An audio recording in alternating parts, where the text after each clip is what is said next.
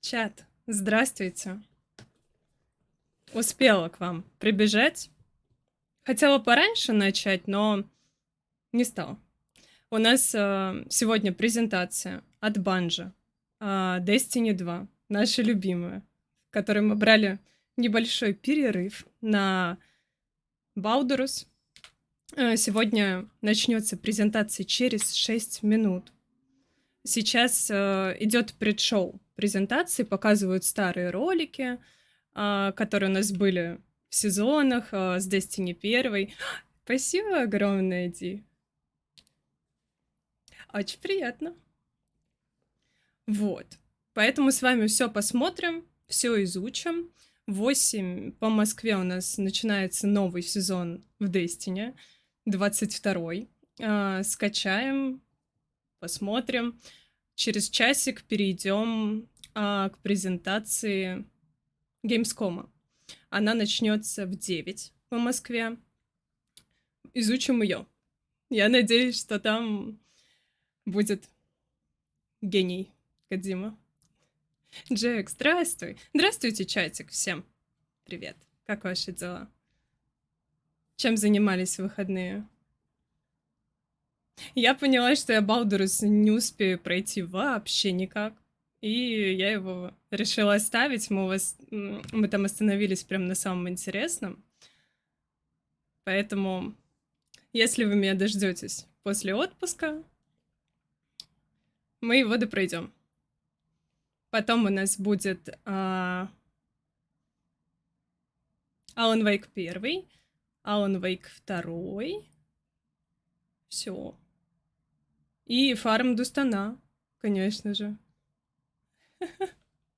Куда без него? Инфинити, ты прошел Баудурс? Уже весь чат его прошел.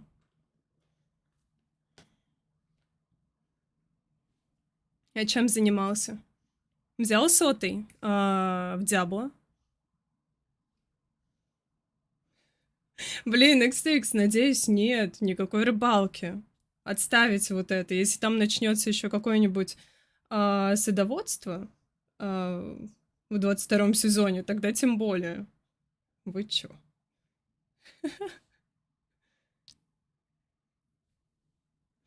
Блин, без вампира Балдурус не Балдурус, да. Ну, я думала, ты их с Мишкой. Того самого.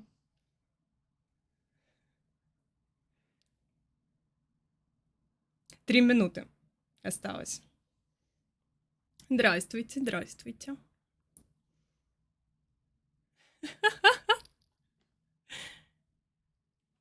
Что ждете от Gamescom, кроме Старфилда? Кто-нибудь вообще будет играть, покупать? Может, вам показать его? Взять подписку Xbox? Сталкера, кстати, покажу, да. Я вам выкладывала сливы. Вроде должны. Мне интересно, что Кодзима покажет, потому что он его там в самолете фоткали. Прям много всего. Было бы круто. Starfield, кстати, очень ругают за интерфейс. Но это промежуточный вариант. Я думаю, что они его еще адаптируют удобно. Но уже ругают. Еще не вышел, а уже ругают.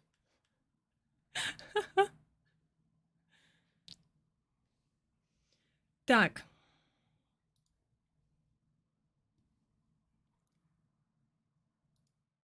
Алиса, стоп. У нас минута 30. Скажите, если вам громко будет, вроде норм.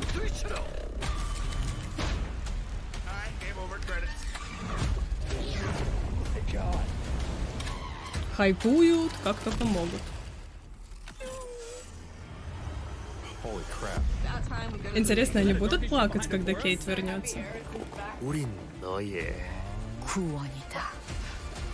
Сколько они нарежут видосика? Красиво. У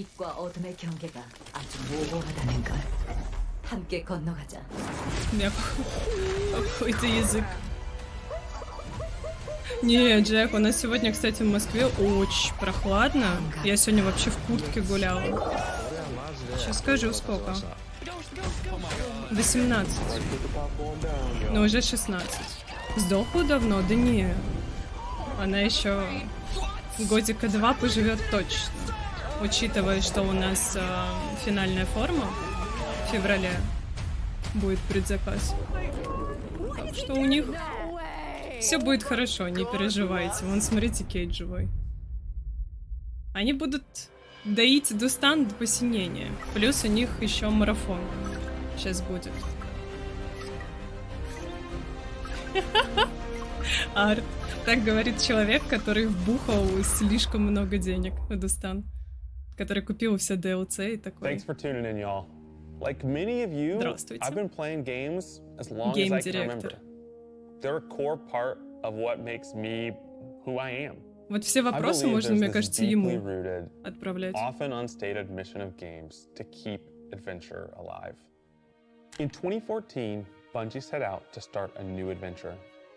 Heroes awakened с чего начиналась on a первая desolate planet. Destiny? A silent god set in our sky. And it wouldn't be long before an ancient enemy, shrouded in darkness, showed up at humanity's door to destroy us. Over the years, our heroes would shape a story far greater than anything we could have imagined. Players would explore deep into the depths of Venus, hunting a machine god to новый control рейд не time ждете? itself. They'd invent ways to combine their mythic weaponry and their Все paracausal машины ждали, abilities но to stand я alone думаю, что against будет monsters круто. that took others, an entire elite squad. У него, кстати, кроссовки PlayStation. Far into the early morning, in the halls of an ancient Не city, пекарь, where only a получается. select few emerged victorious at dawn, clutching the heart of a dragon. But most importantly, they'd bring their friends and their family into this world, and together meet new faces on this adventure who would become lifelong companions. Now, XX, но можешь выловить together, краба. Это ли не we чудесно? approach the final shape. Final shape. We're about to embark on the last expedition of Destiny's first saga. So let's be clear about the stakes. In the final shape, you will go inside the Traveler. The journey Вам will be нормально difficult. слышно? And what awaits you on the other side of this trek is nothing less than the deadliest entity we have ever faced. There will be no open betas. There aren't going to be any guides on the internet telling you how to handle what's to come. Whether you've been with us from the beginning, joined us somewhere along the road, or looking at Destiny Они for the хотят first твоих time, денег, Арт. anybody who shows up on Они launch рассказывают, day какой is gonna be огромный greeted путь with они this прошли, same чтобы uncharted world. показать вам A vacuum-sealed финальную experience, форму. begging for you to be the first Все person начинается to с peel it вас, open. с ваших денег. So today is your invitation to go forth and adventure.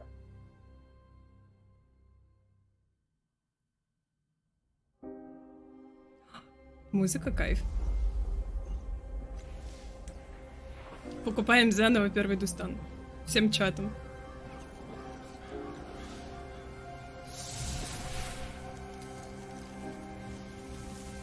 After all these years,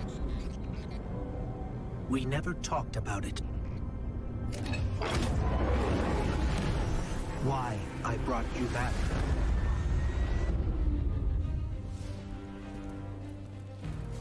С этой, как Why всегда. you were chosen.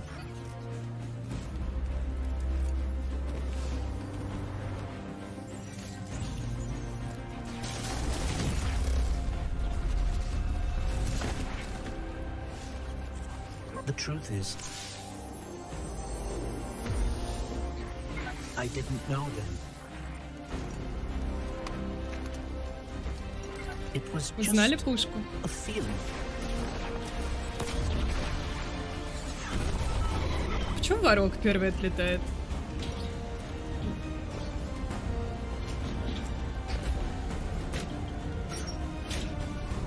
But I know now. Призрак такой, да боже, опять резать.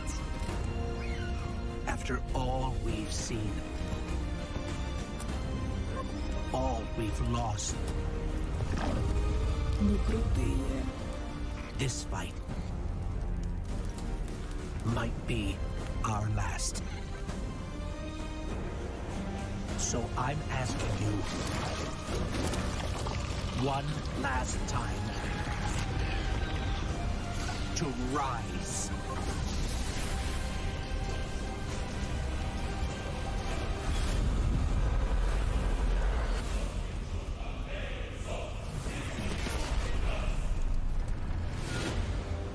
О, жесть! Там дикие торменторы с ультой. Легенда. This is a momentous time in Destiny history. We've been building to this moment for the last 10 years. The final shape is the conclusion to that journey. This is a moment in gaming that, as a developer, you just don't get very often.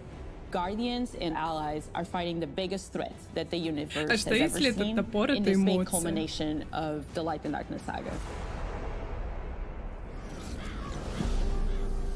When we were thinking of what the final shape could be, it had to be a lot of different things. It needs to pay off this epic confrontation with the Witness that we've been setting up for years.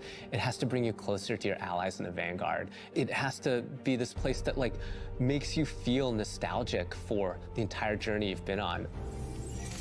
When we were resurrected by Ghost at the very beginning of this story, we didn't know why, but it was for this. The Traveler is asking us for help. And it's our responsibility to protect every living thing in the universe from what the Witness intends to do. When we first start the final shape, we are finally able to go through the portal that the Witness opened in the Traveler at the end of Lightfall. Inside is the pale heart of the Traveler. That is the stage for our showdown with the Witness. The Witness has the darkness. It has always had a connection to it. The pale heart of the Traveler is what it's trying to use to gain connection to the light. So with both, it can enact its final shape. The Witness looks around and sees a lack of purpose, no meaning. It wants to fix all that. So it's trying to put the universe into this frozen perfection where everything's just exactly how it thinks it's supposed to be. That is the final Я сразу shape. вспоминаю их презентацию, как они про королеву-ведьму точно так же If we're going to рассказывали. defeat the Witness, it's И going такие, to там take everyone. такое, мы Failure is столько not an option. работали. We're gonna need the Vanguard, Вы all of видите our вообще, что allies, происходит? and all the Guardians to rally Но together ролики and be brave потрясающие. in the Вот они face of прям умеют oblivion. продать. In the final shape, we're going to answer questions at the grandest scale. But what I find really interesting is that it's also a very personal journey where we deepen our relationships with these characters that we've known for so long. Zavala, Ikora, our Ghost, get to reconnect with Cade 6. So, like, while there's this great conflict and everything going on around us and stakes of just Все unimaginable идут воевать. heights, it's still at the end a story told around campfires by a bunch of companions who have been fighting together for hundreds of years.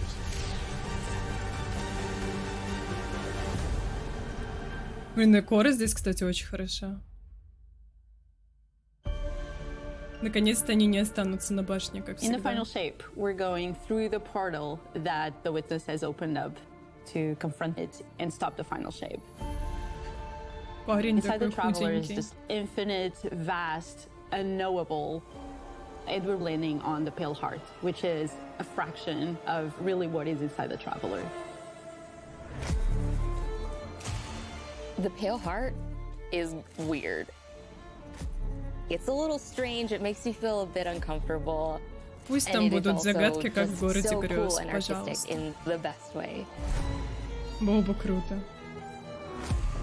The Witness entered well ahead of any Guardians, and so it's had time to kind of shape what's there. Это лидер When our Guardian enters, дизайна. the rest of the Пацан Pale вот Heart этот. starts getting shaped also around what we've experienced. This is the Traveler recreating the world in front of you as it saw on your journey. One of the most memorable locales from Destiny's past is the D1 Tower. It's really a labor of love from the Destiny Красиво. team. The final shape means so much Можно to первый everyone who's Дустан building it, еще and раз I think купить. players are really going to be able to see that. Блин, там же The еще Pale Heart пушку, is кстати, за предзаказ Our very дадут. first linear destination that we've ever done. I would love it if players felt that they began their journey in a place of safety and feel it escalate in danger, in surrealness, because there is this beautiful evolution of the space. They see things that are more and more wrong as they begin to go towards the Очень witness's beautiful monolith. place. It's kind of this omnipresent, foreboding thing off in the distance. The weirdest things happen as you get closer to the monolith in the form of reshaping. Kind of like deconstructing things and putting them back together just wrong. The sense of scale you get out there, like as you're exploring these spaces and you're jumping on these reshaped cuboids of Earth, you feel tiny as a Guardian. You feel alone. You feel Что у них like так you are not яркость the force to be выкручена reckoned with странно. that you have been. You're not the God Slayer right now. You're just this little person jumping from these Трава прям massive pieces зеленющая. to massive pieces. Ну, локации One of the кайф. things that we really tried to also capture is that the witness keeps throwing everything it has at you. And so you're going to fight these Будем new enemies, the ползать от subjugators. врагов. Subjugators are the new unit you're going to be facing in the final shape. They have an enhanced power set. Скучали по They're Торменторам? performing stasis powers and strand powers Море, to ты, face the по-моему, Guardian. как раз Well, in support оценил of их в all the сюжете. other enemies you're fighting too. They bring something entirely new to the battlefield, which is kind of this element of control. Теперь будто They're back улучшенные. there pinging away with stasis abilities, throwing crystals at you, freezing you in place, tangling you up. Прям полноценный страж. We're focusing you on the campaign and only the campaign. It's the most important thing in the universe at that moment. You have to stop the final shape from happening. Представляете, сколько And хвалите for будет? that, we do need the help with our allies. And so we're going to make sure that the core Vanguard team gets back together. Zavala and Ikora and Cade. The campaign is just the start of the Pale Heart. After you've reached the monolith and finished the campaign, we open up the entire destination. Он теперь тебя And so сначала the entire заморозит, Pale Heart is потом going к to тебе react to you подбежит and и what you were добьет doing. тебя. Вот это прям хорошо. The campaign in the final shape doesn't really end with the final mission. The raids are where you defeat like the big bosses. So it's only natural that when you are going to confront the witness, you're going to do that in the raid. But that might not be enough. This is a moment where we need to rally all Guardians to be able to overcome the final shape and the witness. Прям Last of Us.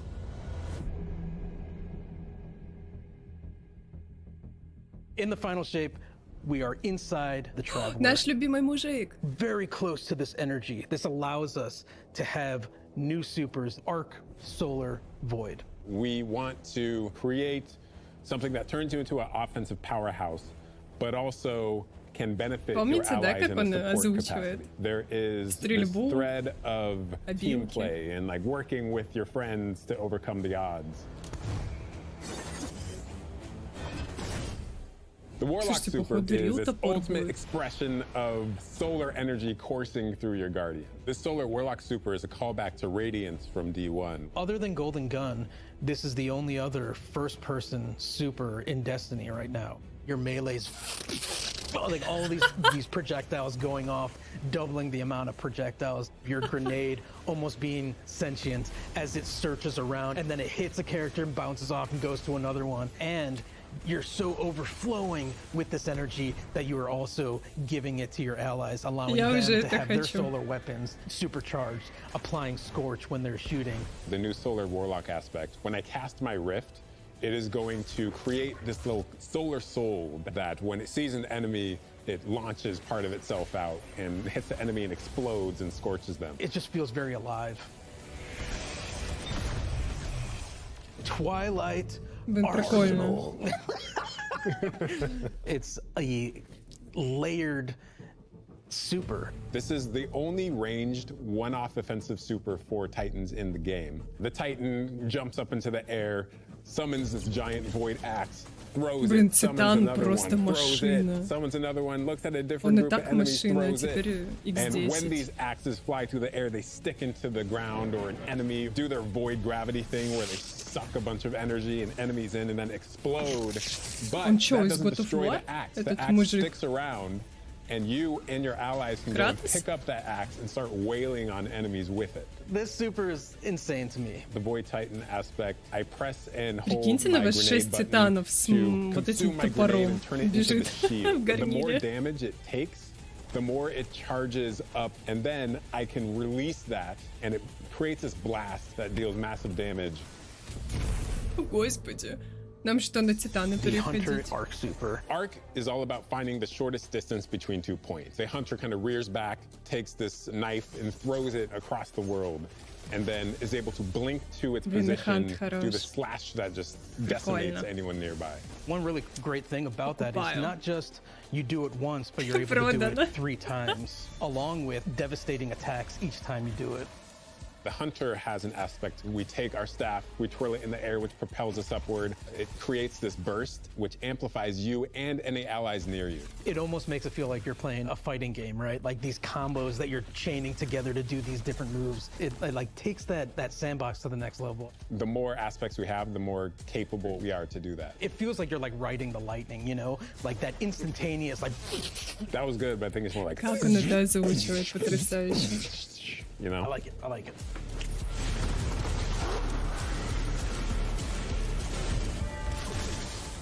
Weapons team has been working on all sorts of goodness. We've got exotics, we've got legendaries, we've got perks. We're always Помните? cooking up stuff. We're always playing with stuff that we think is like Её. really interesting or taking inspiration. We have Tessellation, which is this exotic pyramid fusion rifle. It has the Какие really intriguing пушки property красивые. of adapting your guardian's current damage type. This will be the first time that you can run a weapon that can adapt to be strand or Блин, Ди, stasis это in the другое. energy slot. So you'll be able to run an entirely strand or entirely stasis loadout.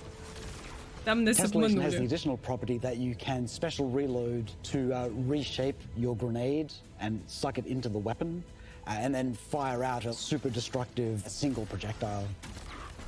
It's a really special weapon. What's the one specific exotic that I can make that's like really zany that you would like right now? What if Golden Gun was a sniper rifle? What if you could harness the might of the Traveler? You know, we had a moment where we saw that Traveler beam cutscene. I know people on Weapons went, I kind of want that. You're like, that is incredibly dope. So we've got this opportunity to bring back these iconic Destiny 1 weapons, but really turn it into something that feels unique in Destiny Тоха, 2. тебе не We have to кажется? bring Kvastad into the fold. The Red Death exotic pulse rifle. And Dragon's Breath. Burn the world, burn it all. Веселушка In the final такая. shape, we have new weapon subfamilies coming, broadening what existing weapons can be. Really like bordering on exotic functionality. So for example, we've got a rocket pistol sidearm subfamily. We always liked the special ammo sidearms. This fires tiny, slow moving rockets. They hit very hard, do a bit of AoE damage.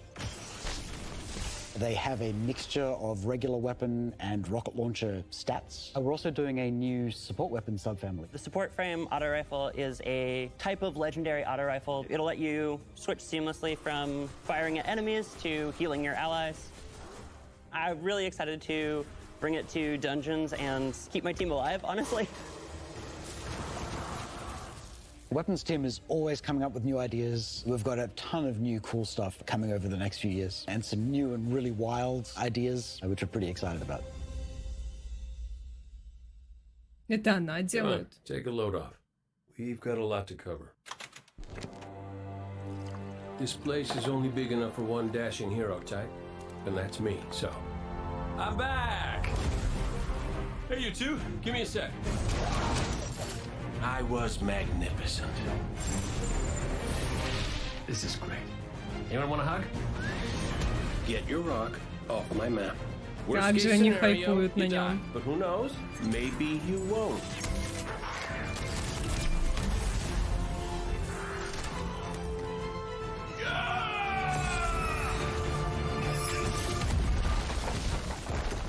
Well, better get back to it.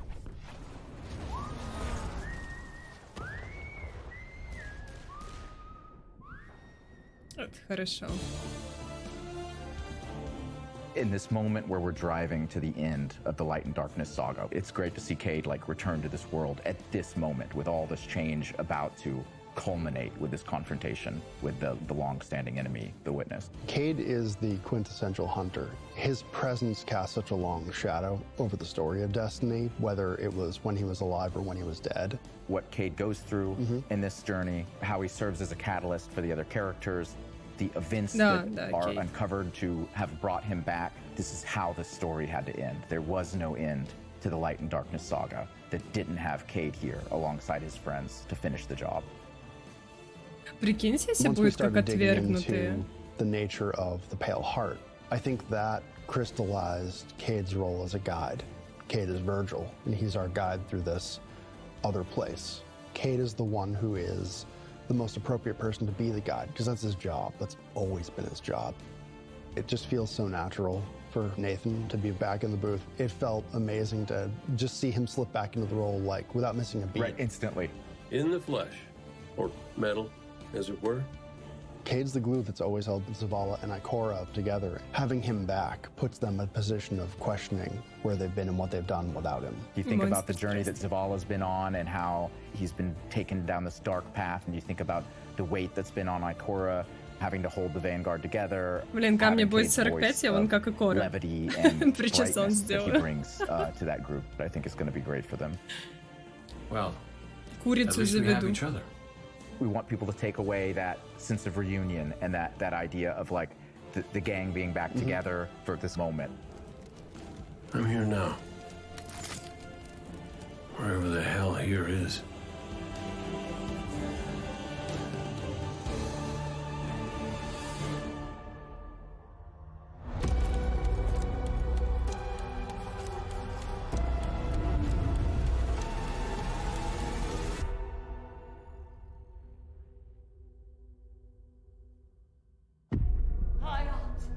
Guardian, the Witness poses a dire threat.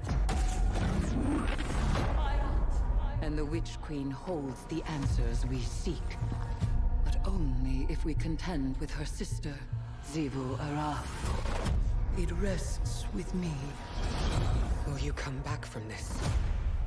Do not be afraid.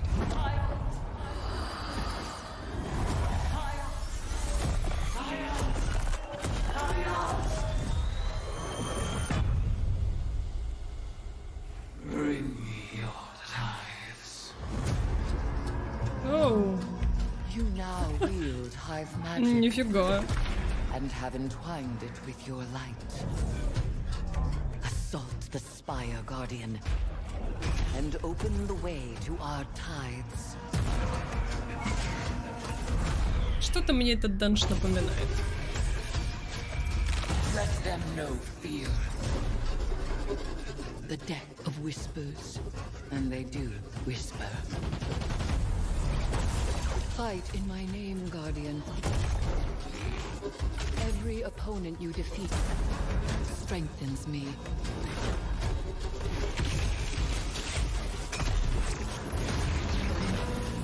My appetite rises for your brutal tributes. Блин, прикольно. Let us show her. Ничего не понятно, но прикольно.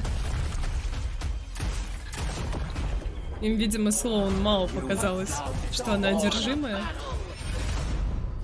You are deserving of the greatest death I can bestow.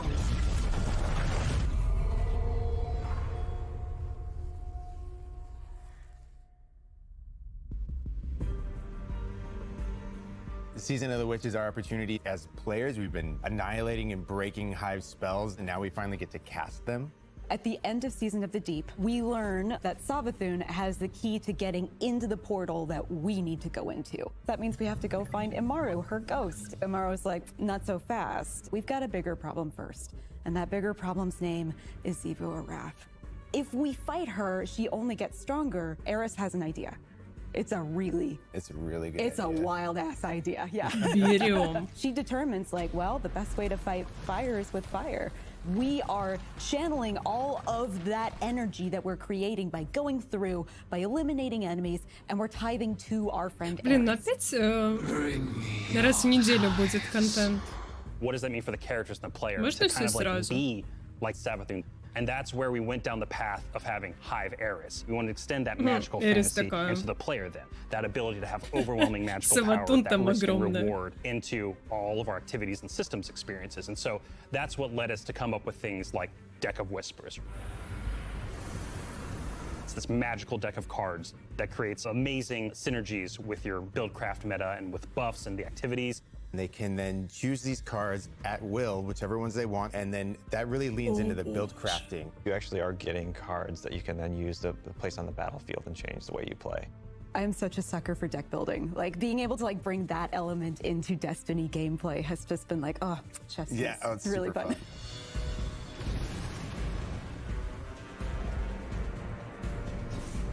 So we've got 2 brand new seasonal activities coming with Season of the Witch. We've got Altars of Summoning and Savathun's Spire. Savathun's Spire is our new 3-player offensive. You're doing a lot more with Зато Lucian Hive прикиньте, это одну magic, but it's неделю got a какой high онлайн amount будет. of combatant density. It's got additional random encounters that you can come across. The Witch's Spire itself, Savathun's Spire, was like her reliquary for all these Это different этот. magical experiments as she was learning the light. Из You're «Властелина there in order колец». to learn as Око. much as you can in order to become a master spellcaster, right? To become like Savathun. The Altar of Summoning's activity is really exciting because you can spend like 20 minutes in it or you can spend 2 hours in it.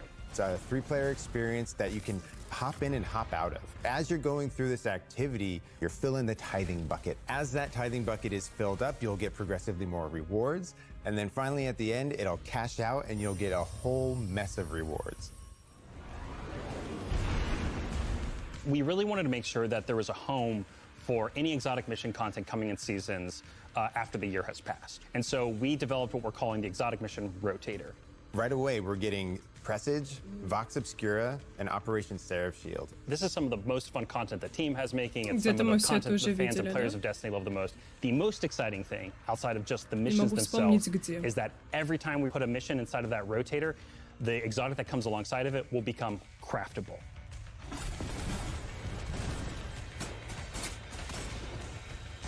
With Season of the Witch, we have a brand new Vex lo-fi PvP map coming. It's really exciting. It's got a bunch of really tight gameplay experiences. We wanted to make sure that we focused the combat a little bit more. With the new Vex network map, we really wanted to make sure we hit is like, hey, you're shoulder to shoulder more often. There's not as much deep sight lines that you're interacting with. And a lot of the flow of the map is actually built around this like kind of central Новая pillar карта. of the Vex network that you're orienting around. And there's also some modes coming too, right? We've got a new PvP game mode coming that's all Нифига. about relics. Они It's about вспомнили, что multiple есть relics, so it's not PvP just в one, этой like игре. the Scorch game mode from the past. So we've got the shield coming from Vault of Glass, we've got the spear back from Season of the Risen. And we got the scythe from Season of the Haunted. Yeah, so you're gonna be reaping Guardians with that thing. It's a lot more tactical gameplay. It's all about running around the map, claiming these relic dispensers, and then grabbing them in order to push for victory. I will take what I need. The words in my throat are the weapon in my fist. We were feeling pretty hivey this season, obviously. There's something in the air. And so when thinking about, like, what's a good raid reprisal that would Но, really мне suit, кажется, этот this very сезон будет hivey лучше season? глубины. There's В only one глубине answer. прям совсем был какой-то трэш. Но я в такие моменты вспоминаю, как они хвалили сезон добычи. И какой он был на релизе, это ужас.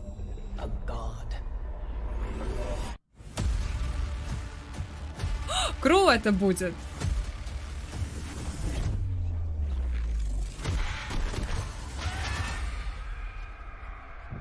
Работаем.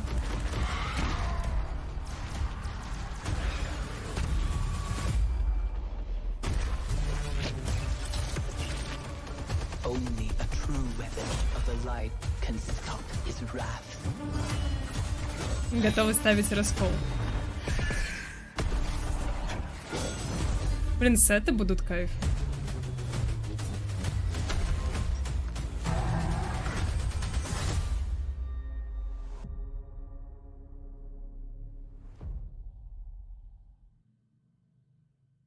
Кольцо сможете себе купить. Heading into the final shape, we really want to rally all Guardians at the end of the Light and Darkness saga. We want to reduce those power barriers as well as catch people up on key story beats and make sure that they have a really great and easy time connecting with other players. In the final shape, we're trying to find ways to make power more simple and easy to understand and also lowering the barrier to entry. It's going to make it easier for players who have not been able to jump into game easily because they were held back by the challenges in grinding for the power levels that are required by these different activities. One of the major changes that's going to be happening starting with the final shape is there are going to be a certain number of activities that are going to be power fixed. So it doesn't matter kind of what power level you are going into it, you're always going to be able to approach it. There's still going to be tiers of difficulty that you can do, things that are just meant to be experienced a certain way. Things like nightfall strikes that will still have power enabled, and that's where we're really going to focus the Как они whole странно power все plan. одеты, да? Кто-то в кожаной куртке, That кто-то в everybody loves to футболке. engage with. That experience is fundamentally going to be staying the same. I'm excited for this because I think there will be a lot more clarity for players in terms of understanding the relative difficulty of things, where they sit now in the spectrum. One way that we're trying to do that is making it easier for прям new зимняя players шапка to такая, нет? engage with you. So we're introducing something Может, там that снег we're пойдет? calling Fire Team Power. You can actually bring your friends along to play any dungeons and raids in the game without having to О, wait мы them to недавно be at там a certain 5 power часов level. сидели. The person with the highest power in your fire team is actually going to bring all the Не, у others него close to там- their power level, which means that there's no barriers really for any other guardian to join you in this high-level content. When it's combined with Fireteam Finder, it Вы also можете allows you теперь to не find качаться strangers, и people взять you've never played with before, просто and have that same experience. чувака That's all с regardless of максимальным the power лайтом, level of you and и the вы rest of the сможете people in пройти your в fire team. активность. Fireteam Finder is the new feature that's coming in Season 23, aimed at helping connect and find other people to complete the best and most aspirational content in Destiny. We have a tag system that allows players to be able to say, well, this is my playstyle. I'm really chill. I'm anti-sweat. I'm just really here to have a good time.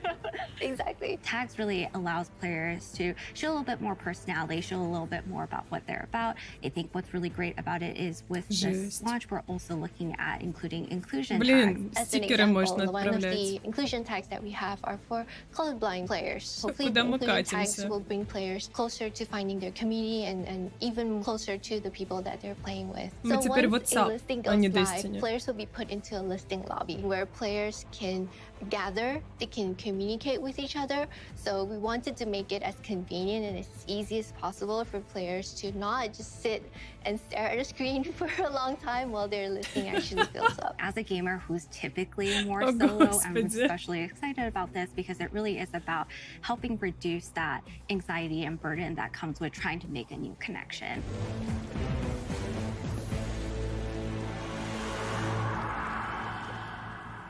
Я же The feature представляю, как они coming out закрывают today этот that I'm контент. incredibly excited about is Timeline Reflections. Essentially what we have done is we've went back to previous expansions and pulled out missions that we felt really represent key narrative beats within our story. We are going to have a mission for Forsaken, mission for Beyond Light, as well as a mission for Witch Queen. Thanks for the memories. Вон, Море, ты говоришь, The neat thing непонятно, в about these Достане missions is сюжет. they're not going to be Вот. like one-to-one for Всё how you would понятно. experience them in the campaign. You're also going to get additional Вон сколько у него pieces волос. of narrative fed to you to like identify like, hey, this is why it's important that this happened, and here are the people you met along the way. A really big one that's really timely for Final Shape is Cade's last stand from Forsaken. This is a moment that a lot of players, new and old, are going to come back to Destiny. I think this is just the right time to introduce features that are going to allow those players to jump right in and find people to play with and enjoy Все this content сюжетки, а regardless of their потом power все level. сюжетки сезонов.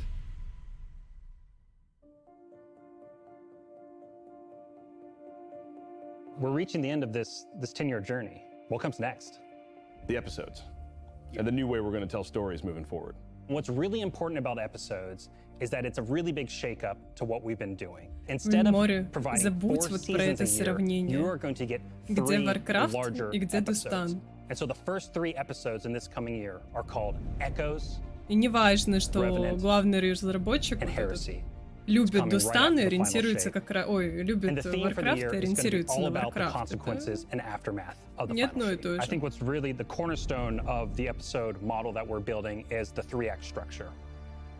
The acts act as these anchors for us to introduce new weapons, new artifact mods, new activities. There's going to be new missions coming around the core. There'll be new story moments in every single one of these acts. We're actually providing more cinematic styled experiences throughout the final shape year, the episodes with it, than any of the seasons we've ever developed before. These new stories are actually playable as standalone. Like each episode is something you can experience, whether you've been playing Destiny for 10 years or this is your first one.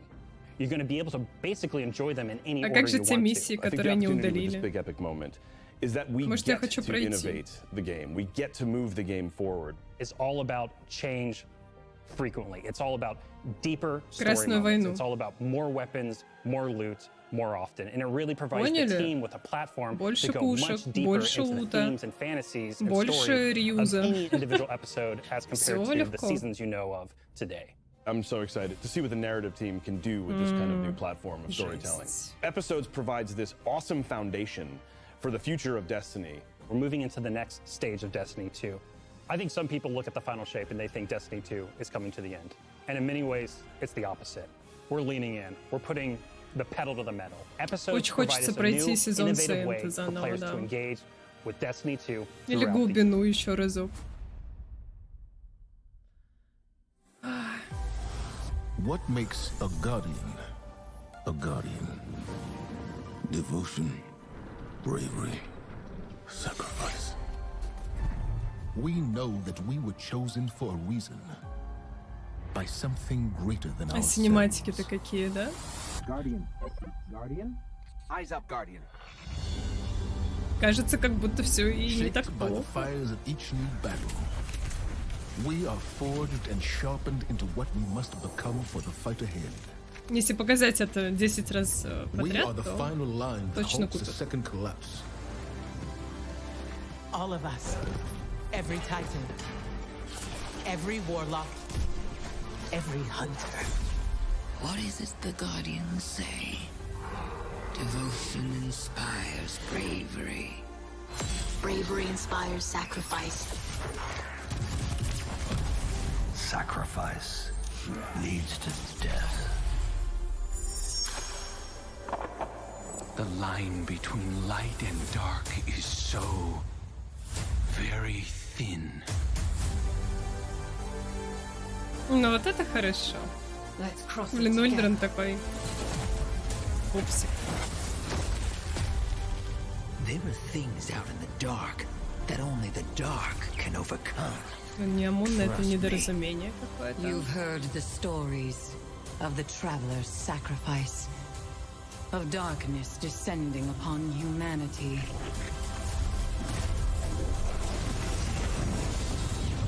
Our purpose is its end.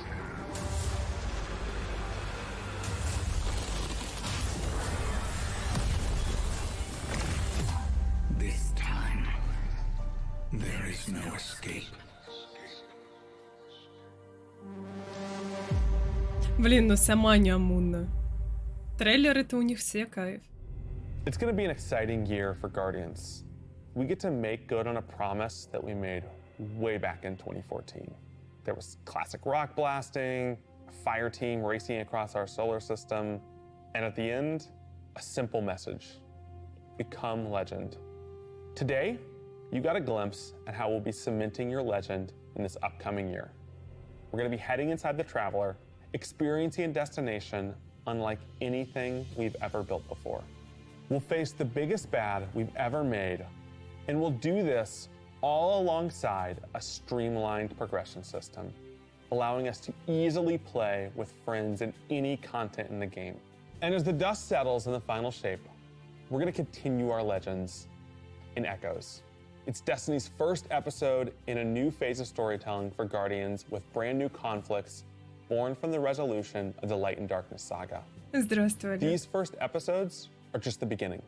But if you're chomping at the bit to see how the Light and Darkness saga is going to kick off the future of Destiny 2, we've got a ton of great content for you to jump into today. Going live after this, we've got Season of the Witch, with a new story, new weapons, new armor, new activities, and new PvP content, all alongside a series of story catch-up missions, allowing any of your friends to jump into the game and get up to speed on what's happening in Смотрите, this сколько world. всего нового. Then, next week, a brutal reprisal of Crota's End is going to join the ranks of our aspirational content. Купите. I can't wait to see you all in the throne world as we learn more about the final shape and how we can stop it.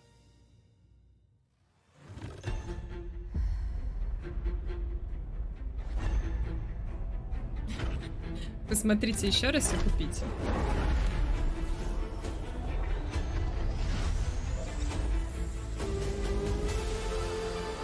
Do not be afraid. Bring me your tithes.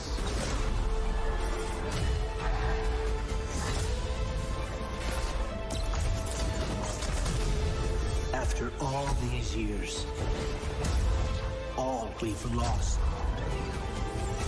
Но выглядит-то прям хорошо. Might be И интересно. our last. So I'm asking you to rise. One last time.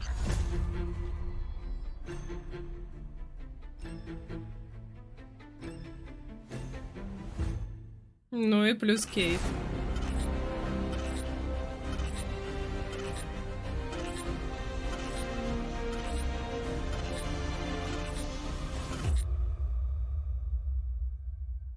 Все куплено на год. When we create a collector's Запасся, edition, we получается. try and recreate items from the universe for players to enjoy outside of the game. So this year we're doing a Destiny 1 tower. Ой, We вот это really try тоже to work купите. hard at thinking about 10 years of Destiny and how best to encapsulate that experience. Even as the game dev who've worked on it since day one, like I think having it be the tower is super exciting for us because it's going to Купите kind of башню. catalog your journey of a И player поставьте from when you дома first started вместо playing Xbox. Destiny all the way to now.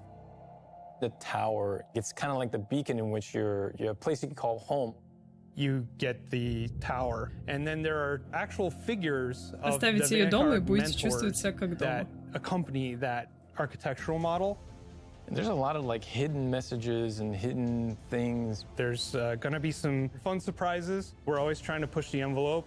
And so we've been playing a lot with magnetic locks and sound effects, and lights, just sort of make this experience as a whole really special. It's sort of the perfect symbol of Destiny. I'm so excited for it.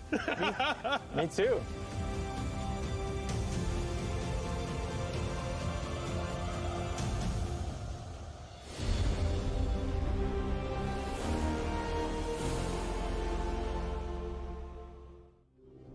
27 февраля сможете сделать предзаказ. А, это так задумано, XX. Не-не-не. Это вот специальный дизайн. Какая краска, ты чего? Зачем лишние траты?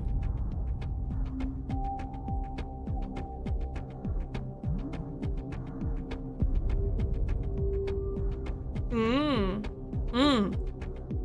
27-го выйдет. О, что за киса пришла?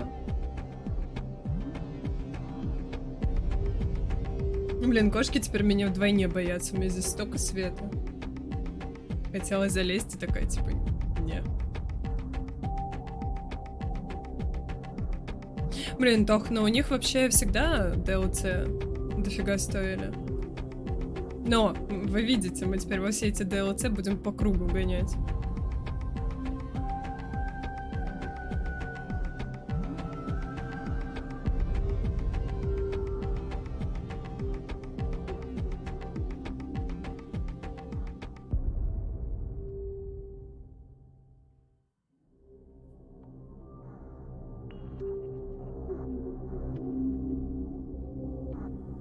Я думаю, старые. Но... Блин, камон, что-то новое. Мне кажется, это не к Банжи. Учитывая, что у нас сейчас вот этот сезон с бабулей начнется, Вы видели, они там показывали вот эту активность, она очень похожа на данж с Луны. На эту... Здравствуй, Мирунь. Поэтому у них тут реюз на реюзе, но... Что ты там ломаешь?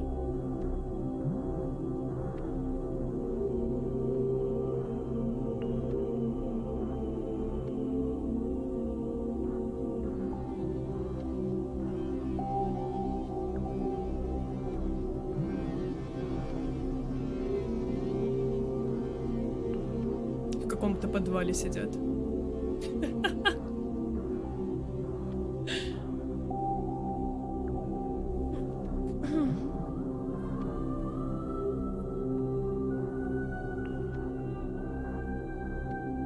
Блин, да, оце кайф из-за новых обилок. Прям очень хорошо.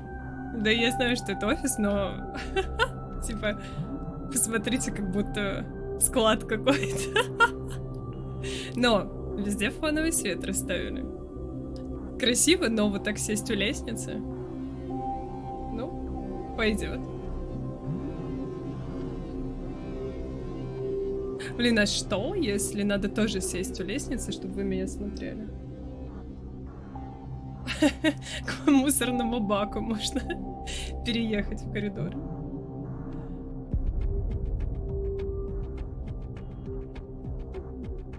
Что ты за киса маленькая?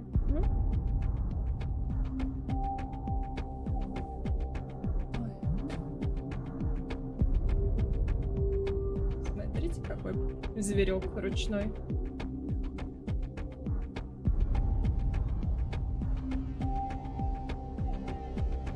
Маленький. По-моему, она у меня заболела, кстати. У нее что-то глаз слезится, я не понимаю, она что-то наелась, потому что она иногда у собаки корм забирала. Или, может, заболела. Поэтому завтра повезу ее к ветеринару. Маленький. Она еще так чихала 2 дня. Я почитала, что вообще это нормально, когда кошка чихает. Но когда она чихает раз 20 за 1 минуту, мне кажется, это не совсем нормально. Но, скорее всего, пищевая аллергия. Наверное, что-то наелась, потому что из ковра что-то жрет на пару с собакой. И у собаки корм жрет, поэтому неудивительно. Здравствуй, Драг. Такая сонная. Обычно она поактивней. Так, а Дустан можно будет через 15 минут качать. Так, давайте я ее выпущу. Так.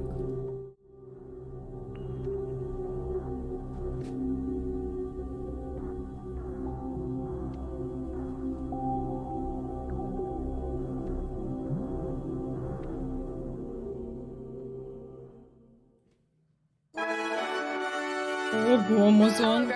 Welcome to the post-show stream. My name is Taylor Liz. I am a Destiny 2 player and content creator. I'm excited to be here live at Bungie. We're gonna have 2 segments for you today. A little later in the show, I'll be playing through the brand new Season of the Witch content with my good friend, Pika Peach. Right now, let's sit down with Bungie developers to talk more about what we just saw and what's next for the future of Destiny 2. Pika, over to you. Thank you so much, Taylor. My name is Pika, and I'm also a content creator and Destiny 2 fan. You can often find Taylor and I playing together in some sort of challenge in-game. I'm beyond honored to be sitting down with everyone here today, so let's do some more introductions. Thank you, Pika. It's great to have you here.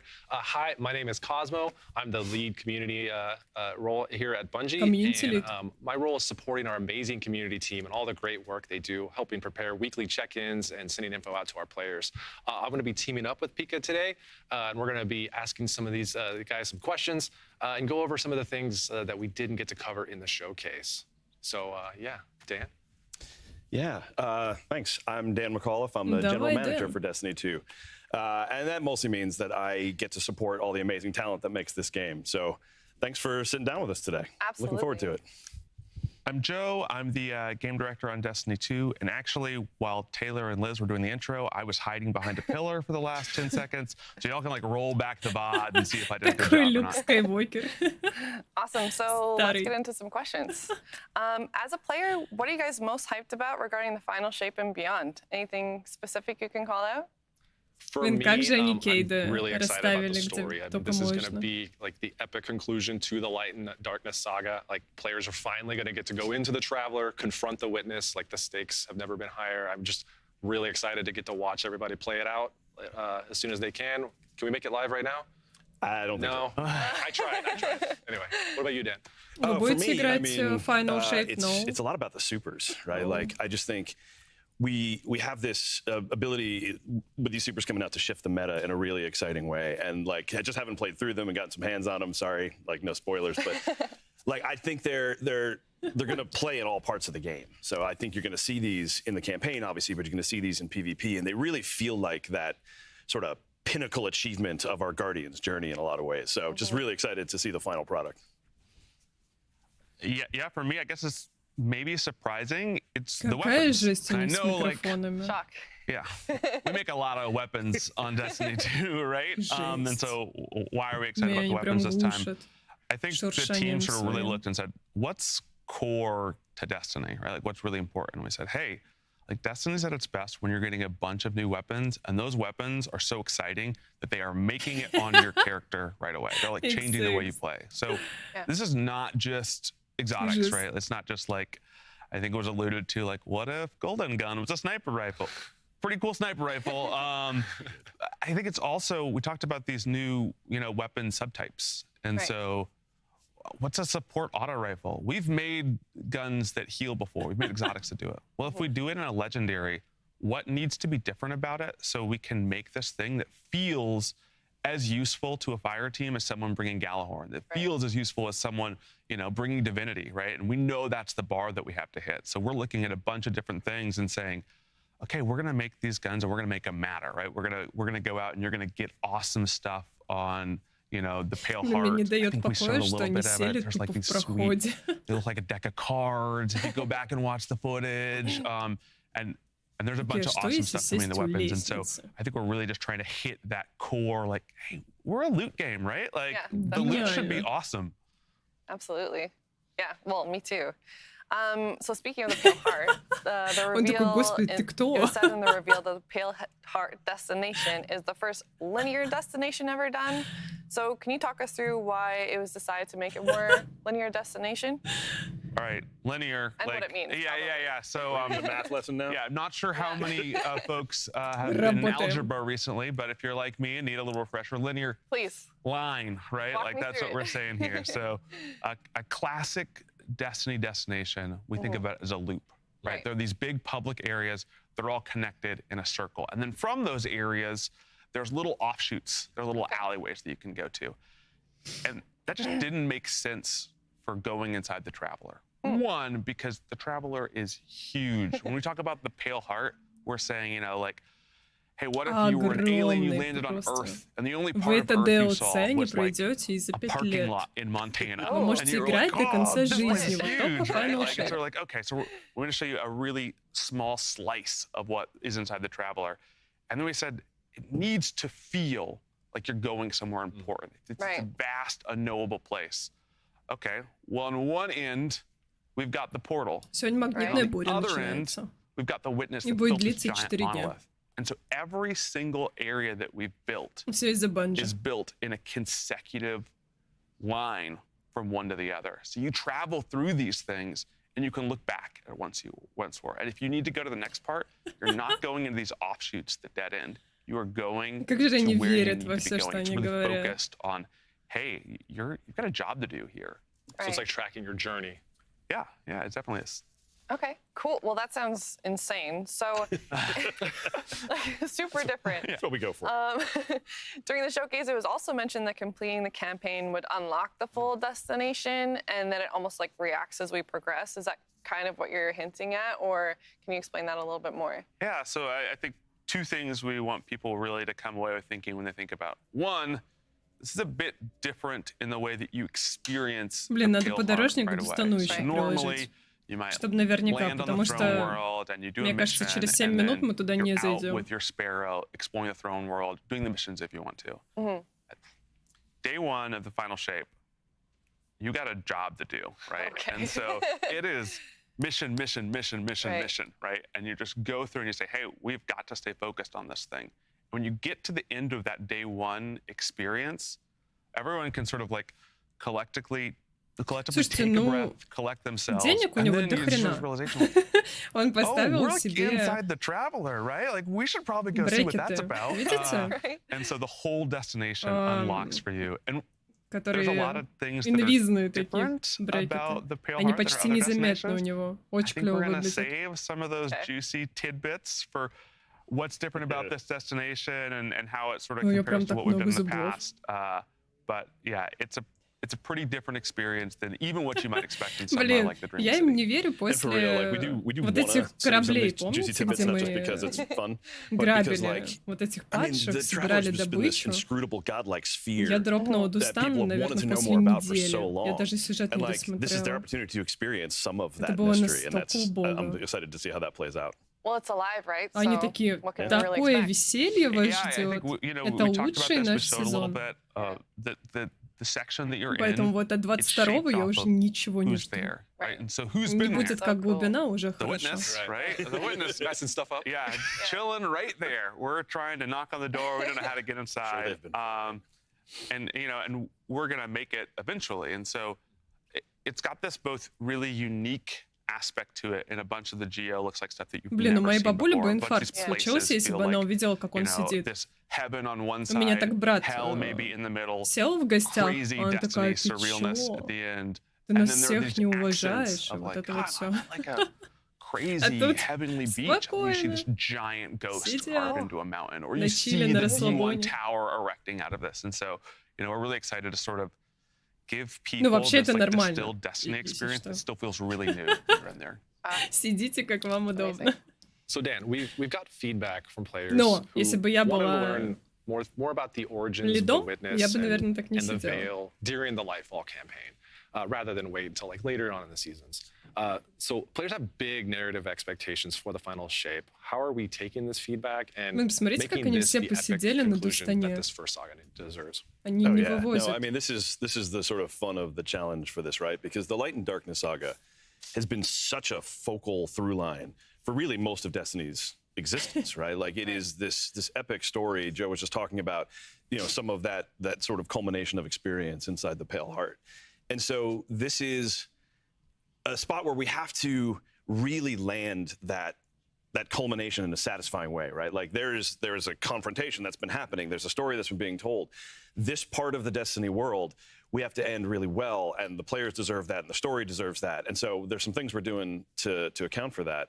But in addition, we have to set up the next set of stories. We're going to talk probably more about episodes in a bit, but like starting after the final shape with the new episode framework that we're rolling out, we're going to tell all different stories, and we'll learn more about the world of Destiny moving forward. So that's the unique challenge that we are taking very seriously. And to accommodate that, we've done more, I think, on the narrative side of the fence than we've even done in the past. More significant writers' rooms. We brought in more folks from even other parts of the studio to really kind of consult on this and make sure that all of our fans who probably know the Destiny lore better than I do are getting the pieces and Джек, не может answers to быть, the там questions надо that they было want answered. смотреть полчаса. Unless we want to save some of those questions for the future stories that we're going to tell. На эмблему. У тебя, наверное, на паузе There's стояла. more to it that you and the team have been doing as well, if you want to talk to that. Yeah, probably to steal a little bit from Cosmos and Pika's questions and give them the note card shuffle here in a minute. I think one of the things that we knew that was going to be challenging about this is, hey, we're telling the climax of the story. We know that, hey, when you get in the final shape, in those first moments, we want you to feel like, okay, Bungie delivered on this promise, of becoming Как же legend, они delivered нас on верят. really putting a bow on the А мы Traveler and опять им Pyramid story. говно дадим. The thing that was also important for us is like, okay, well, you're gonna like confront the witness, like the biggest bad in Destiny. Like, okay, we think you have to confront the witness in the raid, right? Like a version of Destiny's chronological history where it's like the witness was tough, not quite as tough as Valkyr, right? Like, it's probably not a thing that our players are going to be super happy about. Not a thing I'm going to be happy about. And so, what we really think is this day one experience is sort of like the Мне кажется, если бы он мог листать TikTok, right before the season finale of your favorite TV show. Ну, не этот, а вот really который с ногой. The stage for, hey, this is exactly what's going on in the world of Destiny. The stakes have never been higher. You go through a pretty epic journey, and then we say, okay, now we have to have this raid beat. And so it's sort of a reverse Taken King, if some of our people remember that moment in the Taken King. Как же называлось то DLC? Hey, day one, for 80% of our players, they're like, I dealt with Oryx. And then for like 20%, there was this other thing that they could go do, have another experience with Oryx. Right. And so for this one, we say, hey, we want everyone to go really set up what's happening in the final shape. And then for everyone, Блин, прикиньте, как было бы круто, если бы они... Ну, не было бы круто, но другое. Короче, если они выпускают Final Shape, и вдруг обосрались, они, короче, записывают видос на тех же диванчиках, только как близы, супер грустные такие, типа.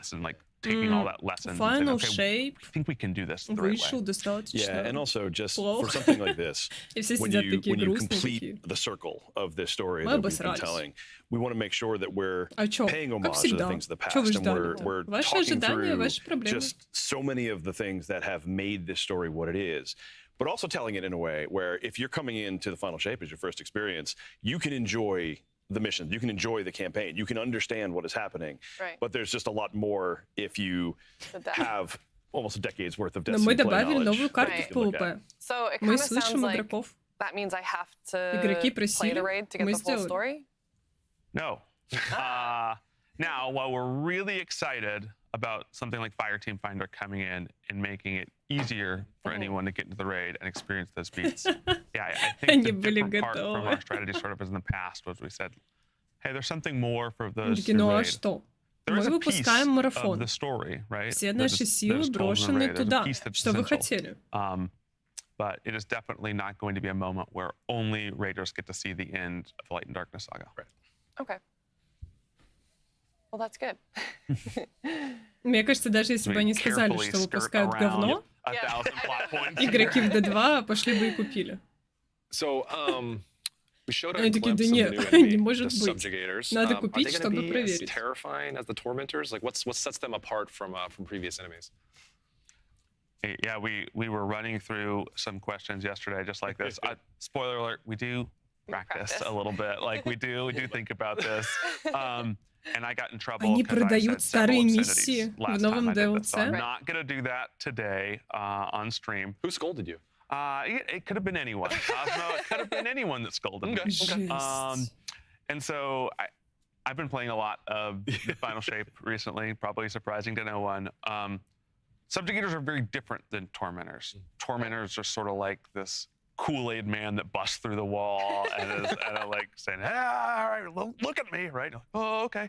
And Subjugators for us, they come out in these moments where you feel like you have a battlefield full of enemies, and then you hear the pyramid screech sound. Чувак не сдается, такой зайти в Дустан, зайти в Subjugator beams in, and it's like Кстати, вообще 8 можем тоже с вами попробовать зайти. And they're doing things like giving everyone around little pyramid buddies. Like you've been shot in PvP with an Arc Soul. Like, imagine 10 taken Scions, and suddenly a Subjugator says, like, what if you all had little pyramid buddies? And you're like, oh, thanks, Subjugator, right? And so there's still these moments where you're like, you might want to just hold on to your super. You might want to hold on to some heavy ammo when you're playing through the campaign, just in case this busts through. I think one other thing that we've really learned from both Tormentors and Light Hive is we started building these sort of like captain-y units, right? These things that feel scary.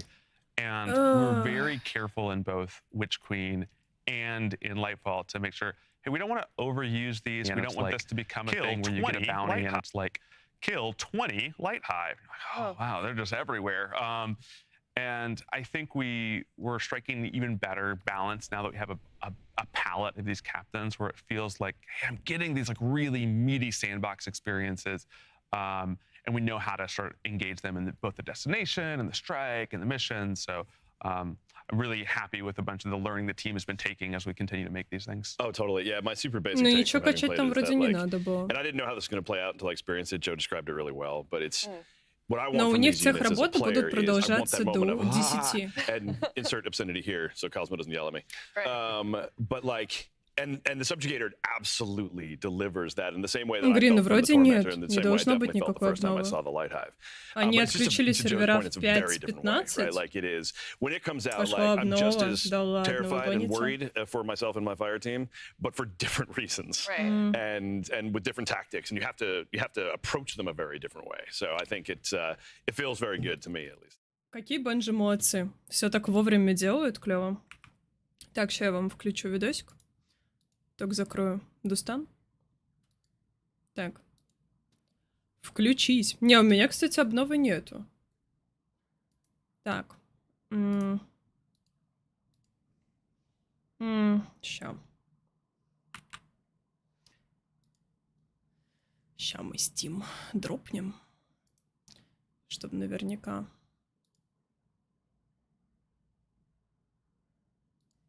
Библиотека. Не, у меня нету. Откуда у вас? Обновы нет, но она есть. Я понял.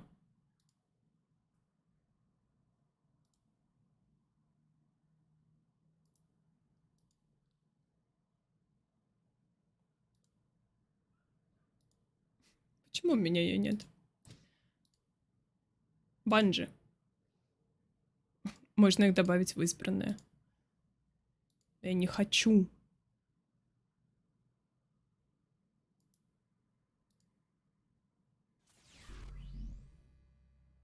Так, Бунги, подождите. Со своим Final Shape'ом. Купи. А что, они обнову кому-то рандомно выкатывают? Так я закрыла, но что-то он не хочет. Я закрыла через этот. Как я, помните, всегда закрываю через снять задачу. Моё любимое. По-другому теперь уже не закрываю все. Блин, сколько ссылок. Так, этот мы сюда поставим. Так, Steam. Давай, работаем. Да, Destiny вон, обновить. Есть. Ща. And for us, you know, we knew, hey, we've been planning this narrative roadmap out for a long time. We were like, okay, we know we need to make the best of this moment that we have with Cade here. But I think it was really, Не заслужили сначала again, оформите as the DO предзаказ, а starts to потом мы come вам in, дадим качать and you're обнову. in these missions, you're like, У меня oh, 12 that's гигов. like Cade 6 talking to me. And even, I wouldn't say everyone's favorite hunter. I mean, Eris Morn might have something to say about that. Выход. But Я yeah, так не it умею. just, it Это really что-то starts to умное be там like, ваше. okay, yeah, this is that distilled Destiny experience. Yeah. I'm now picturing Destiny extract on the Bungie story. Блин, а почему у кого-то 12, а у кого-то You got something 14? here, actually. You could bottle Как this. это работает? Not sure what it smells like. Где мои 2 гига? I don't even want to speculate. Yeah, just stop. So we've been talking about Final Shape. Let's talk about episodes. We've seen some feedback from the Может players that the season model has gotten a bit predictable at times, and we just saw in the showcase our content cadence is getting refreshed with this episode model. Can you talk us through what episodes are and how they're going to be different than seasons? Sure, yeah. So, I mean, let's start with sort of what episodes are at their core, right? I think the easiest way to think about episodes is the natural Интересно, evolution почему of the seasonal model. презентацию Because the seasonal не model has done a lot of переводит great things for Яндекс? Destiny.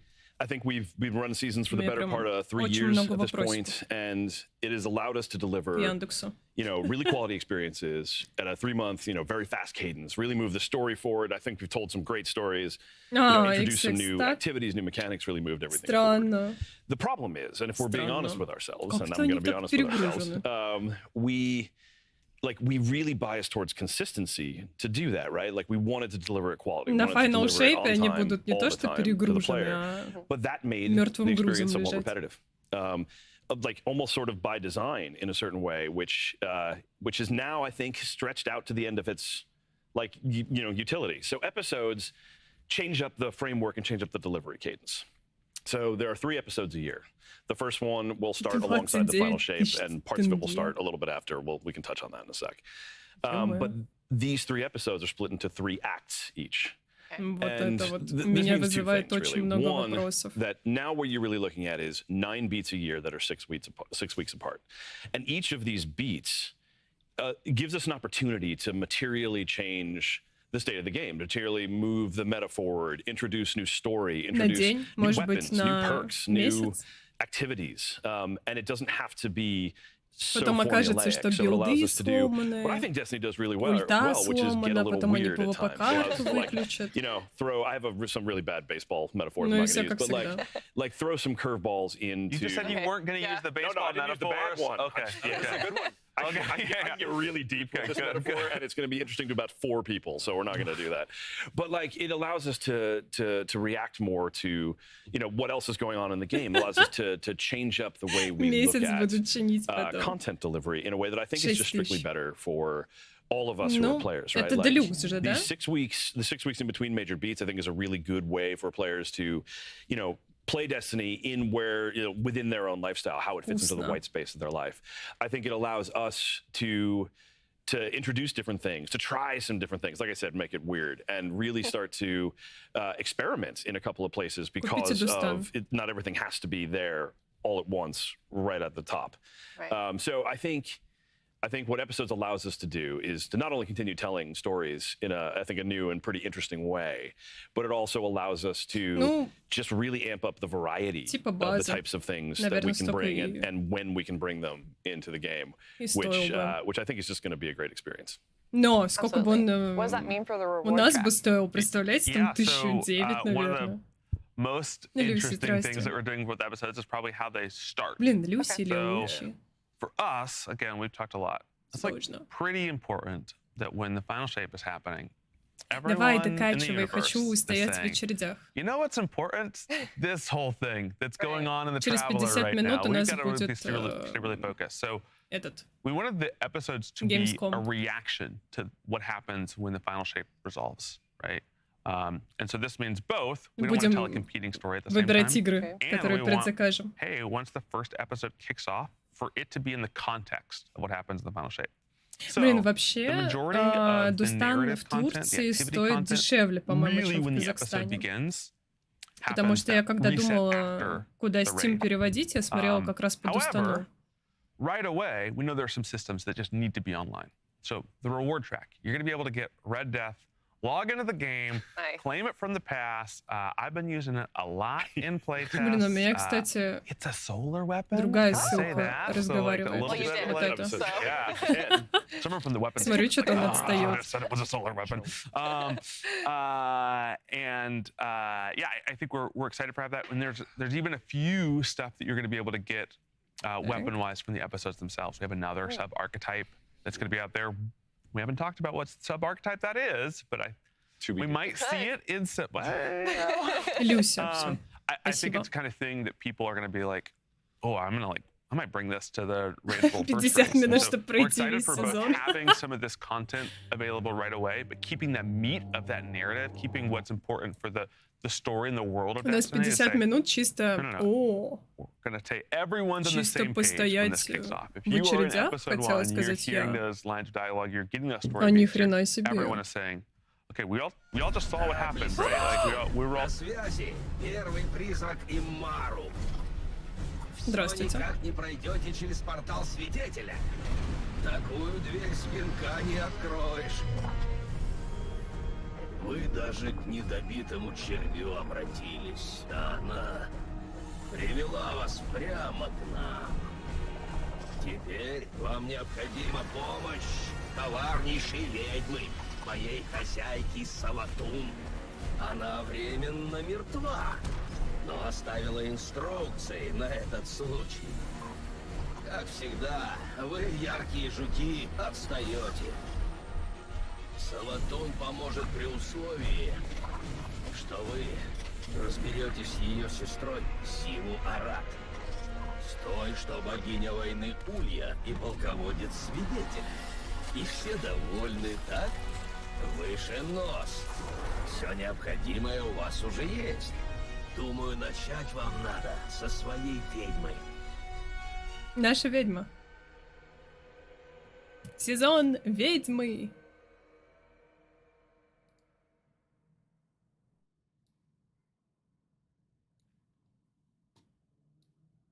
Так, этот пусть там болтает. Я слежу за ними. Блин, неужто не обосрались в этот раз? Нифига себе. Страж, нам угрожает свидетель.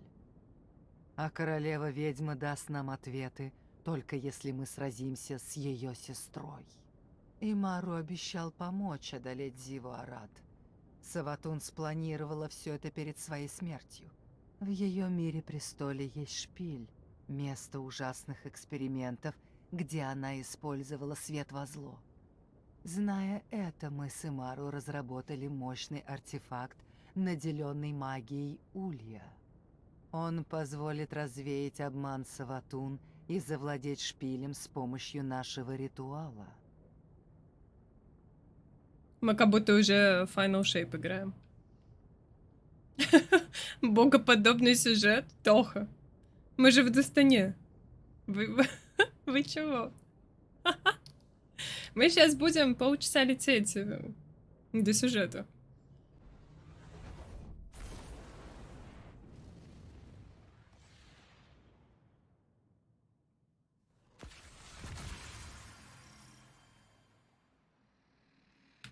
Так. Хочу выйти на рабочий стол. Так, хочу вам сделать погромче звук. То, что я их делала тише, а то они постоянно болтают у нас. Так, сделаем. Так, что у нас?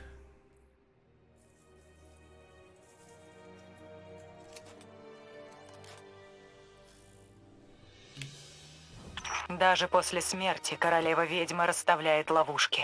Будь осторожнее, страж. Тебя удостоили большой чести, так что веди себя соответственно. Саватун не открывает шпиль, кому попало. Если это место существует. Зачем лгать, если истина гораздо опаснее? Ты не королева-ведьма, а страж намного опаснее. Я вас умоляю. Зиву Арат слишком сильна. Вам нужна наша помощь. А вам наша.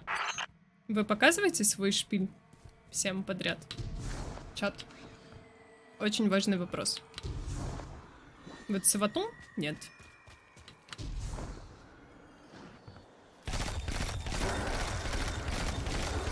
Имару, прикажи Сияющему Улью сдаться.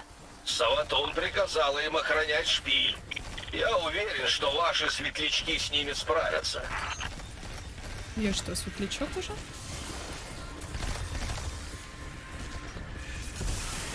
Здорово, бабуль.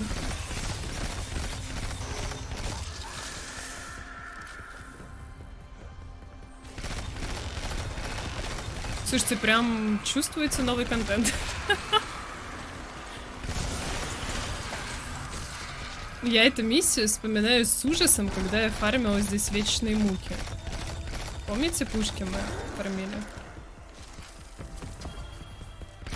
И вот лет через 10 я ее выбила. Потому что вечные муки нужны были на эту, на глефу. Экзот квест был.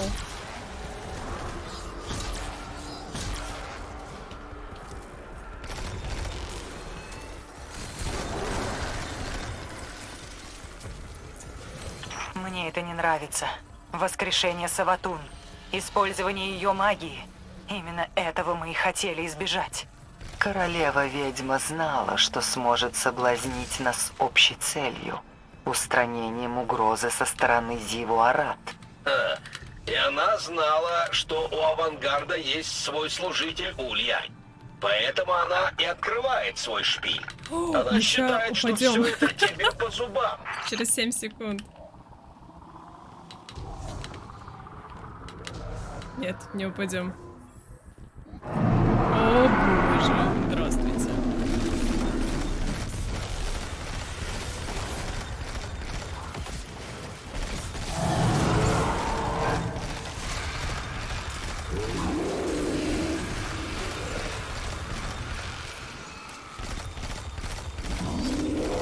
Я уже жду, когда будут вот эти терменторы с ультой. Блин, как он тает. Даже не надо хэвики юзать. Пустотные кристаллы направляют энергию на искажение реальности. Разбей их, чтобы избавиться от их влияния. Очень сложно.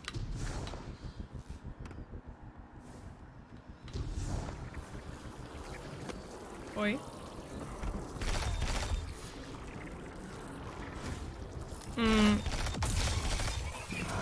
Что?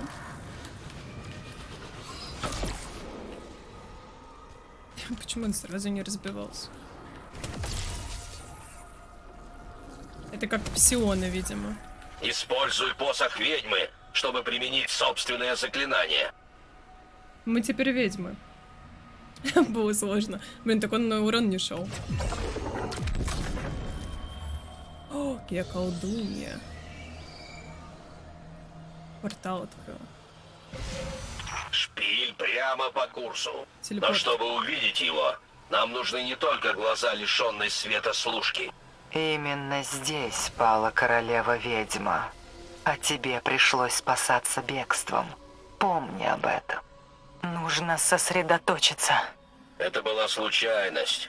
Вашим стражам повезло. Правда?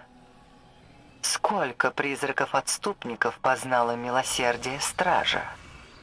Не надо мне угрожать. Я и не угрожаю. Я говорю тебе, как поступит страж. Почему они все за меня что-то решают? А может, я так не поступлю?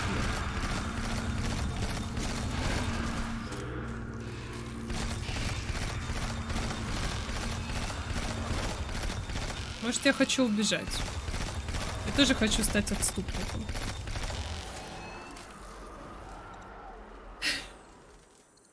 Блин, я бы на ее шпиль тоже взглянула. И где же этот шпиль? Скоро узнаете. Начните ритуал, чтобы разрушить иллюзию Саватун. Видите, все хотят шпиль увидеть. Ух, ё, сколько вас тут? Что? Какое-то сборище.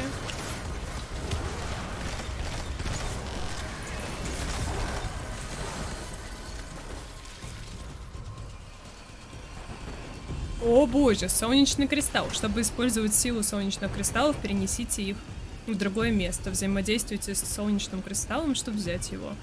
Держа кристалл в руках, взаимодействуйте с точкой назначения, чтобы поставить его. Осторожно, в кристалле так много солнечной энергии, что можно обжечься. Если нужно, смените оружие, чтобы бросить кристалл. Чего? Куда его нужно перетащить? А там, как я понимаю, второй кристалл. Наверное, их надо под центр. Так. Не нужны нам ваши подсказки. Ну да, наверное, чтобы бабок разблокировать. А, или вот сюда. Кто ты?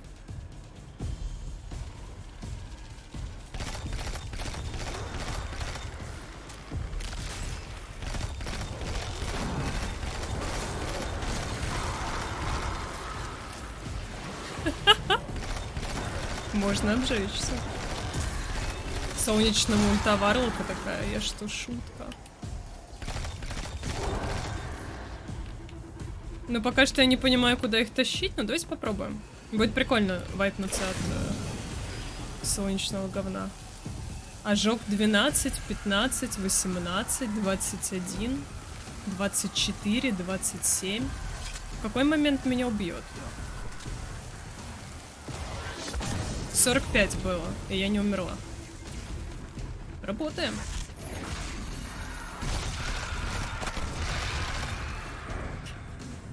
Наверное, 100. Или сколько?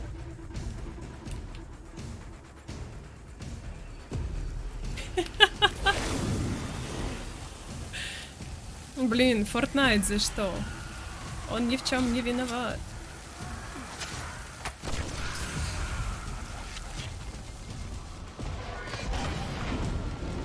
О боже. Очень горячо. Ну да, теперь их 2, чё не 10. Раскол!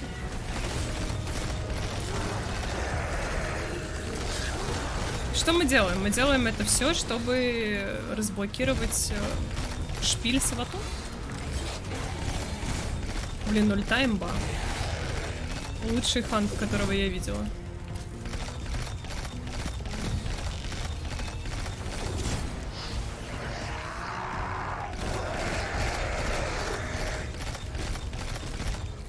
Чё вы там шипите где-то?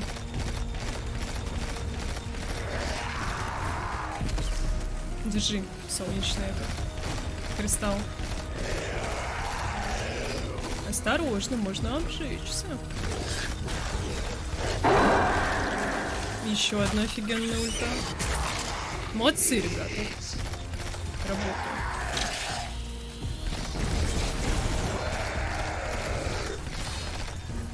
Ты где?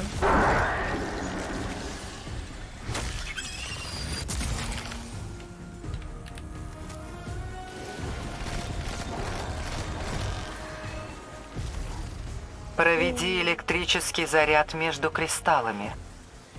Это другой кристалл? Что? И это еще не Final Shape, а уже столько механик? Нифига. Банжи молодцы. Сейчас я вам зачитаю про молнию, только зачищу чутка.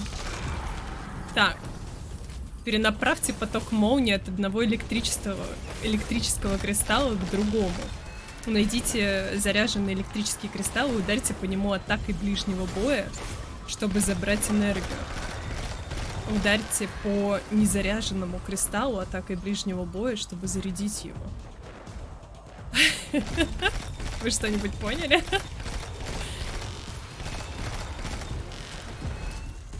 Чё-то там у незаряженного можно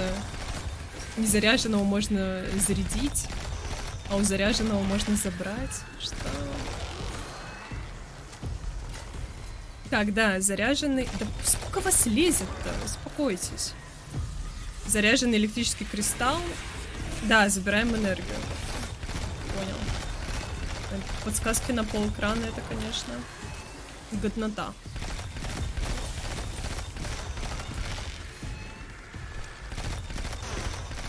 Мотыльки эти еще летают, бесполезные.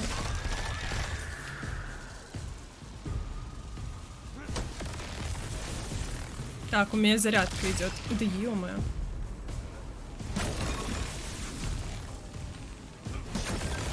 Так можно? Да, короче, можете один раз зарядиться и потом ходить дубасить. Всех. Все? Да. О, я разблокировала третьего. Да нифига, я хороша.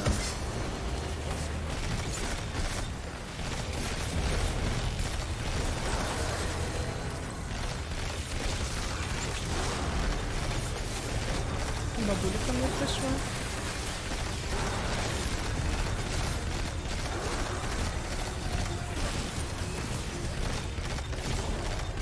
Блин, страж может питать маленькую деревню.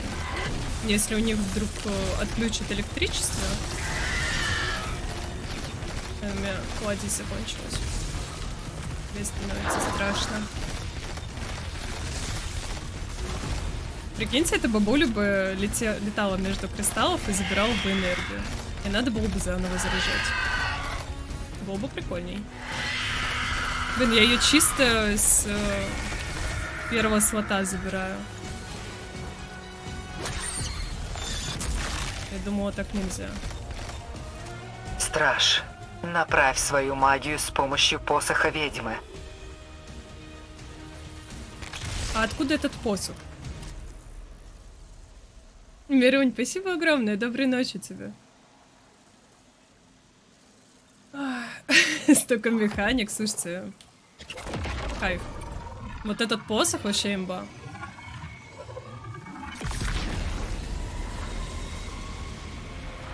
Мост построила на изи. Даже не надо 6 игроков Теперь собирать. ты владеешь магией улья, которая переплетена с твоим светом. То, с чем ты столкнешься дальше, испытает эту силу на прочность. Думаете, теперь ваши стражи готовы? Что мы найдем внутри шпиля? Способ уничтожить ее сестру. Это все, что она сказала мне, и все, что я говорю вам. Нормально, и она выполнит свою часть сделки? Даст нам нужную информацию?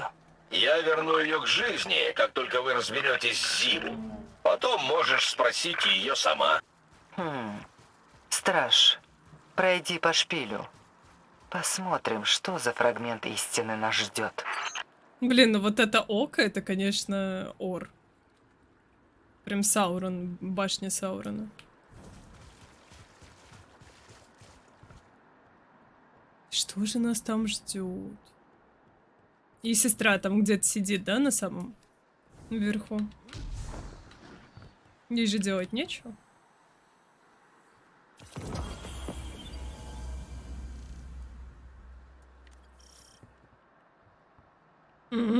Все, дальше не пройти. Придется ждать. 55 секунд. 47. Чё, по сезону, Грин?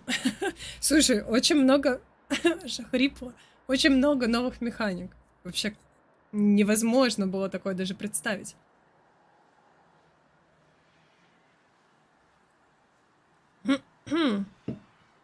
Заряжайте кристаллы.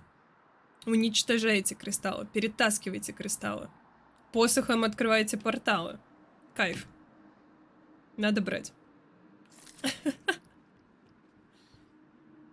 Не, ну красиво. Да, на этом все.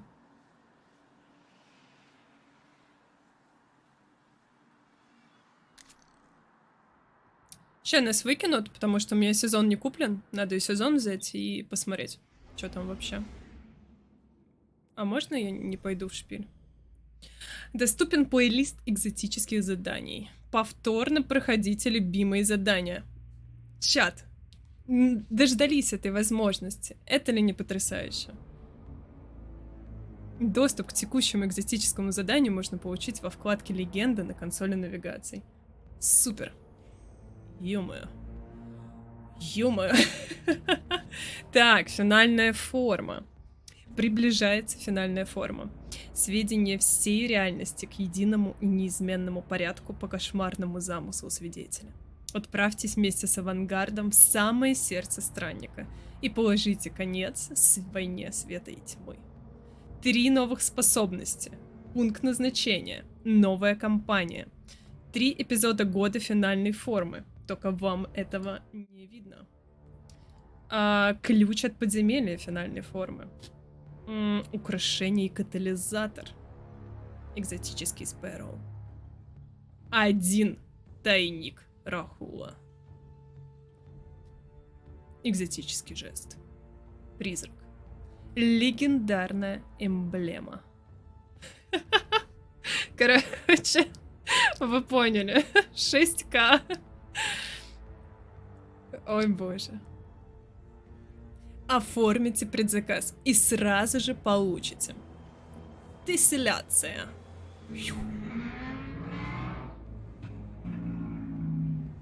Мирунь, а ты глянул, как называется стрим? Глянул? Если ты такое пишешь, значит, ты не глянул. Обязательно посмотри. Так, предзаказ, пожалуй, оформлять не будем. О, доступно новое украшение. Поздравляем, вы нашли условную завершенность. Что это такое? Откуда я ее нашла? Где? В каком-то портале? Ладно, спасибо. Так, где сезон? Сезон. Так, что это такое? Сезонный абонемент. Получить. Блин, а нам оно надо вообще? Может, ну его? Пусть Джон играет у Дустана, мы просто сделаем обзор на закрытый сезонник. Ладно, так что быть. Купим. Такой контент упускать нельзя. Вау! Взойдите на шпиль. Опять вам не видно ничего. Воздайте дань. Так, пройдите смертоносный лабиринт изменчивых залов и коридоров крепости королевы-ведьмы и раскройте ее жуткие тайны. Призывайте опасных врагов, уничтожайте их и копите силы ради победы над богиней войны Улья. Черпайте силу в таинствах. Собирайте арканы, колоды, шепота. Что? Короче, и открывайте мощные способности. Вернитесь с добычей. Справьтесь с опаснейшими ловушками королевы-ведьмы и получите мощное оружие, броню и украшения. Кстати, чат, вопрос, почему я в какой-то момент начала читать по слогам. Можете не отвечать. Вопрос другой. Вот этот чувак с деревцами красивыми из плечиков, это кто?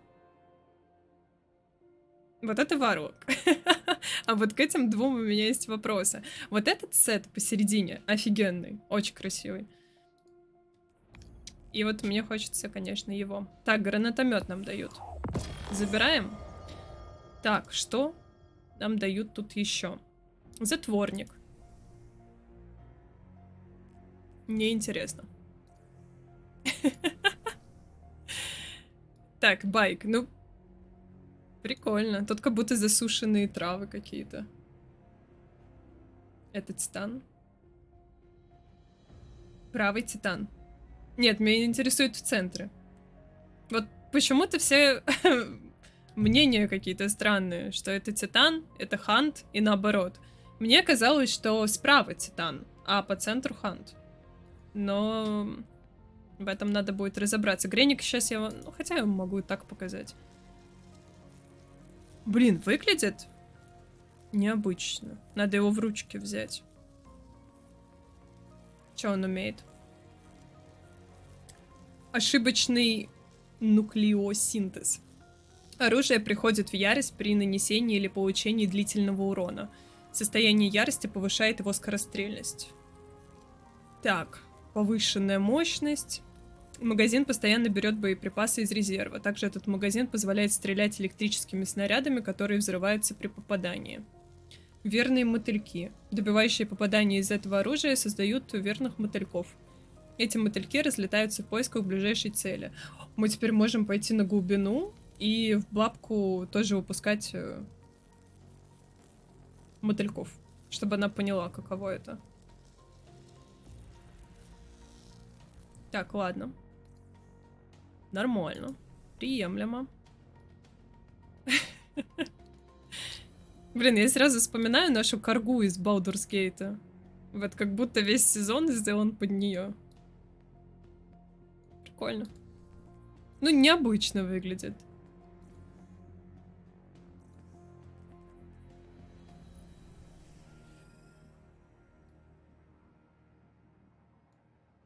Сможем руны колдовать. Кайф.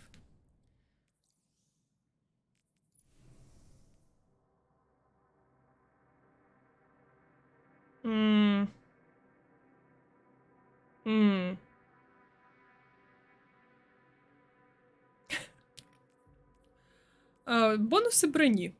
Повышает шанс создать дополнительное подношение во время выполнения заданий. Каждый надетый элемент брони с этим бонусом усиливает эффект. До 4 элементов. Ну, вы сами все видите. Думаю, мое мнение вам не так интересно. Блин, мы уже какой-то этот маг с книгами. О, цветочки кайф. Бэкпак тоже.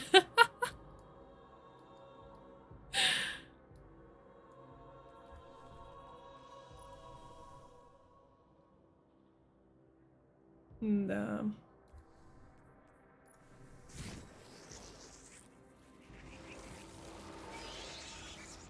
Сможем червя призвать. Тоха. Вот, если бы это была маска с Хэллоуина, я бы это поняла. Но это не она. Слушайте, украшение тоже прикольное, но пушка сама по себе выглядит классно. И без украшения. Но с украшением тоже красиво. Все. На этом все. О чем мы с вами не посмотрели? Повязку не посмотрели. Говно. Понятно. А, вот эту броню не глянули. Прям лорд какой-то, да?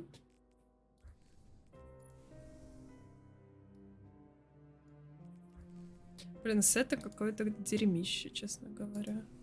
Даже вот эта повязка выглядит. Но будет хороший сет из рейда. 100%.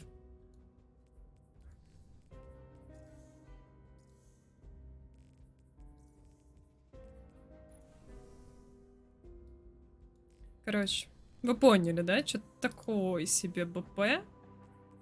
А где призрак и байк, да, у нас и все?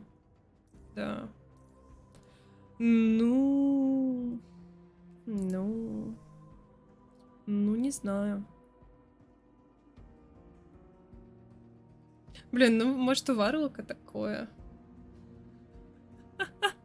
Шлем топ. Блин, ну это ужас тихий.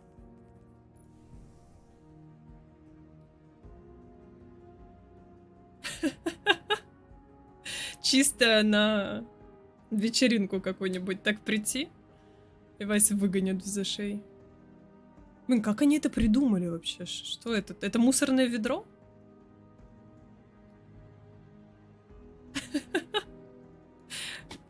Блин, либо у меня слишком завышенные требования.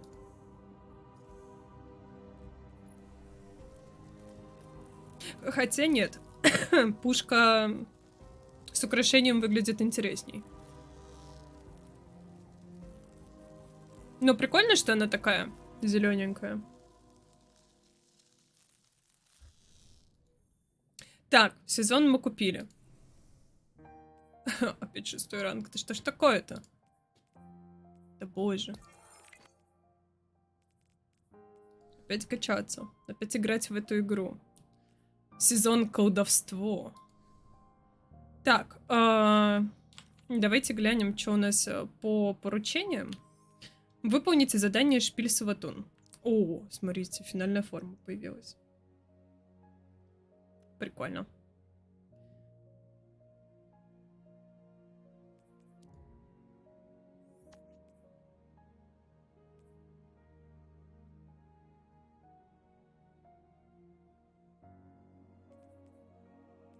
Так.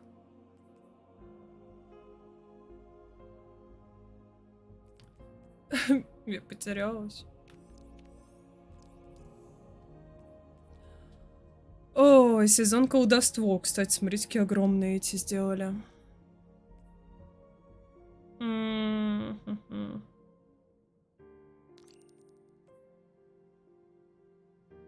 Соберите данные для калибровки нанитов, быстро уничтожая врагов в неамуне с помощью автоматов, гранат и гранатометов. Быстрее всего вы достигнете цели, используя гранатометы. Для ртутной бури я ничего не сделала. Так, окей. Где шпиль? Шпиль в шлеме. 300к нужно набрать. Здорово, Йода. Как тебе сезон? Как тебе сеты? Так, давайте возьмем эту пушку. А где она? А во. И пойдем разбираться.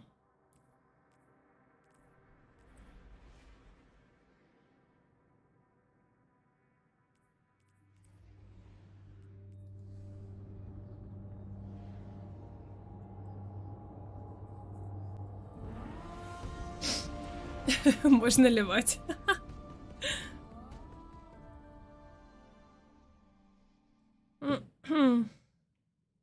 Жесть. Не, мы сейчас... Вот мне интересно, сколько времени уйдет на сюжет первую неделю. Нифига, мультики. О, смотрите, 4К качество.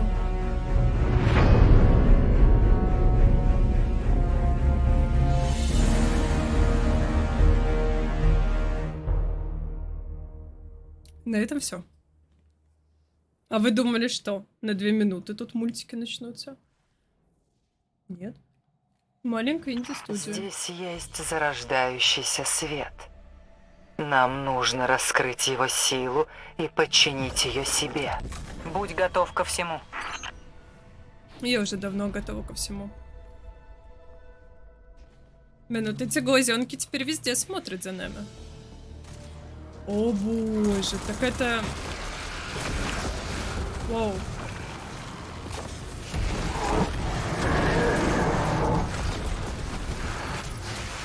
Слушайте, но светлячки заряженный летят. свет в ритуальном круге. Надо пойти в кого-нибудь кинуть.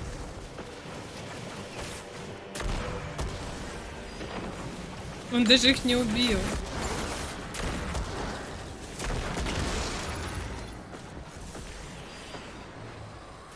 Десять врагов уничтожил.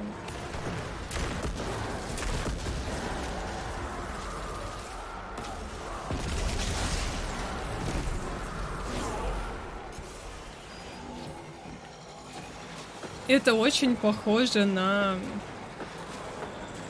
эту. На сохранение, по-моему. Как называлась та миссия? Страж. Что это? Пустотный кристалл. Кого надо уничтожить им? Мобов? Гениально. Зачем нам вообще оружие? В принципе. Убейте. Хорош. Блин, какой бред. Нас сейчас убьют.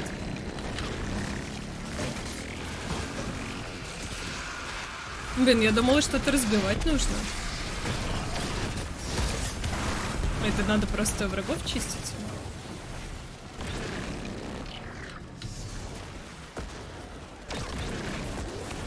Походу, да.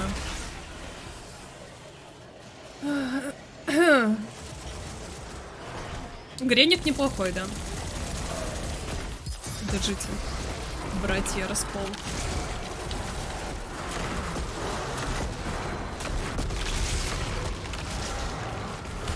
Мне нравится, что из него летят светлячки. Это прям прикольно.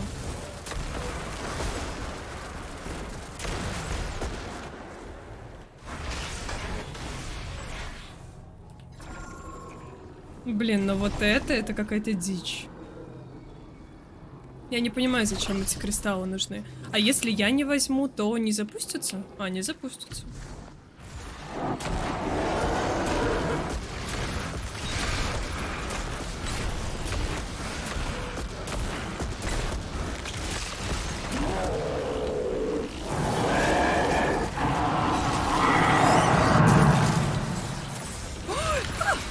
Сожрали! 30 врагов уничтожить. Господи, сколько ачивок-то они добавили.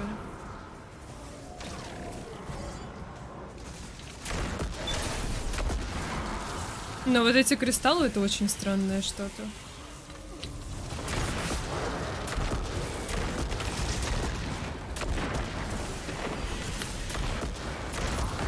Я не понимаю, зачем они нужны. Если бы они сделали, что нужно разбивать какие-то руны здесь, тогда было бы понятно.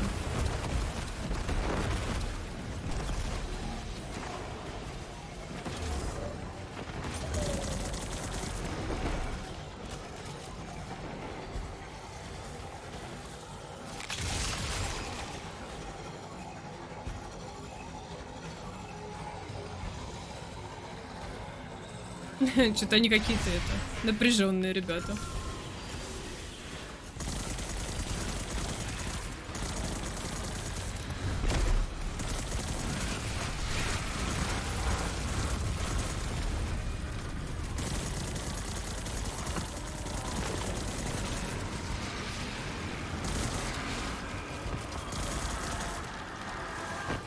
Похоже, путь наверх свободен.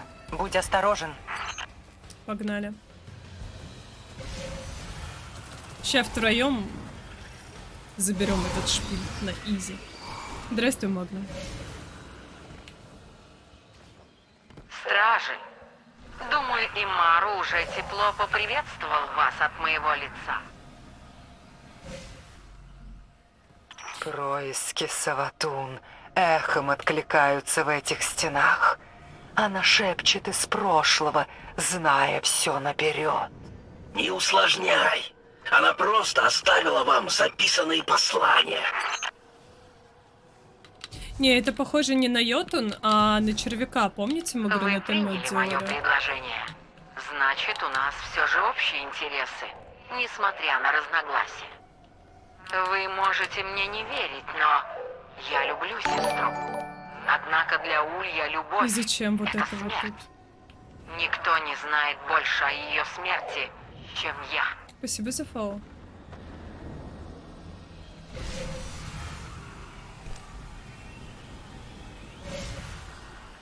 Прям...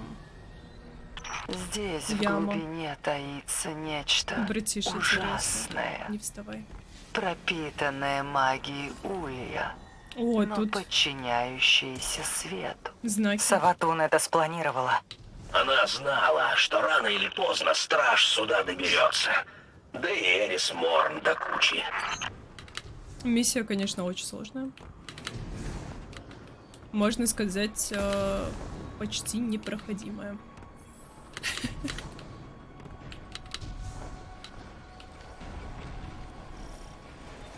Не знаю, в эту ловушку можно попасть прям очень легко. О, нам повезло. Мы смогли не умереть.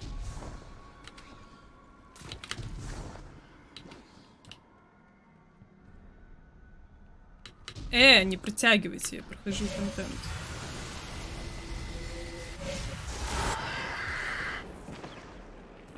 Направь электрический заряд к неактивным кристаллам.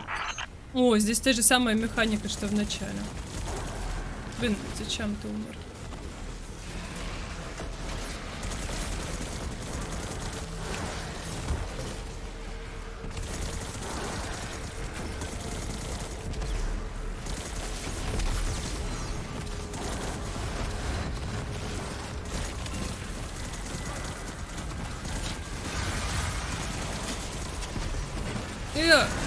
Спокойно. Братишка. Я не желаю вам зла. Ой, тут что-то... Электричество дамажит, что это?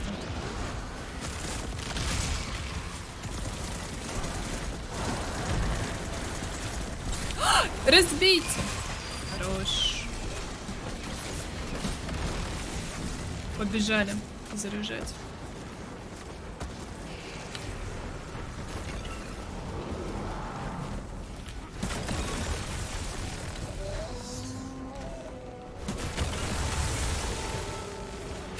Что мы призвали?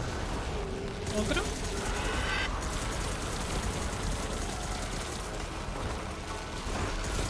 Да, слушайте, тут электричеством дамажит. Привет. Как дела? О, до свидули. Куда ушел? Спрыгнул?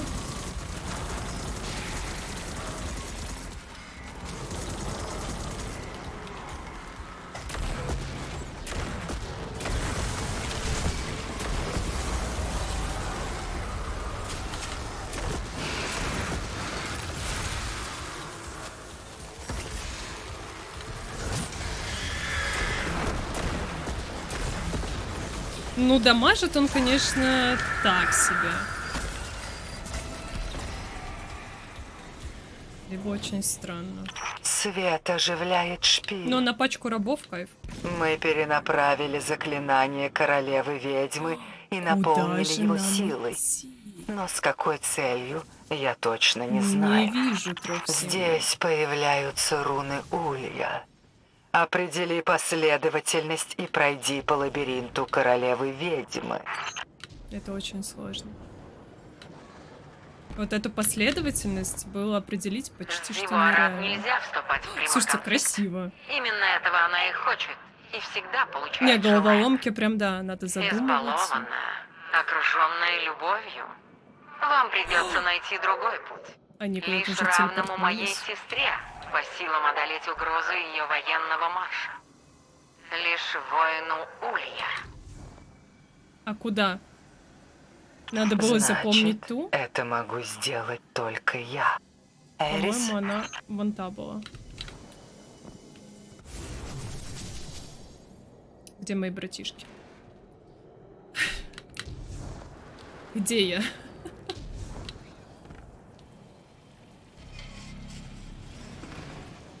Да, все правильно. То есть это надо один знак запоминать на все прохождение. Как же подсказки. Воу. Очень сложно. Еле прошла, супер. Моя сестра полагается на свою холодную логику. Чтобы убрать ее фигуру с поля, придется испытать ее убеждения на прочность. Тебе откроется великая сила, Эрис. Но для этого придется доказать свое право на жизнь. Что там у нас было? Блин, жесть, еще три этих знака запоминать. По-моему, он тот. Нельзя играть в игры богов Улья. И тем не менее придется. Или... А почему этот? Чё-то... А, вот эти знаки, вот. Вот эта подсказка была. Здесь другие уже, я понял. Чё тут у вас было? Награда? Я тоже хочу. О, затворник дали с красной рамкой.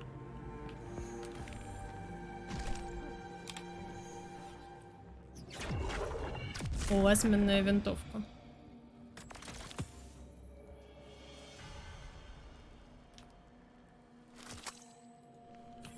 Оставим.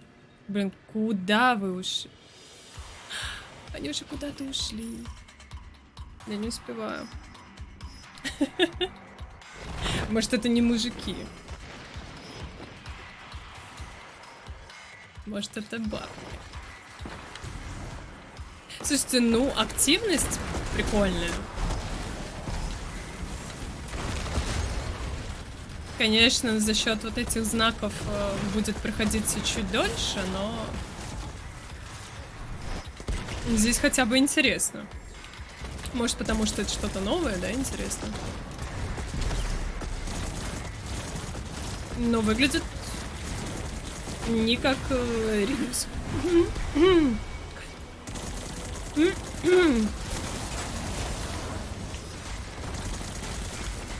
Так, а какого братишку надо убивать?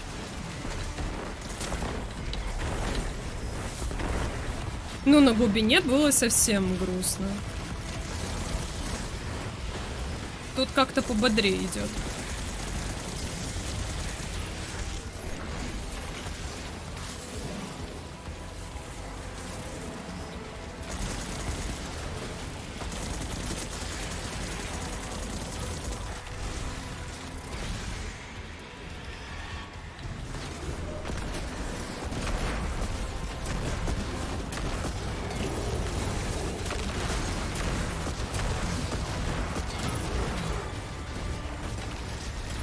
Девять врагов уничтожил сейчас.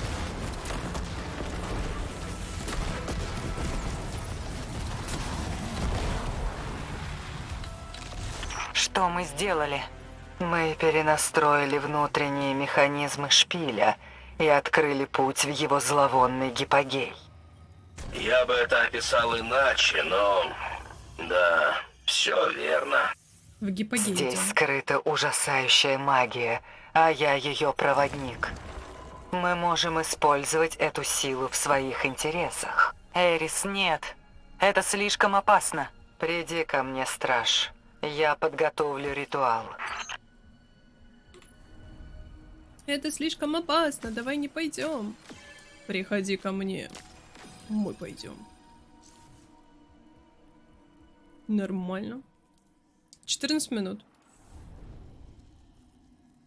Так, пойдемте к Эрис.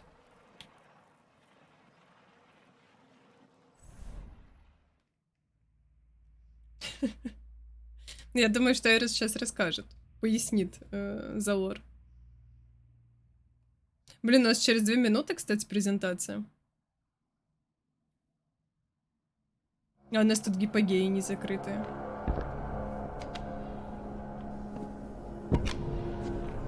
Зивуарат питается нашим конфликтом. Она считает логику истинной. Я приму ее, чтобы одолеть Зиву. Иного пути нет. Сможешь ли ты вернуться? Это не важно.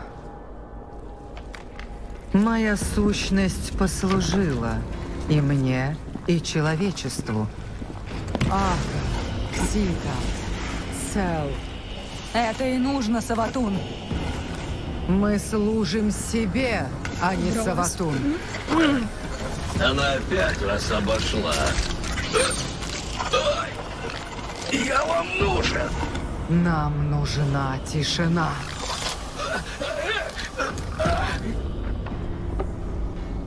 Не страшись. Узри мое вознесение.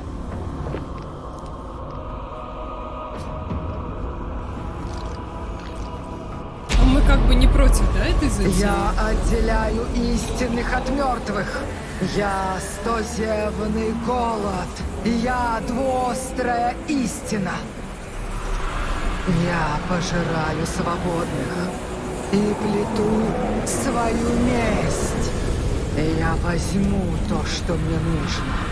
Слова в горле моем, оружие мое. Аят! Аят! Аят!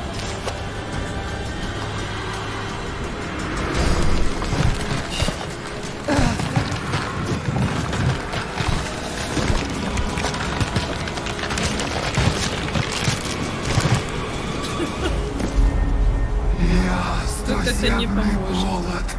Я двуострая истина.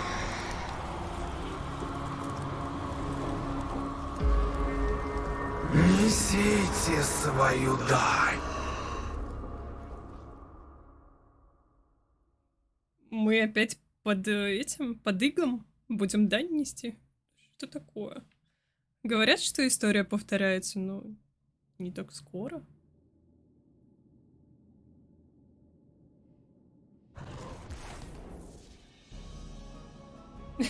Я предлагаю оффать нахрен Достан. Так, мне надо посмотреть, что у нас там с этим. Оу.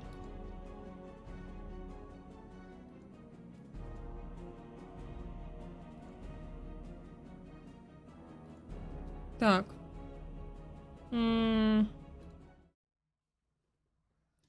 Так. Достанчик. Подожди. Gamescom. Иди сюда. Качество.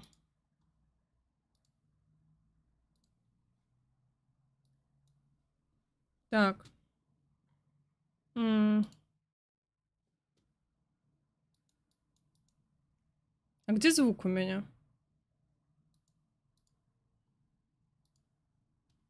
Почему он не работает?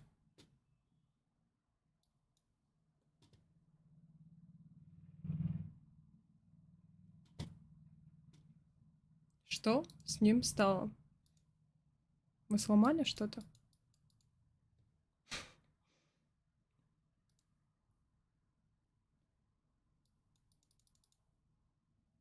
Почему нет звука? Ну, Дустан никуда не убежит. Мы с вами досмотрим. Но почему? Дустан я закрыла. У меня что-то звук пока слег. Так. Что стало с ПК?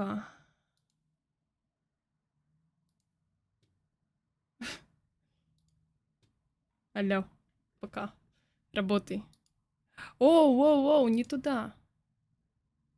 Блин, Дустан положил весь звук.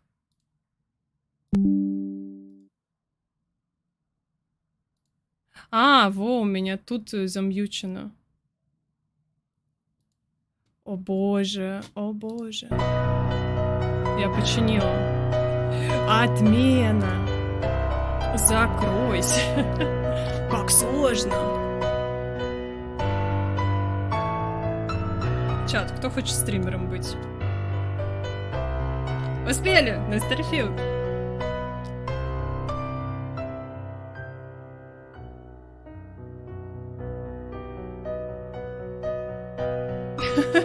Переустанови винду. Блин, думаю, да, сейчас надо как раз обновить быстренько. Дрова поставить, камин разжечь.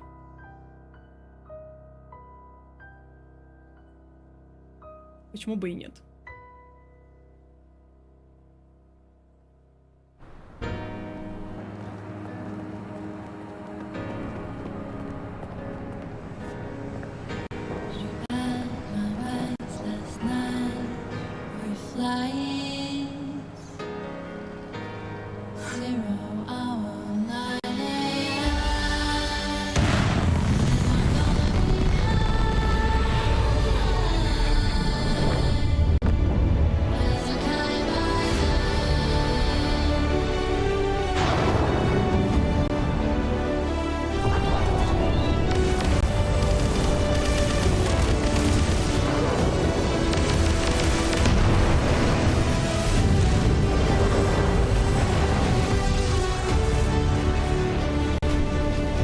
Блин, как назывался этот категория, где мероприятия смотрим?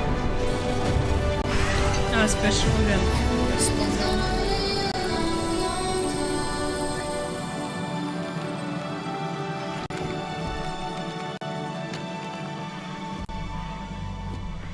Не подсказывайте мне, как мероприятие.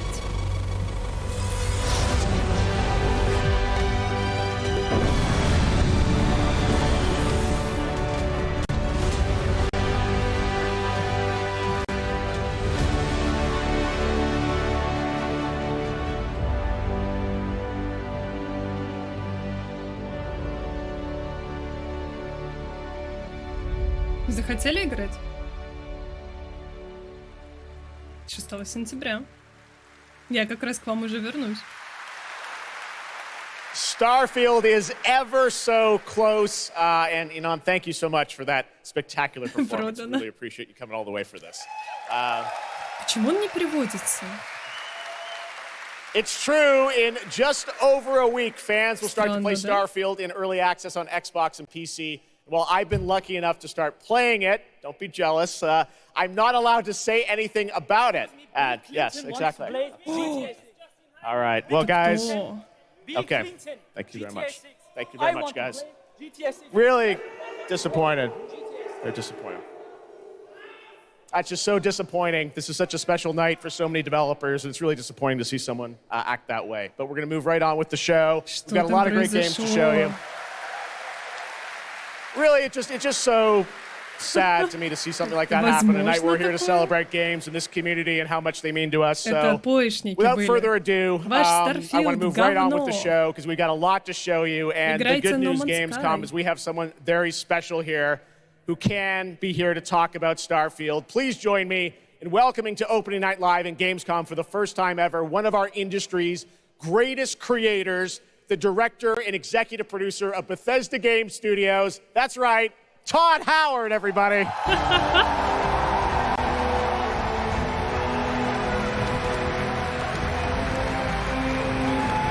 Он такой, блин, на меня не попадут.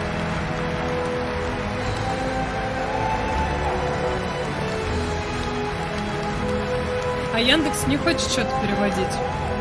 Я не знаю, что с ним стало. Todd, thank you so much for coming all this way to Gamescom. We have a lot to talk about with Starfield, but first of all, is this true? This is your first ever time at Gamescom? This is my first Gamescom, and you were right. You said how great the crowd is here, and Это слишком сложный язык. And just all the fans that come here for the biggest convention in gaming to celebrate games. And I figured, you know, it is our first new franchise in over 25 years. So if I was going to come, you know, it's for Starfield. Well, we all welcome you to Gamescom in Germany, and we're all very excited to step into this new world, Starfield, and the next week, early access. set up for people, why did you want to make this game, Sarver? Why did you want to create a new world? You know, I think like a lot of gamers out there, we have dreamt of a game where we look to the skies and we can blast off into space and explore. We love to make games where we can explore these worlds. We've done like with the Elder Scrolls and the Fallout series, but we wanted to do something brand new where you could explore with complete freedom in the galaxy. It's a game we've always wanted to play that we think a lot of people wanted to play as well. It's kind of that dream game. Yeah, I wish I could talk about it, but it's quite an experience, and I know everyone here is very excited to jump in soon. You did bring some stuff to Gamescom to show to fans. I know there's a theater. Tell us, I know you've been sharing a little bit about the game, but I know there's a lot you want people to discover when they play it. What did you bring here to Gamescom? Yeah, it's really cool. We've built a 300-person seat theater where we're actually showing the beginning of the game. And you start out as a miner and you touch this artifact that affects you in some way, where you see a bit into space-time. And then you get to create your own character. Our games are about creating and being whoever you want, and then you're off on an adventure. Yes, let's talk a little bit about this adventure. I know, people have been wondering kind of what the main quest line is going to be after you create your character, which is something that I know. I saw even someone on the internet this week created you, I think. Did you see that? Someone tweeted out a picture. They had somehow figured out. I see a lot of things on the internet. I don't know. I'm not sure that's real. Well, the thing is, I think you could literally create whoever you want and then enroll yourself into this adventure. And tell us about sort of how the adventure starts. What can we expect? Well, you jump off, you're joining Constellation, which are the last kind of group of space explorers, like NASA meets Indiana Jones searching for these artifacts. But the story goes a lot of places. The game has a lot of surprises that we haven't talked about. I don't want to spoil them here, but really, really happy with how the story turned out and where it goes. Yeah, it's such an epic experience, and you and your team have done so much for this industry, and the fact that you guys have worked through COVID, building this and coming on the other end, we're so excited for everyone to get a chance to play it. So thank you for all you've done for our industry, Todd. Everyone, Todd Howard. Thank you. Can't wait for you to play the game. Thanks so much, Todd. Really appreciate it. All right, well, tonight is largely focused on announced games, but we do have a few surprises along the way. And next, it's time for the global reveal of the third installment in a franchise that is very familiar to Gamescom fans. Here we go.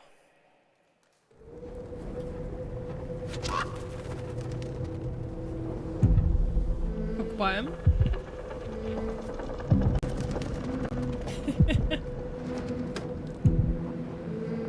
Это после Final Shape выйдет.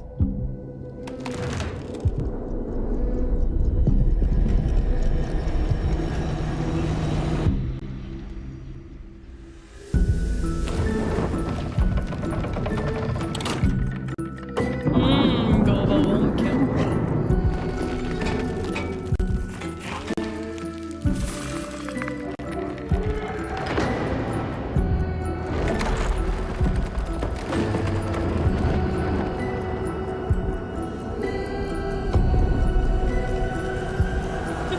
Море, я, которая вообще не зарабатывала. Смотри, тоже в костюме. Пришла к вам на деловую встречу.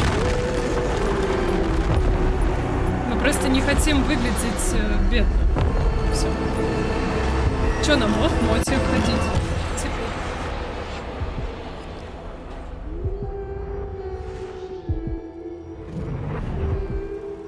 Блин, я вот такие игры не люблю, но очень много кто играет в них. И очень хвалят, кстати, эти That's игры. right, Little Nightmares 3! And joining me now are Coralie and Lucas from Bandai Namco to tell us more. Lucas, thank you so much. Great to have you back here at Gamescom to announce another Little Nightmares. Thank you, Jeff. Yeah, it's really great to be back. We're very excited to announce Little Nightmares 3 tonight. The franchise has a long history with the show. I mean, that's where we announced the first two games. So for us, it was definitely the best place, best show to reveal Little Nightmares 3 to the world. Well, we appreciate you bringing us this news. It looks incredible. Coralie, I see we saw two characters in that reveal trailer. Can you tell us a bit more about them? Yeah, sure. Hi, Jeff. Hi, everyone. I'm so happy to be here to present you Little Nightmares 3.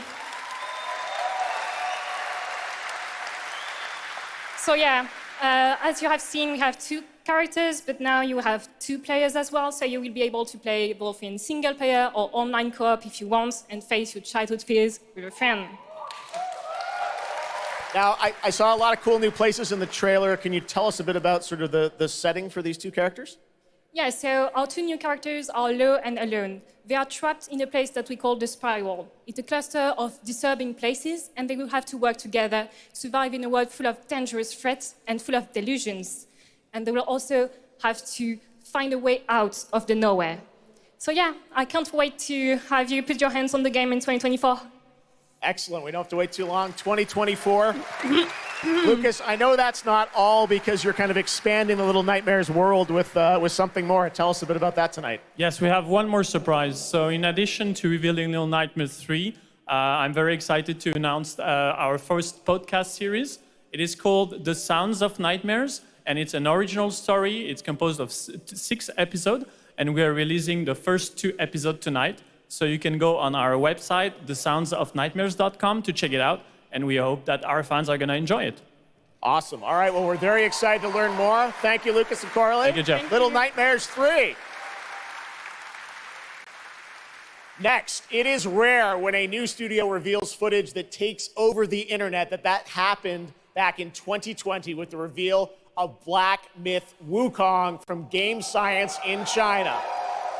Based on the classic 16th century Chinese novel, Journey to the West, here is a brand new look at the gameplay of this incredible action RPG.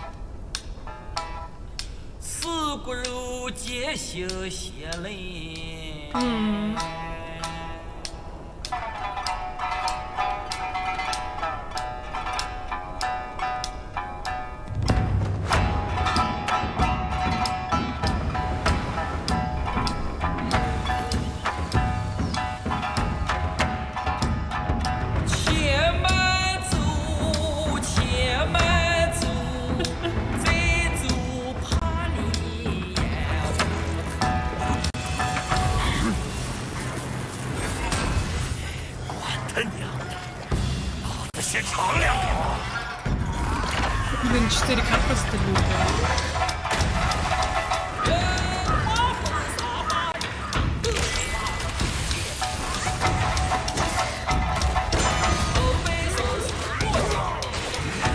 Представляете, сколько часов одного бить нужно будет?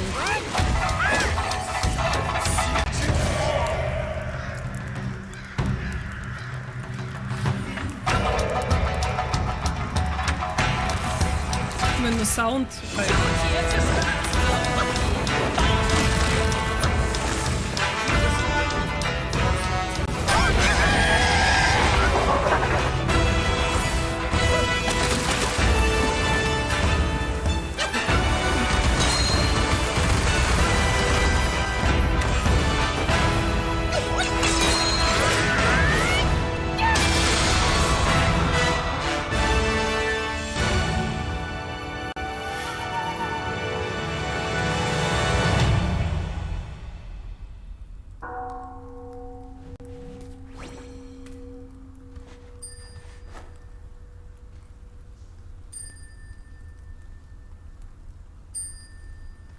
Но будет очень атмосферная, кстати. Но очень потная.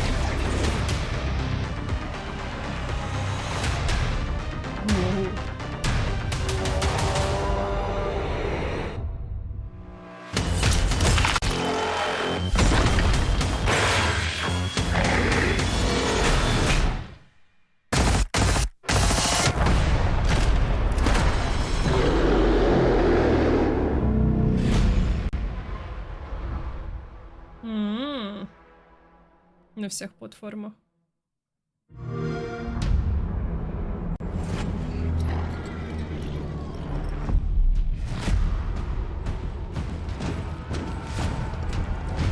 Ну, в этом мы играем.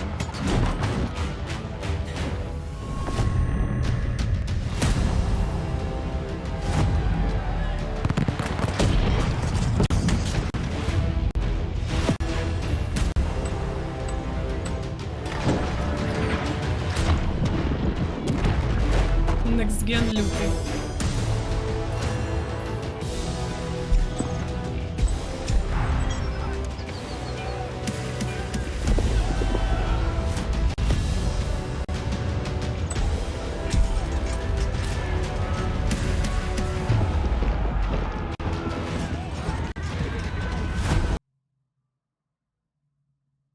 Трансляция приостановлена.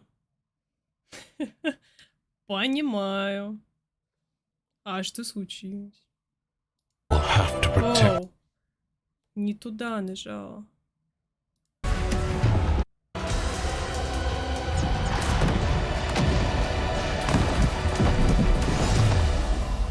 Ну, сейчас опять остановится. Нет?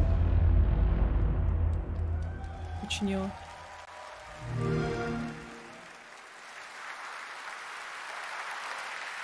What a great surprise. Age of Empires 4 Anniversary Edition, an award-winning game on PC, is now available on Xbox consoles today. That's right. That's right. All right, next up, we have something extremely special for you. We have one of the most iconic filmmakers of all time in the house. The director behind the legendary films such as 300, Man of Steel, and Army of the Dead. He's come all the way to Gamescom to talk about his new film, Rebel Moon, which is on Netflix December 22nd. Gamescom, please give a warm welcome to the one and only Zack Snyder.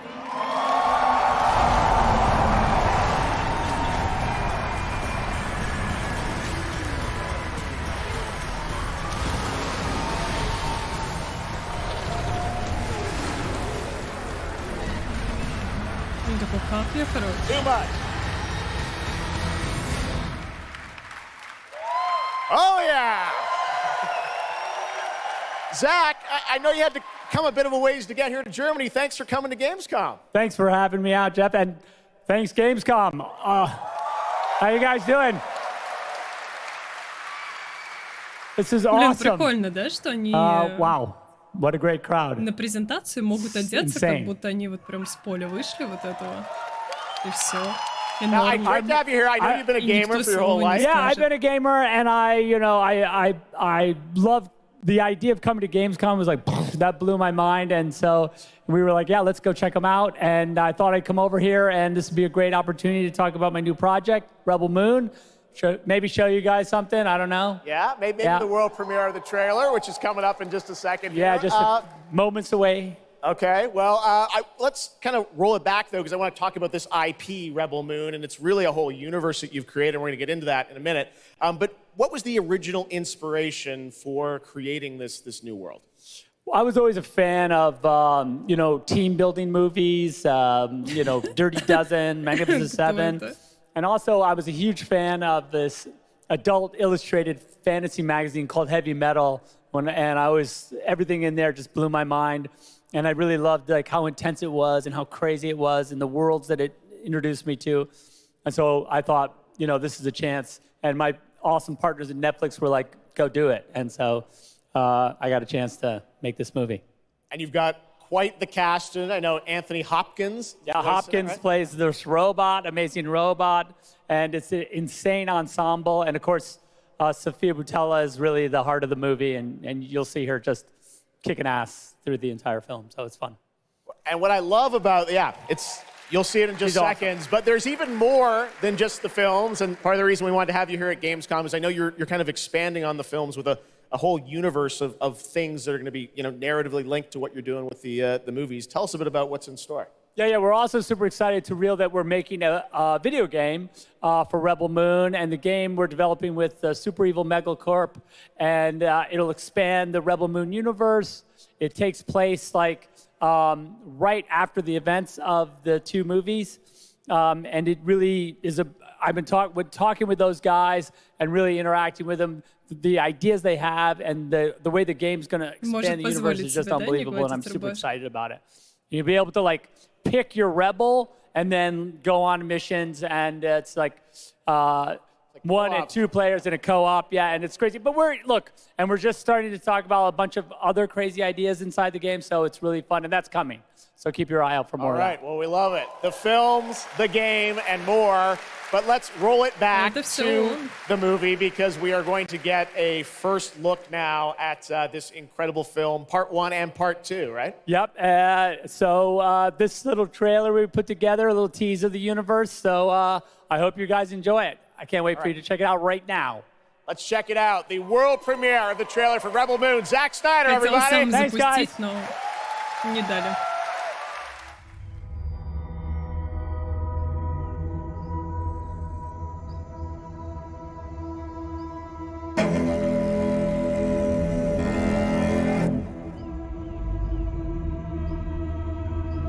Do you know the story of the Princess Issa?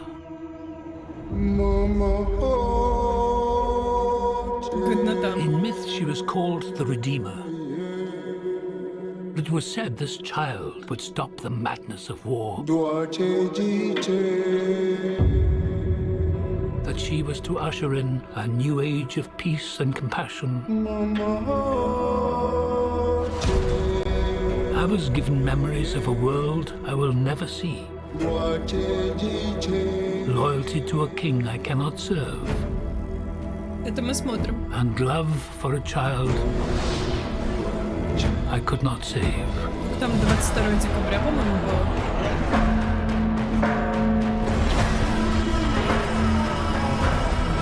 What do you think they want? Everything. I found her. A Scar Giver. I am a child of war. I was taught that love is weakness.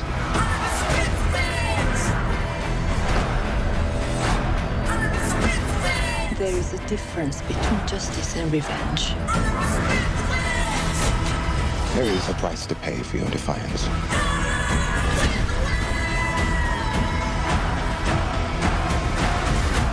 Shh. One moment. I do love this part. Hold on.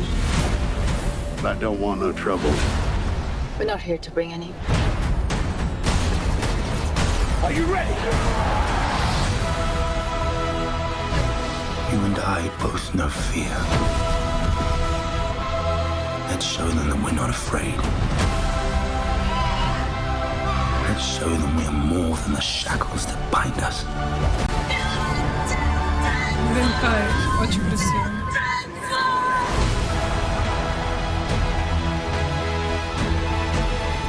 A king is a man, and a man can fail. But a myth is indestructible.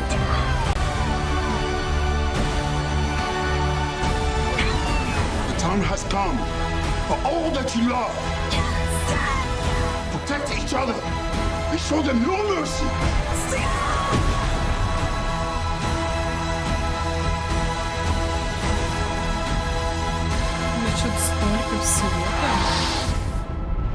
Who among you is willing to die for what you believe? Во всем разобраться.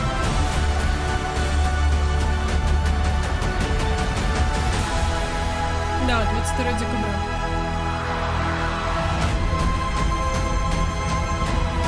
Вторая часть 19 апреля.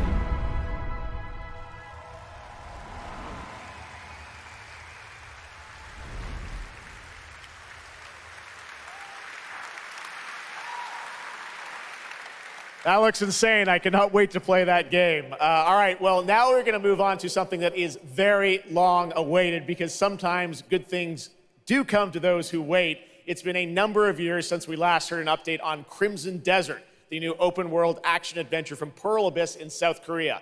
Well, that changes tonight, because the team has prepared a very special gameplay update trailer to share with the world first. here at Gamescom. Enjoy.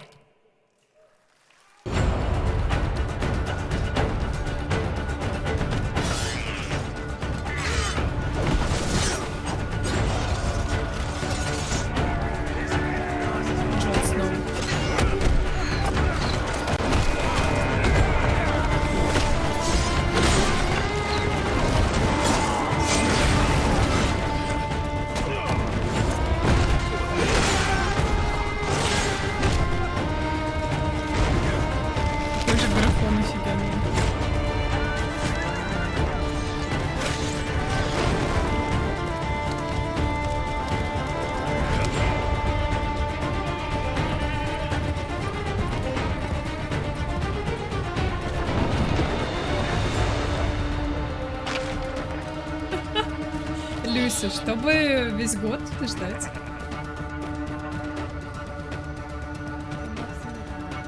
Даже не год, уже меньше. Но все равно. Приятное ожидание.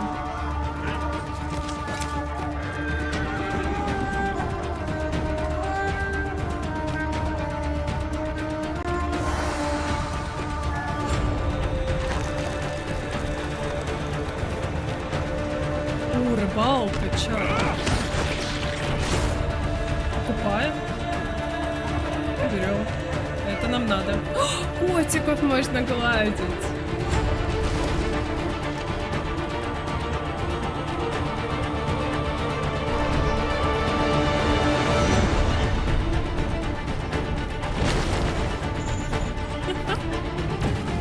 Надо брать.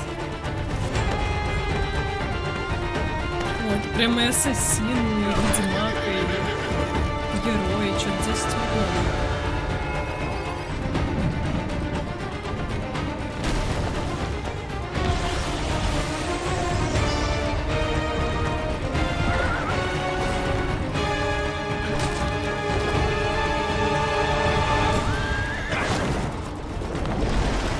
Конь такой, окей, я просто умрусь.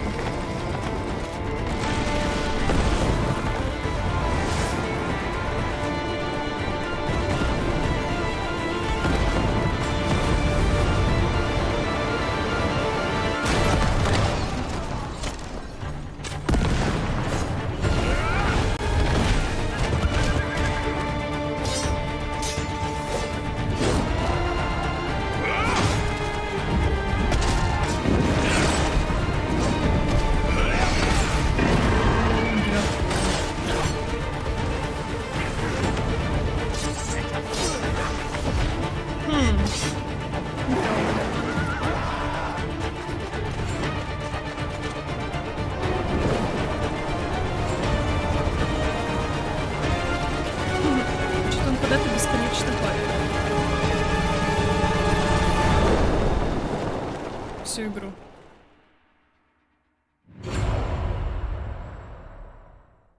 Hey, what's up, Gamescom? It's Ice-T. I've hooked up with my favorite game in the world, Payday, and I have my own special heist mission in Payday 3. And you know I know a lot about heists in real life, all right? It launches September 21st. Here's a world premiere first look. Okay, so here's the deal.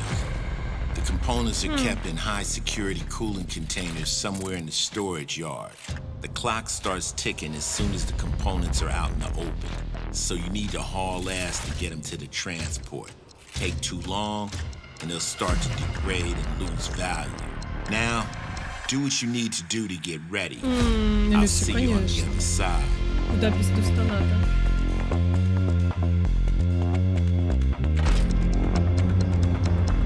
Не, будет хорошо, но без этого, без ревьюза не обойдется.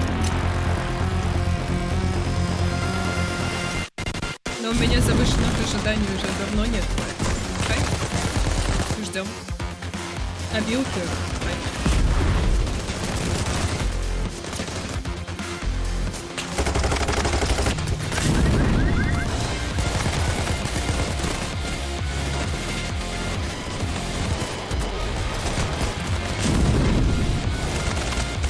Ох, это 4К. Не замечаешь?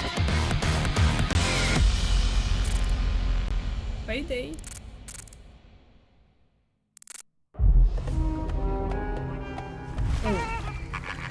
Ассасин. كم مضى منذ رحيلك عن بغداد؟ أعوام لا أذكر مقدارها.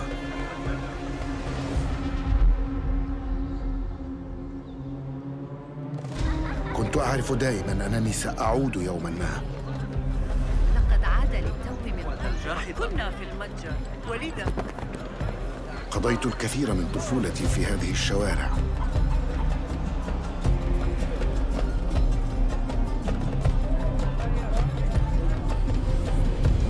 Десять тысяч, Люся, нифига. طالما كنت أستمتع بهذا المكان. كنا نتسلل إلى بيت الحكمة في صغرنا أنا وصديقتي نهى. Ты что-то перепутал. Или ты через посредника? ذكريات جميلة صارت كريهة الآن. قلبي يتألم لما حدث لهم. 10К гейминг уже получается, как за Хогвартс. وها أنا ذا مستتر يتهيأ لإعادة النور إلى أحلك أركان المدينة. Фунты, офигеть. Блин, арабская озвучка кайф, кстати.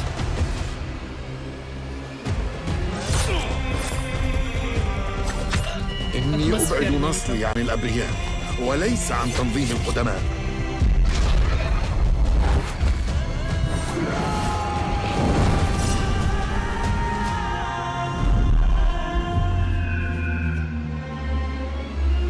لننهي هذا الأمر. В Дубае я готова. Прохожу ассасина и улетаю.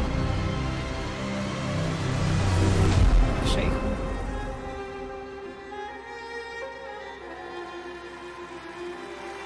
Они уже и Дустан предзакажут на все платформы. There you have it, Assassin's Creed Mirage, which marks a return to the Middle East for the series, offering an immersive and authentic experience featuring full Arabic voice acting, as you saw in that trailer. You can be transported to 9th century Baghdad when the game launches on October 5th. Big month in October for game releases. Now I would like to introduce you to our co-host tonight for ONL. Please welcome Jasmine. Hello, Jasmine. Jasmine. Thank you, Jeff. Thanks for having me. And hello, everyone. I'm so excited to be with all the fans here at Gamescom this year. I have the honor to be your guide for tonight for all those great things happening right here at Gamescom. And if you can't join us in Cologne this year, don't worry. You never have to miss any of the events this week. Just go to Gamescom now to discover what the world's gaming industry has in store for you. And if you're ready to vote for your favorite games, then visit now.gamescom.global and cast your vote for this year's Gamescom Awards. The awards will be celebrated this Friday at 3 p.m. If you want to join the adventure and win pretty cool prizes in this year's Gamescom Epics, then go to the Epic section of Gamescom now to play the text adventure of the show. You can also enjoy all-day coverage and tune in to Gamescom Studios broadcasts by IGN on Twitch or YouTube. Just join the conversation by using the hashtag Gamescom2023 online. Plus, there will be more announcements from the largest indie area in the world in the Gamescom Awesome Indie Studios show tomorrow at 8 p.m. And later this week, tune in to the Gamescom Studios broadcast and check out the Gamescom Cosplay Awards live from Cologne, Germany on Sunday at 3 p.m. I highly recommended this section. So check out Gamescom now for all those fantastic features. Thank you so much, and back to you, Jeff. Thank you, Jasmine. Well, now I'm joined by the one and only Harada-san, the creator of Tekken, and Michael, the producer of Tekken. You guys have come all this way from Japan to deliver something special to Gamescom. What do we got, Harada? そうですね、普段最近はずっとバトルシステムの話ばっかりしてるので、今日は皆さんのために、全く新しいモードの情報を持ってきました。So up until now, we've been mostly showing off the battle mechanics and new gameplay. But today we have an all-new mode to show you today. はい、ですね、鉄拳はもちろん今回も、三島サーガを描いた、鉄拳のキャラクターの壮大なストーリーモードはあるんですけども、それ以外にですね、もう特に欧米では、失われてしまったアーケード体験の、ストーリーが体験できる、プレイヤー中心のですね、ストーリーモードっていうのを、最新の AI ラーニングシステムを使って、すごい臨場感のある、ベテランからニューカマーまで楽しめるような、そういう新しいモードをちょっと今日はお見せしたいなと思います。Of course, Tekken 8 will have the story mode covering the Mishima storyline and the arc that the players expect up until now. But this brand new mode is kind of the story that focuses on you as a player. And it covers the arcade scene, which is, a classical atmosphere that people our generation actually got to experience firsthand, but maybe some of the newer gamers out there haven't. So this will cover that. As you progress through that storyline, you'll experience some all-new gameplay that actually has some AI kind of infused learning aspects to it. And it's really exciting, and we hope that you'll enjoy it. Yeah. All right, well, let's take a look at the brand new trailer for Tekken 8. Thanks, guys.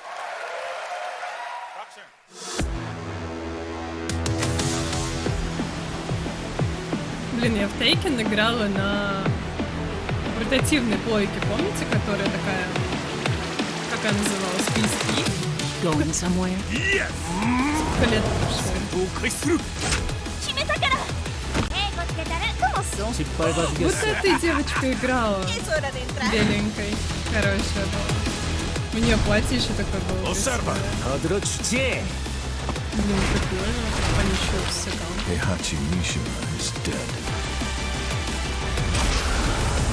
Не постарели. Вот этот шейф. Let's go. Willst du im Sparring gegen mich antreten? Yoshimitsu Kento.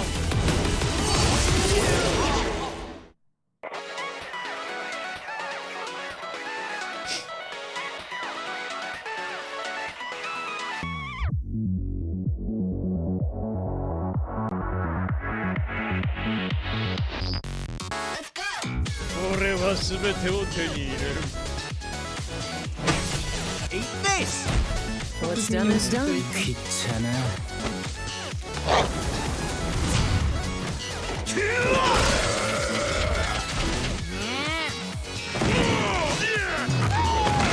Forgive me. ¡Bajaste la guardia!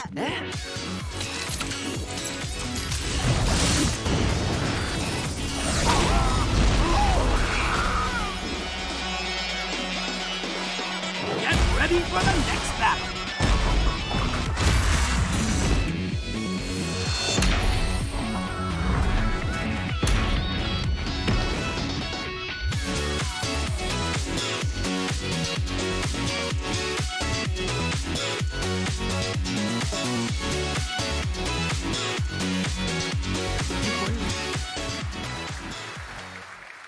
Аватар можно получить.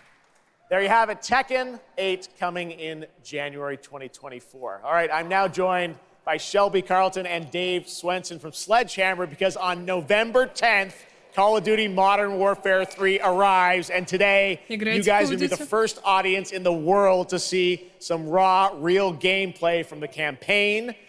Dave, Shelby, welcome to Gamescom. What can you tell us about Modern Warfare 3, Dave? Well, first of all, Jeff, it is awesome to be here. Modern Warfare 3 this year is the complete package. We're shipping 16 multiplayer maps, all from the original Modern Warfare 2. These maps have been modernized with new gameplay and features. We also have open world zombies. This is our largest zombies. Yeah. This is our largest zombies offering ever. And for the first time, it's set in the Modern Warfare universe. And of course, this year, we are bringing a huge innovation to the Call of Duty campaign. Yes, let's talk a bit about the campaign, Shelby. Makarov, I know, is going to factor into this. See him over there. Tell us a bit about what is the storyline. What can we expect from the campaign? Yeah, so for the first time for Call of Duty this year, we're doing a direct sequel. You know, Modern Warfare 2, they asked a lot of interesting questions in their story, and Sledgehammer Games is so excited to work with Infinity Ward on the campaign to answer some of those questions and to bring you Modern Warfare 3. And one of those answers, he's standing right behind you. Yeah. He is Makarov. He is our infamous antagonist. He is cold, he is calculated, and he is trying to bring the world to the brink of war, but not if Task Force 141 has anything to say about it. So we are just so excited to get this campaign into the players' hands. All right, well, we are going to see a playthrough of a campaign level. But first, Dave, I want to talk about something new you're doing, open combat missions. What are those? So Call of Duty is known for epic cinematic stories, as Shelby talked about. And this year in Modern Warfare 3, we're introducing a new innovation to the Call of Duty campaign that's going to allow players to interact with that story like never before. We call them open combat missions. Open combat missions are player-directed. They allow the audience to play the game the way they want to play it. So if you're like me and you like stealth, you can go in quiet, you can equip, suppress weapons, complete all the objectives without the enemies ever knowing you were there. But if you want to go in loud, you can strap on armor plates, you can go in, hit the enemy head on, and open combat missions will support it. You can leverage vehicles, you can leverage tacticals, lethals, you can even use your favorite kill streaks in campaign. Wow. Now, open combat missions are really important to our campaign story, and they're gonna work seamlessly with those epic cinematic missions that Call of Duty fans know and love. And tonight, we wanna show you an exclusive first look at one of these epic cinematic missions. Okay, set it up for us, Shelby. What are we going to see? This is the start of the game almost, right? Yeah, so this is a sneak peek of the very first level of Modern Warfare 3. This is called Operation 627. All right, check it out. Here you go, Call of Duty at Gamescom first. Thanks, guys.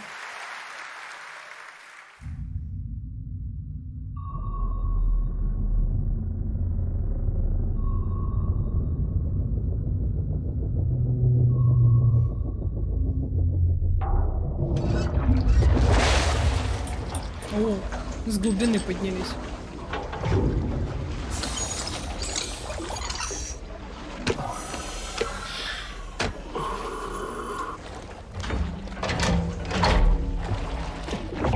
Это мы с вами без Дустана.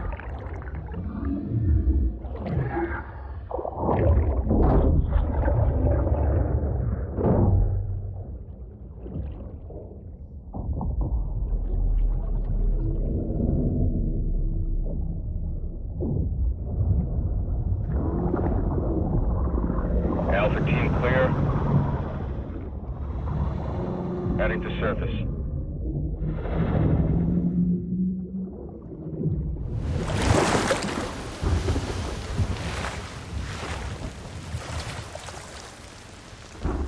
All teams, eyes on target. Phase 1 complete. Charlie copies. We're set. Roger that. Moving to phase 2. Patrol boat 2 o'clock. Get under.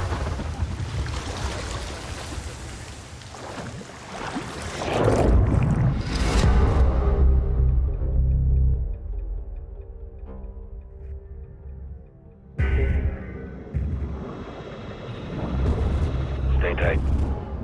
Roger. No movement.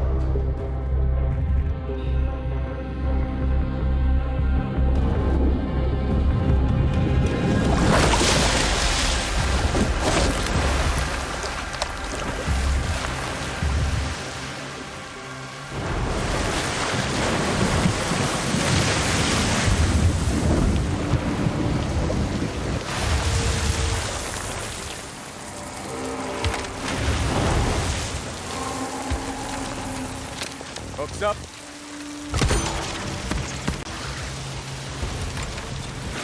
Мрачновато. Good move. Let's get up top.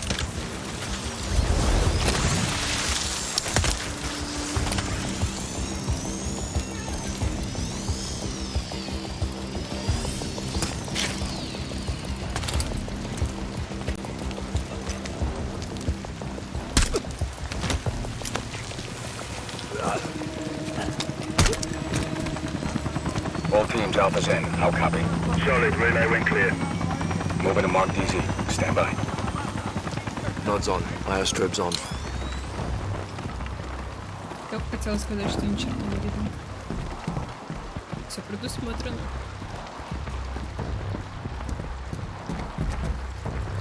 Hold.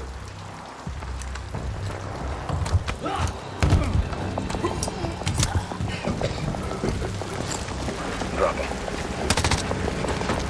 DZ clear. 3-1, kill the leg. Alpha to Bravo 1, marking with IR, confirm visual. Visual, Bravo inbound.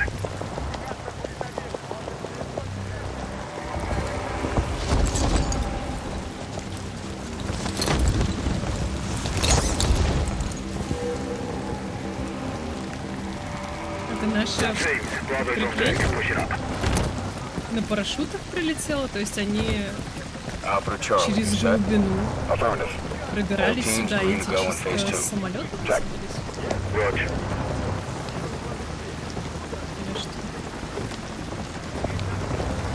Незаметно.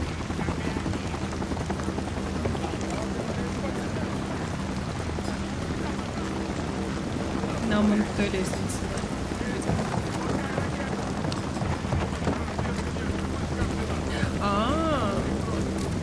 Все предусмотрено. Moving interior.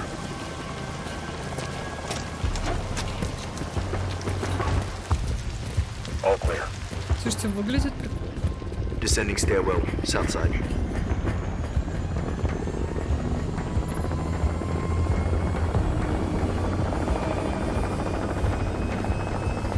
Odds off.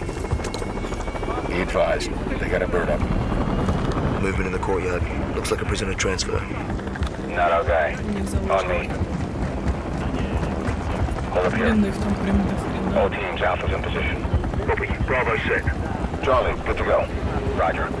Если они сейчас их начнут расстреливать, 3, 2, 1, execute.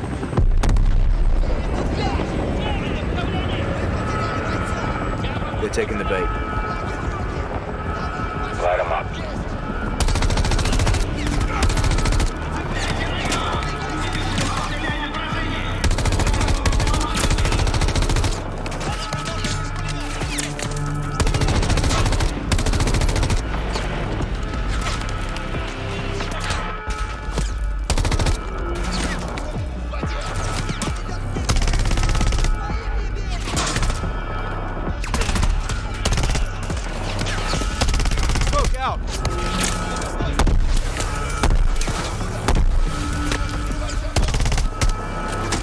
Hatchway, on me, move. Pop the hatch. Let's go, stay close. Рандомный люк. Лезь туда. Bravo, Alpha's in the tunnels. What's your status? Outside the control room, waiting on you. Copy. At the gate, stand by.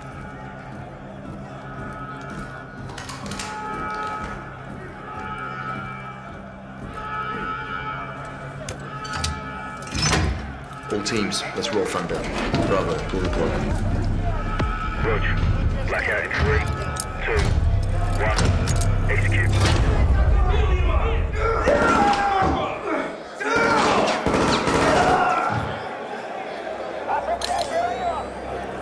All teams, Bravo's got the keys. Alpha, you have one mic before the lights are back online. Copy, Bravo.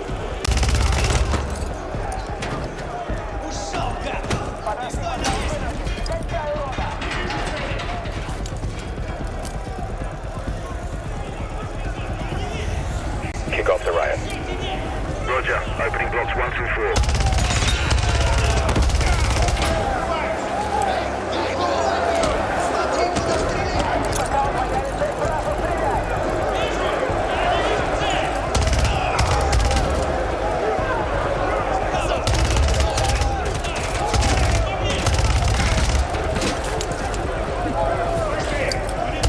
Чисто от руки стреляю. Alpha 1 to Bravo 1. Open 55C. Check.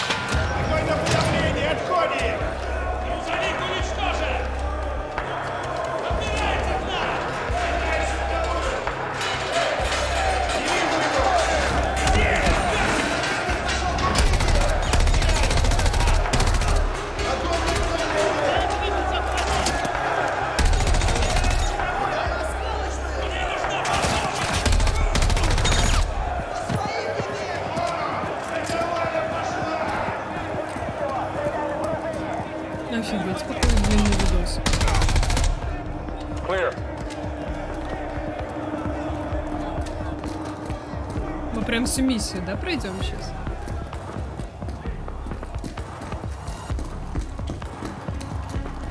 Alpha moving on sub-level.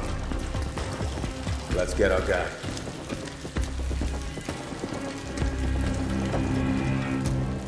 Ready, breach? Breacher up.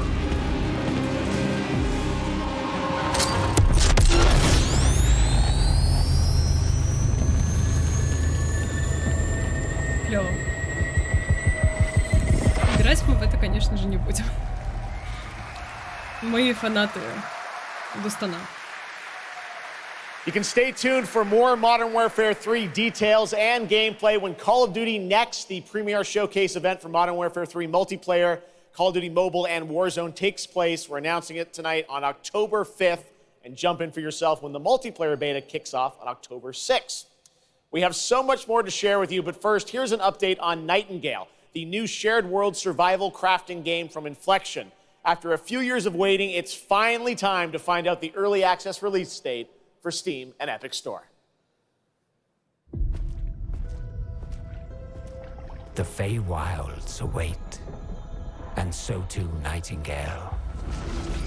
Awaken your first portal and tread on towards that which is boundless, beyond the measurable.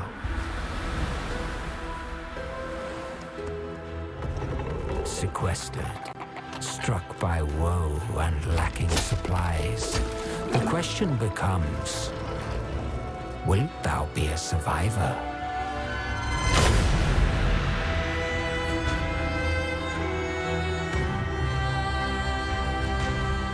Можно построить деревню.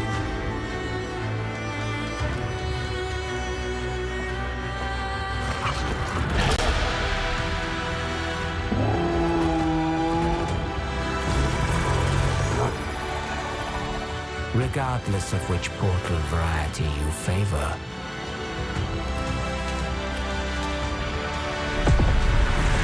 realm cards will be necessary.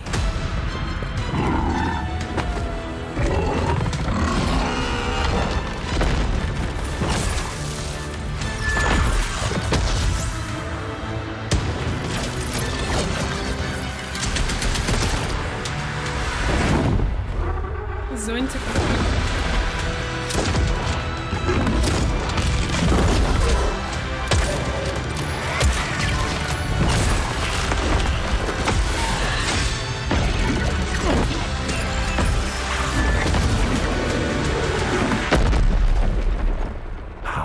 Can fly. Let my words steer your steps.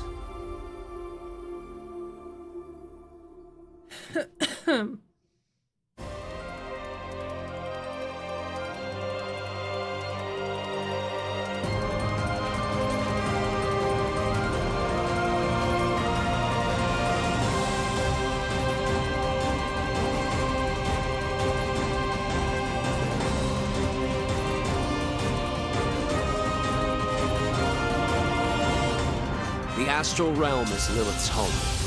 One way back is to restore the forbidden primal.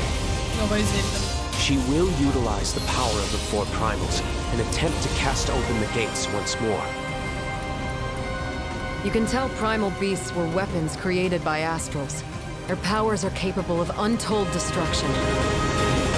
Primal beast? Is that what you call primeval gods? I sense something, but I can't put a finger on what. That doesn't look right from up here. Oh no! Feels like overkill for a glorified treasure. Something's blocking me! I can't get through! Oh, primeval god, I beg your forgiveness.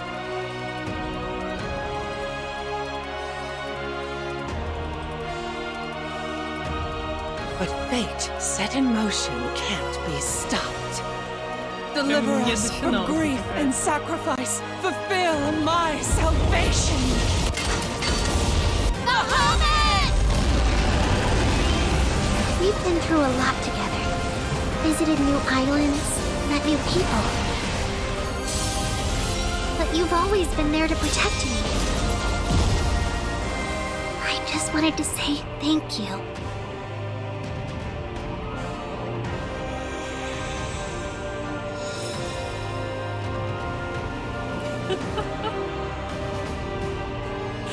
Жесть! Блин, я надеюсь, графон там будет не такой. Hey everyone at Gamescom, Gina Torres here. I play General Kirkin in Immortals of Avium. She is Jack's mentor. She is tough, and she is conflicted about how to win this ever war. But that's all I can say. Let's take a look at the game. It's out today.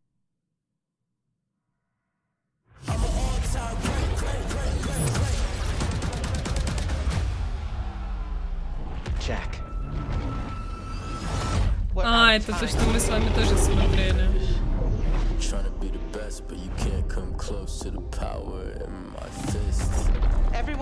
Это который не до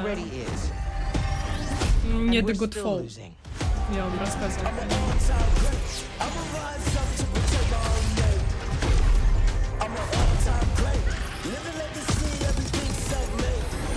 Last immortal.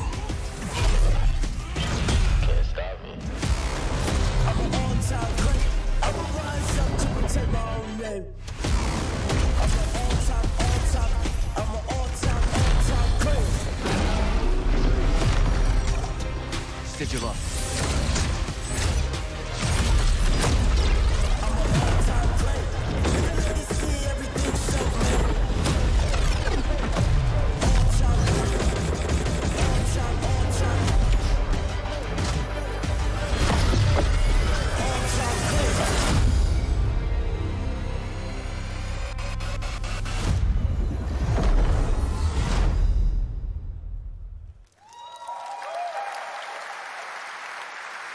That was Immortals of Avium, which is out today. And next up, we're going to step into the world of the Hoyoverse. And I am here with Jenyu Lee, the producer of Zenless Zone Zero. Jenyu, welcome to Gamescom. It's great to have you here. Thank you. Yes, fantastic. It's a great honor to have you here. We've been very excited to hear more about ZZZ, the next game from the Hoyoverse, in the Hoyoverse. Can you tell us a little about what you brought to Gamescom for this ARPG? 非常荣幸今天来到 Gamescom 这个舞台，并且给大家带来了我们的作品《绝区零》，是一款都市幻想类的 ARPG 游戏。I'm incredibly honored to be here tonight, and I've brought one of our newest products with me today, which is Zenless Zone Zero, an urban fantasy ARPG. 距离上次我们给大家分享动态已经有1年的时间了。 我也知道大家非常着急，想知道我们新的一些研发进展如何，所以这次我们想借助这个舞台，给大家分享一下我们新的研发中的内容。So I know it's been a while since we've given you an update on what we've been working on, and that's why I'm particularly happy to be here today to give you an update on the progress that we've made with this game. 接下来的 PV 会有我们新制作的战斗机制和我们新的都市交互系统，希望大家喜欢。 So we've brought a trailer with us, and it shows you some of the urban environment that we've been working on, and also some of the dynamics of the game. I hope you like it. Excellent. Thank you very much. Here you go. Brand new trailer for Zenless Zone Zero at Gamescom. Знакомая компания.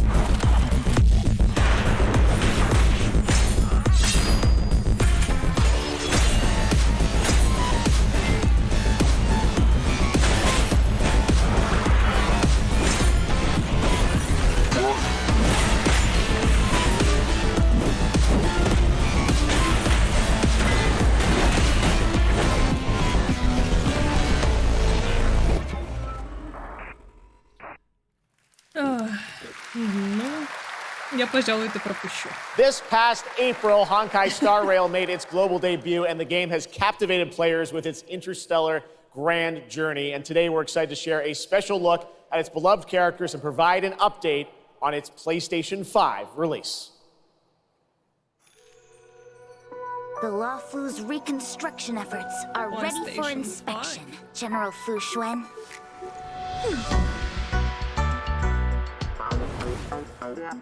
Thanks to the Skyfaring Commission, Starscape Haven is back to full capacity. Allowing Jing Wen to serve as a military instructor was a wise decision. The troops' morale is sky high, and the Realm-Keeping Commission has completed repairs in Exalting Sanctum. Harmony has returned to the Xianzhou. I don't remember Exalting Sanctum ever having one of these. What manner of evil transported us here? Great work, General!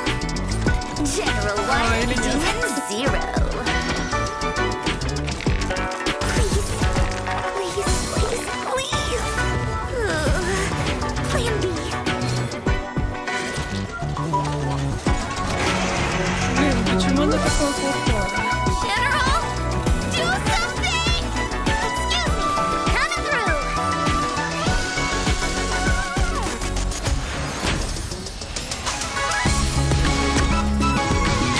Боже, я не верю, что это выходит на 5 минут.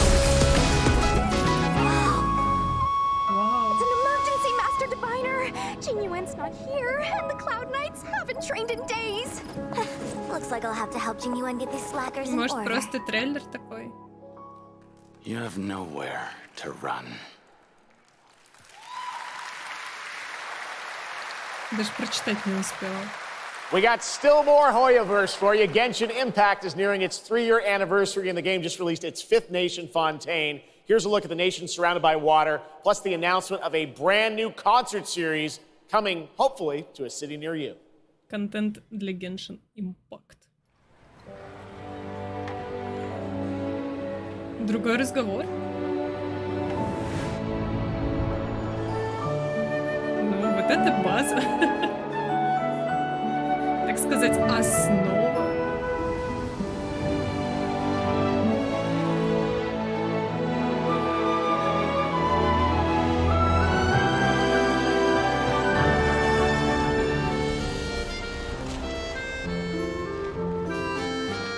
Это анонс Фонтейна, да. This is no time for distractions. Seriously, you have a great magician standing right here.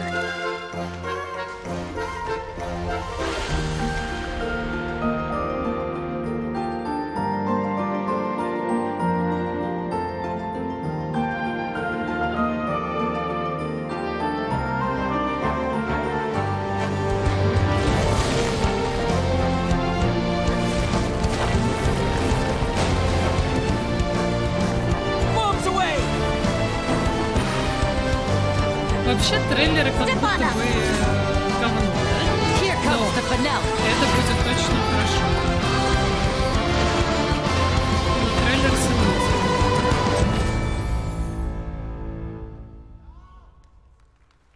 Если бы я такое посмотрела, я бы, наверное, не стала играть. Но будет This хорошо. October, Lords of the Fallen releases an RPG adventure where he plays a Dark Crusader who can access a parallel dimension, the Umbral. Here is a first look at the brand new story trailer for Lords of the Fallen. Так у них только вот сейчас самое вкусное начинается. Еще 50 минут презентации.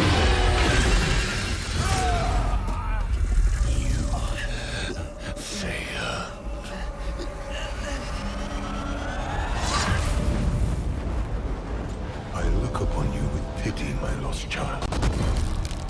For you have been deceived. They brand me evil, a tyrant, and yet I offer you something they will not. A choice. After all the time mankind have had to shape their own destiny. See what they have made of it. War, greed, hatred, suffering, chaos.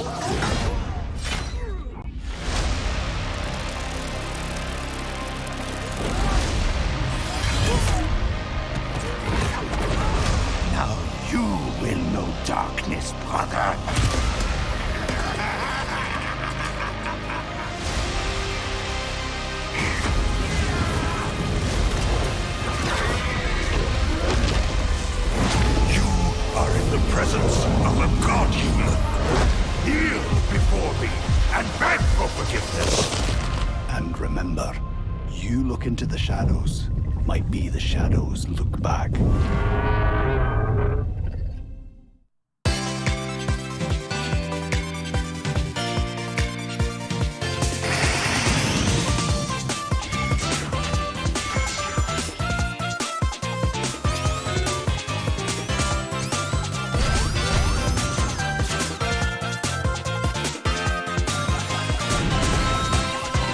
Годнота наконец-то пошла.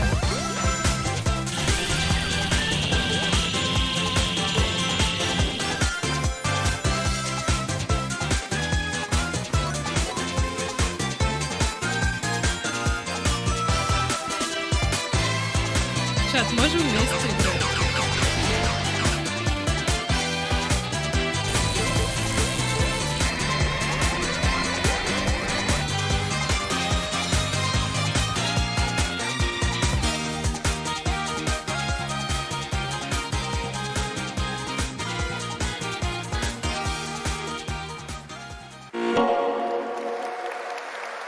Можем предзаказать. Looks amazing. October is going to be a very busy month for new releases. And yes, there will be full 4-player co-op gameplay in Sonic Superstars. But that is not all the Sonic news we have for you tonight at Opening Night Live, because we also have a special update for you on Sonic Frontiers. Почти Final Shape, только Final Horizon.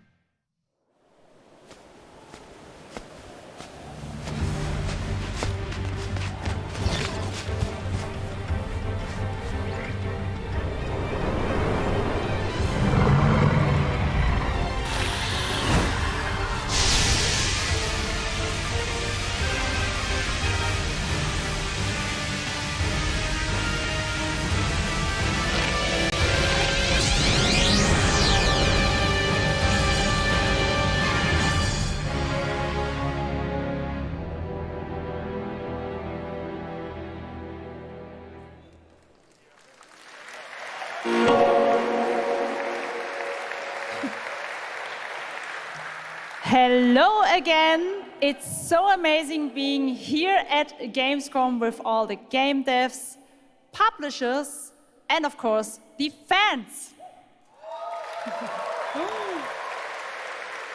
Gamescom is the world's largest video game event. Just check out this footage from last year. There are so many opportunities to celebrate games and connect with your fellow friends. And earlier, I mentioned the Gamescom cosplay area, where you can see amazing game-inspired costume, just like this. Now I'm here with Mochi Dragon, Rainbow Raven, Zaza, and Saphira.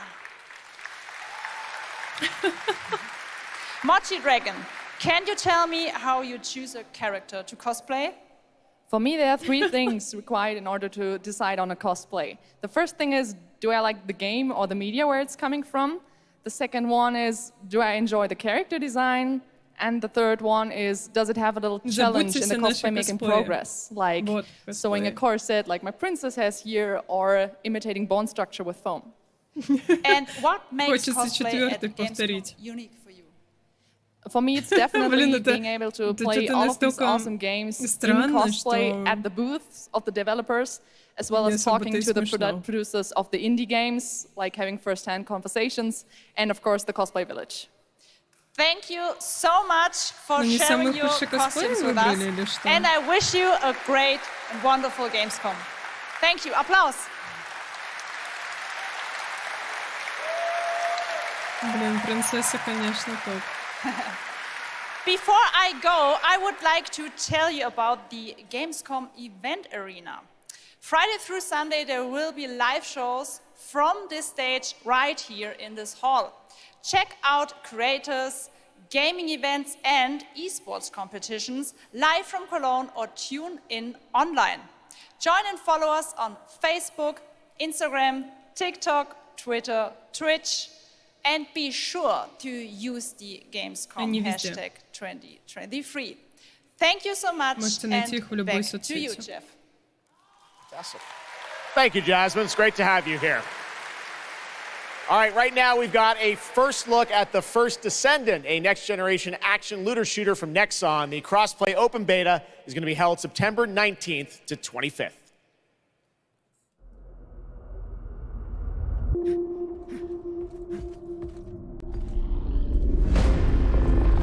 We must follow the will of the ancestors. Accept your calling, Descendant. The Descendants are risking their lives for us, for Albion. Rise, my warriors! Give your lives for Clip-Off! It's the Ironheart! This could wipe out all of the Vulgus, right? That's so cool!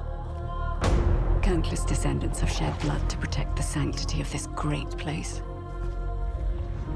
Despite their efforts, humanity is still at risk of extinction.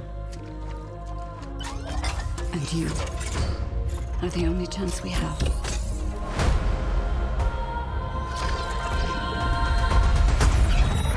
What a dream.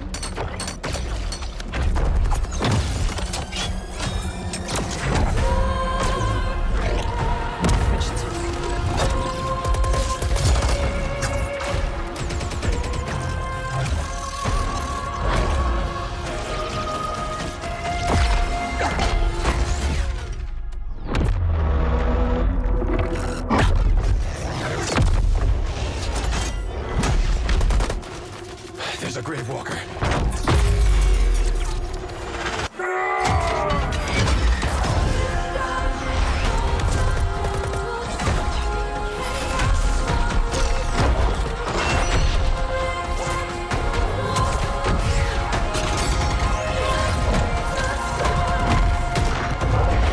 Девчонка, это прям топчик.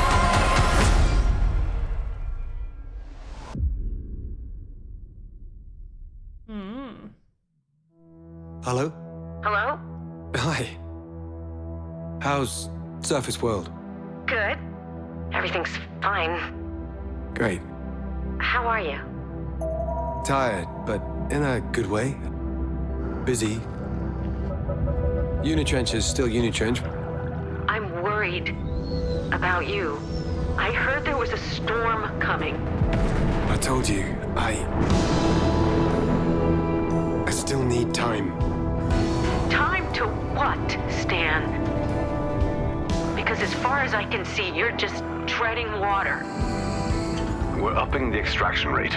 Maximum output. I don't expect you to understand. You're not the only one who's suffering. I need you with me here, now. I will be. Чувак с рыбами сражается. You're right there, on the verge of something special. Of being first into great unknowns. Я не приду.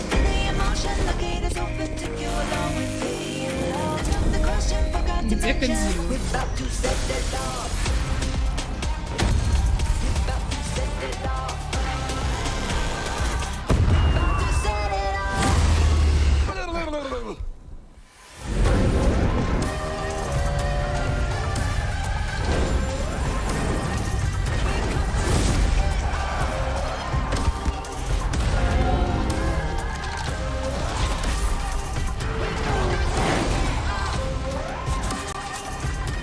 Топовые игры Xbox показывают, если что.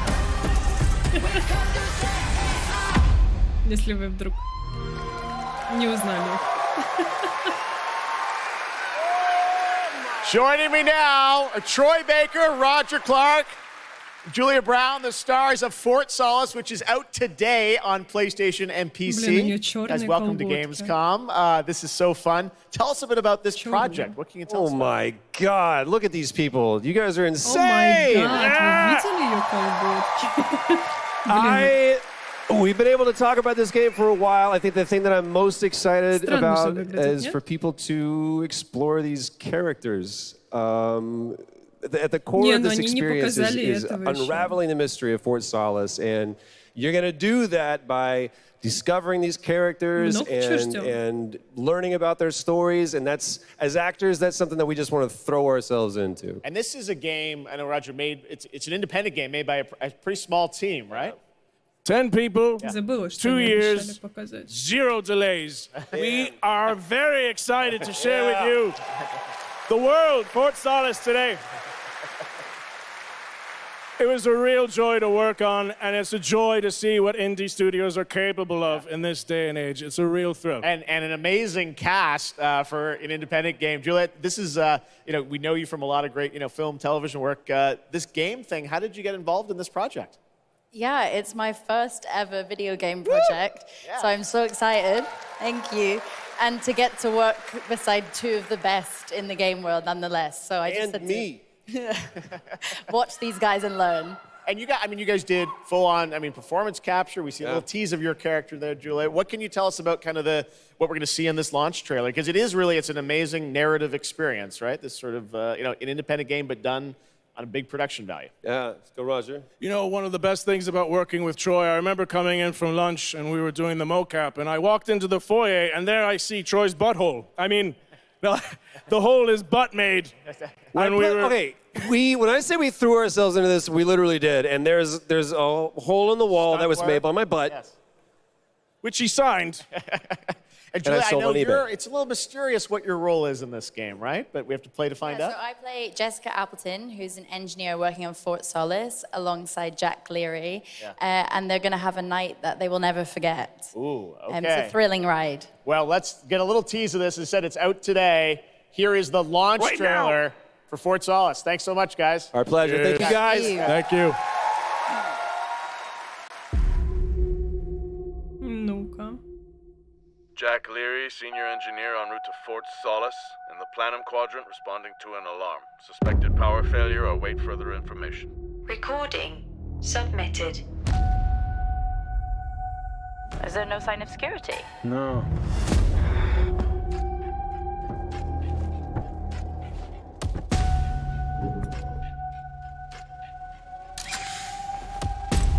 Что-то мне подсказывает, что она будет не как Starfield. I think there may have been an incident here. What the hell is Но going это on, Jack? догадка. You need to leave and let Central handle it.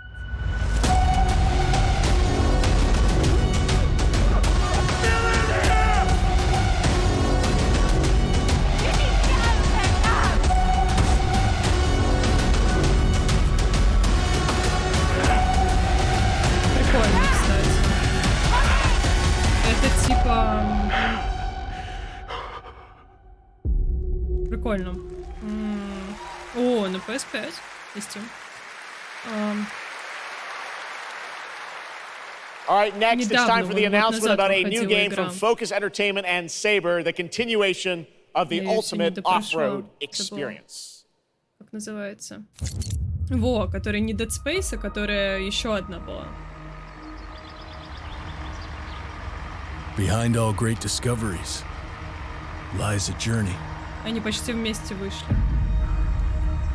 One of anticipation and adaptation. Of struggle. Of hope.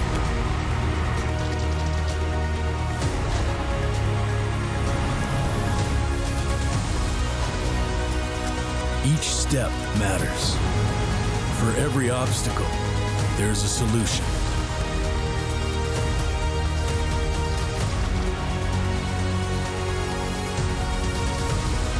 For every task, a tool.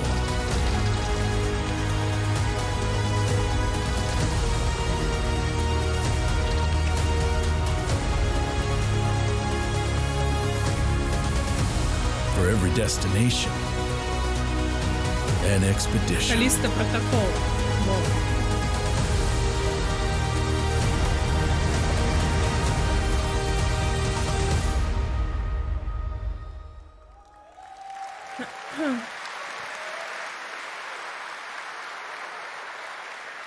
All right, our next stop, the Crew Motorfest, a vibrant open world welcomes you to the ultimate festival for car lovers, Motorfest. Here is the brand new trailer. О боже, это мы с вами тоже уже видели вот это крю, как она там называлась.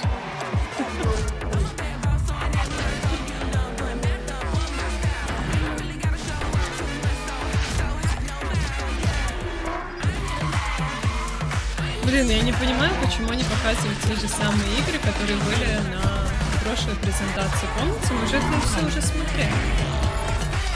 Где новые? Это не Forza. Вот это крю что-то такое.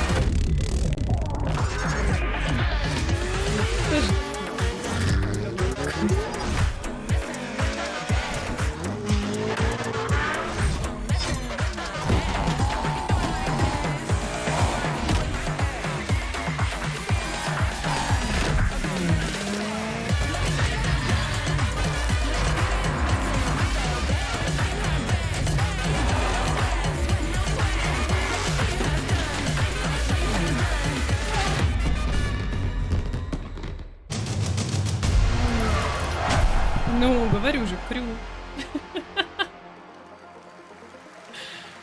Ай, ужас какой.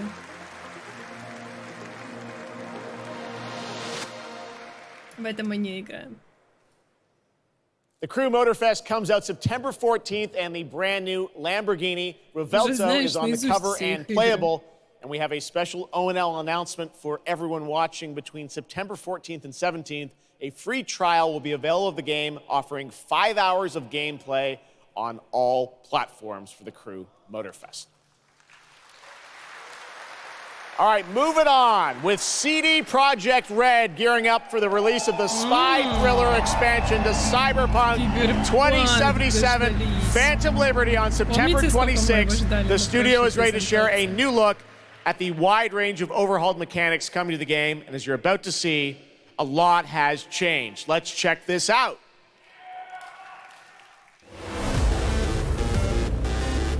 Okay, yeah, let's go.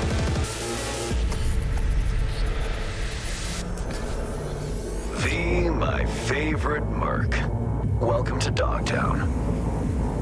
There's a job. Coordinates provided. You know what to do. Get your ammo, assault rifles, tactical gear. Hands, thinking of buying some iron. The logical choice.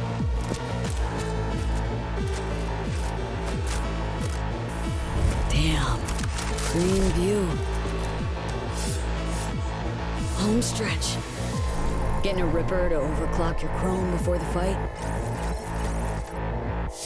Not a bad idea. Okay, I'm ready. Get this show on the road.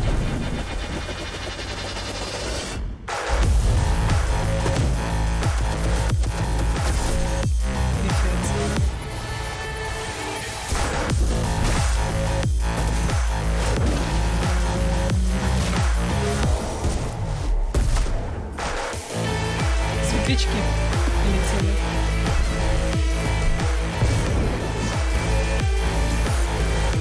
Да, один. Вот. Дождались, получается.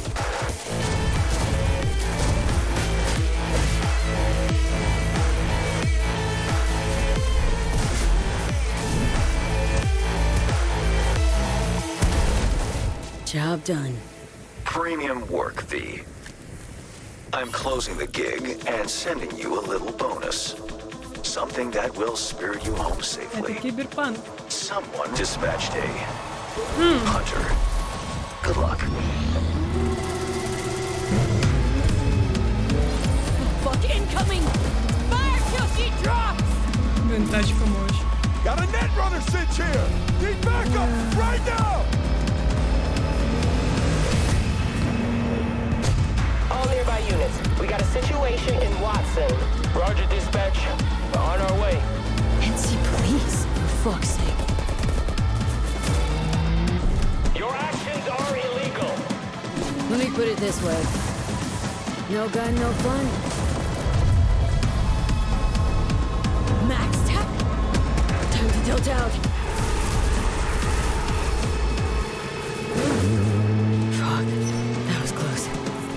Bravo, V. I only hope this won't mark the end of our collaboration. You will hear from me soon. This I guarantee you.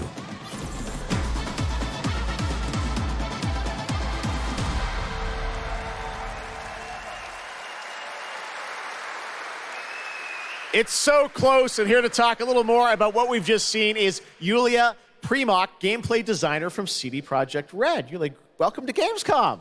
Hey, I'm excited to be here today. Well, we're excited to get in depth about what we just saw because there are a lot of upgrades coming. We just saw a lot of upgrades and changes that are coming to Phantom Liberty. Where do we even start? So basically, we've prepared a major overhaul of the gameplay experience. So for example, with our absolutely redesigned perks system, we prepared many cool play styles and many cool abilities to try out. For example, deflecting bullets with your katana, or just robbing your enemy and throwing that enemy around. And on top of that all, we also prepared a new relic tree that will allow for to empower your cyberware even further. Wow.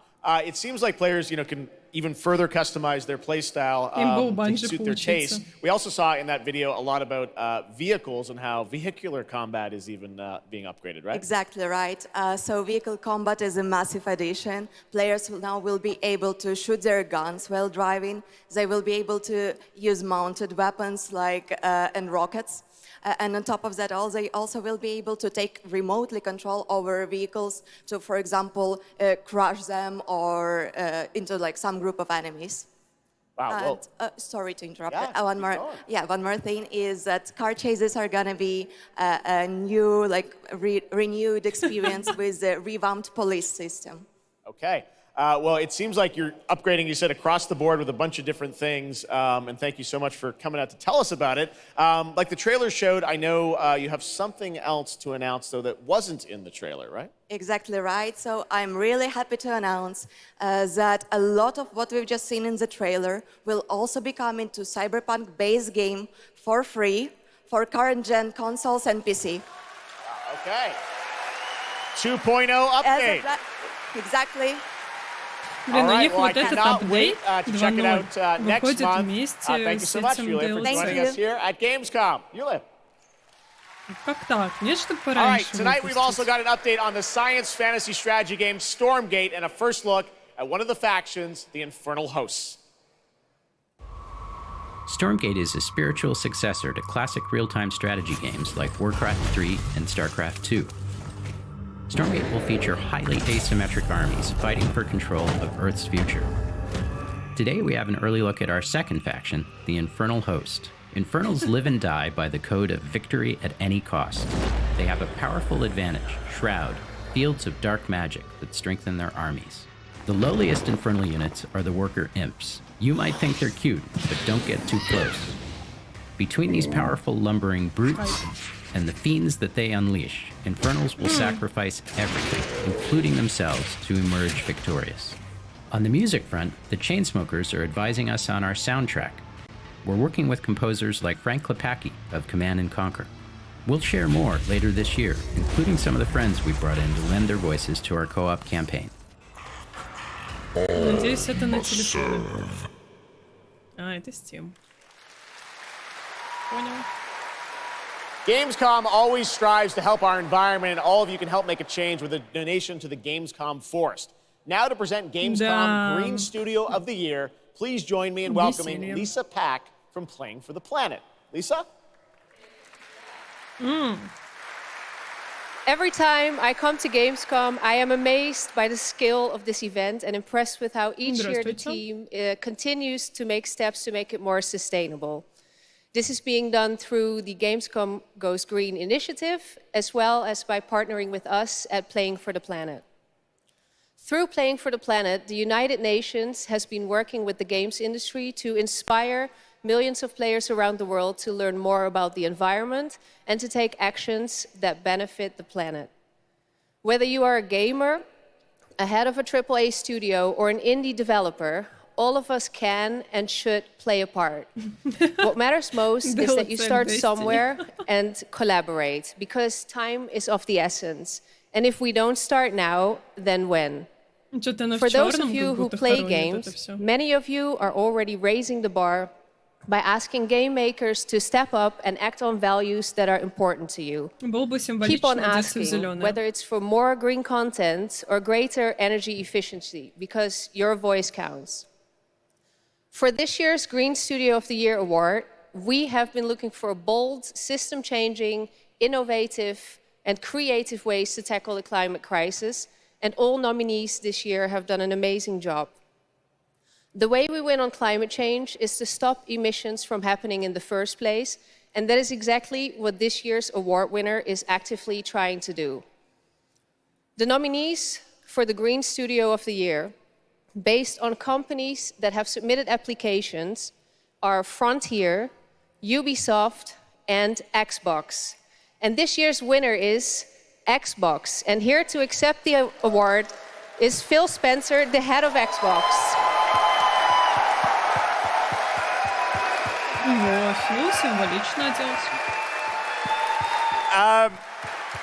I'm accepting this award on behalf of an incredibly talented team at Xbox that has worked very hard to put tools in the hands of developers to allow them to see the impact of their code on the energy draw of the consoles.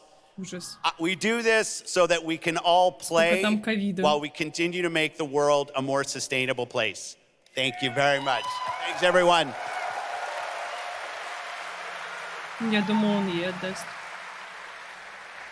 Congratulations to Phil and Xbox. Great to have that award in the show. I'm now here with Judd Cobbler, the founder and CEO of 11th Hour Games. Judd, this is a big moment for you guys. ARPGs have had an incredible year, but you're an independent studio that has been building this game for a number of years, and we're excited to tell your story. So tell us a bit about The Last Epoch. Absolutely. So Jeff, thanks so much for having me. First off, before Last Epoch, I was not in the games industry. I was just a die-hard action RPG player that dreamt of creating a community-made action RPG. And with the help of our community and Kickstarter, we've been able to make that happen. And so in Last Epoch, every single skill in the game has its own transformative skill tree. We have 119 skills in the game so far, and we're adding more every single patch. We also have an awesome deterministic skill system, deep and interesting loot, and multiple in-game systems for endless playability. And Jeff, tonight we're excited to announce our newest class, the Rune Master. The Rune Master has a unique mechanic where he's able to invoke any of 40 different abilities with a single button press, making it super exciting and fun to experiment and find your perfect play style. And the Rune Master is going to be joining us September 7th, and will be available to play here all week at Gamescom. Amazing. Well, this is such a great story of this game. I encourage you to check it out. And right now, we've got a first look at the Rune Master. Thanks, Judd. Appreciate it. 5 years ago, Last Epoch was a community dream. What if we, the players, could band together to make the next great ARPG? What would that game look like? Lots of character classes to choose from. Every single skill would have its own build-defining skill tree. Reaching in-game would be just the beginning, and it would be updated for years so we could play forever.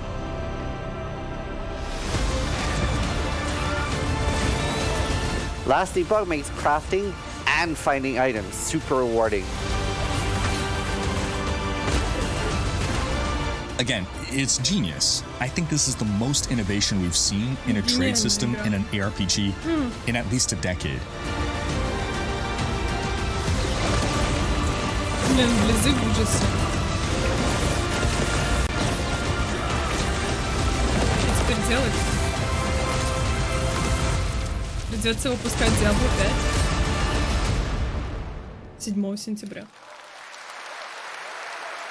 A really cool game. Speaking of cool games, please welcome the winner of Best Mobile Game last year at the Game Awards, Ben Brode from Marvel Snap. Hello, Ben. Oh, it's you. Whoa. I know we won Mobile Game of the Year. You did, yeah. But we just finished rebuilding the entire game to run natively on PC. Okay. It looks insane. And I'm here to tell you that literally just 5 minutes ago, we launched the game on Steam. Okay, it's on Steam, rebuilt. Yes, that's fantastic. Now, I know anyone actually watching the show on Twitch, if you watch more than 30 minutes of ONL tonight, there's a special Twitch drop, a Spider-Man variant for Marvel Snap. And right now, we've got an exclusive cinematic to show you from Snap. Check it out. Thanks, Ben. Жесть. Ой, жесть. Что это?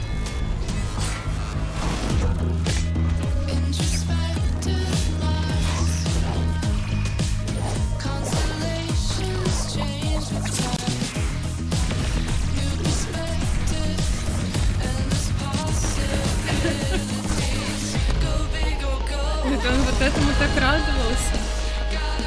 Его так легко удивить.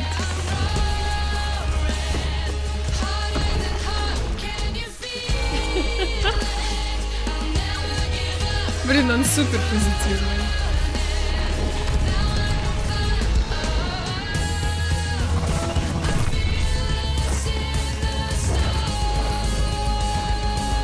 Сколько он часов в это играл?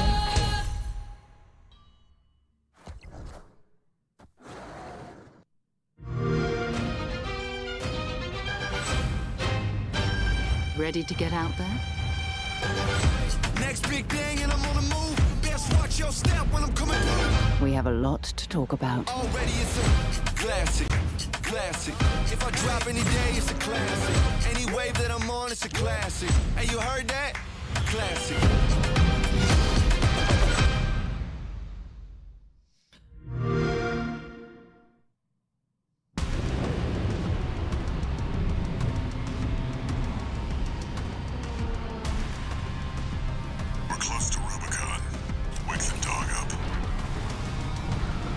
Activating cerebral coral control device.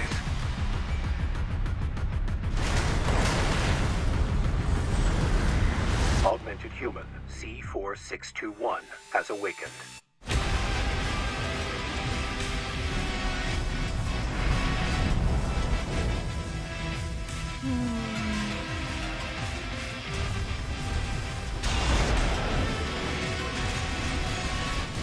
А эту игру мы тоже, по-моему, с вами видели. Call sign Raven. Priority subject for termination. High on the list.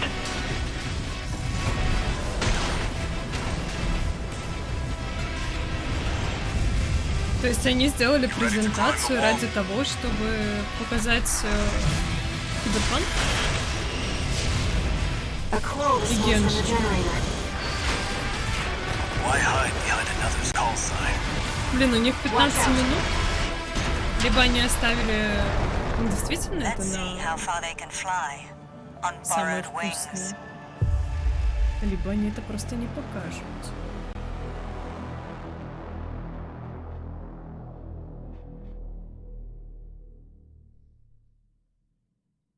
Memories form like scars. Cut deep enough. And they'll never fade. Or be forgiven. I ran. I begged. I stole. But I survived.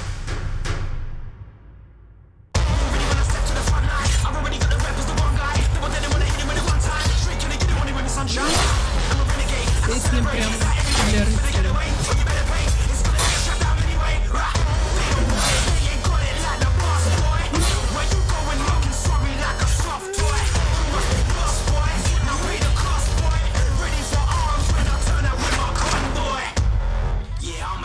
Assassin, bigger than you imagine. Better call in your faction. Ready for the curtain call, last camera action.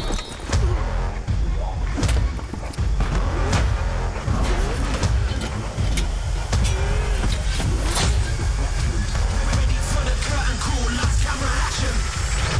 It doesn't matter who tries to stop me.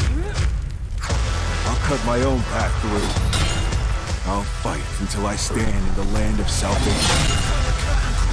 Warhaven. Зато можно бесплатно играть. That was Warhaven, and the Melee multiplayer PvP game will hit Steam Early Access on September 21st. Next, I am so excited to welcome to Gamescom the creator of Mortal Kombat, who's come all the way to Gamescom to unleash even more news on MK1, which ships in just a month. please join me in welcoming to ONL, Ed Boon.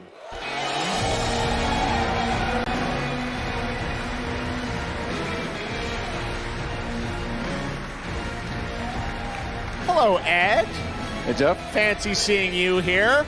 Well, we had a lot of fun with you at Summer Game Fest revealing the first gameplay of MK, and I gotta say, every trailer you drop just gets crazier and crazier. So what did you bring to Gamescom? We brought another, probably our craziest trailer of all. You know, since we introduced the gameplay at Summer Game Fest, we couldn't believe the reaction people having to the game, and they've actually gotten their hands on the game, which has become even more exciting. I can't believe the crazy stuff people have come up with, combining the main characters and the cameo characters. It's been a riot.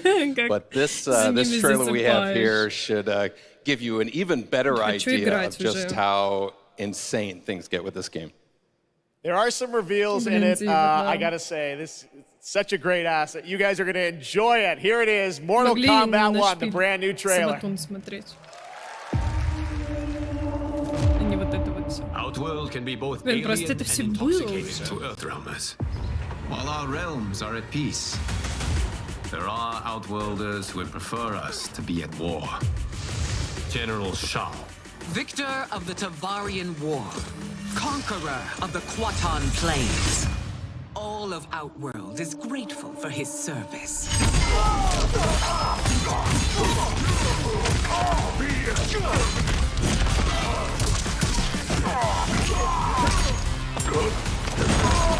Блин, жду, когда в Дустан вот такие баги добавят. Did not your illustrious father teach you that war is the last resort? Do not forget that, General.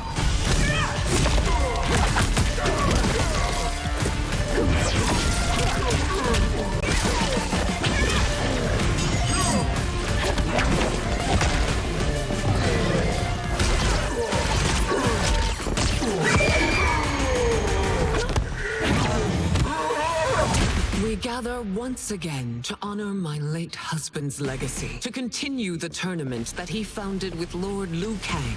Empress Sindel. Let us meet your champion. Earthrealm's champion is Raiden, Your Majesty. Is it me? Or is Earthrealm's champion scrawnier than usual? He has earned his place by embodying the very best qualities of Earthrealm's people. I am ready, Your Majesty. Whom shall I face?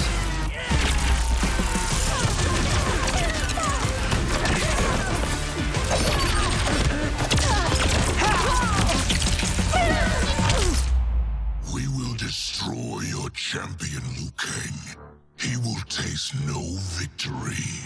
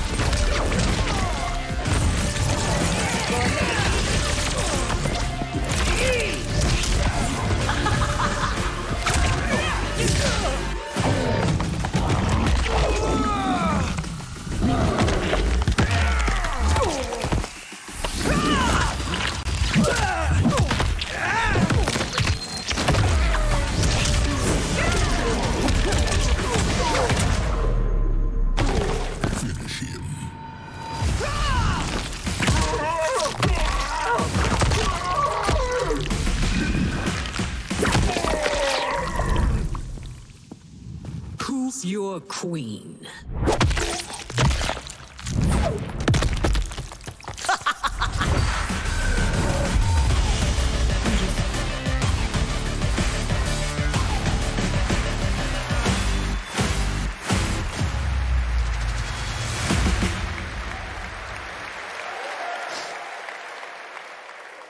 Looks insane. All right, time for a tonal shift.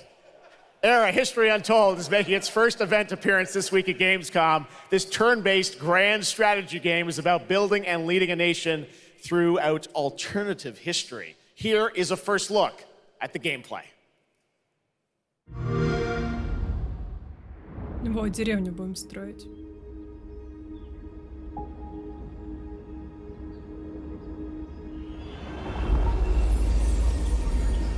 Нифига деревня.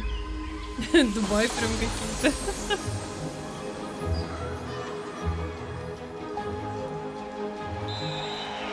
Let's go back to the beginning. Не, начнем с деревни. The world untouched. No thrones ascended. No history yet written. Just people waiting to be led somewhere extraordinary by you.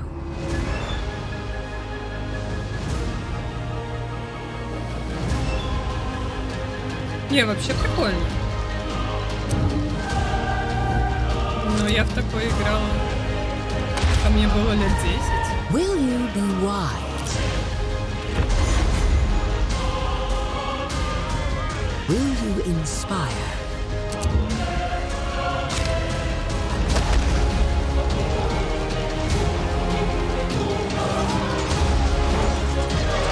Or will you conquer?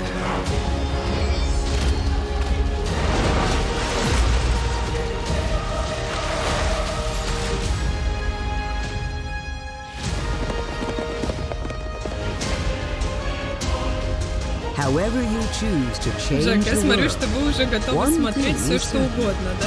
History will never be the same. Даже вот...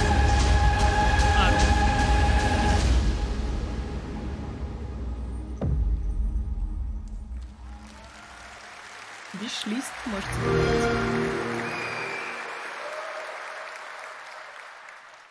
Blizzard has had a long history here at Gamescom, and in its latest game, Diablo 4, it arrived in June and will be supported for years to come with seasonal content.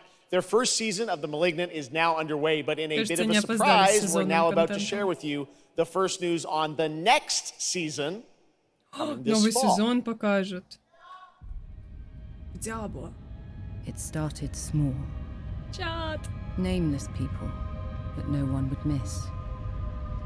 Dead. Discarded. Their throats torn open.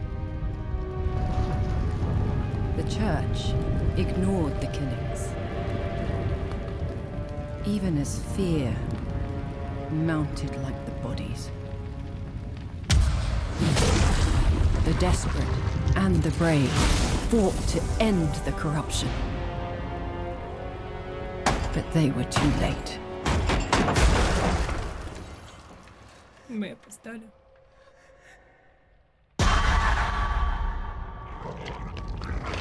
It changed them. Господи. Killed them. Brought them back. Hungry. I have fought this plague a long time. We need something different. A survivor with all of their strengths and none of our weaknesses. Someone unexpected.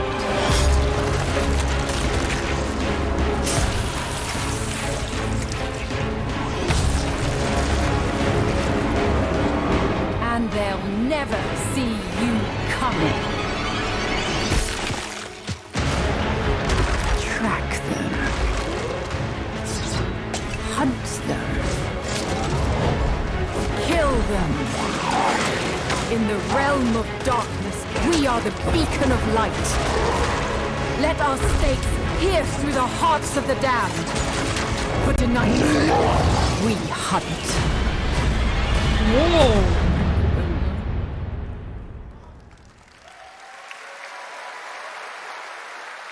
Gamescom, please welcome actress and producer Gemma Chan, who is voicing the role of vampire hunter Eris in the Season of the Blood, and the general manager of the Diablo franchise at Blizzard, Rod Ferguson. Welcome to Gamescom. Hi, everyone. Gemma, this is so exciting to have you here. welcome to the video game world. I know this is your first video game, right? It is. Thank you for having me. It is my first video game. I have always appreciated the power of storytelling in all its different forms. And in some ways, video games are very much like interactive cinema now. So I was so excited to play this character. And yeah, thank you for inviting me into the world of Sanctuary.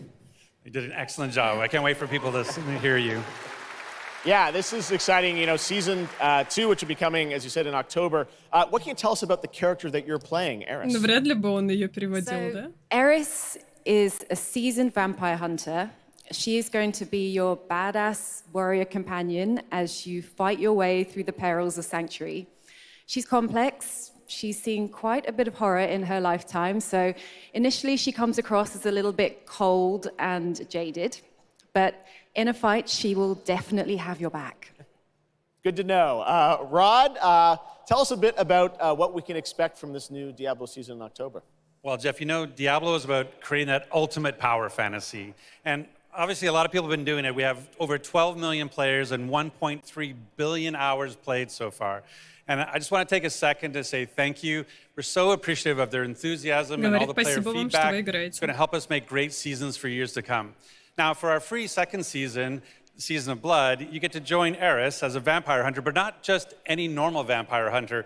You're going to get cool vampiric powers and become kind of a daywalker, a vampire that hunts vampires and ultimately tracks down and faces off with the big bad vampire lord. Now, that's season 2, and that's October. So we still have lots of time to jump into season 1, the season of Malignant. So, you know, seasons are a great time to start with Diablo because we all begin at the same place. So come join us in Diablo.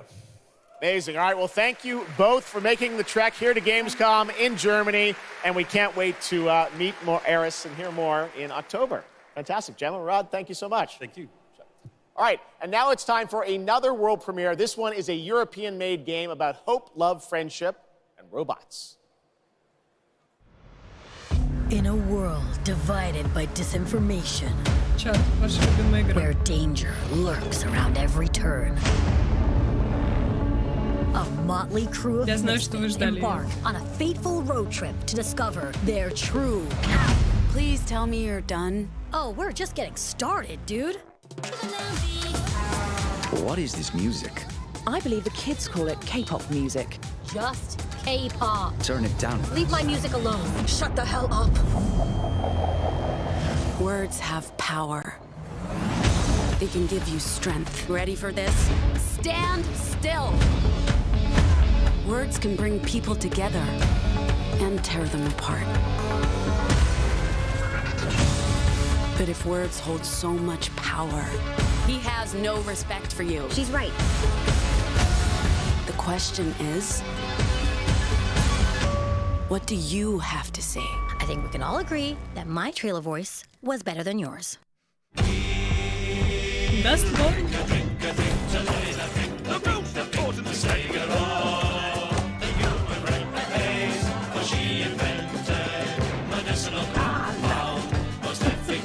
Когда думаешь, хуже уже не может быть, но...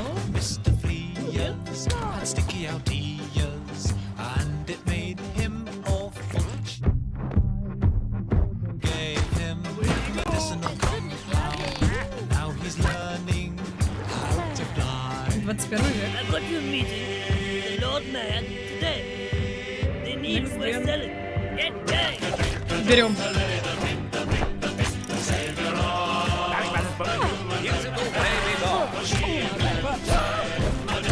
В чем смысл?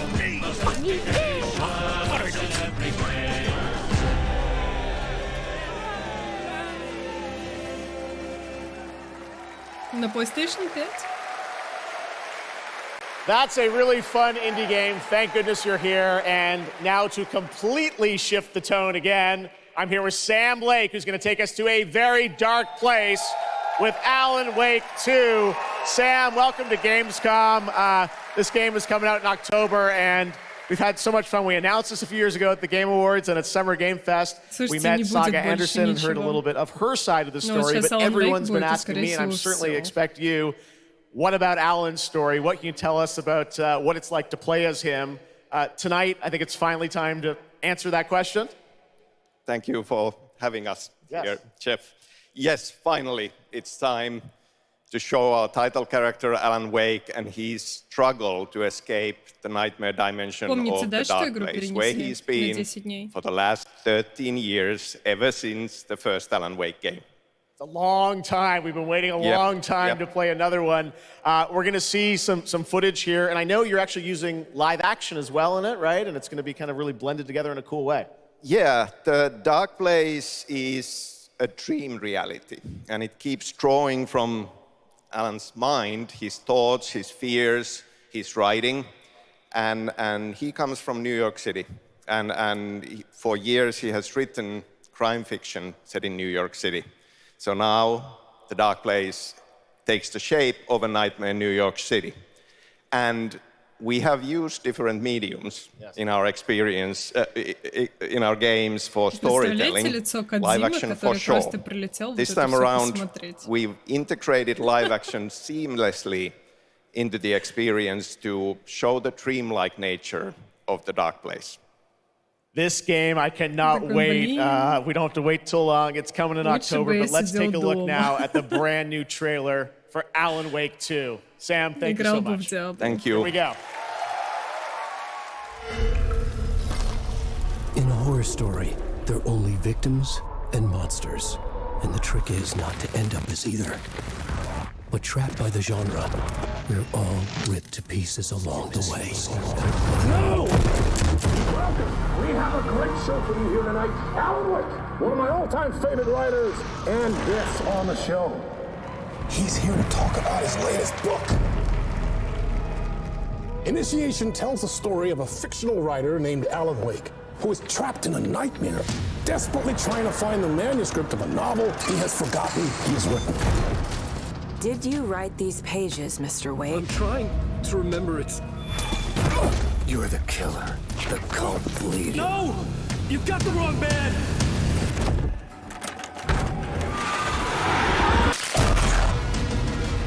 It's my fault! He got out! Wake has a double. Where is he now?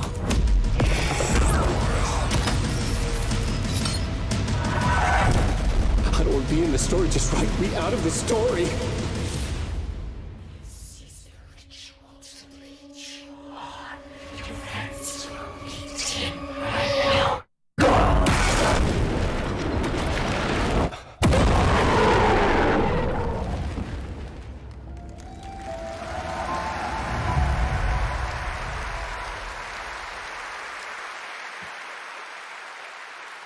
That looks absolutely amazing, and that's going to do it for Opening Night Live.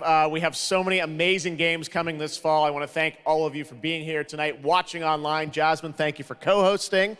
And I got to say, we got a lot of great games coming up in the next few months, so I hope you enjoy the rest of Gamescom and get ready for what's going to be quite a debate about Game of the Year. And speaking of Game of the Year, I'm happy to announce tonight that the Game Awards will be returning live this December. We've got a date for you. Thursday, December 7th, the show will be streaming live everywhere. It is our 10th show, which I can't believe. We've been doing it for 10 years. We'll be live at the Peacock Theater in LA on Thursday, December 7th, and I hope to see you then. It's going to be a very, very special show. Thanks again for watching Gamescom Opening Night Live. We'll see you again next year. Good night, everybody. Вот знаете, да? Готовишься. Приходишь к вам. А вы как вот этот Gamescom. Кроме Ди. Кто не заметил свет. Вот те же говёные чувства, да? Как будто сожрали говна за 30 тысяч. И такие типа, прикольно. Вот прям один в один. Клёво. Дайте 2.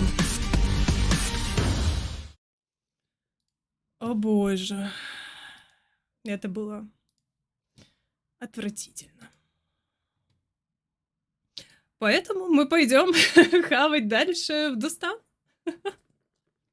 Почему нет? Конь, как там на земле? А Infinity, а чё, нет, что ли? Вот переубедите меня, что это не так. Кто мне написал про свет, кроме Ди? М? Вот и я не знаю. Нахавалась и сижу. Нет, Infinity, надо, знаете, вообще ничего не говорить. Можно даже на стримы не приходить. Типа, стример же сам поймет. Да? Это же так работает. Так, на чем мы с вами остановились? Так, тяготы и невзгоды. У нас 3-й этап из 6. Держу в курсе. Нам нужно открыть портал. В шлеме.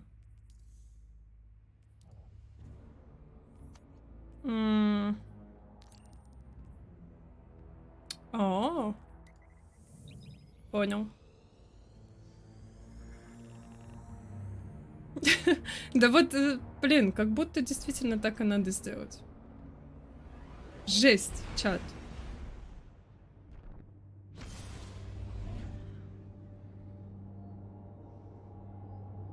Осуждаю вас. Максимально. Как здорово, что я не буду видеть вас 10 дней. Восстановлю свои нервные клетки. Может быть. Здорово, Ворон. Как жизнь? Нормально? О! Уютно. Терминал. Ой, терминал-проектор. Ничего не говорит. Не допрошли сюжет. Слушайте, прям комната колдуньи какой-то.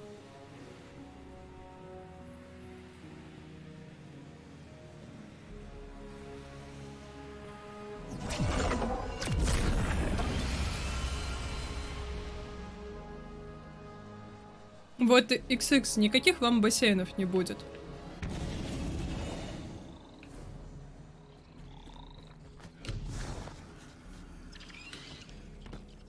Слушайте, очень красиво. О, еб... Куда я? Я просто хотела посмотреть.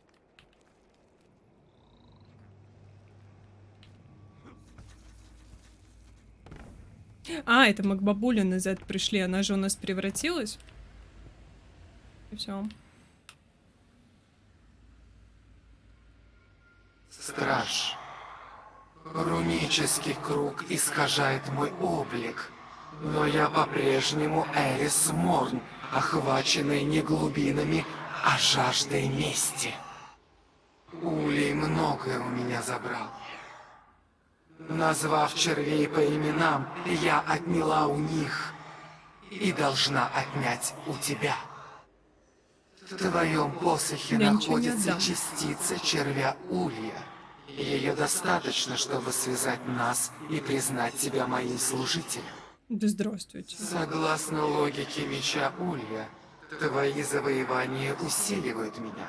Твоя дань должна быть велика, чтобы я смогла одолеть Зиву Арат. Блин, она черпает силу из любого конфликта и упивается войной. Она разрушительница клинков, бессмертная завоевательница. Аят. Утопи ее в крови. Добавь свой голос к хору насилия. Покажем ей, что значит быть ульем. Но я не улей. Я не хочу. Как бы в этом руническом круге не поменялся мой облик, я остаюсь Эрис Морн. В голосе стоящего перед вами существа слышна неподдельная усталость. Когтистой лапой Эрис указывает на посох, с помощью которого вы начали ритуал улья. В этом посохе дремлет частица червя улья, продолжает она. Ее достаточно, чтобы связать нас и сделать тебя моим служителем. Согласно логике меча улья, твои победы даруют мне силу. Вы вспоминаете условия сделки, которые Мару предложила авангарду. Саватуна скажет, как пройти в портал за свидетелем, если вы найдете способ, как справиться с ее сестрой. Вы понимающе киваете. Чтобы справиться с Зиву Арат, мне понадобится максимум сил. и потому тебе придется как следует поработать над сбором дани. Вы не видите лица Эрис за хитиновой маской, но по интонации понимаете, что она усмехается. Покажем ей, что значит быть ульем. Подойти к лектурну. Блин, локация кайф.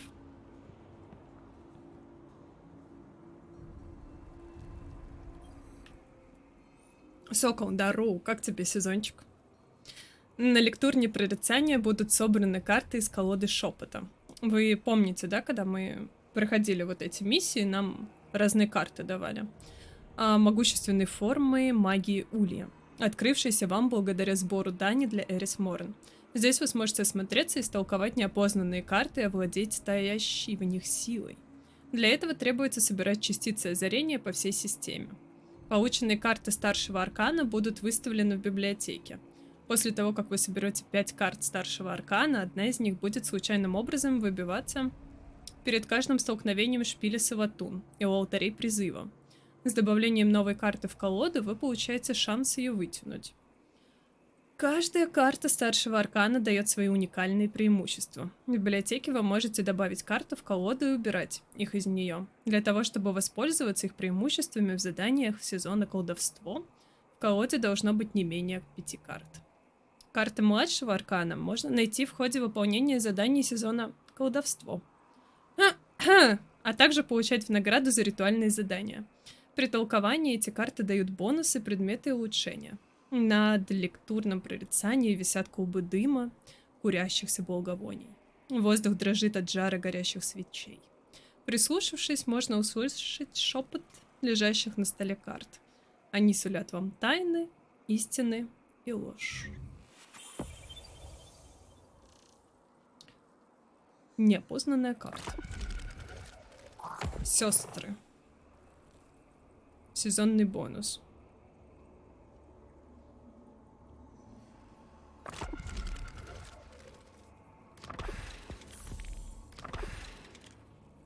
Две карты выбери. Все. Не все.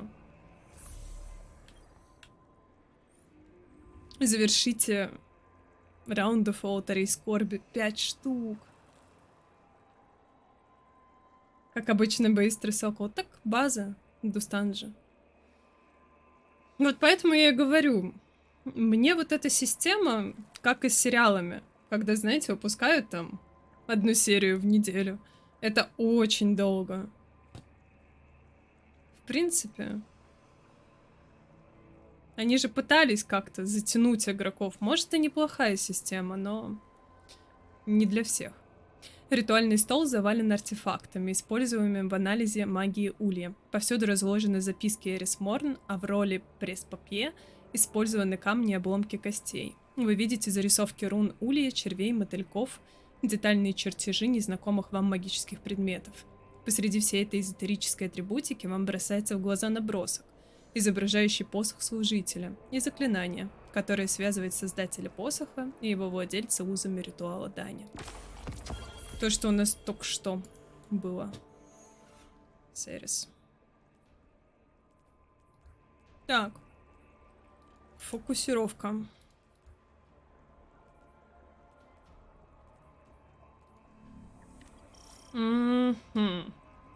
А где всякие вот эти контрактики на алтари? Блин, деревья прикольные. Я думала, это гробы стоят.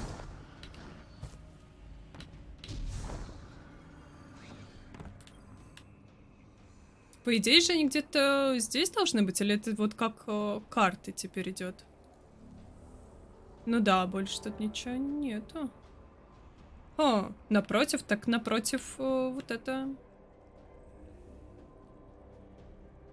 Фокусировка. Может быть... Не, ну здесь нету никаких стрелок. Слушайте, ну без контрактов гораздо лучше. Тут нет контрактов. О, какой кайф. Блин, если их тут реально нет, это просто потрясающе, потому что меня дико бесит вот сбор вот этих миллионов контрактов. Потом убей разными пушками. такое. Может быть, просто надо по сюжету продвинуться. Вы-то сюжет уже закрыли, а я еще нет. Так, поручение. Одолеть сильных врагов. И принести дань. Ой, боже мой. Так, а это тоже на 3 игрока. Угу.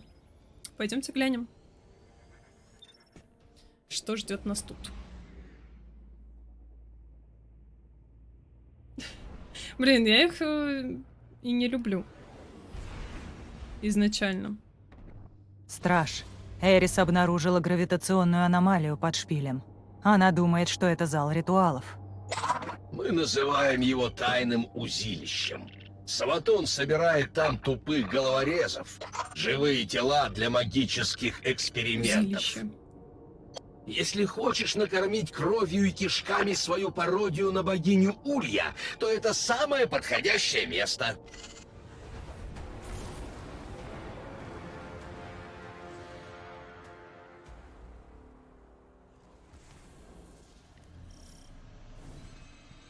Жуткие стенания доносятся снизу из источника силы и смерти. Я чувствую узилище под тобой, страж. Узилище. Доберись до ритуального пространства, и мы присвоим плоды мерзких экспериментов Саватун. Где моя После тьма? того, как я воскресил Саватун, она жаждала узнать о своем новом свете. Но ей нужны были подопытные для экспериментов. Как у вас в Гамбите вместо мишеней всякие бедолаги. Послушай-ка вот это. Я назвала это место узилищем. В средние века люди придумали ублиет. Тюрьму с единственным выходом через недосягаемый потолок. Место, куда людей бросали, а потом забывали о них. До поры до времени. Здесь мои бывшие подданные, они же подопытные, будут всегда под рукой.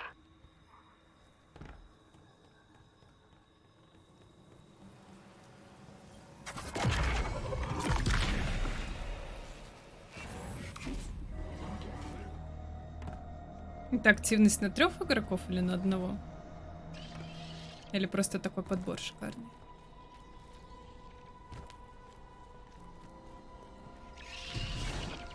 О, красиво.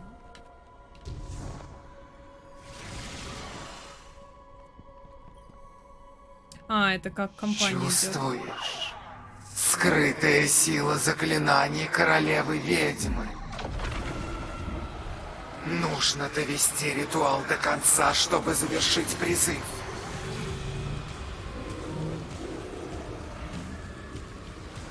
Бабуль.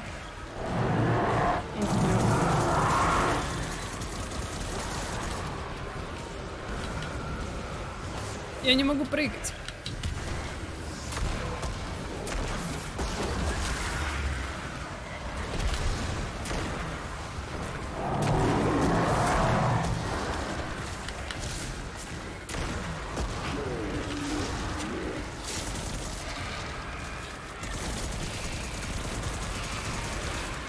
Надо охранять бабулю, видимо, пока она тут превращается.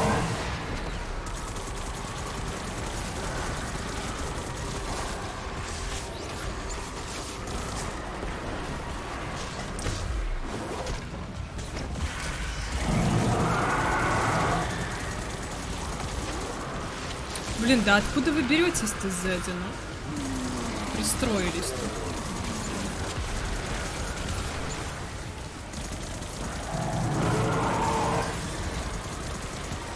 Я что, в ПВП? Отвяжись.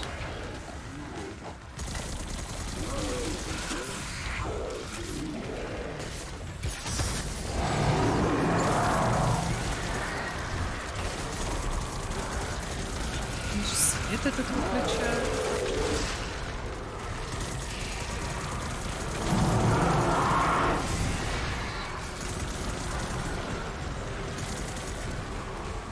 Братишки, вот где? Я его не вижу.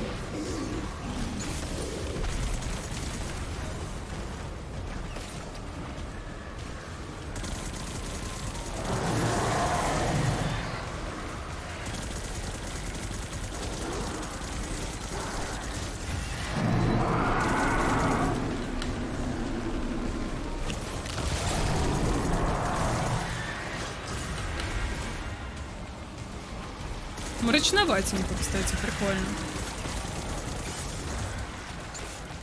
Вау! Я свалилась.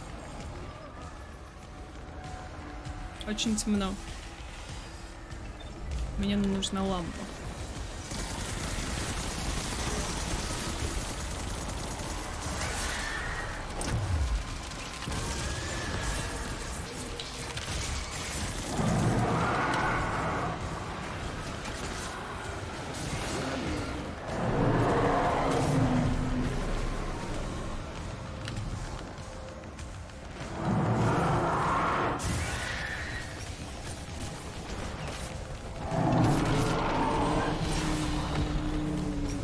Что я проявила?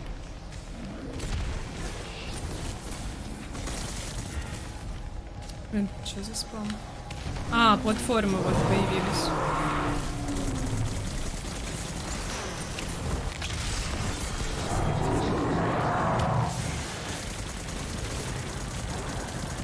Блин, этих ребяток тут прям много.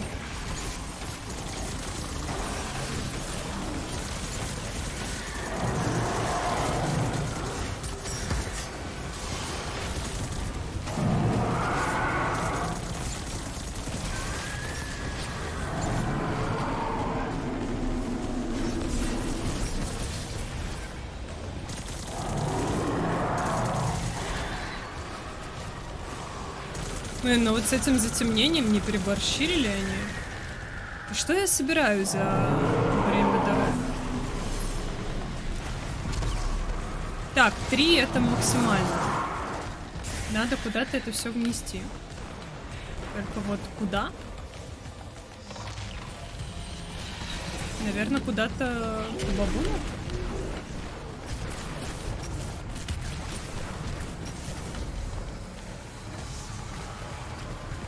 Бабуль, куда вносить? Блин, еще одна появилась.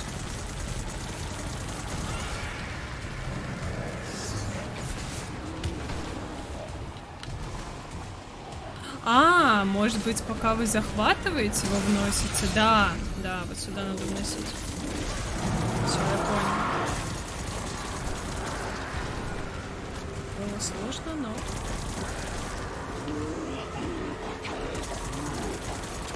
Я разобралась.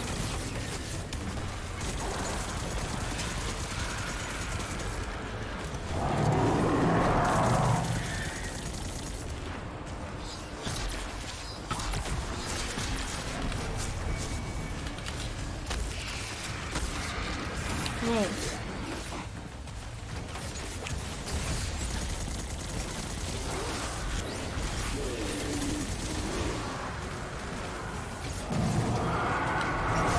Блин, подождите, не спамьте.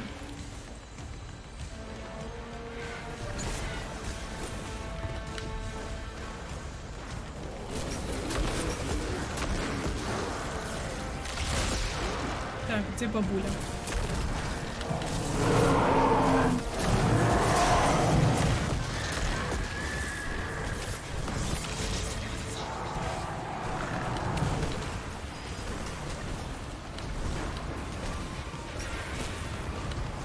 Блин, куда ты полетела? Стой. Подруга.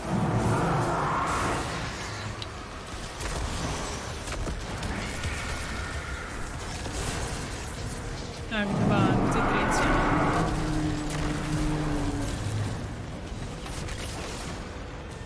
Блин, 3 прям подбросила.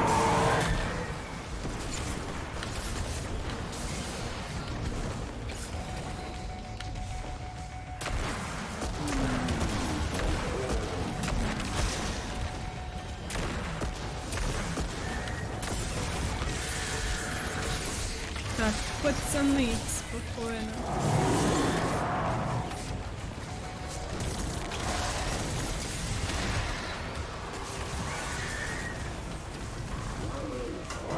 Блин, почему вон так красный горит?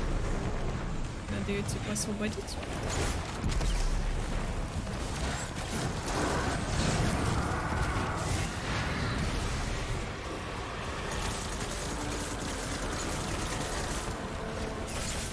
Что? Хотите от меня.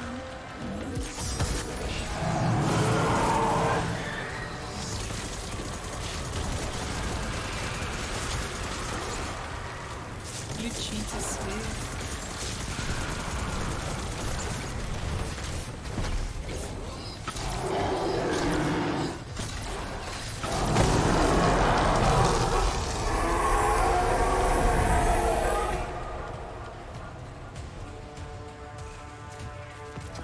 Твоя дань течет по моим венам, словно горячая кровь. Откуда призываются эти подопытные? Из какого-то анабиоза. А может, телепортируются откуда-то прямо к тебе под прицел? Но тебе-то какое дело? Для тебя они все просто мертвое мясо. Действительно. Какая разница, откуда они вылезли?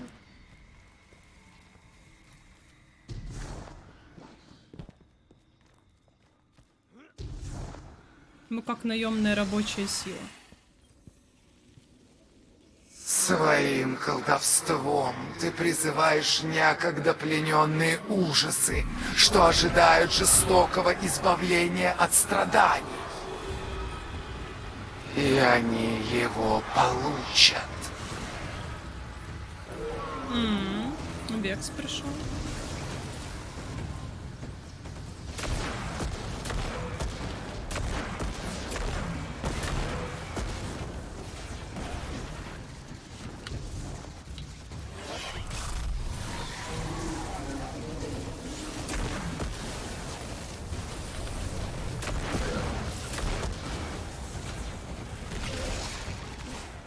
Только тут что-то не собирается светиться ничего.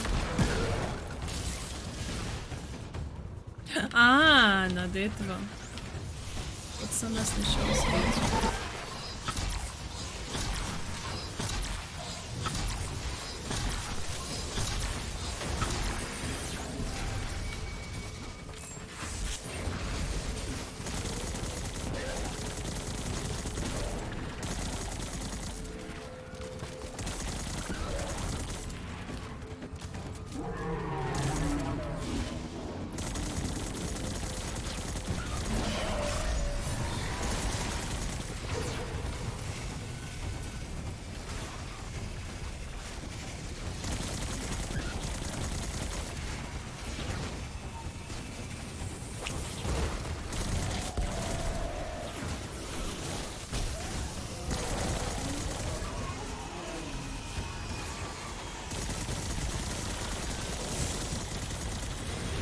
Блин, а тут надо защищать их, что ли? А как я их так защищу? Я не успела бегать.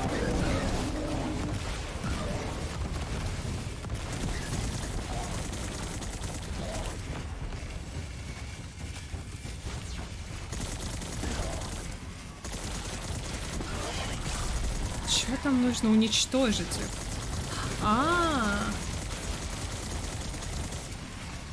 Блин, разные механики. Так, спокойно, спокойно.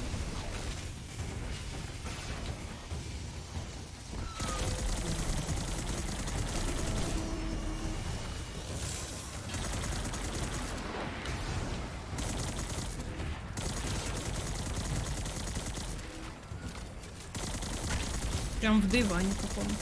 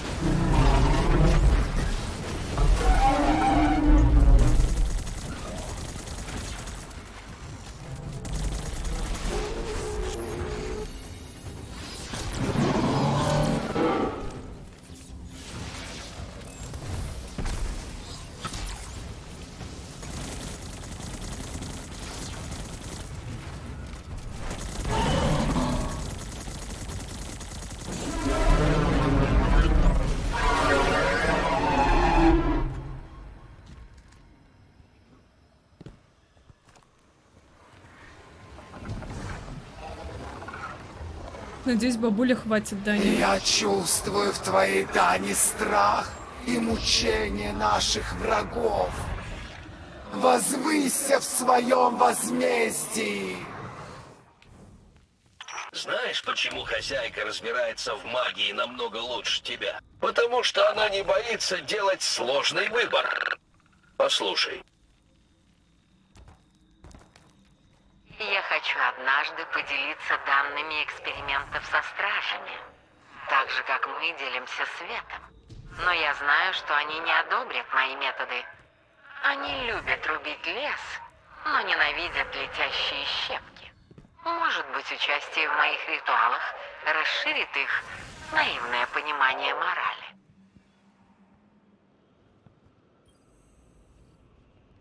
С каждым проведенным ритуалом твое колдовское мастерство повышается. Наши способности будут расти одновременно, пока мы не будем готовы бросить вызов богине войны.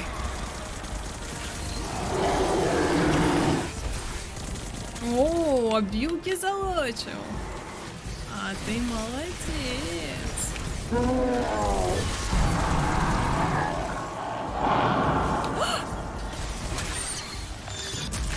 Быстро.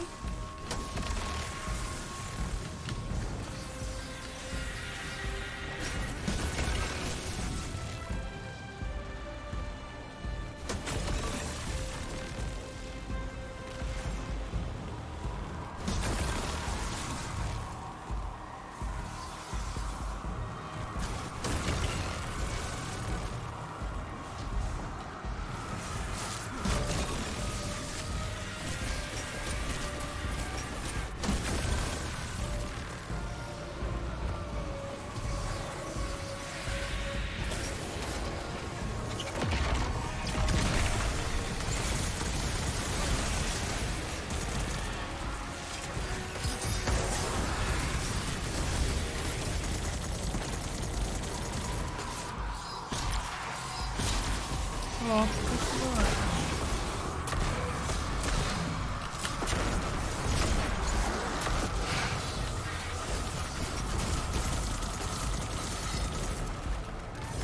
О, там еще Ханк прибежал.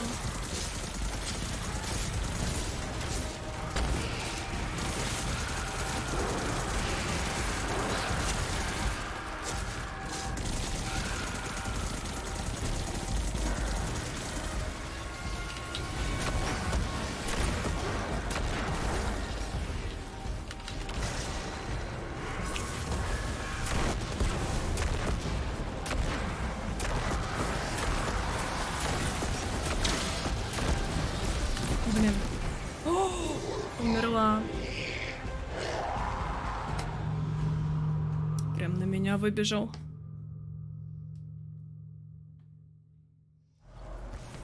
Что у вас там сложное есть? Сложные активности?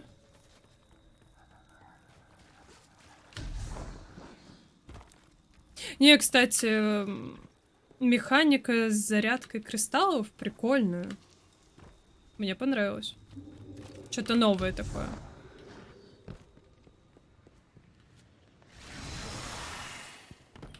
Давай. С каждым проведенным ритуалом твое колдовское мастерство повышается. Наши способности будут расти одновременно, пока мы не будем готовы бросить вызов богине войны.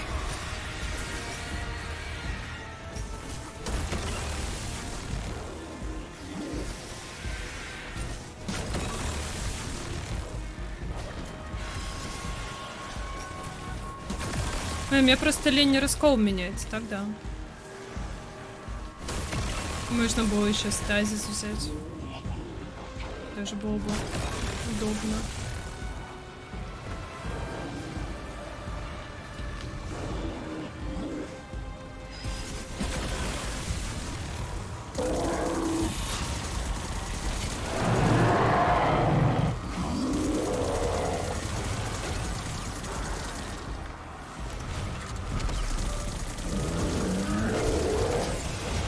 Офигеть, он меня сейчас убьет.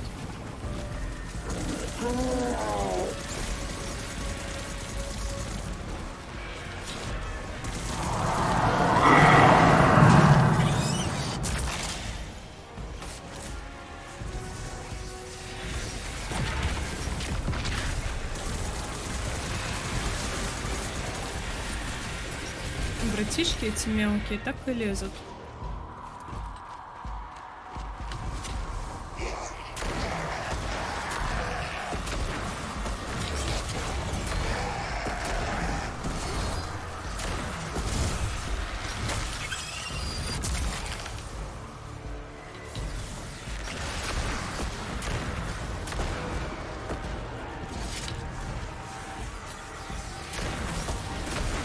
Он сейчас опять передо мной выскочит.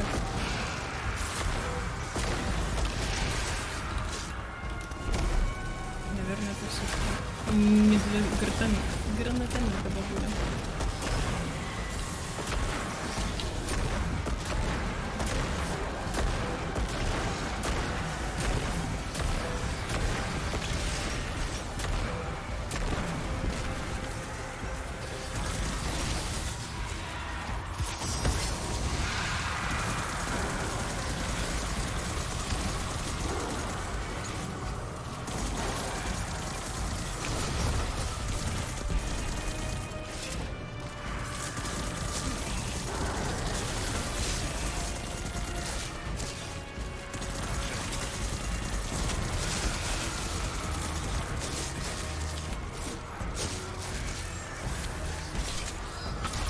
Они меня выселили из моего же раскола. Он закончился.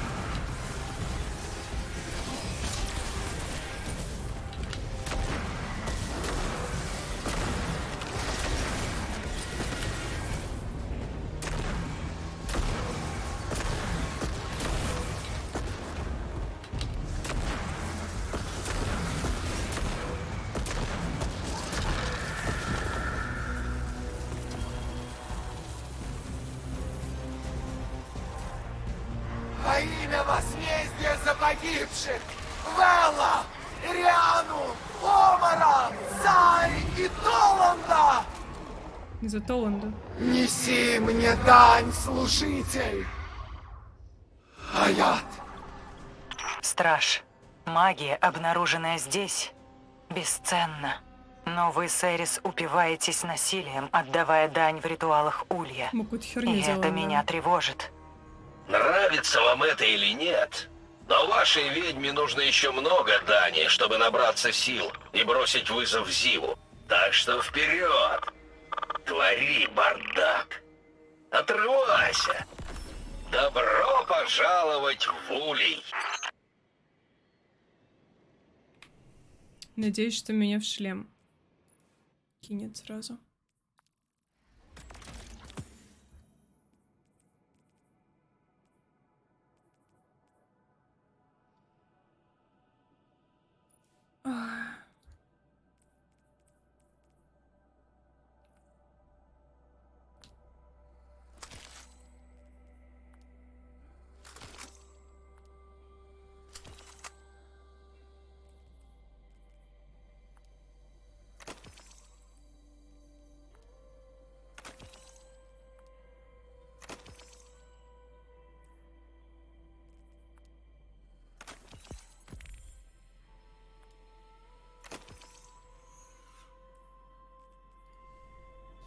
Нет, меня никуда не кинет.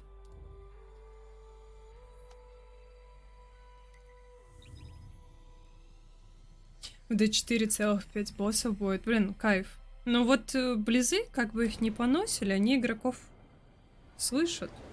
Я не знаю, почему вообще все так загрелись на этот патч. Типа, мне все норм было. Да, вы теперь не такие машины, как могли быть изначально, но... Это не значит, что вы будете проходить данж 10 лет. Все так же быстро проходит.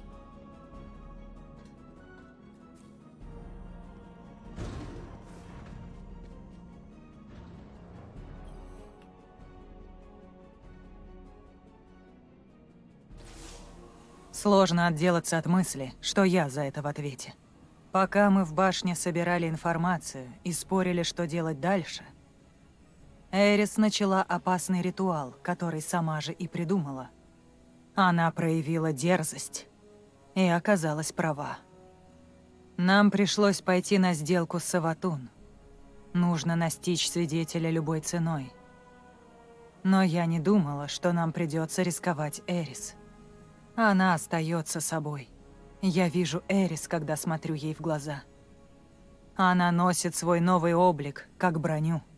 Но шепот из глубин зовет ее. И я не уверена, что она сможет сопротивляться ему вечно. Прими ритуалы Улья, как сделала она. Подноси ей дань, чтобы она быстрее обрела желаемую Егор, такая, силу. мне все это не нравится. Посвяти себя ей, страж. Делай все так. Для всех будет лучше, если ее метаморфоза продлится как можно меньше. Я понял. Я тебя услышал. Так.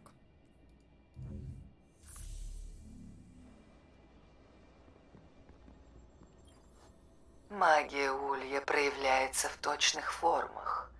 В них одни и те же линии и пропорции. И все же наши ритуалы хранят множество тайн. После твоих жертвоприношений рассыпались карты. Это проявление нашей связи. Я называю их колодой шепота. И они действительно шепчут. Похоже, что каждая из идеограмм несет в себе определенный символизм. Не вини их за те формы, Сюжет которые закончился. они принимают. Держу в курсе. Они отражают реальность и столь же непонятны, как и природа обозначаемых ими объектов. Мы будем толковать их комбинации, разгадывать их. Они могут иметь множество значений, по отдельности и вместе. Как и в случае со всей магией Улья, нас просят отделить истинных от мертвых. Так мы и поступим. Ой, чат. Вот это контент. Ну и все. Испытание. Открывайте сундуки в шпиле Саватун. Выполните поручение старшего аркана.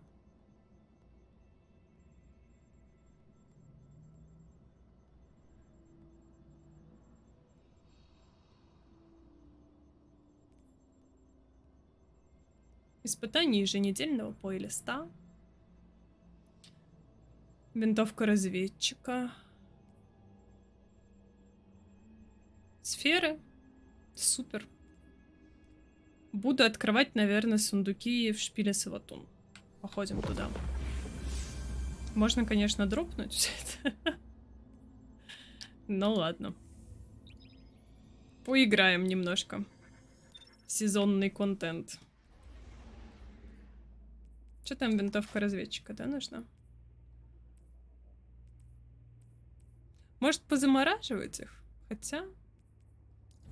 Лень. Еще можно на ранг поделать что-нибудь.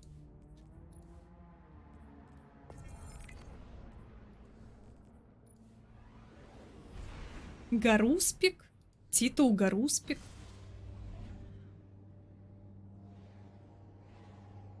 Потрясающе.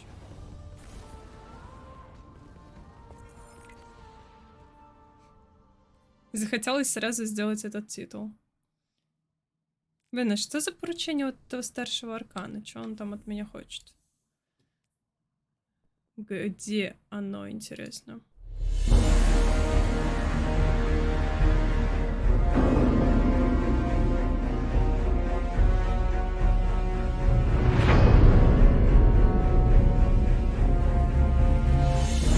Блин, сейчас бы, знаете, читать лор в Дустане, а не вот это вот все. Искать контент там, где он типа есть. Саватун столько для вас сделала. Вы же не хотите все испортить?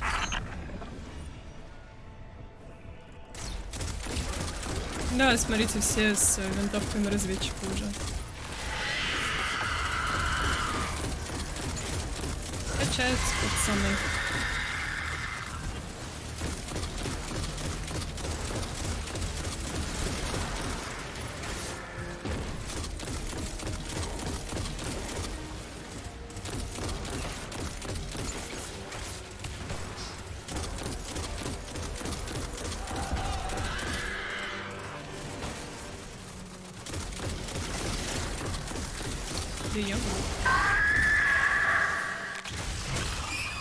Направь электрический заряд к неактивным кристаллам.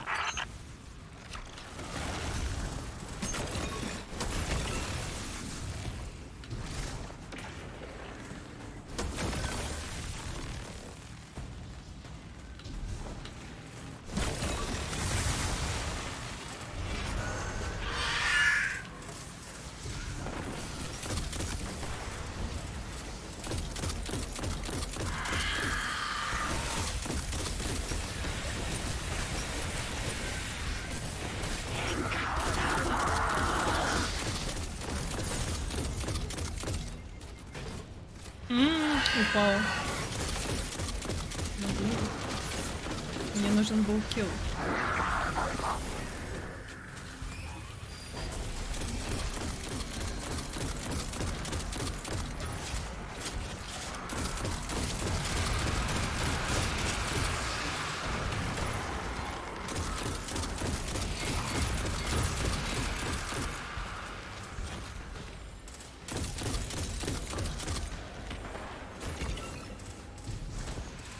Блин, пацаны, а чё? Что происходит? Почему не зарядили кристалл последний? Или что надо сделать? Все зарядили?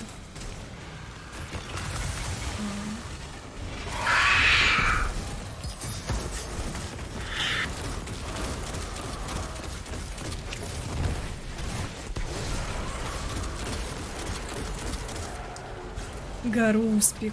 Ой, боже. Помните, раньше какие типы были? А теперь вон гаруспики.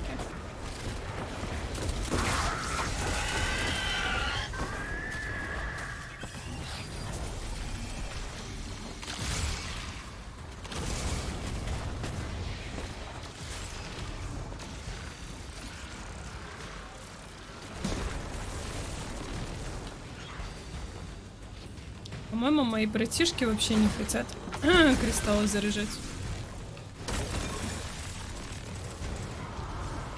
Либо не считают это нужным. А, не, вон. Рекси заряжает. Блин, где-то улица какая-то орёт.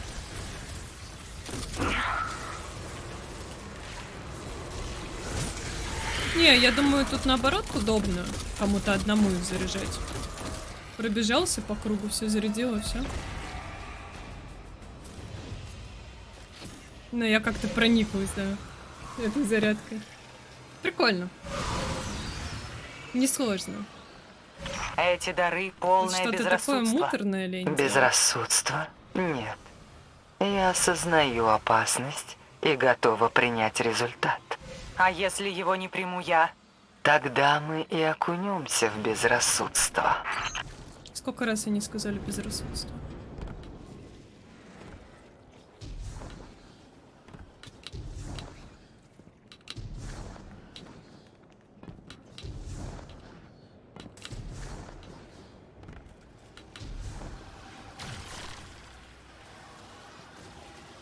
Чё? Стреляют куда-то. Что это? У меня нет гармонии молнии. А что нужно-то с этой молнией, не понимаю. Как подбирать карты? Или это должна быть ульта молния? Что это? Это шарик. Под класс походом. Пойду вернусь. Проверю, скажу вам.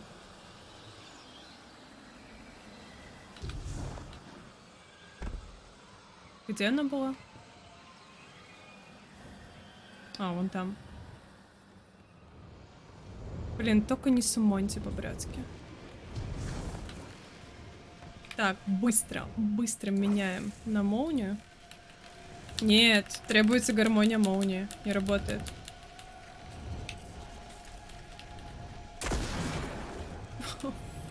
Почему это так сложно? Что за гармония? Что они хотят? Я не понимаю. Кто у нас там? Первый чувак смог собрать? Который панда? Панда солярный. Арекс? В нитях вообще. Я не понимаю.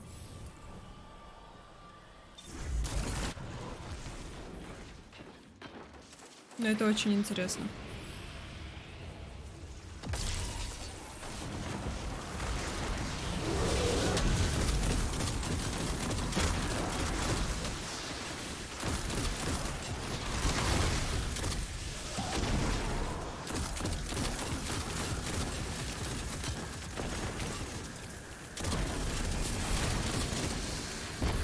Помните, что им надо по фонарям стрелять, да? Я на баронах эту тактику просто зазубрила. Надеюсь, что я на скаутку выполню за эту катку. Не то, что я не любитель скаутов, но вот это долбить. Лень. Братишка. Так загасишь меня.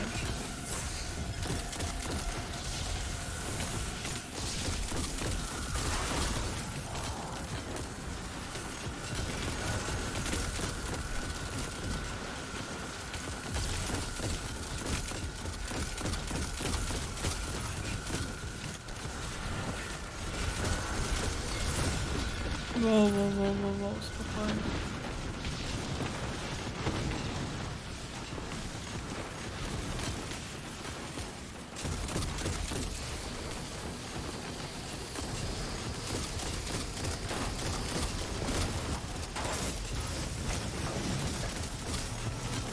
Блин, что-то меня связало, что происходит?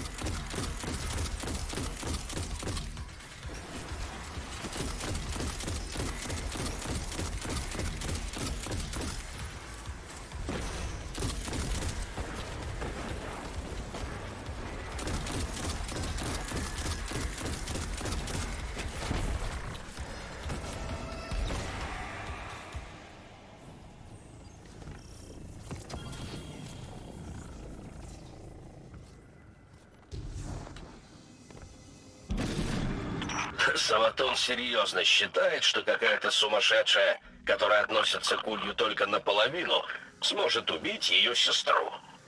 Нам конец. Эрис это все переживет, но поверь, если она узнает о твоих словах, конец тебе. Это блеф. Вы меня не расставите. Вот, а тут гармония Я солнца слишком тоже. важная шишка. Это Нельзя. только пока. Но твоя свобода передвижения — это привилегия. Почему, А типа, не ящик туда подходящего зашли? для тебя размера у нас уже есть.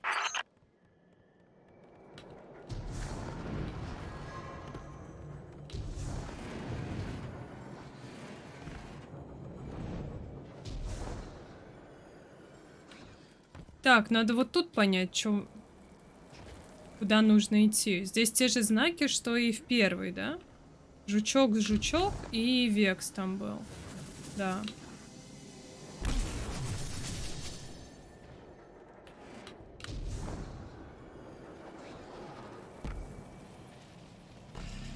О!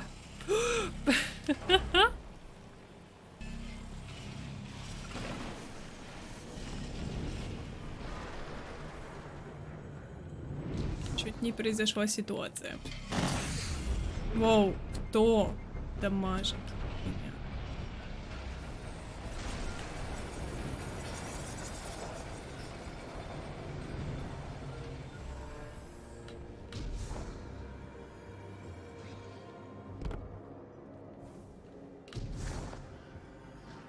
Так, а вот тут знаки вон те.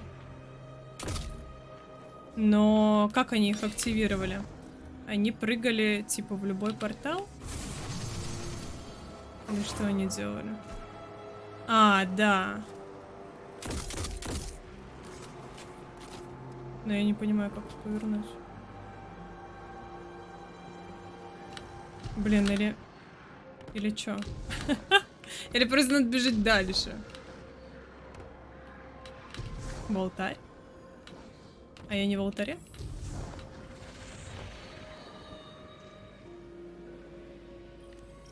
Что-то я вообще не поняла, что я сделала. Тут такое ощущение, что куда ты не пойдешь, ты придешь сюда.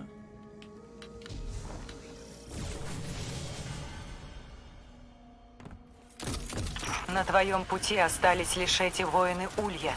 Покончи с ними, страж.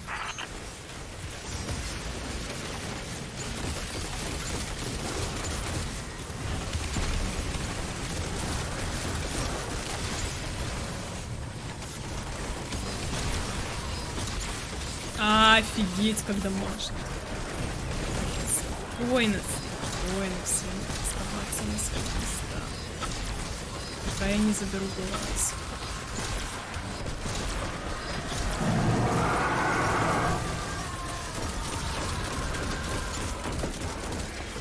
Все живы. Молодцы.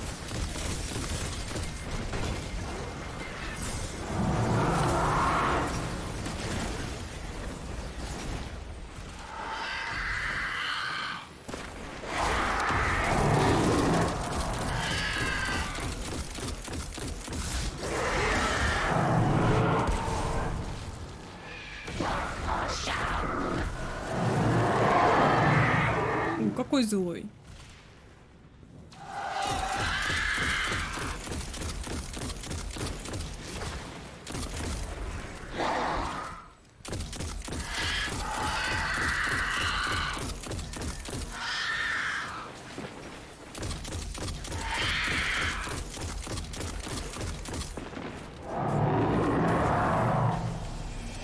Мои любимые кристаллы. Работаем.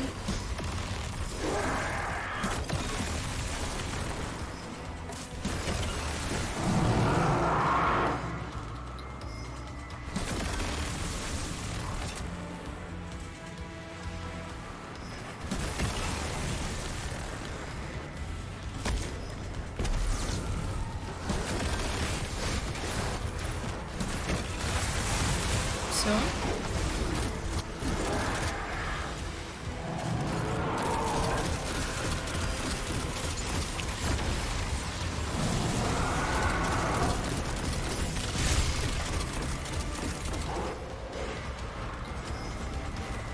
Разбейте призрака!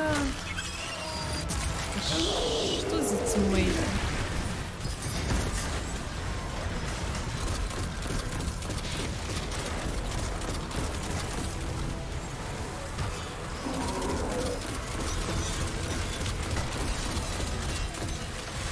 Блин, братишки, у нас что-то много. Эрис, тебе нужно отдохнуть. Это превращение. Ты знаешь, что мне это не нравится. Мне не нравится, кем ты стала.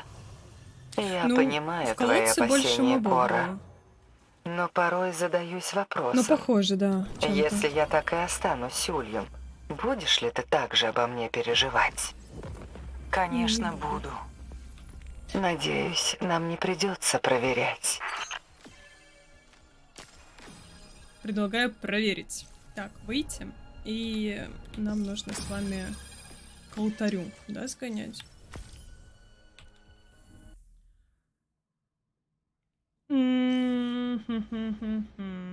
Где у нас шлем? Так, ритуальный стол нам нужно осмотреть. И в алтаре призыва. А где у нас активность на 6 человек? Не будет, типа? Только на 3? Чё? А чё так грустно?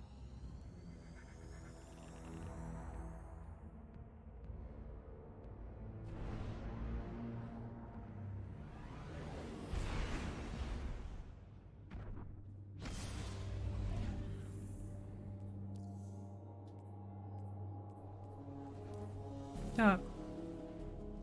Коллектурну нужно. И... выдержать атаки. Это на Луну, что ли, нам надо? Сейчас разберемся.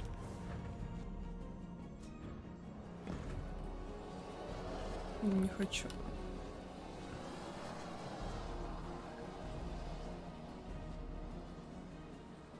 Что?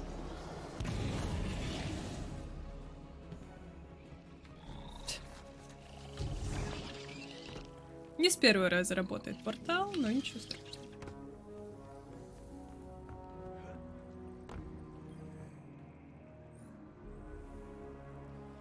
На столе рядом с вашей добычей лежит записка от Эрис Морн. Страж, магия улья — это энергия душ, тень и острие клинка. Она голодна и неутомима. Пусть мы блуждаем во тьме, но наше любопытство отнюдь не безобидно. Забери эту награду и отправляйся за следующей, вновь и вновь во веки веков. Мой аппетит лишь растет, и только твоя дань способна его утолить. Понятно. Чё я постоянно сюда иду? Так. Карта старшего аркана добавлена в вашу колоду шепота, а с ней и все ее секреты. При наличии 5 и более карт, одна из них будет случайным образом выбираться перед каждым столкновением шпиля. Карту можно в любой момент убрать, это мы с вами читали.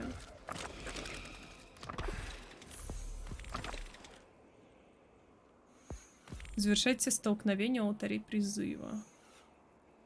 Короче, вот эта фигня, это типа контракты. Вот эти карты, как я понимаю.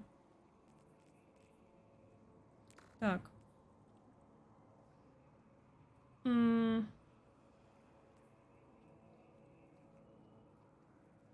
пойдемте зачистим алтари скорби на Луне. Чё нет-то? Мы там с вами давно не были. Они ж тут, да, по-моему?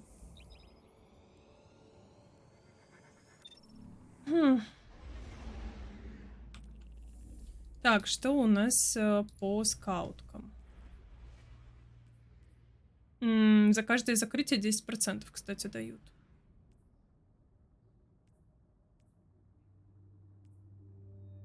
Блин, 20%. Офигеть, сколько надо убить. Жесть. Закатку сделаю? Да-да.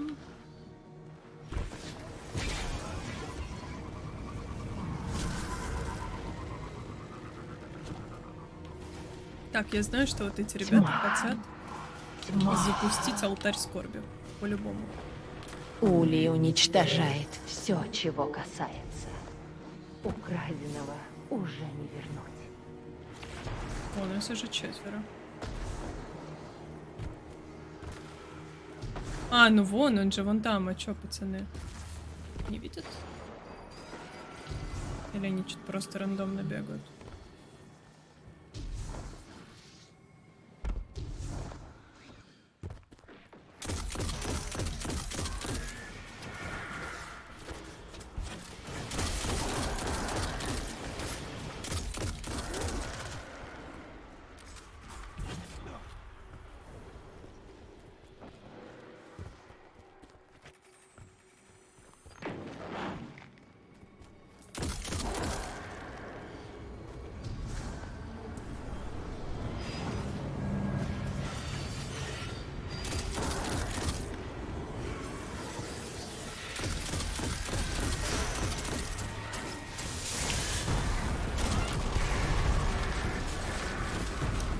Понеслась. Кормиловка.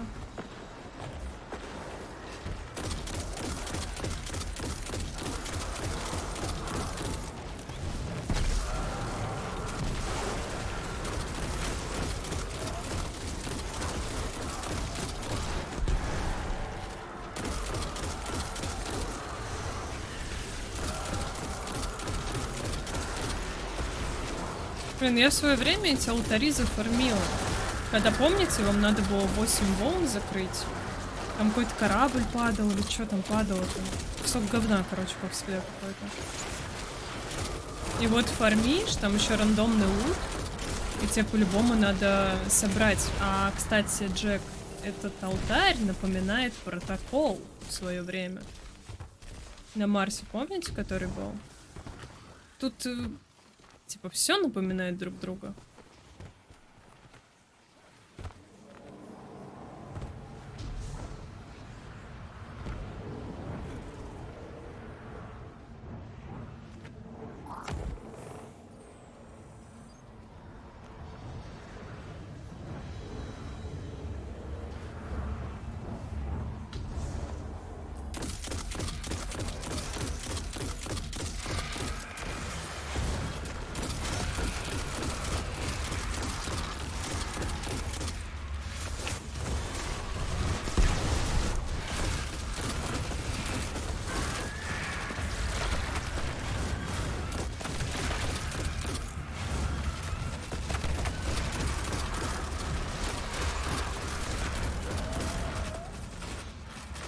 Почти Диабло, да? Зачищаем волны мобов. Но, так, Джек, этот алтарь тоже похож на колодец. Это ведь так и есть. Помните, в колодце тоже такой купол был. Только в этом куполе стояли вы, чтобы не сдохли. А тут из этого купола выходят мобы.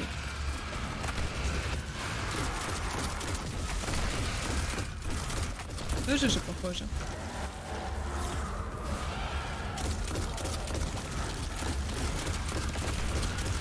Но мы им тут тупо выйти не даем.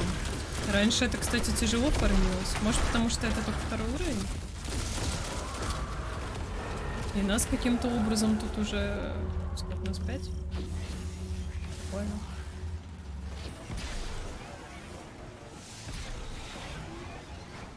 В новый тоже сейчас сходим.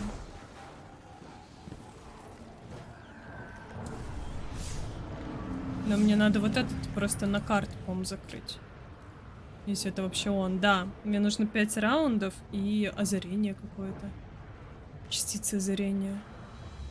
Даже не понимаю, что это за частица.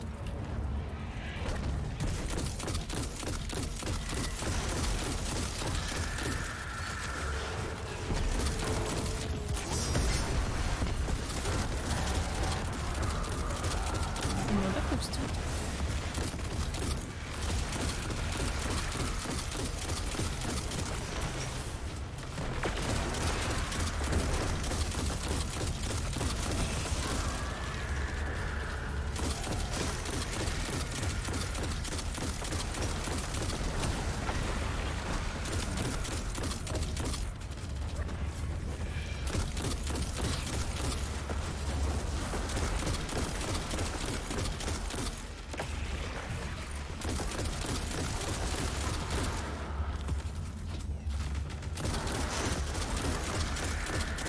Вообще прикольно, да? Так ненавязчиво заставили фармить старые активности. Такие типа, ну это же чтобы карту открыть.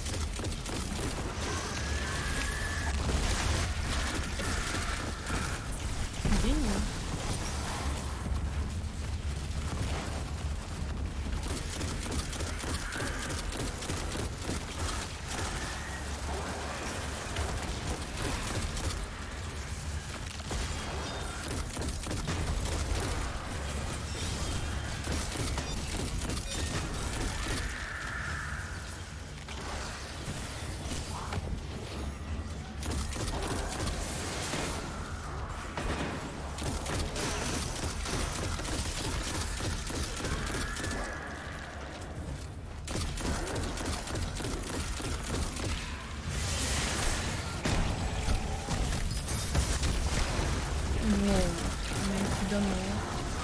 А озарение за боссов дают.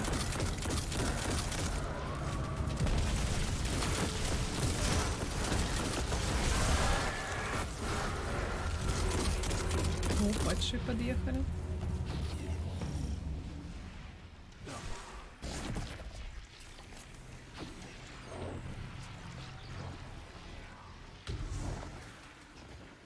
Сокол, точно, я забыла. Спасибо большое.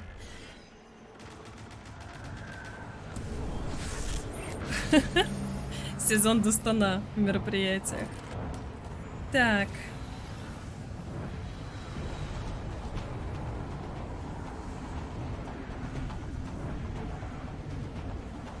Просто презентация была настолько завораживающей, что я даже забыла. Что это?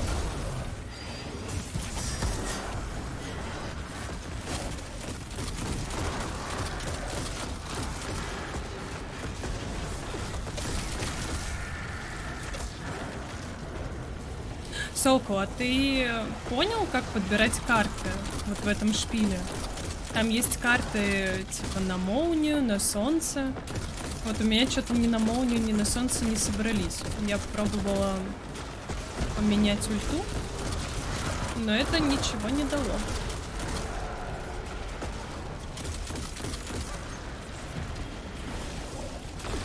Поэтому вопрос. Как забирать?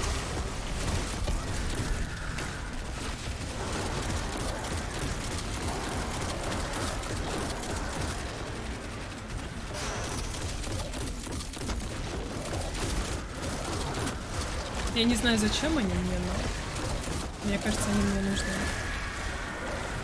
Чтобы... Так, этих надо... Ничего.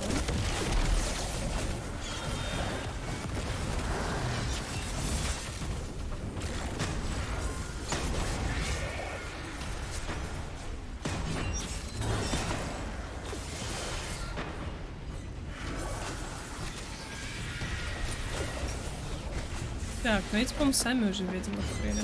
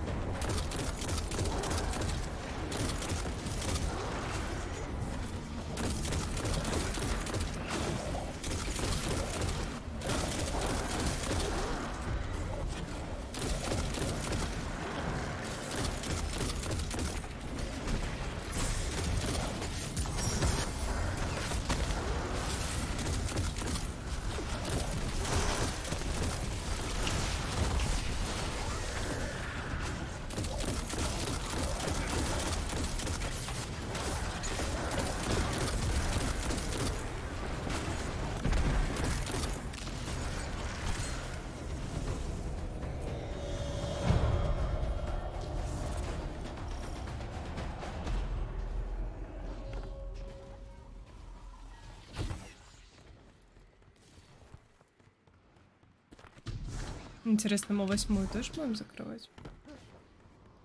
Или 7-ю? Какой тут последний? Он с Луны здесь не было. Так, сезон поручения. Так, нужно еще один раунд завершить.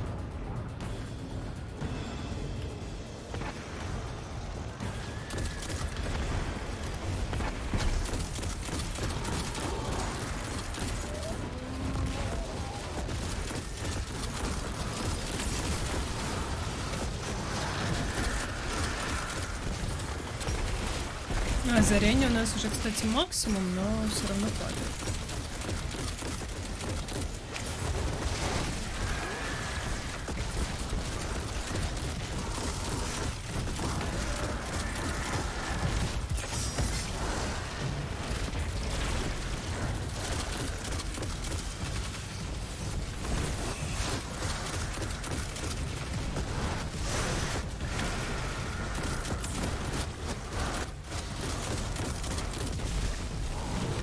Бедная даже выйти не может.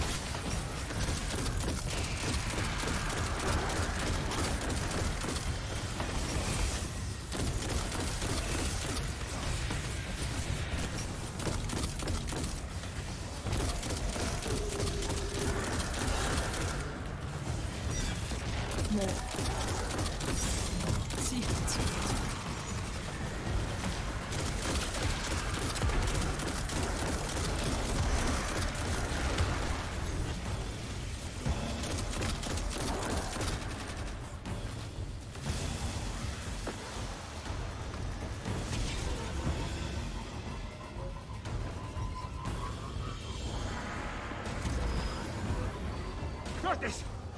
Остановитесь! Мой свет меркнет. Это конец.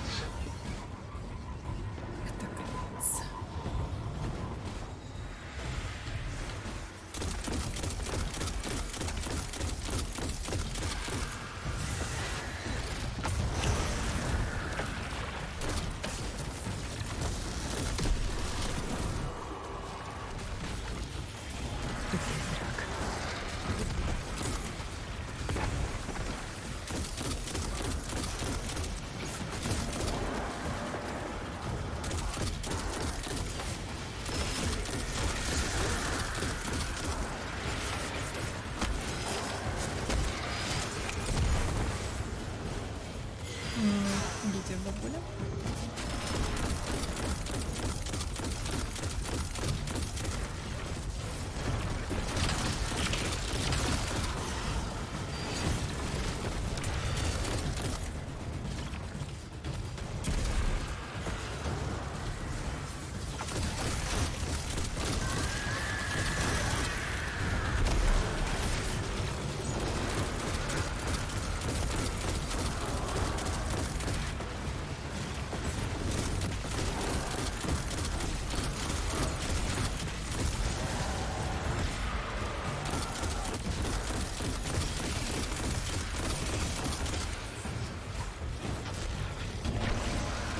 Мне так холодно.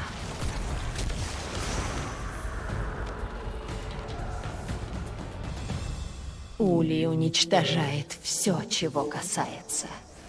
Украденного уже не вернуть. Ну вот, кстати, все этапы должны были завершить. Но фармят. Насколько было? 6? Ну, 4 осталось. Нормально.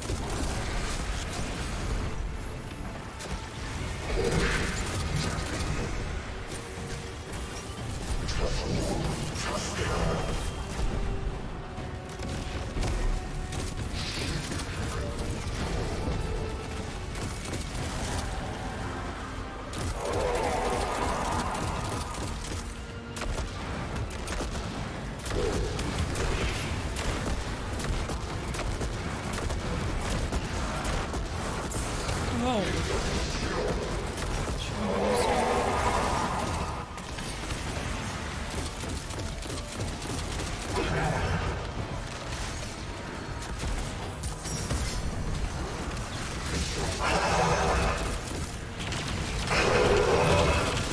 То есть, чтобы собрать новые карты, нужно открыть карту. Я понял. Интересно. О боже. Потрясающе. 5 фрагментов призрака.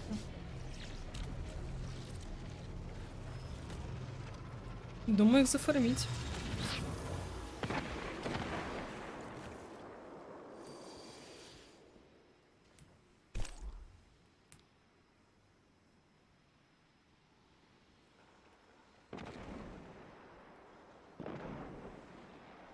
Так, Мы с вами доделали, надо сдать лектурну, да? Так, да. И нужно завершить столкновение алтарей призыва, чтобы получить частицы озарения. А алтари призыва — это... Вот эти алтари, по-моему, да? Да. Угу. Погнали сюда. Тогда доделаем эту карту и сдадим обе. Что там надо было делать?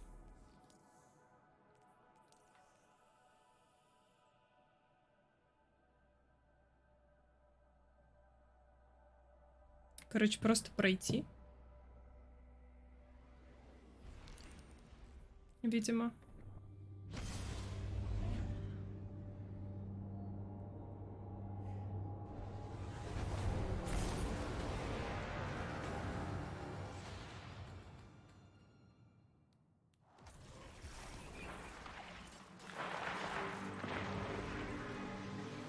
Они же все фармят.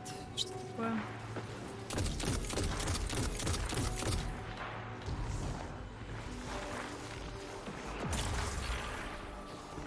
Блин, ну вот эта активность мне не понравилась, кстати. Какая-то она... Ну, прикольно, что тут типа механики есть, но... Что-то такое себе.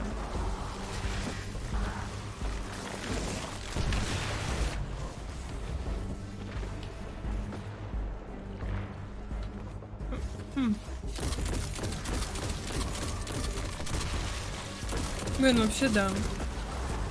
Еще эти взрывашки бегут.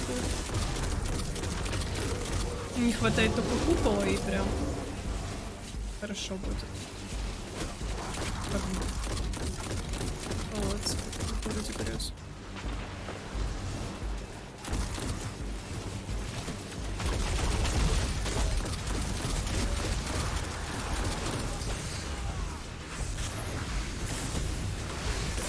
Ой, блин. Ну, что это такое?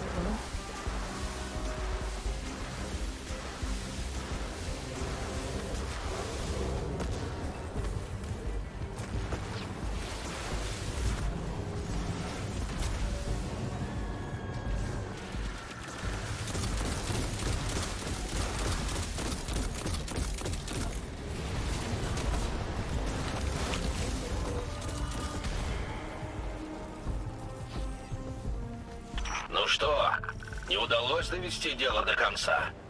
Соберись и начинай сначала. Не убили эту? Сканирование местности показало, что узилище больше, чем мы думали. Значит, остались какие-то потайные залы. Конечно!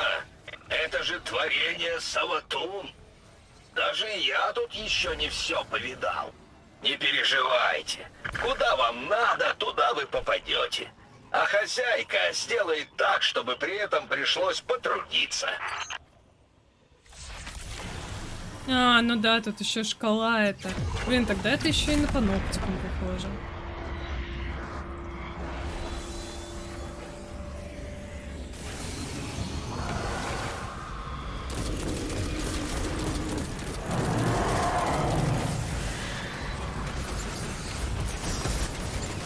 Да не дайте рез.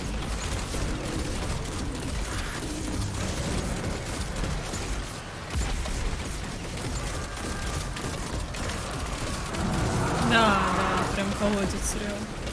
Там же тоже босяра был. Ну. Скажите спасибо, что не в колодце.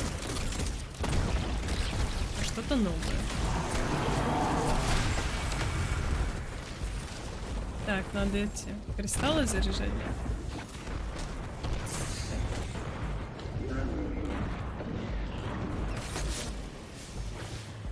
Сколько тут лейта? Может, я не докачалась?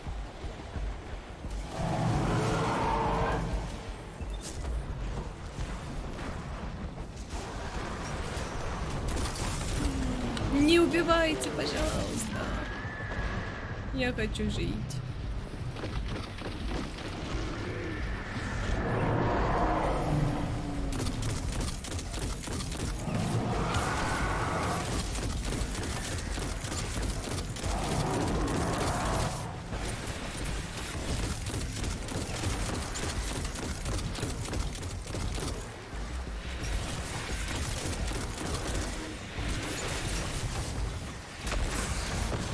Да что это такое? Кошмар.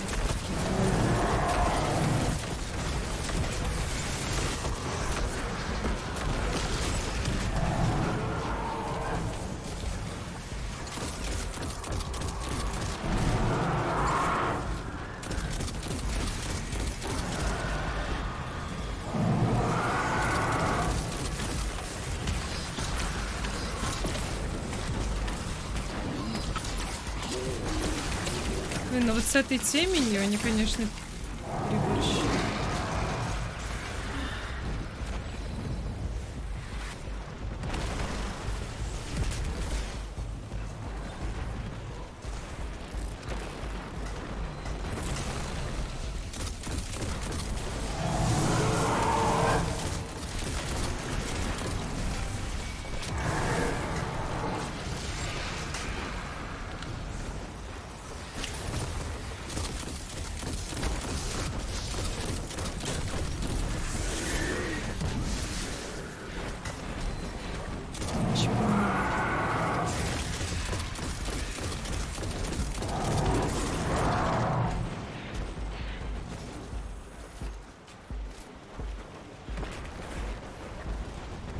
По-любому есть ачивка, да? Бессмертие пройти.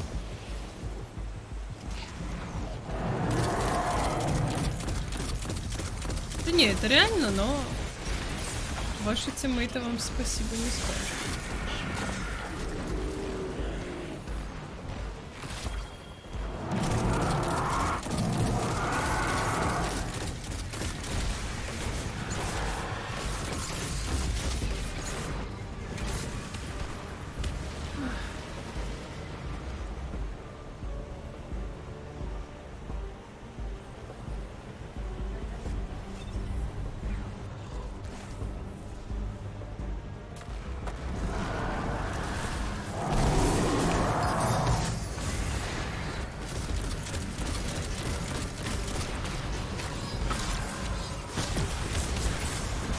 Да, ну, о господи, они выталкивают из разбора. Ай, спасибо, братишка.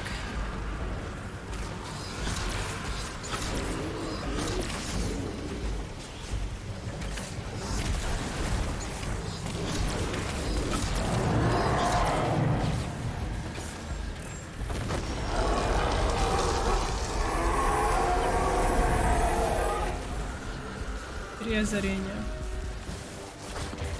Я видел самые разные способы, какими хозяйка убивала своих подопытных. Но этот пока что самый интересный.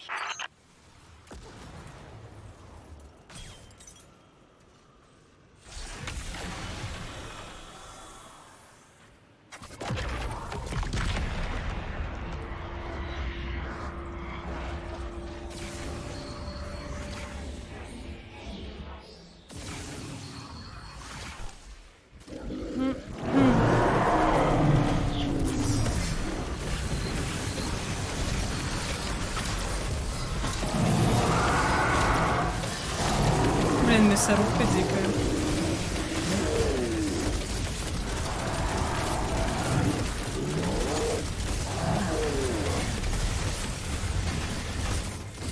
Тут со спалки ты особо не постреляешь.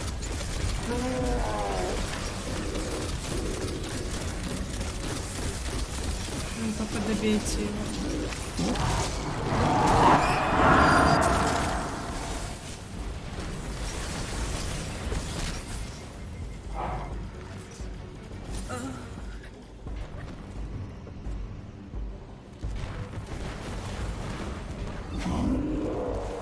Хотела зарядить кристалл.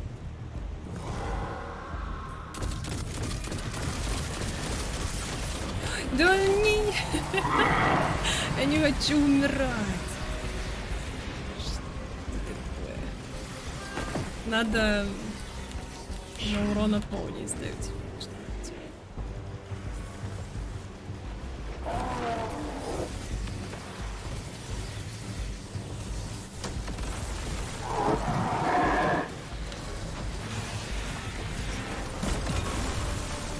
Вижу цель, не вижу препятствий. Бегу заряжать кристаллы.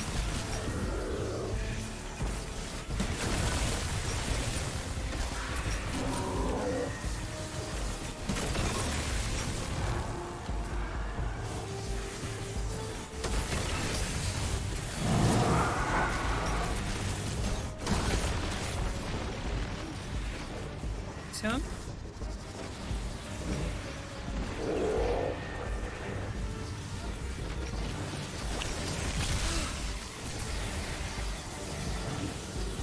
Блин, Сокол, не знаю, у меня пачки нету, поэтому...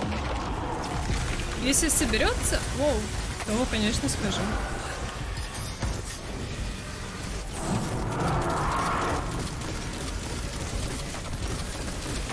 А так... Ой, да блин, короче, надо не резать никого.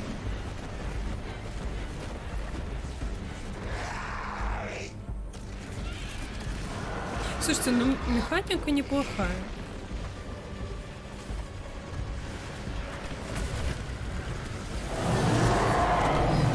Тем более, пока все это актуально.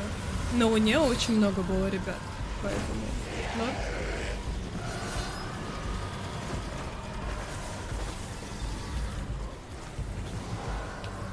Джека возьму, подрублю из бассейна. Вот вы... Офигеете. Блин, что-то очень здесь душно, я вам скажу. Какого числа у нас диван?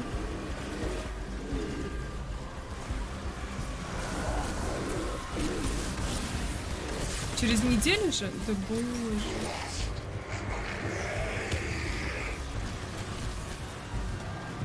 Сентября. А, слушайте, да, у нас же Day One выходит вместе со Старфилдом, по-моему. Я слышала, Глад там возмущался, что они в один день.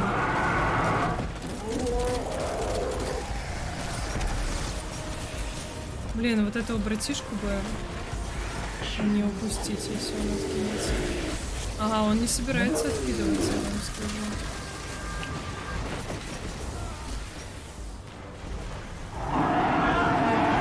Так, Джек, пачки нету.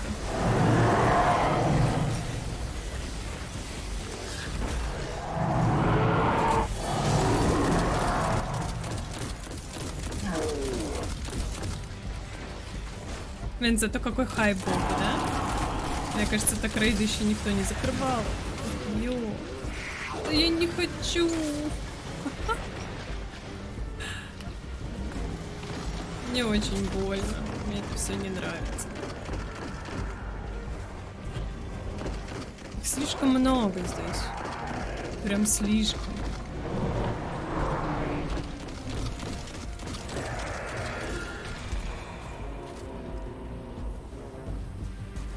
Не все ритуалы заканчиваются успешно, страж. Не бойся и попробуй еще раз.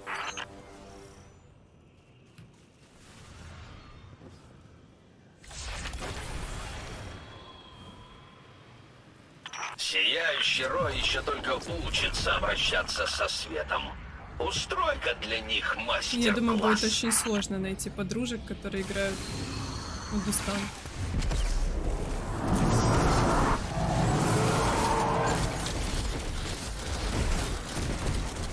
А если они играют в Дустан, скорее всего, они не едут в отпуск. А играют в Дустан, блин.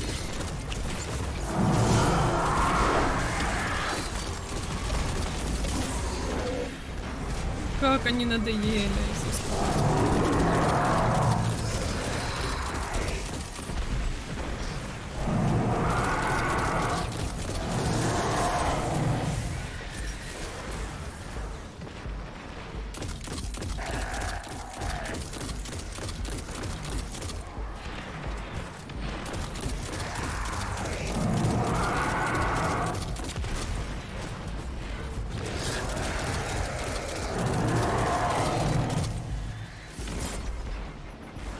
Все поймала.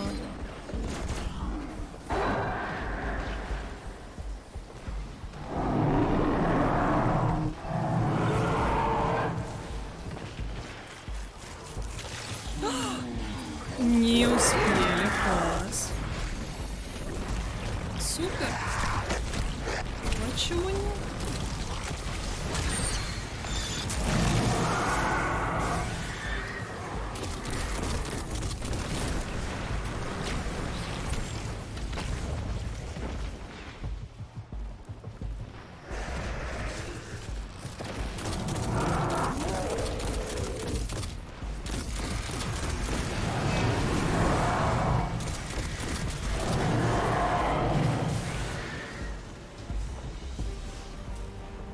Мы выигрываем. Да, типа того.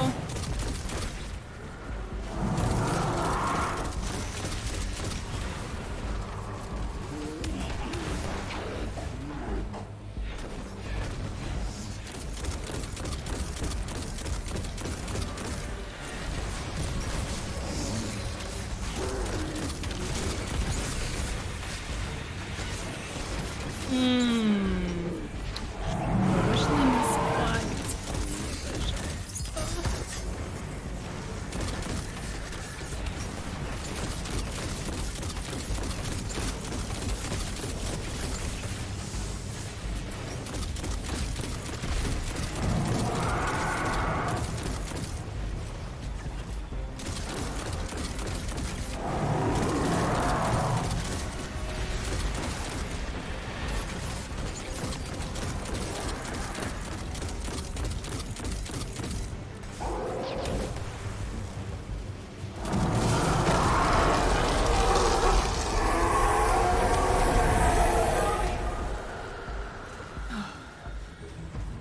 Можно сундук?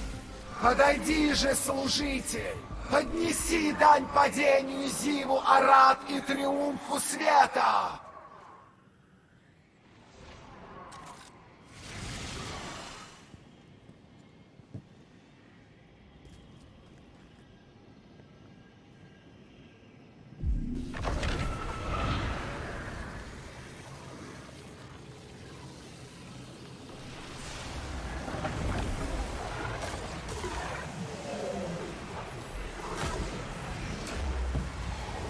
Что для нас финальная форма?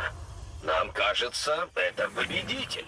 Самый умный или вот самый это сильный. награда. Тот, кто одолеет всех остальных. Финальная форма может оказаться не самой красивой или интересной. Но это всегда тот, кто снова и снова добирается до финишной черты. Лучший в своем деле. Но финальная форма свидетеля не такая. Она безликая, неподвижная. Это концовка без логического завершения. Словно выключаешь игру, не дойдя до конца. Ведь технически ты выиграл. Ах, не по себе мне от всего этого.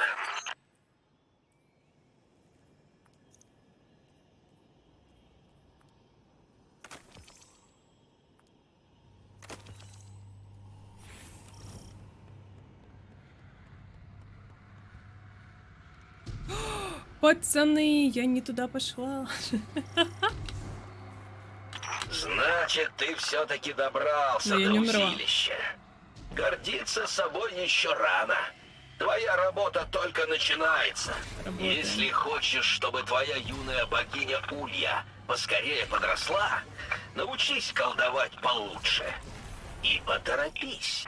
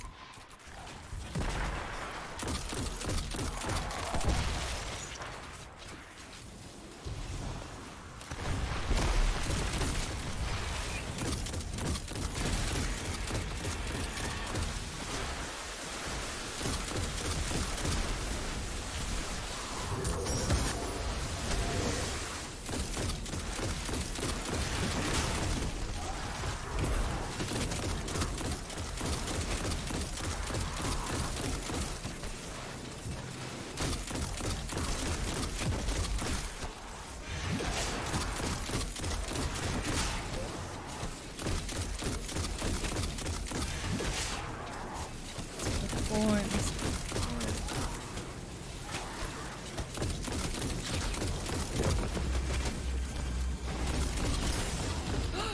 больно.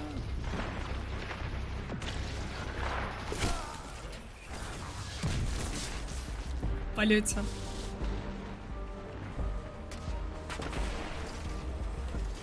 Вот с 3-й минуты начинается какой-то адок.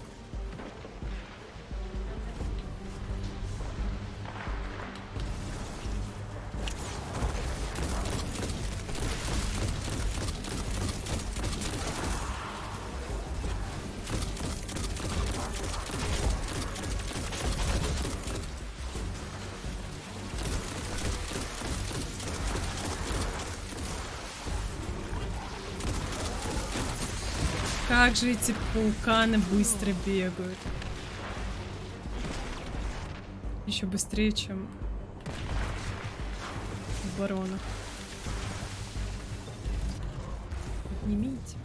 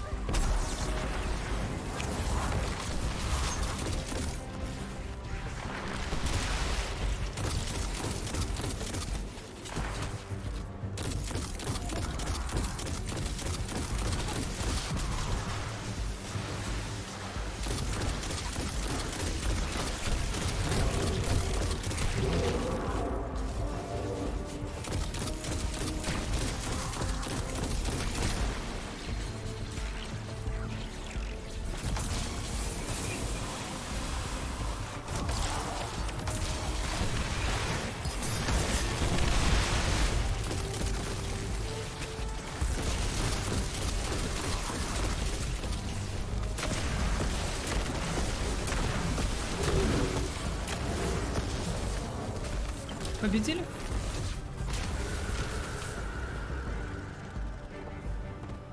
Вы в авангарде, конечно, птицы самодовольные, но клеваться как надо точно умеете.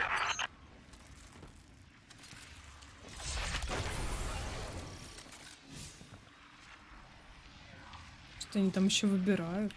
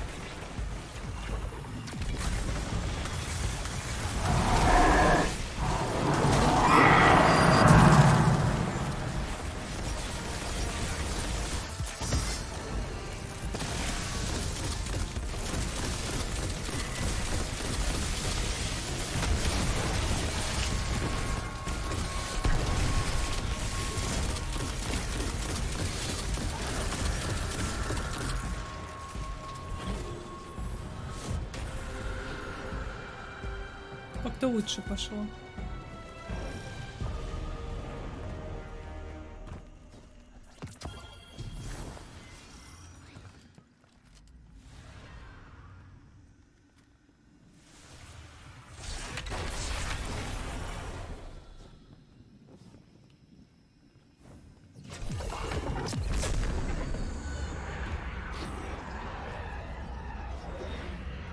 Что за сильное подношение?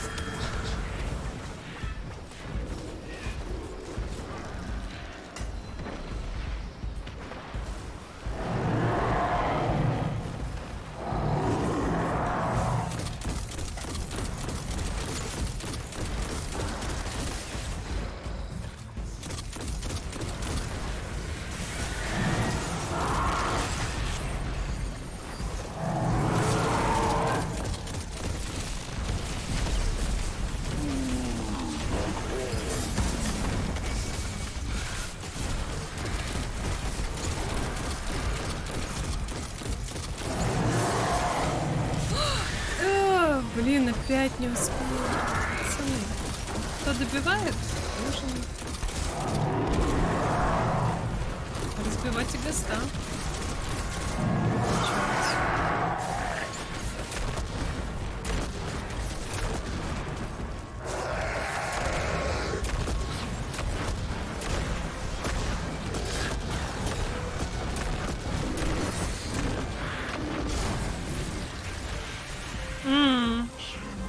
Там ГОСТ лежит. Этот чувак сейчас опять оживет. А, не, Алекс разбил. Хорош. Молодец.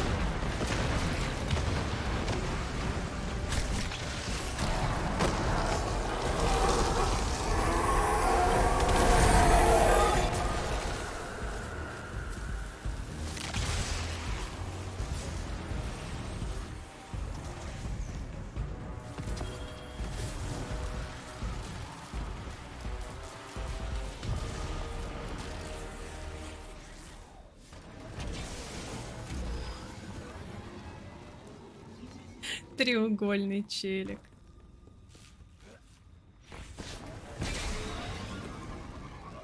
Ой.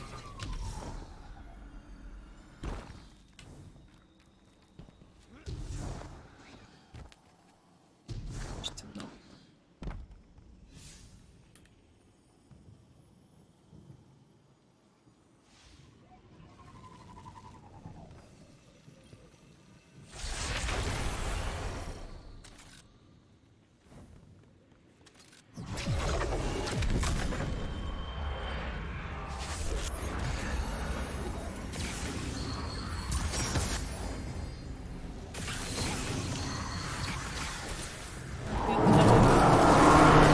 Отстреливается ребятишка.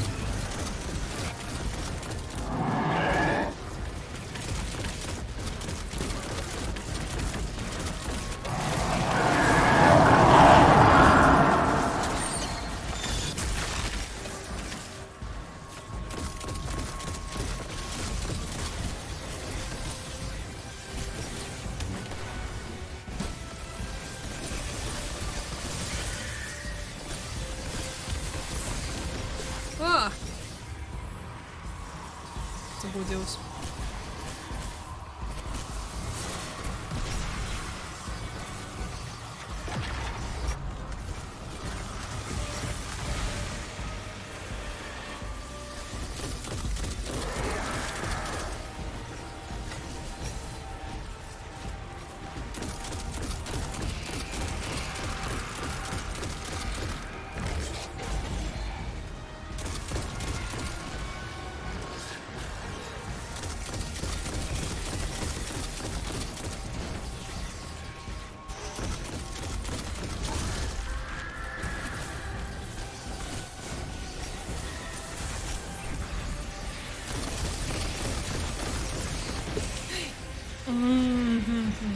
Как же больно.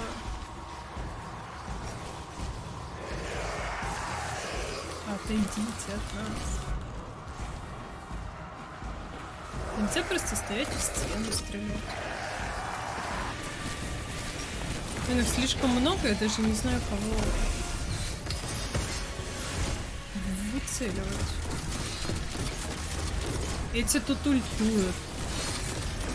Бабуля в центре пустует. По краям эти тоже. Очень много мобов.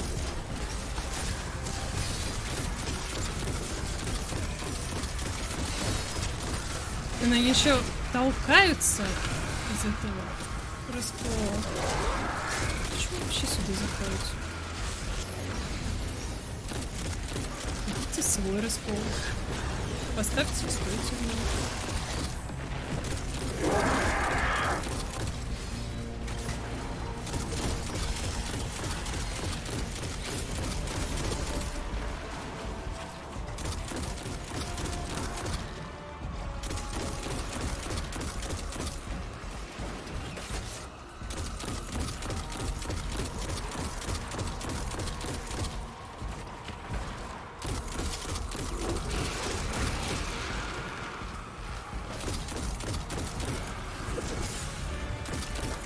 Блин, там этой бабули, кстати, миллиметр остался. Я её потеряла.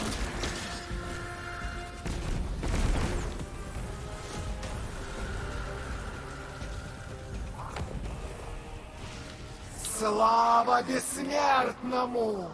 Слава владельцу вечного клинка! Аят!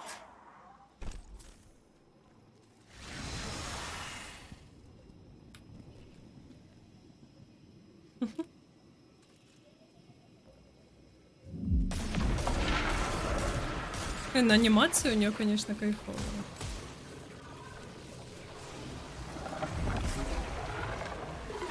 Прям чувствуется, как она эту дань всасывает. Что для нас финальная форма? Нам кажется, это победитель. Самый умный или самый здесь сильный. оценки не ставятся, Тот, да, кто одолеет всех получается? остальных. Отсюда Финальная просто форма ливаете и может все. оказаться не самой красивой или интересной. Факт странный, нет?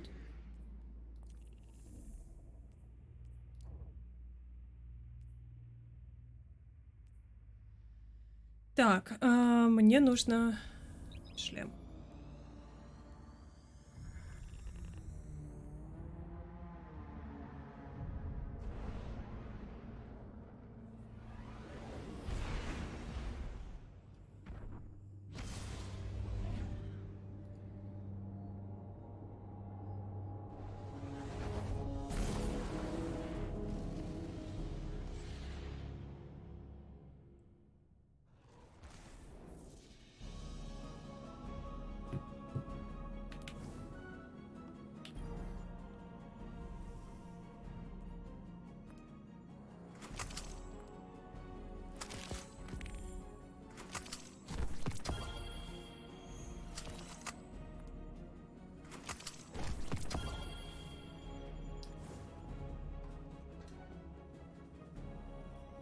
Рад тебя видеть, страж.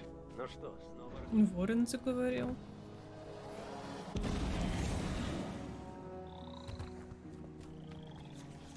Чат, сколько вы карты сделали? Или вы забили вообще на сезон? Типа, дай. Так, сойдет. Так, да, вот появился контракт. Откройте колдовской сундук в конце задания шпиль Саватун. 1.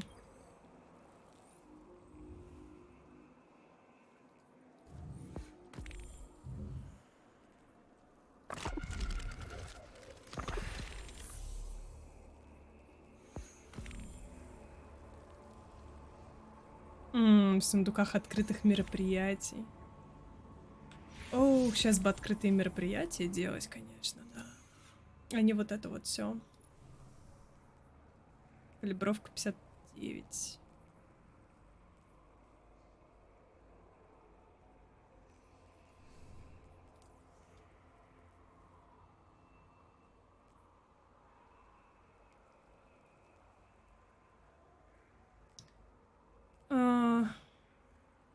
Ну, кстати, можно пойти сделать мероприятие на Неамуне. Но я хотела добить этот шпиль Саватун. Или можно его не добивать? Давайте на Неамуну сходим. Или доделать эти. Блин, ну тут дофига. Вот эту можно доделать. Но, типа, толку. Где открытые мероприятия? Не вижу.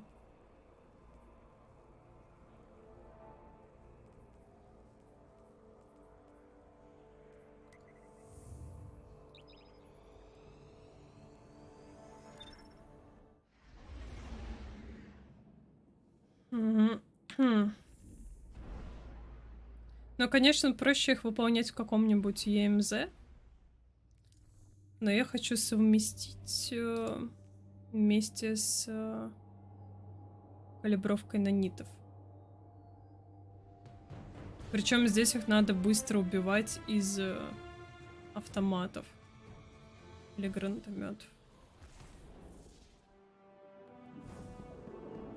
Рохан часто повторял, что в бою побеждает сила, а на войне мозги. К счастью для нас, у тебя есть и то, и другое. Верно? Жаль, что азартодром закрылся. Тебе бы там понравилось. Очень жаль. Получается, может выпасть карта и на затерянные сектора, да?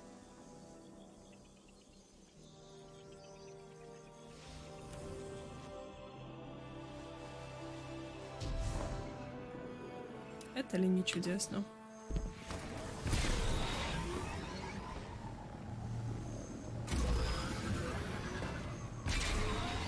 Ой.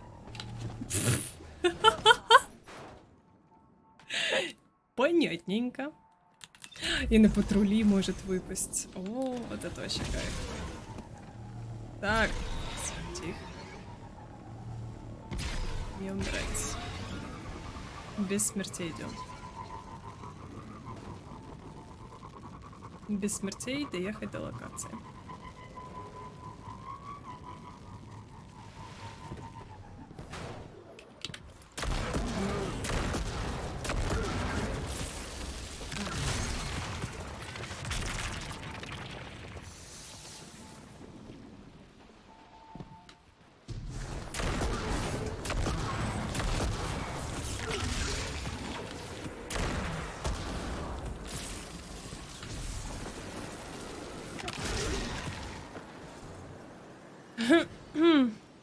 Михаил, здорово.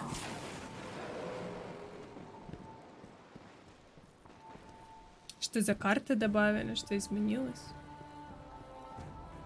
Да, видела новые классы. Кайф. Мне очень понравилось. Карты — это типа поручений. Берешь карты, считаешь, что нужно сделать. Сегодня ничего интересного. Патрули. Нужно снизить количество, цитирую, вражеских бойцов в городе.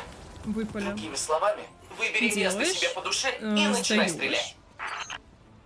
И все. Изи кат. Я просто думаю, что всех поручения достали, поэтому они их так завуалировали под них.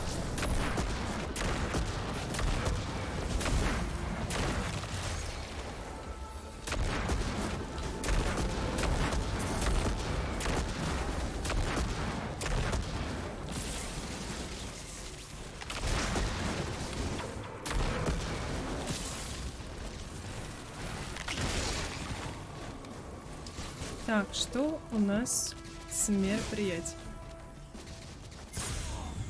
О, найс, работаем.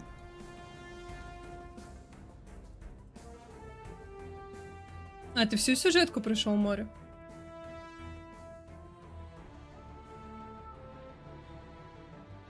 С рангами, по-моему, все осталось точно так же. Вам нужно качать сезонный пропуск. Но у меня вот он сейчас упал до 6-го ранга.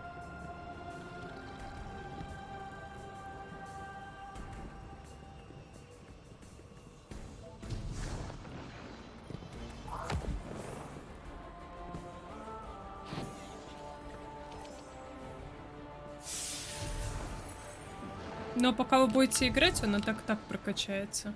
Учитывая, сколько теперь вот этих заданий с карт. Мне кажется, там и сектора будут, поэтому очень быстро все закроете.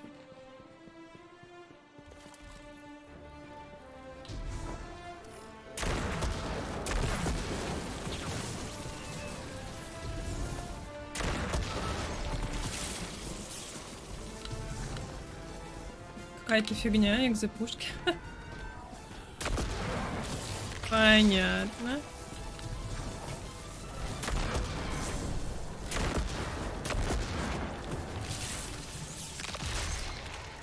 Банджи такие, в смысле фигня?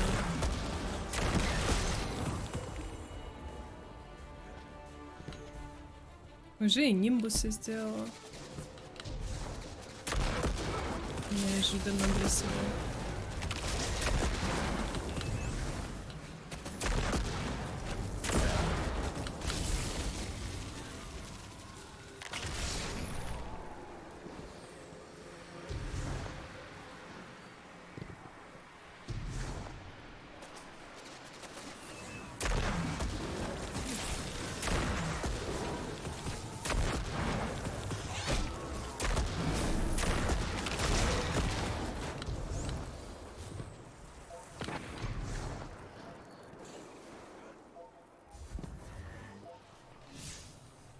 Так.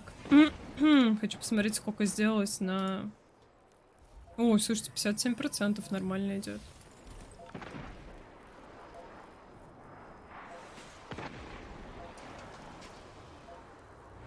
Если я пропустил 3 сезона...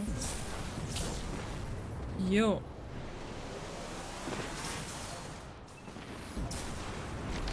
Не, Михаил, сейчас же не удаляется это. Поэтому ты все это можешь пройти. Вон море купил и DLC, и сезонник вон, за неделю до конца сезона. Даже меньше. И все это также осталось. Можете пройти в любой момент до конца года. Потом удалят.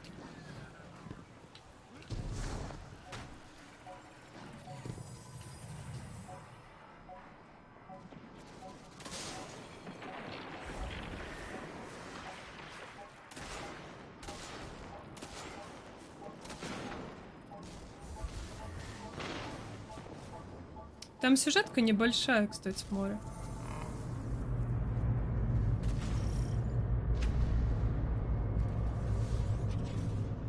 А когда ты играешь в соло, она... Кто-то разносит проще. мой город. Его нужно защитить. Чем вас больше в пачке, тем сложнее.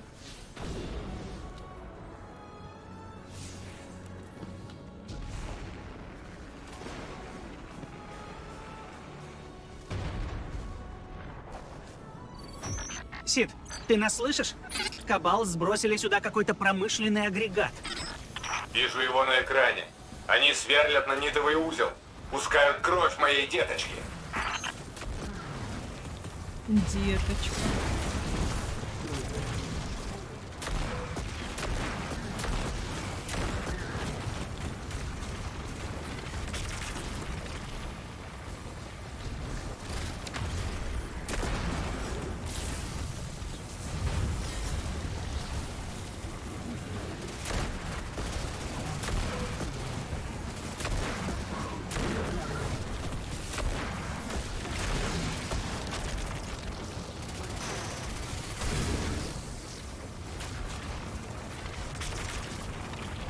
Доброй ночи, Михаил.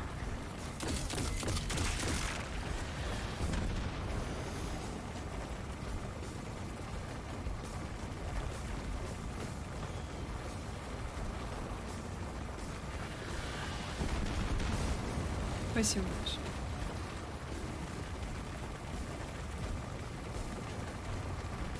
Не, море, тут именно сложность становится проще. И это доказано. Ты же до Калуса не дошел. На Калусе там втроем просто адище. А в соло можно пройти там минуты за 3.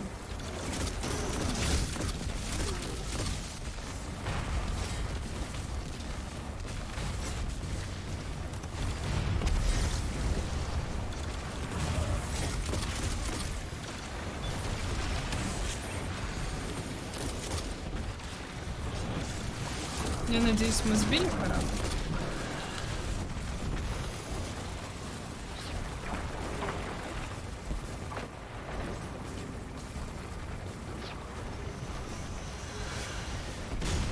Летающий грузовик подбит. Найс.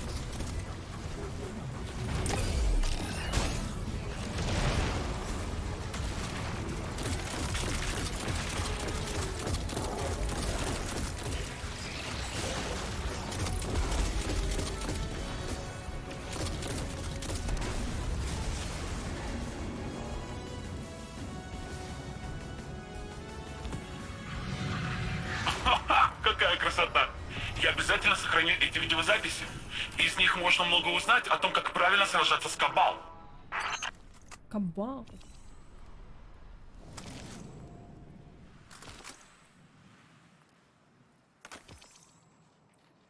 Так, оу, нам шапку дали, это прикольно. Так, теперь мы будем в ней гонять. Больше ничего не дали? К сожалению, нет.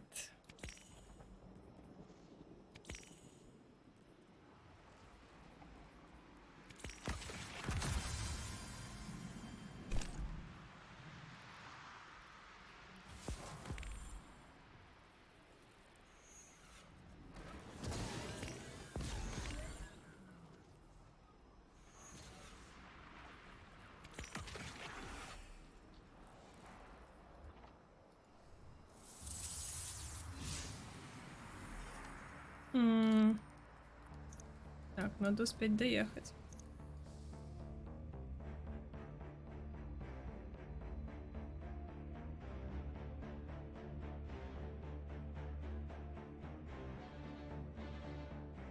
Блин, ну я же тебе про другое говорю, Море. Типа, если вы идете в сюжет втроем, у вас априори мобы будут жирнее в 3 раза. То, что вы в соло там можете закрыть за минут 5, пачкой вы будете закрывать минут 15.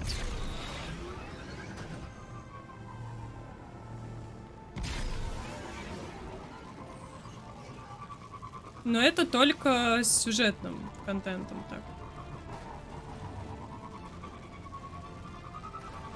Но мне, например, интереснее играть в пачки. И сколько бы не нужно было бы там сидеть, я бы просидела спокойно.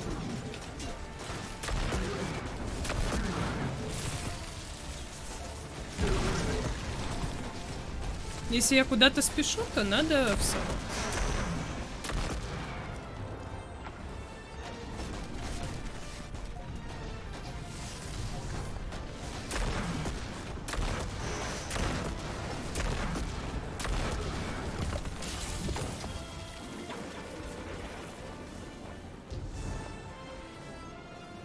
Это безумно утомительно. А теперь у службы утилизации еще 3 клапана полетели. Аккурат после того, как у нас закончился герметик. 3 клапана? Невозможно. Служба безопасности, смотрите в оба. В вашем районе повреждены каналы обеспечения. Вероятно, это кабал.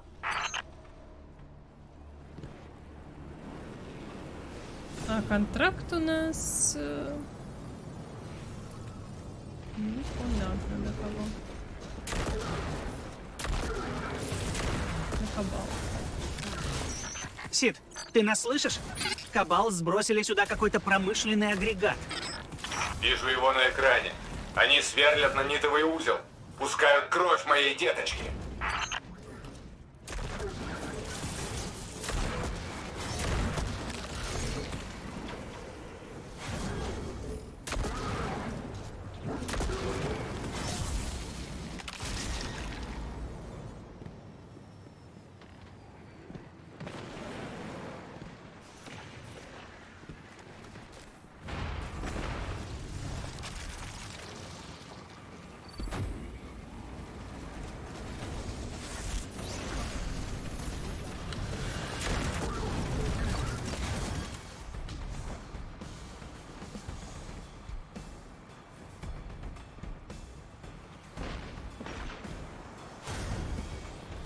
Ой, ща как мне прилетит. Господи.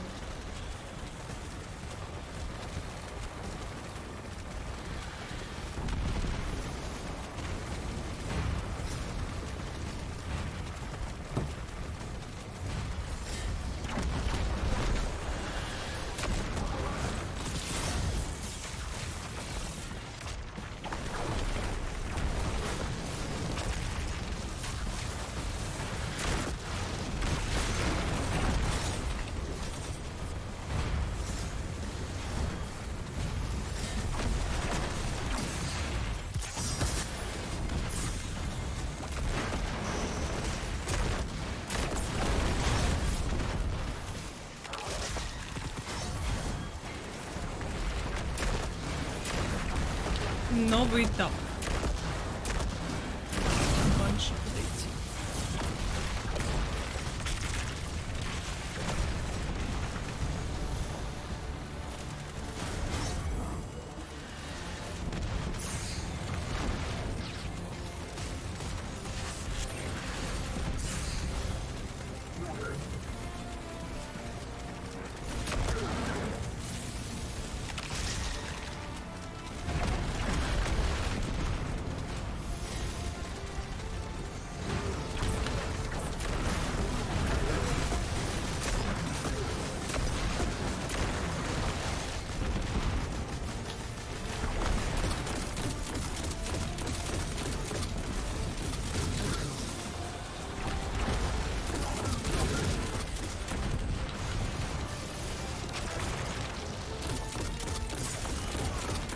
А чё, ее никто не бьет? О, я сейчас подорвусь.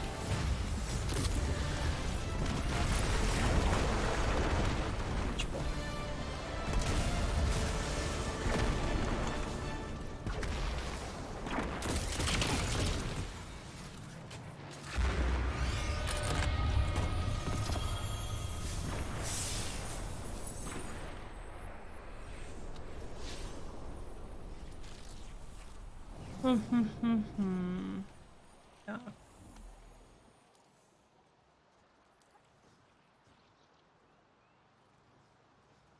Три. Так, это банши.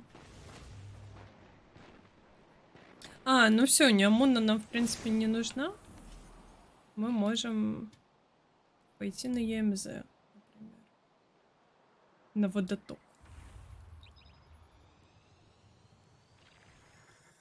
Там мероприятие можно хоть в соло делать.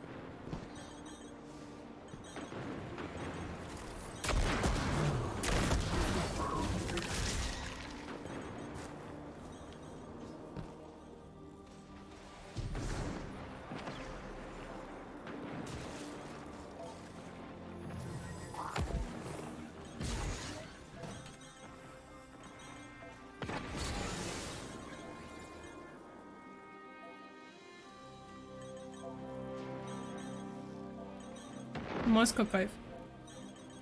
Хочу 2.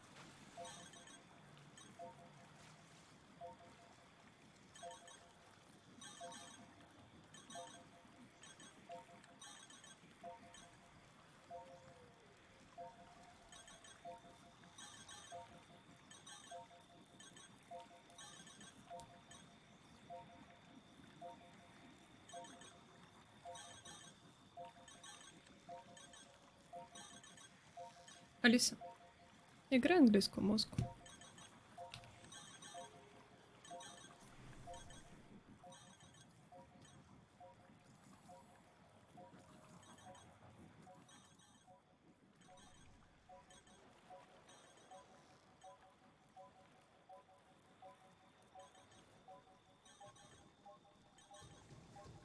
Больше вроде у нас диалогов таких не будет.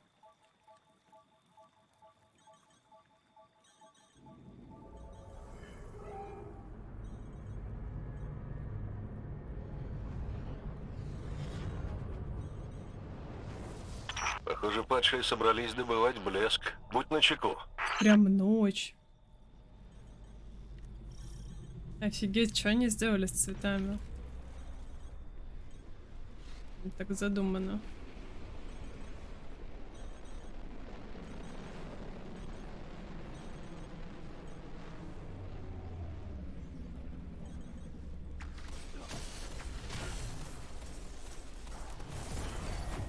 Бригада по добыче блеска.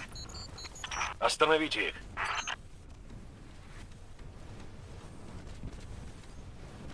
Мори, помнишь, что нужно делать по добыче блеска, чтобы активировать героическое мероприятие?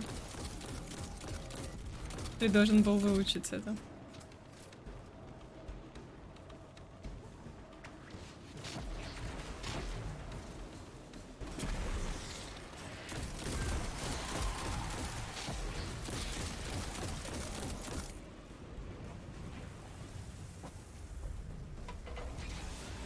Они направляются к другому участку.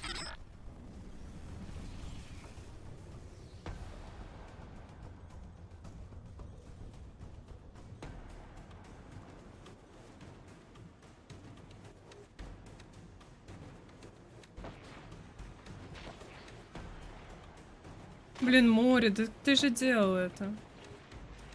Маленькую турельку нужно отстрелить. И все.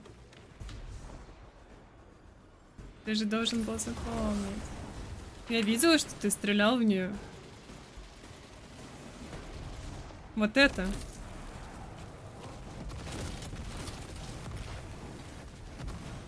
Дальше просто мобов лупишь и все.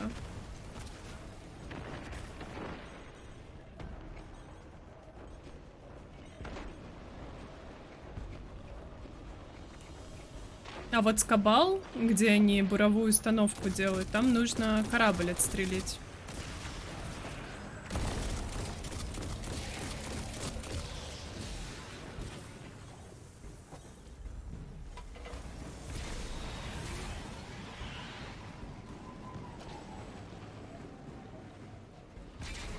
А очаги мора, помнишь?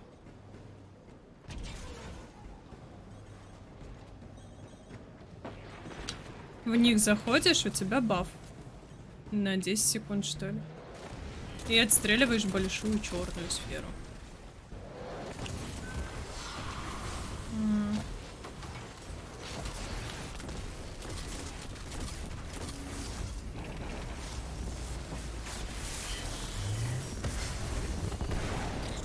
О, какая симпатичная груда блеска. О, Задержи их, пока я ее нас чуть в телепортирую. шлем не отправила.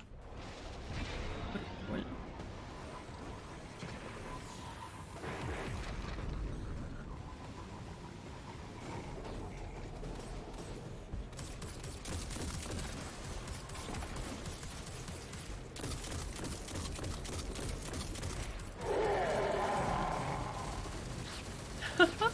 Блин, море, может, ты не тот прыжок выбрал?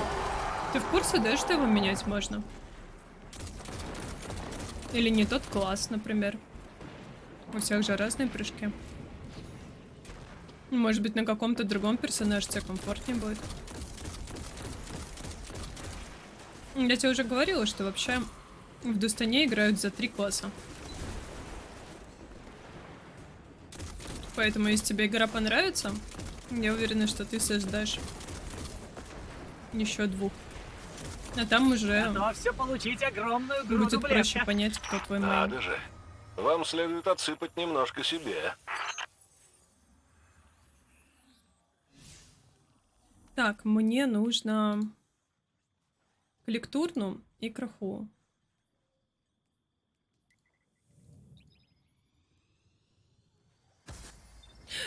Три класса нужны для лута с рейда. Например, той же 1000 голосов. Но и плюс понять, как кто играется.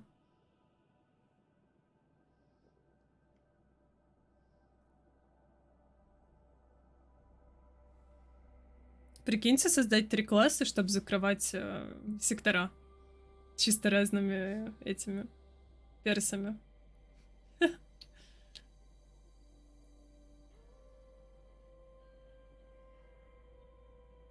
Почему бы и нет?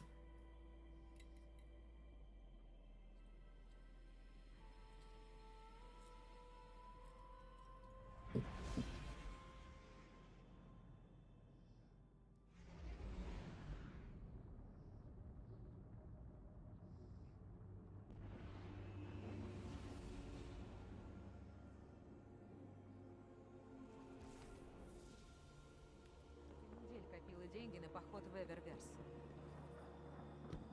Я всегда рад видеть стражу. Ты не выглядишь сильно побитым.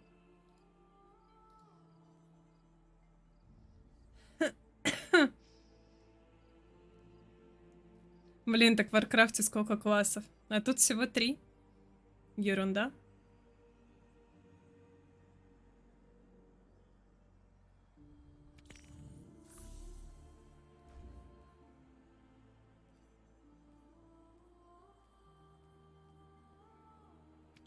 Дело сделано. Не переставай сражаться. Мы все это ценим. Так. Я не обучена этому. Наш любимый лектурн. Компания размышления о прошлом. Пожалуй, откажусь. Так.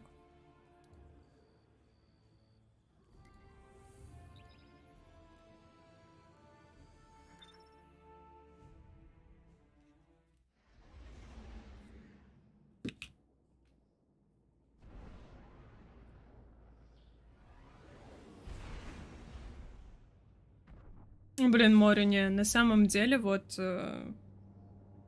когда ты играешь в Дустан, и у тебя закрыты все миссии, ты заходишь вот чисто с ресетом. Во вторник закрыть сюжет. Закрыть сюжет у тебя займет, блин, полчаса, час. Час это, в общем, максимум. При таком хреновом раскладе. За час закрываешь ресет. Еще там за час-полтора закрываешь горнило, налеты, гамбит. Да боже. И все. И забиваешь на игру. А можно меня телепортнуть?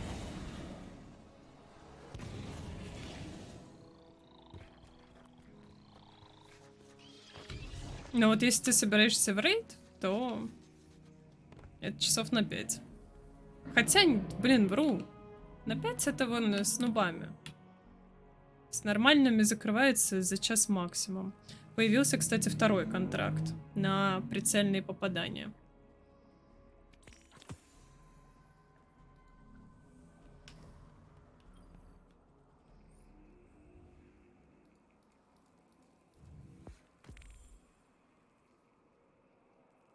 Все, мы все сделали.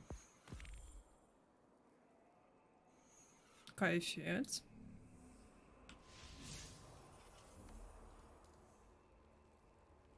Так.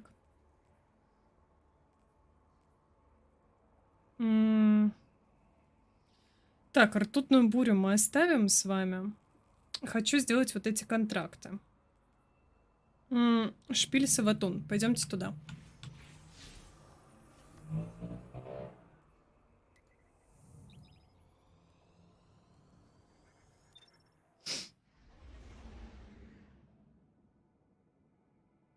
Блин, зачем в неделю? Что ты собрался здесь всю неделю делать? Ты чё? Это 4 часа в неделю нужно. Если берешь с рейдом, 8 часов. Все.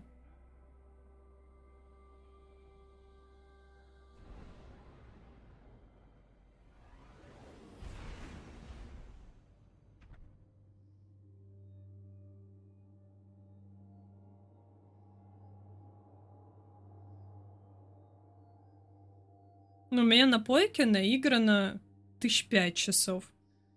И что я делала вот эти 5000? Без понятия.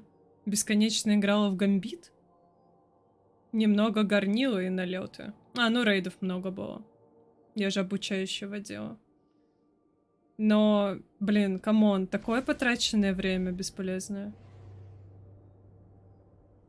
Сюда надо заходить прям чисто. Блин, это очень мало, кстати, море. У ребят из Дустана в 2 раза больше наигранного времени.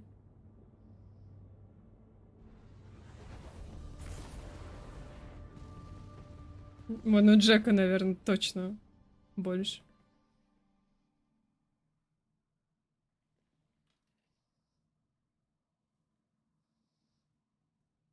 Ну лучше бы я на Warcraft потратила, но если бы я потратила столько на Warcraft,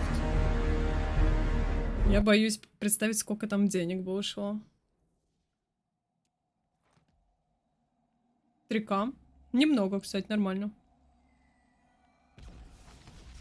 Саватун столько для вас сделала.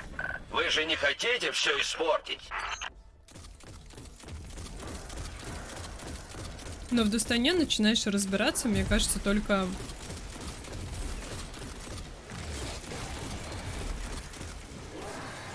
Тысяча часов. Но у меня был такой набор в план. Все остальные считались нубасами. Нужно изолировать солнечные кристаллы.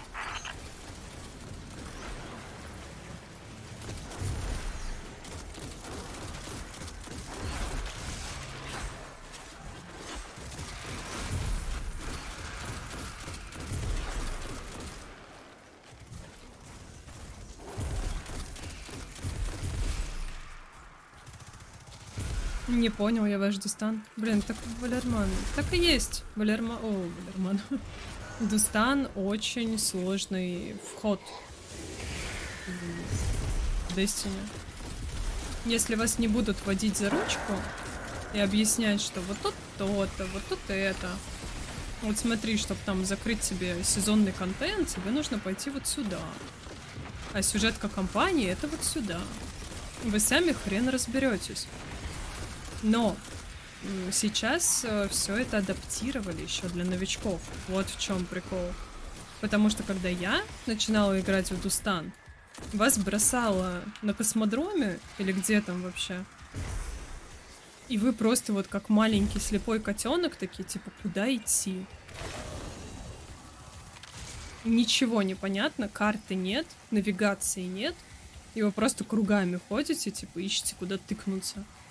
Куда пройти. Вот я хотела на этом игру дропнуть. Но мне вовремя помогли. Твари эти, которые заманили меня сюда. Перестали играть, кстати, уже все. А я сижу. Спасибо.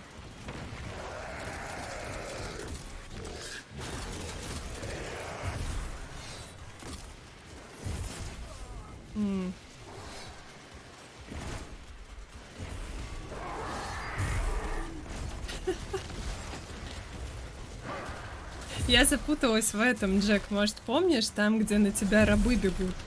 В темноте такой полной. И я их отстреливала. Но мне было так страшно, откуда они там вылезают. И я тупо туда не пошла. И все. А оказалось, что туда и надо идти. Мне сначала вообще показалось, что это какой-то хоррор-игра. Типа, что за жесть? Везде какие-то темные подвалы.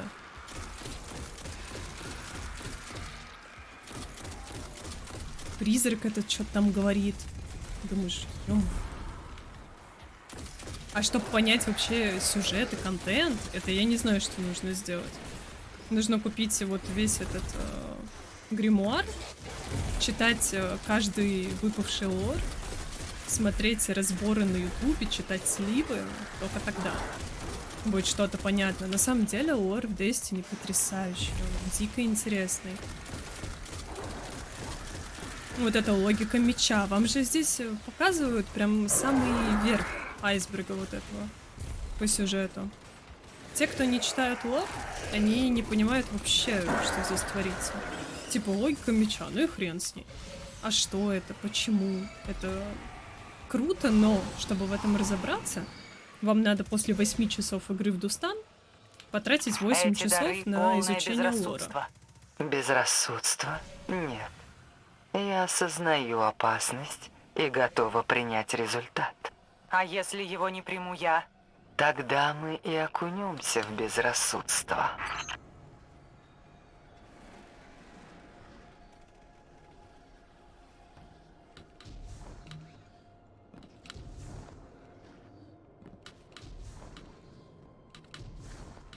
Это сейчас, кстати, еще лор хорошо подают.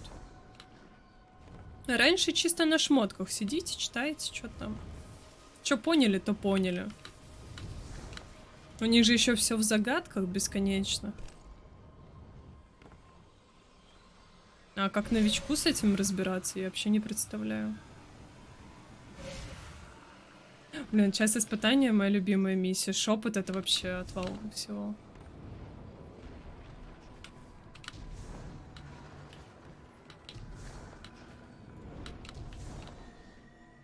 Блин, вот этого и не хватает Дустану, не хватает загадок, не хватает вот таких миссий. Но вы представляете, какой маленький контент закрыл эту миссию? Вот в том сезоне была миссия с пушкой, вот с этими вексами. Мне кажется, эта пушка есть у трети игроков. Блин, какой третий? Процентов 5. Это Один из сложно для них. экспериментов Саватун с электрическим светом. Прерви заряд. Для них это-то сложно. Откуда у них столько времени? Траить, сидеть, выбивать. А, этот катализатор на эту пушку. У скольки процентов есть? Блин, половина играющих в рейды не ходит. О чем речь? Миссии им какие-то. Они вам в гамбит типа сидели, по пайпу стреляли, такие, да, норм. Нормальная такая игра. Ничего такого. Поэтому, когда игроки высказывают свое мнение, там, особенно те, кто наиграли там часов 100, Направь такие, типа, электрический Дустан заряд говно. к неактивным кристаллам. Только я могу говорить, что Дустан говно, потому что я потратила на него половину своей гребаной жизни. Типа, ты кто такой? Это моя помойка. Только я могу ее ругать. Вот ты сначала наиграй столько часов, потом мы поговорим.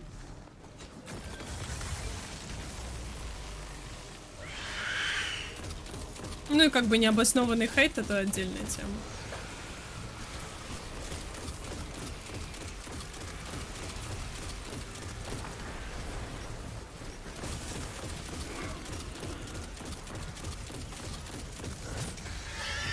Я чародей.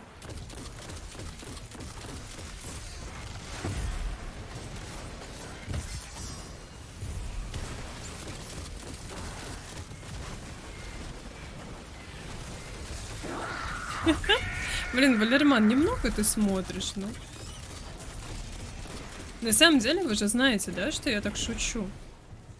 Типа, мне Дустан нравится. Есть много моментов, которые меня не устраивают, но игра не настолько плоха, чтобы ее дропнуть. Ну и как бы ни один человек в своем уме, хейтящий игру, не будет покупать DLC, сезоны и вот это вот все.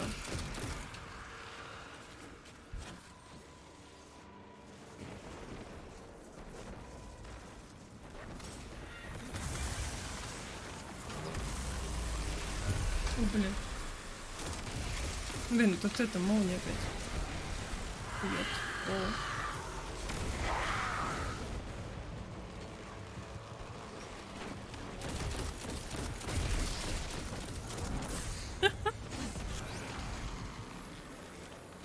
Но, будь я новичком, я бы в это играть не стала.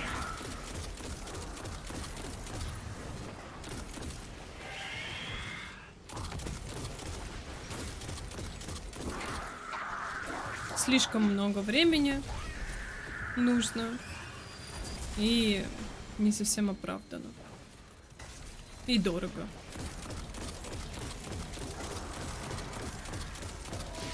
Потому что когда вы начинаете прям фармить игру, вы не сможете играть ни в одну другую.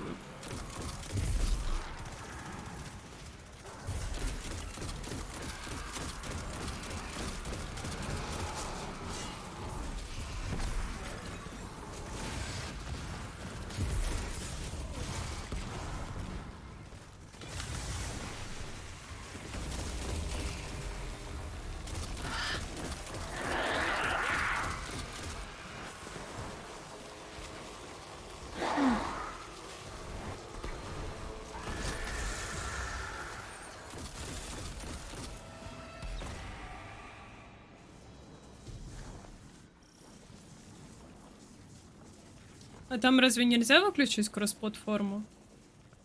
Но с плойки стрелять сложнее в 10 раз. Держу в курсе.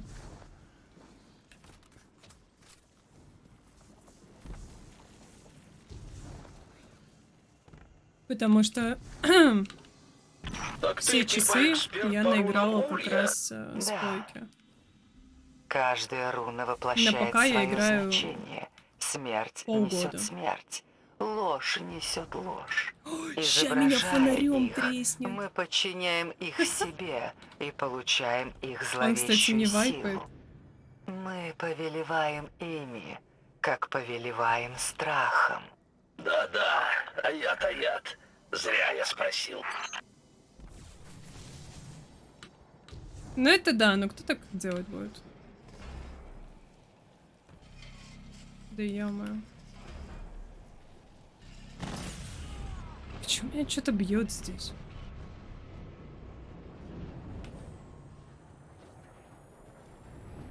Но в любом случае, если вы хорошо стреляете, у вас в ПВП не возникнет никаких проблем, вообще никаких.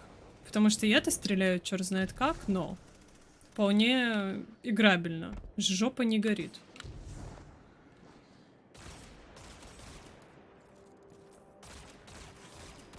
А что они делают вот с этими рунами, я что-то не понимаю.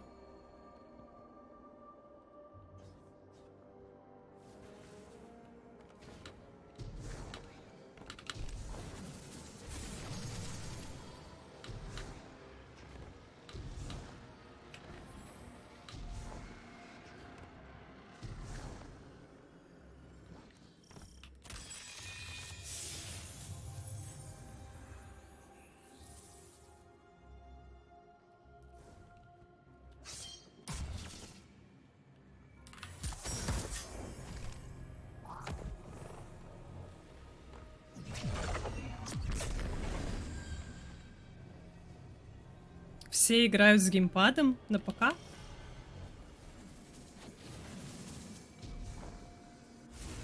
Кто все? Это одни из лучших бойцов. И нахрена они так делают? Типа, есть же плойка для этого, нет? Вот я очень люблю геймпад, но я не вижу смысла играть с геймпадом. Типа, зачем? Ну, типа, мне комфортно с мышью. Понятно, что, типа, переучиваться, вот это вот все я могу понять ребят, когда только анонсировали, да, что будет переход на ПК. И все, кто играл на плойке, такие, типа, о, комфортно. И перешли вот со своим геймпадом. Но те, кто были изначально пекари, какой смысл в этом?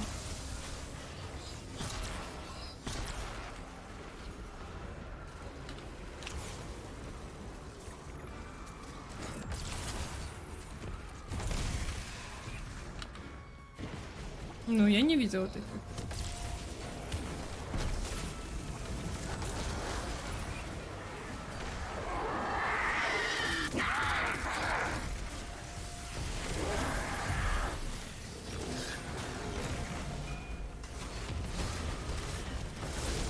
Блин, это очень тупая тактика. Ну, в КС уже не играют люди с геймпадом. Не? Спасибо за фоллоу.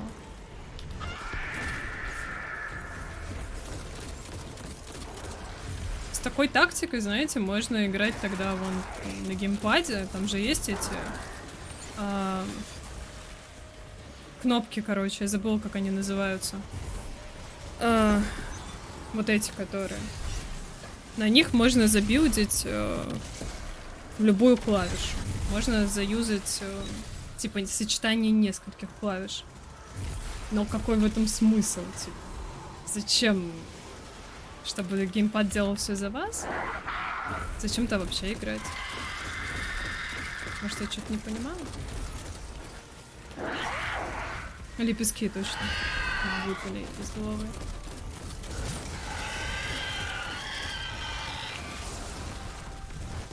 Вот я их сделала, потому что у меня на четвертом джойстике от плойки тоже были лепестки, и я тупо привыкла к ним, что у меня подкат справа, а приседание, по-моему, слева было, или наоборот. Я поговорила с Элизабет Брей. Но вот те, кто берет их для того, чтобы... Она боится призраков. Типа, будущего, что еще не уменьшить или еще что-то. Это... Она переживает, и дичь я максимальная. Не передай ей, что я не одна. Не знаю, сможет ли она это понять. А где ей еще один сундук надо было открыть? Так, тебе 5. Тебе тоже 5. Где? Вот, используйте колдовской сундук в конце задания шпиль Саватун. Где он? Где колдовской сундук?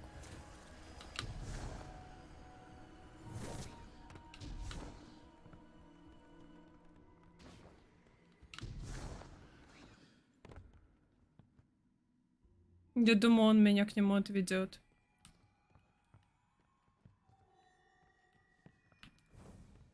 Блин, что, еще раз придется проходить это?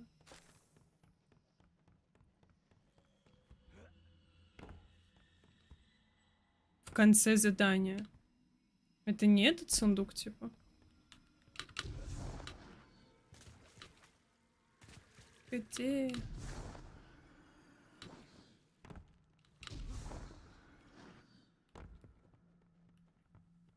Все это очень сложно.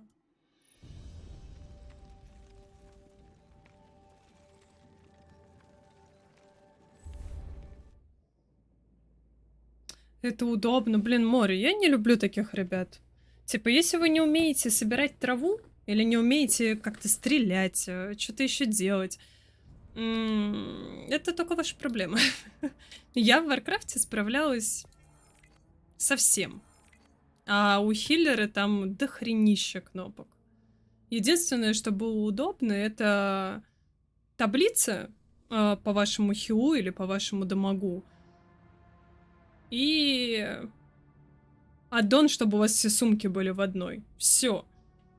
Типа, оправдания макросом я не вижу.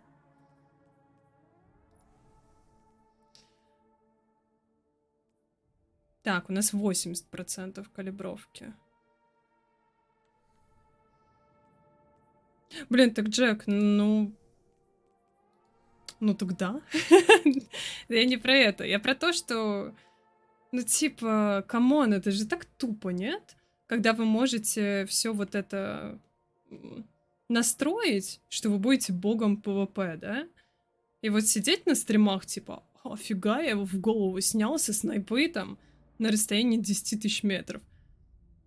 Типа, блин, это было бы круто, если бы это сделал ты сам. Гораздо круче. Ты бы себя чувствовал гораздо круче. Понятно, что WoW там вообще отдельная тема. Там куча ботов есть, которые и собирают шкуры, и траву, и все это продают на аукционе, рубят бабло. Но мы-то, типа, с вами играем не для этого. Мы играем, чтобы показать себя. Я почему не играю в Дустан? Потому что я здесь как рыба в воде. Я могу любую активность закрыть в соло. Мне здесь не сложно, не интересно. Типа, мне никому ничего доказывать не нужно. Поэтому я в него и не сижу, знаете, типа, день и ночь. Мне интересно показать вам, как я могу проходить другие игры. Потому что это сложно. Тот же Baldur's. Тяжело. Это тяжело. Потому что игра совершенно другая.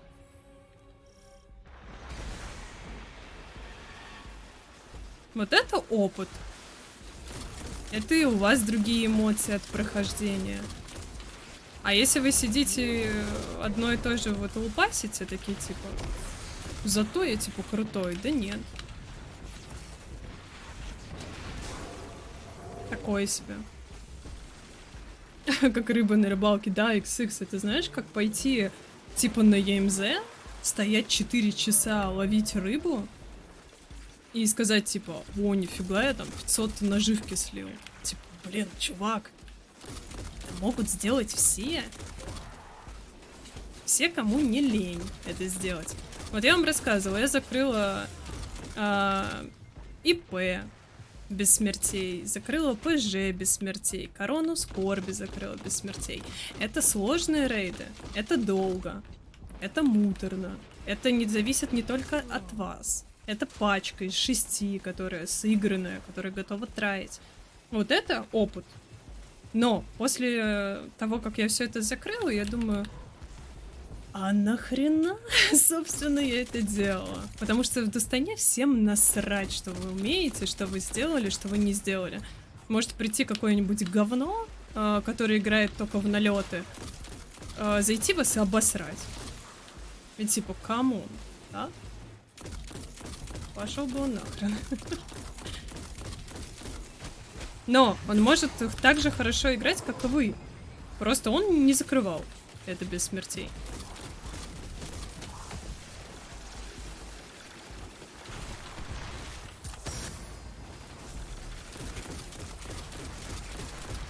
А Вов у вас совершенно другое. Вов, вы приедете на маунте в какой-нибудь город, и вас окружат все ребята в этом городе, если у вас какой-то крутой маунт.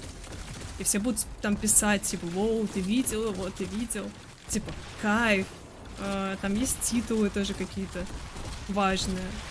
Я-то уже давно не играю, уже забыла все это, но вот та же башня Таргаст, про которую я вам говорила в Шеле, я ее траила 8 часов на релизе. Она там релизнулась, типа, в 12 ночи или в час ночи.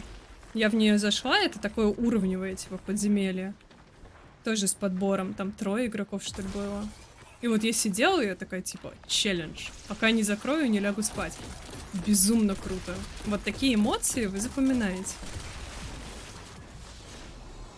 Вот рейд Day One в Достане, я бы не сказала, что у меня от него уже хорошие такие воспоминания. Для меня он больше в негативном ключе идет. Потому что все пачки срутся, начинается бесконечный ор, хейт. Сколько? 17 часов потраченного времени. Потом вы еще не закрываете, вы все дико демотивированы, это прям типа говно полное.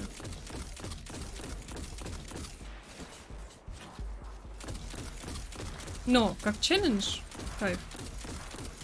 Надо просто вовремя, наверное, останавливаться, чтобы не разосраться.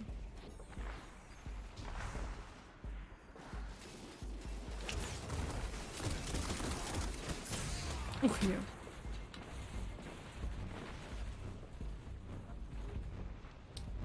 Джек, про башню, Таргаст? Не соло. Втроем тоже. Но там такой подбор, типа, и шоу. Там тоже нужно было за какое-то определенное время или что-то такое. И там давали очень крутого маунта. Такой дух вьющийся. Мне прям очень он понравился. Зафармила, все, каталась на городе, чувствовала себя. Вы не представляете, вы знаете, как дети когда там играют.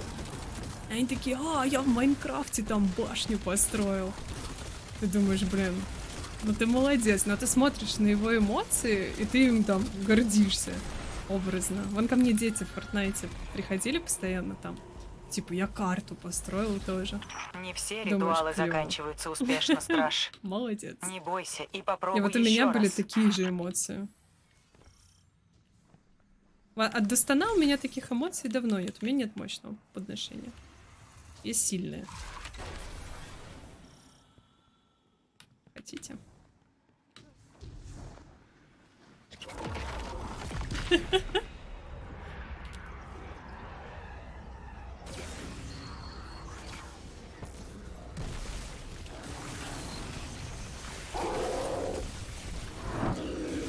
Донатная помойка, это да. Такое.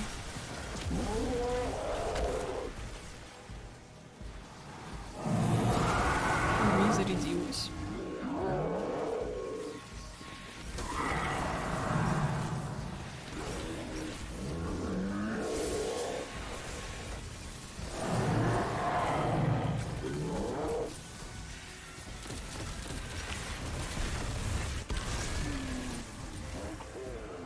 Но тоже, смотрите, сколько времени прошло.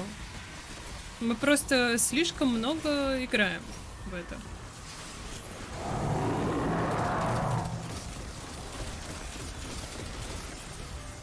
Хотя, я, кстати, ходила в Day One с 40-летними дядьками, у которых по 2 ребенка было. Нормально играли. Они, правда, дропнули игру после Королевы Ведьмы. Блин, вот если бы Дустан просто не скатывался вот в такое с сезонами, людей было бы больше.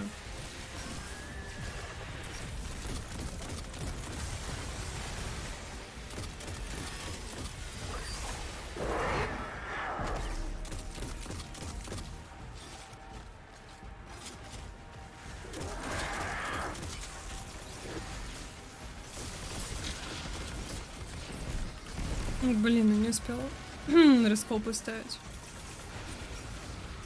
Не, XX 3000 это хорошо, вон у Джека тоже 3000. У меня просто больше из-за того, что я водила обучающие. Я сидела по 5 часов в Левиафане. Если не больше. Не скажу, кстати, что это было такое так себе время. По-моему, наоборот, был самый такой кайф. Креветка очень нравилась. Блин, вы вообще застали это? Потому что мы убивали Калуса из крысиных королей, и из дробовиков, и там с милишек, типа всем, в чем только можно было. Понятно, что было очень скучно, играть было не во что. Но какой кайф был. Forsaken тоже кайф. Я видел вот самые потом разные способы, какими хозяйка недоразумение. убивала своих подопытных. Но этот пока что самый интересный. Забавно, конечно. Я не чувствовал себя своим ни с людьми, ни с другими призраками. Но когда я Просто я бы могла понять, если бы приходили новые люди. Новых людей вообще нет. А старые ливнули. Но не знал этого. Может, Эрис испытывает нечто подобное? Скорее всего, это указывает на проблемки. Но с финальной формой я уверена, что большинство вернется.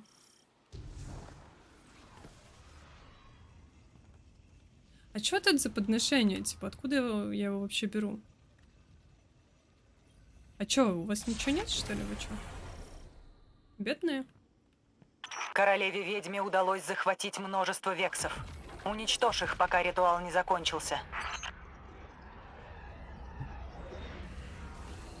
Да, Джек, да. Блин, рейды в Достане обалденные. Я бы в рейды ходила бы вот, хоть каждый день. Но проблема собраться. Типа, нет людей. Есть этот ЛФГ, но... Блин, собираться, чтобы тебя там кто-то обосрал, потом испортить настроение, это такое. Потому что, типа, странных людей до хрена. Тут со своими ты пересираешься, а тут какие-то левые, конечно.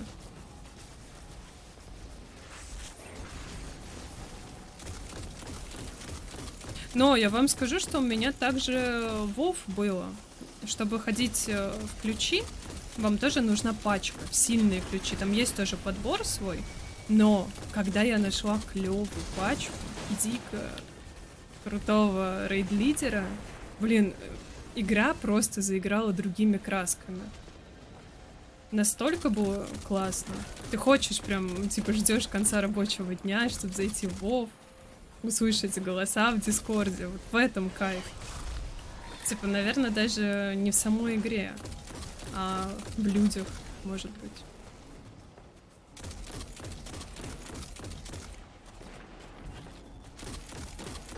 В соло-то тоже есть что поделать. И в Вове, и здесь. Но не на 6000 часов, да?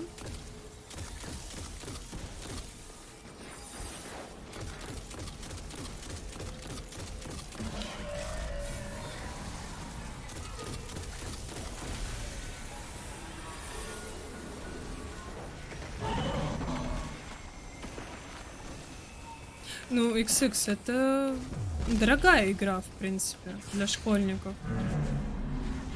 Вот тот же Fortnite, он окупает БП. То есть вы покупаете БП один раз, и вам БП возвращает еще вот образное серебро, чтобы вы понимали. То есть вы в магазине можете еще что-то купить. И мало того, что он вам возвращает полную стоимость боевого пропуска, если вы 100-й нафармили, он, ну, образно, да, там 1000 серебра он стоит. А в сезоне вы можете получить за 100-й уровень 1500 серебра. То есть вот эти школьники, они оставляли эту 1000, чтобы купить следующий сезон. И вот эти 500 тратили там или на скинчик какой-нибудь дешевый, или на эмоции. Все. И это, кстати, крутая система, потому что Fortnite их подсаживает вот на эту образную иглу, где они должны каждый раз фармить сотку. Эти дети им делают огромный онлайн, еще и кассу. Потому что они просто играют в игру. Все. И не только дети, кстати. У меня там и 40-летние мужики были.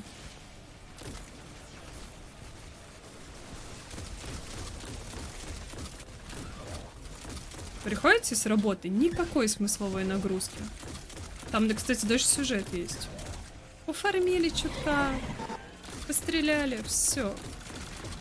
Что еще надо? И все бесплатно. Почему нет? Это тут вон за DLC 6000.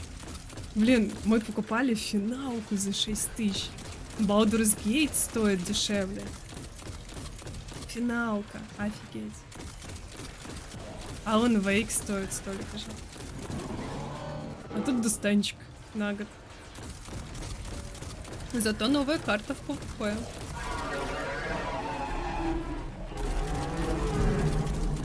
Поэтому да. Будь я школьником, я бы такое не купила. Плюс вам же нужны тиммейты в игре. А если ваше окружение в это не играет, в это и вы не будете играть.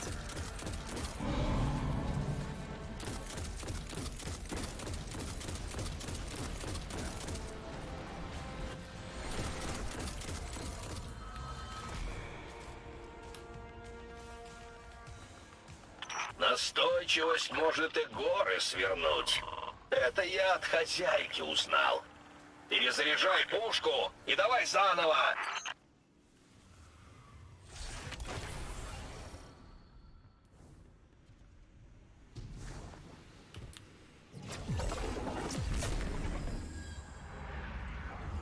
Я когда играла в Fortnite, я же параллельно еще Дустан играла. И вот дети качали бесплатную вот эту версию. Ничего не понимали. И дропали ее.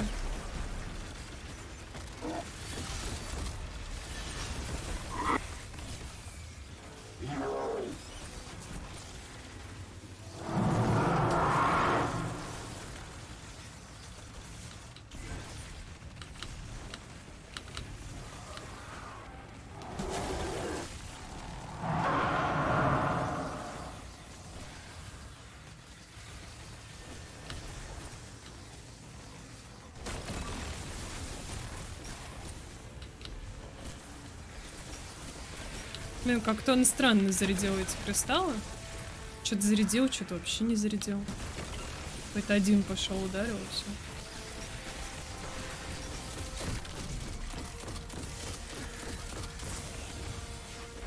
Нет, не убивай меня. Ай, понятно.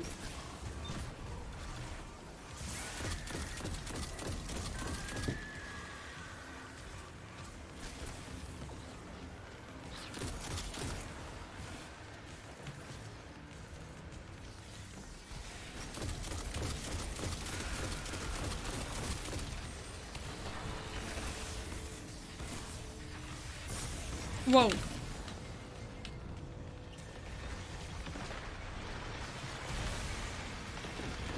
Блин, я в папку не играла. Да не забирай.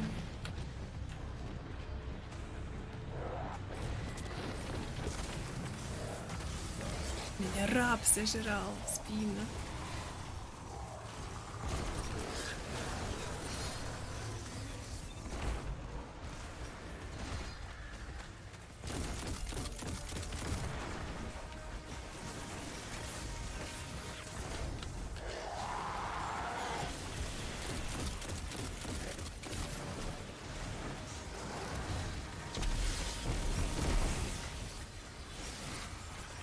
Нифига, его тут крутит. Бедный.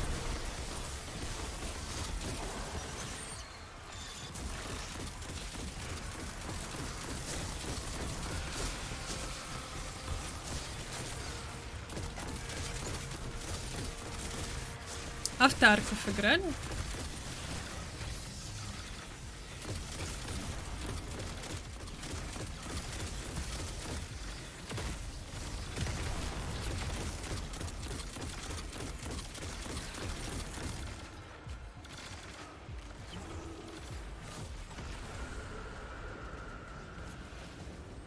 Сожрали. Вот и не придется потом возиться с таким количеством громил. Думаю, хозяйка будет благодарна.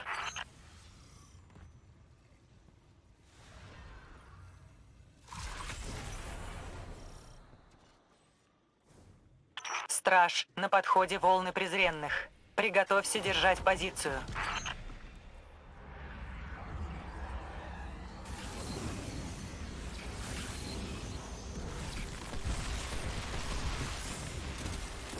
Да, то, что союзники не отображаются, это да.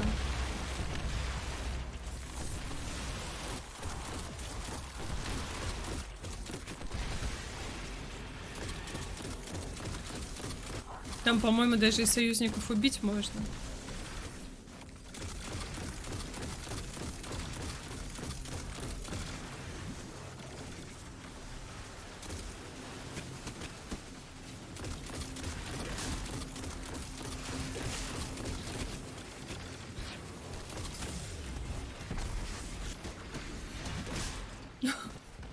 Просто щитом по лицу. О, мы сквозь текстурки провалились.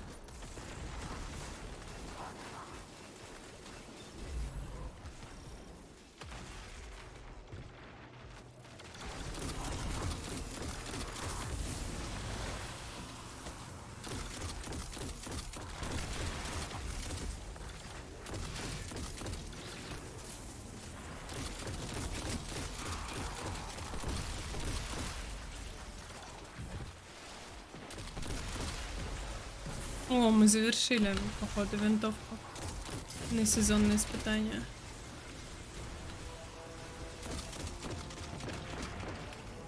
Воу-воу-воу, вас очень много. А чё, они даже кристаллы не бьют, что ли? Что они делают? Очень мне интересно.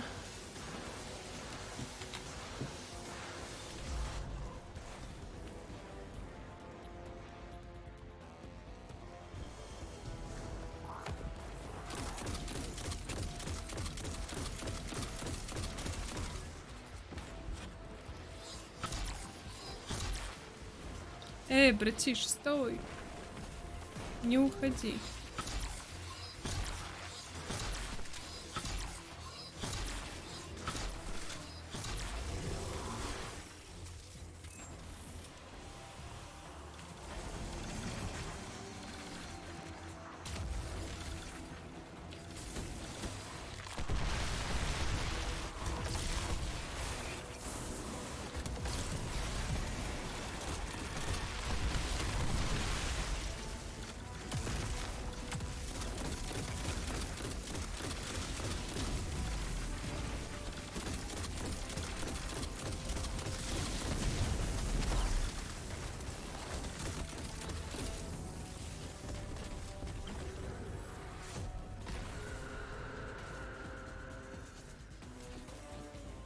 Подойди же, служитель!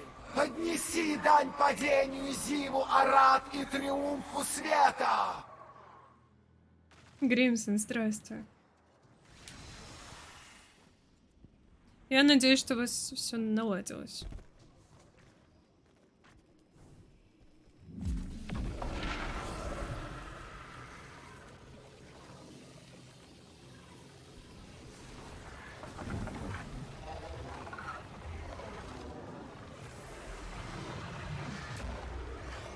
Твой призрак говорил, что странник последнее время молчит.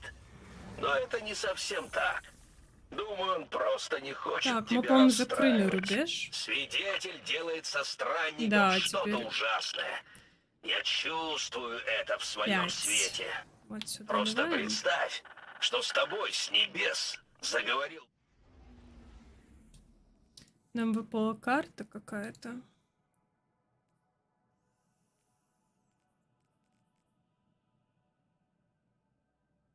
Непонятно, что вот с этим делать. Где карта? Куда она пропала?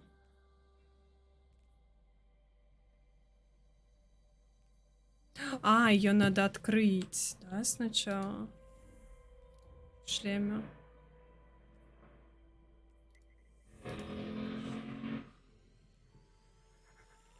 Блин, Гримсон. Я понимаю, но я с вами разбираться, честно говорю, не хочу. Уже, знаете, столько сил и нервов измотали. Вот прям, типа, хуже детей в Фортнайте. Эти дебилы хоть дети. Вы-то 40-летние дядьки. Камон. Просыпаюсь утром. Ну как утром? В 12 часов дня. И у собаки, я вам рассказывала, что у него поилка электронная. Она не пишет, что там вода закончилась. Но с вечера вода была. Ну, я утром ему наливаю воды. Он попил. Что-то сижу, тыкаюсь, смотрю, вы начинаете сраться в чате. Думаю, да ёпта. Утро начинается не с кофе, типа. И собака тупо падает замертво на спину. И у него начинает идти пена изо рта. Вот представляете мое состояние? И потом вы еще мне в личку срете. Вот вообще насрать, вот похуй, что у вас происходит, честно. Типа не то, что не до вас, вообще даже думать об этом не хочу. Тут животное, а тут 40-летние дядьки, которые жопу не поделили. Камон. Это настолько абсурдно, что тупо. Блин, опять в алтаре призыва. И что было с собакой, я до сих пор не понимаю. И что надо сделать, чтобы это не повторилось, я тоже не понимаю.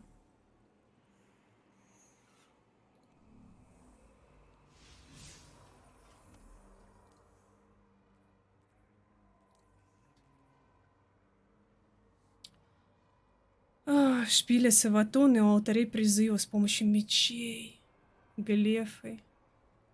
О, Господи. Так, ну меча у нас нет. Глефу возьмем.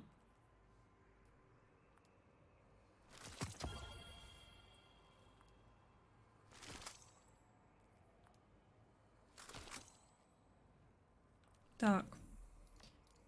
То есть тут у нас можем пойти и в шпиль, или в алтари.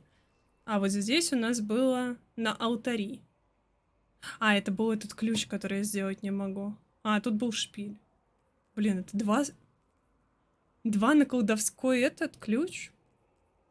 Блин, чат, кто-нибудь делал вот это говно? Почему они забытые богатства, колдовское богатство? Одинаковые же.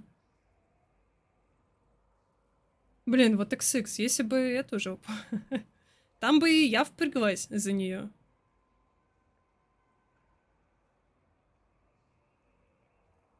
Колдовской сундук.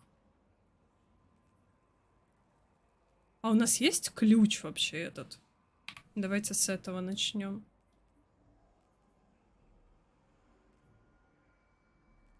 Блин, что-то у меня тут все засралось опять. Что можно выкинуть?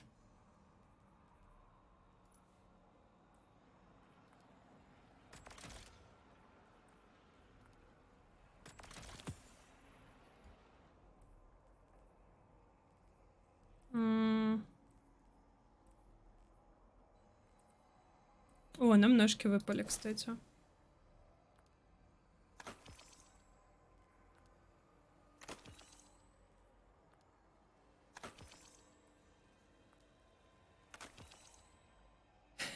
По чуть-чуть переодеваемся. Так. А, я поняла. Это, да, как в колодце, вот эти заряды света, кстати, надо их распылить нахуй.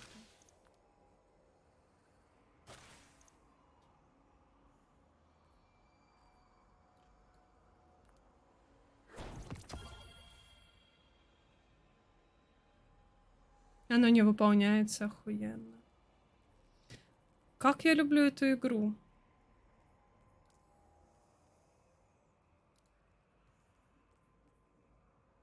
Так, нам надо ранг и испытания на этот. А по поручениям что у нас? Давайте-то по ним пройдемся. Листы. Пойдемте в шпиль, наверное. Короче, будем тогда вот эту сезонную фигню тратить.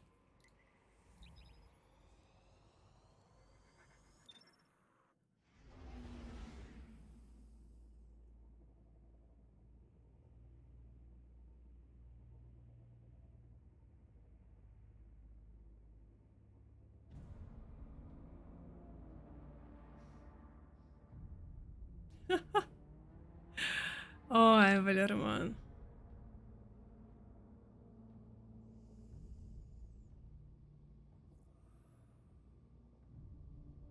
Блин, камон, мы в интернете.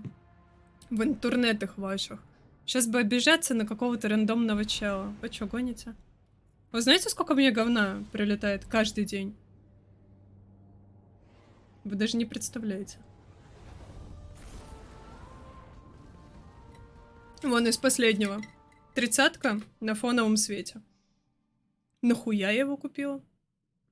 Вот у меня тот же вопрос. Типа, зачем? Непонятно. Что было, видимо.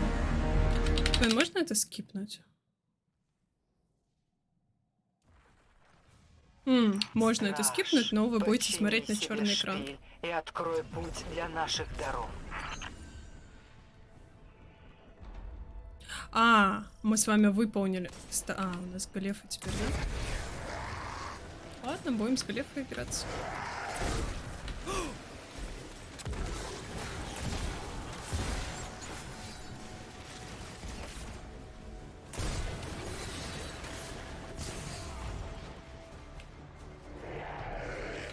Вот почему меня бесят контракты.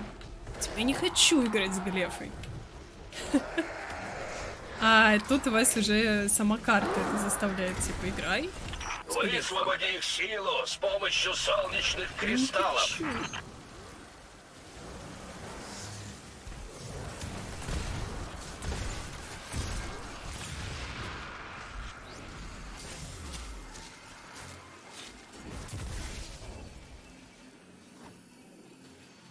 Чуваки, берите кристалл, я заманалась, что-то сходилось.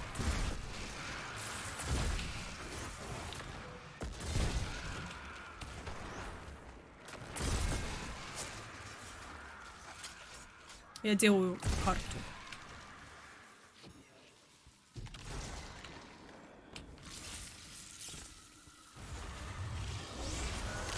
Воу. Чё, они не дотащили кристалл?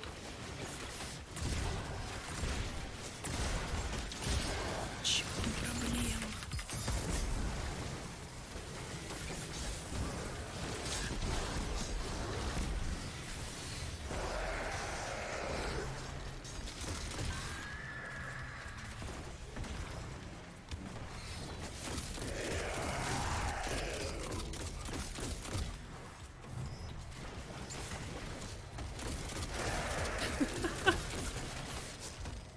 Когда у меня будет маразм, я тебе напишу. Это хорошо было. Да ё-моё. Блин, ну не хочу, не нравится мне эта Глефа. Она очень долго перезаряжается. Мне лень.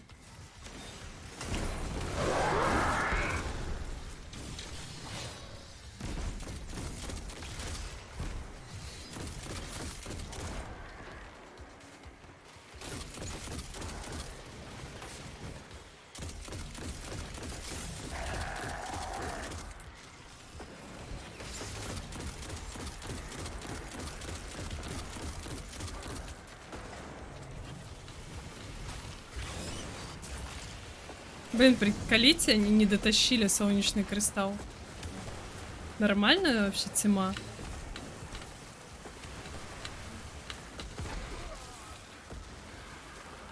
А что, если его не дотаскивать? Вот 4 минуты мы будем тупо зачищать мобов, да?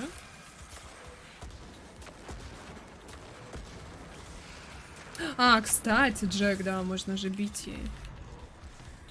Годно. Приемлемо. Взрывашку пойду сейчас бить.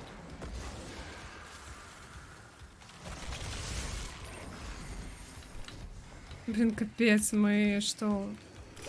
Тьма дебилов? Никогда не дотащим этот кристалл? Что вот вы нахрена под ноги лезете? Зацените, вы можете тоже нести. Бери. Он его тащит назад!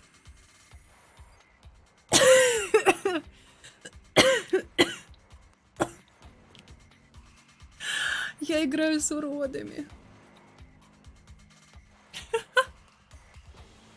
Там же метка есть.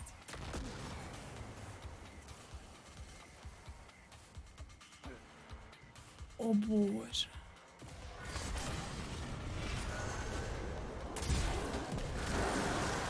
Блин, а как ей бить? На F, по-моему, да?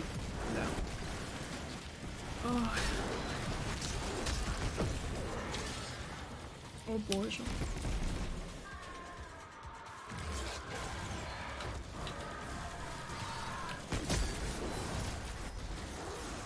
У меня как будто это газонокосильщик какой-то.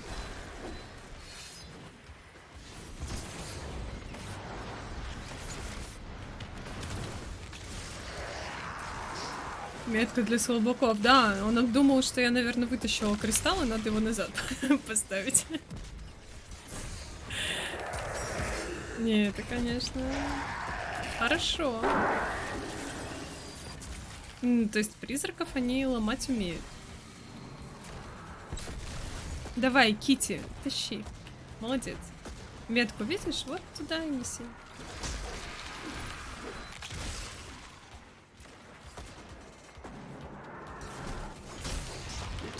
Что меня зарубит? Или я его? О, я его. Сильный страж.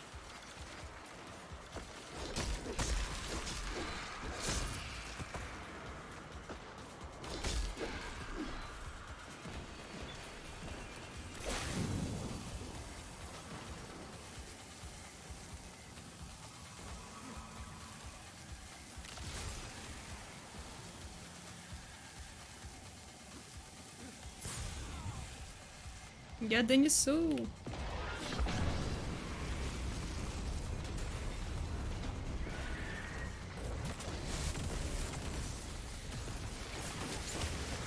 Ой, всех мобов убили.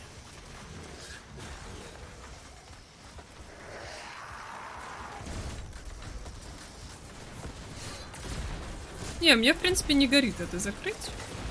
Было бы славно, но если не получится, ну и ладно. Главное грефы сделать.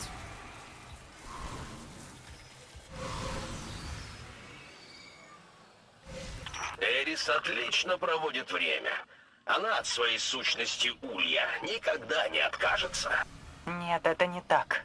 Чем скорее мы доведем дело до конца, тем раньше она вернется в норму. Я бы не был так уверен. Я видел ее взгляд, когда она принимает дань. Ты тоже его заметила? Валерман, я смотрю, ты решил до конца, да, идти?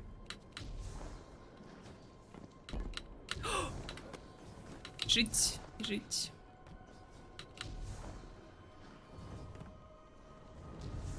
Блин, когда я смогу вот это забрать?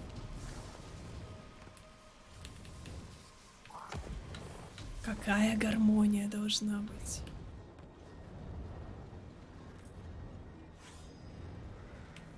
Как будто взял, да?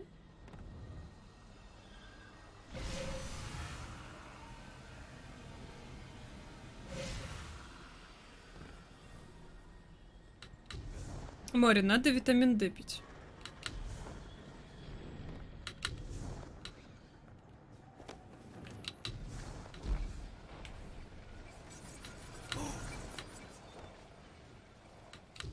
Не прибило.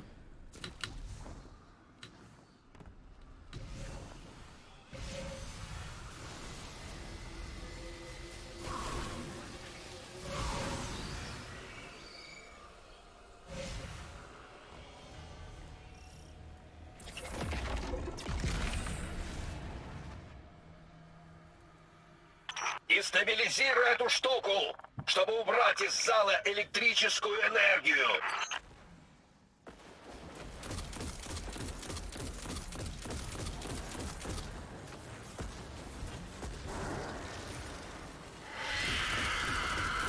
Оу. Почему никто не сказал, что мне надо глефы убивать?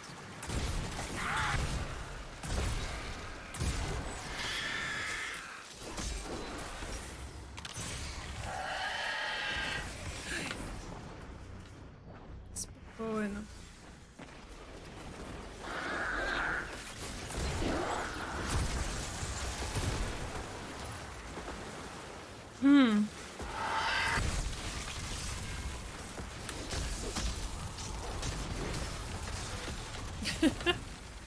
Интересно, сколько процентов я так наковыряю.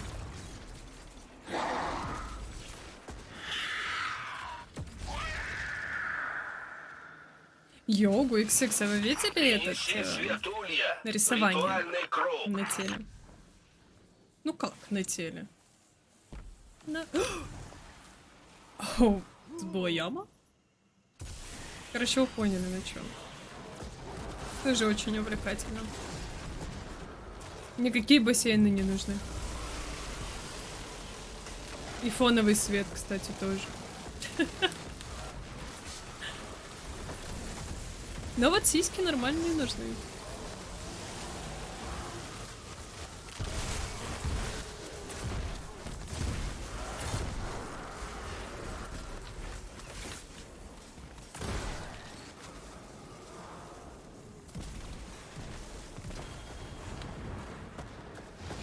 Оторвись по полной.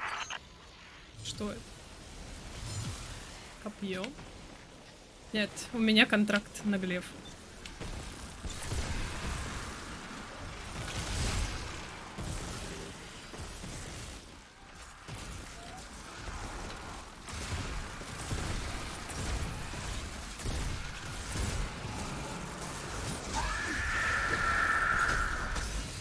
Ой, вас слишком много.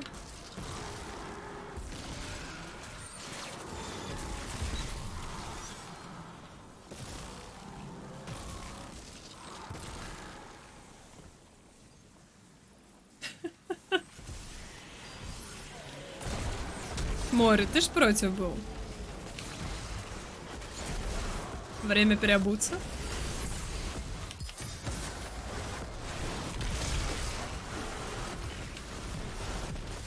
Или ты свои отрастишь?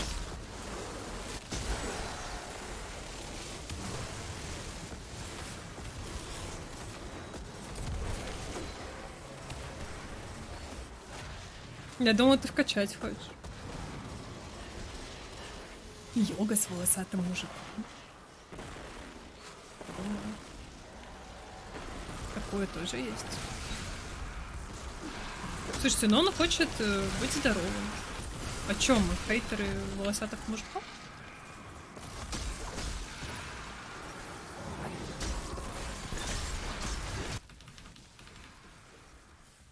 Во, Валериман, спасибо большое.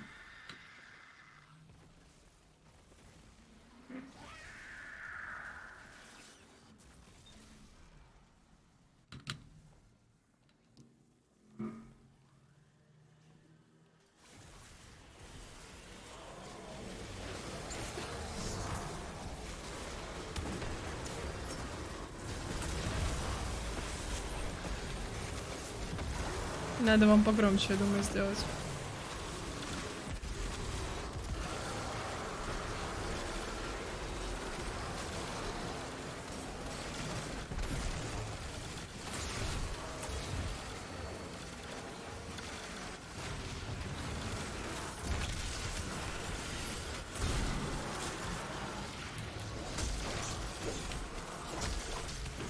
Умнеют.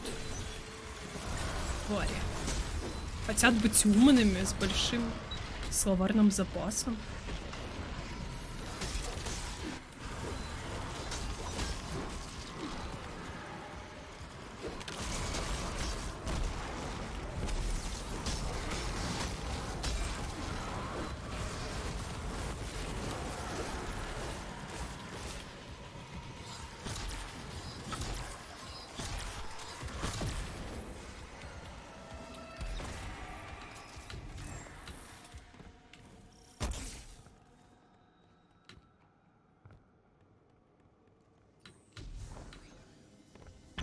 Саватон серьезно считает, что какая-то сумасшедшая, которая относится к Улью только наполовину, сможет убить ее сестру. Нам конец. Эрис это все переживет, но поверь, если она узнает о твоих словах, конец тебе. Это блеф. Вы меня не раздавите. Я слишком Я важная жива. шишка. Это только пока. Но твоя свобода передвижения — это Надо диалоги привилегия. выключить. А ящик подходящего для тебя размера у нас уже есть.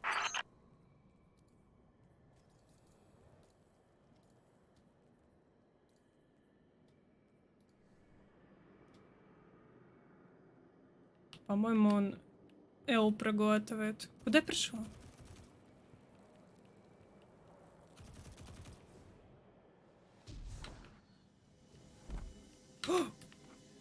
Эй.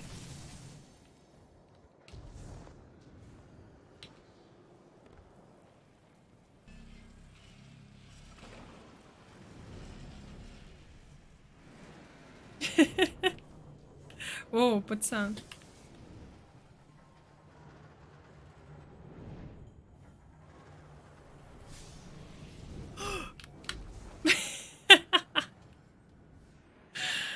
Это очень мило. Но я спасла братишку.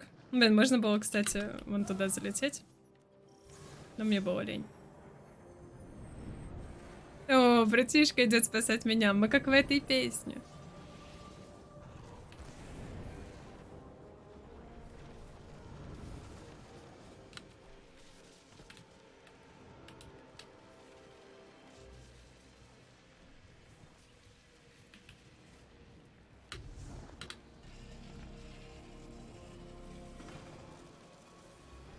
А, мы не туда пробежались.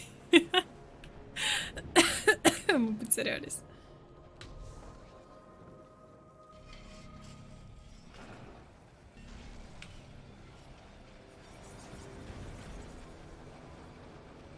Братишка меня запутал.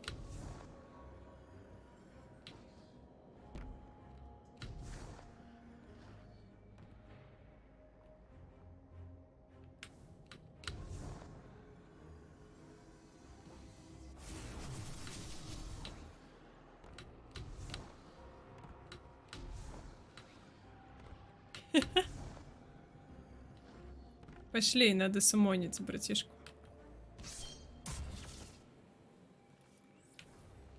Он не дойдет сам.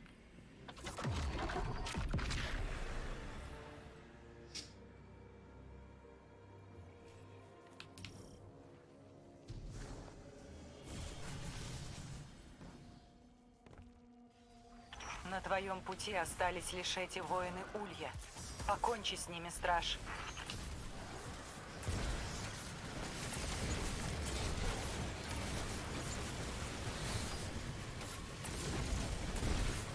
Жевательная резинка.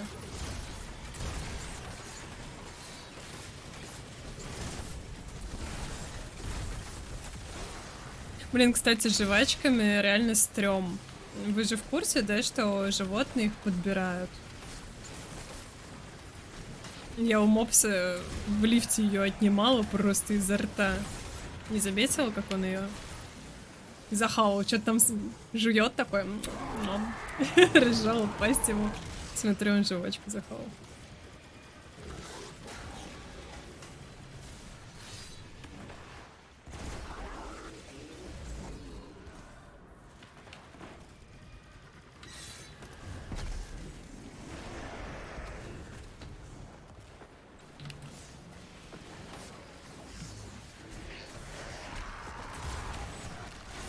Но вот с окурками, что он там рассказывал? Типа он окурки, что?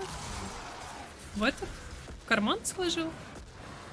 Если вы курите сигареты, лучше выкинуть их на землю, чем положить их в карман, потому что у вас вонять будет все. Просто жесть как. Ну, в идеале, да, стоять рядом с мусоркой, там, курить. Вот это вот все. Но носить пакет, знаете, как для собак. Убирать за ними. Вот так же пакет для сигарет. Вот со стиками, кстати, удобнее. Они не нагреваются. Ну, нагреваются, но как бы не смертельно. И вообще не пахнут. То есть вот их положить в какой-нибудь карман, это вообще изи-катка. Ну так, блин, Валерман, послушают твою песню и будут окурки складывать в карман. Потом придут, скажут: Настя, мама начала мне стирать штаны, отругала меня. Зачем нам это надо? Нам это не надо. Ух,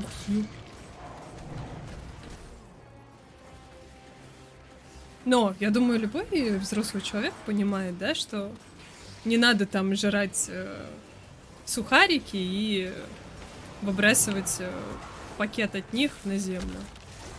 Типа, это же очевидно, нет?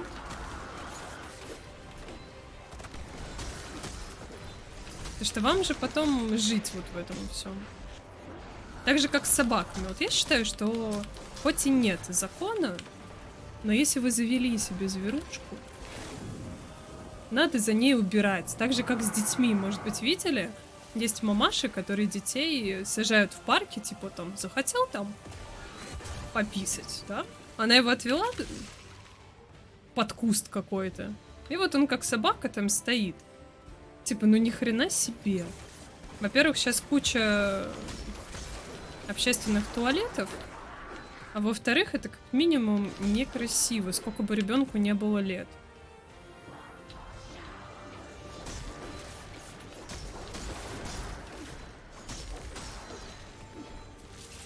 Просто наблюдаешь такое и думаешь, блин, какая жесть. Понятно, что бывает и хуже, но не надо до такого докатываться. Блин, отнесите второй кристалл, пожалуйста.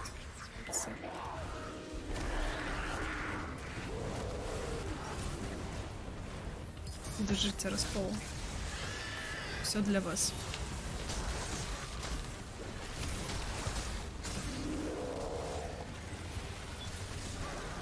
Ой, блин, Джек, кстати, да. Это тоже.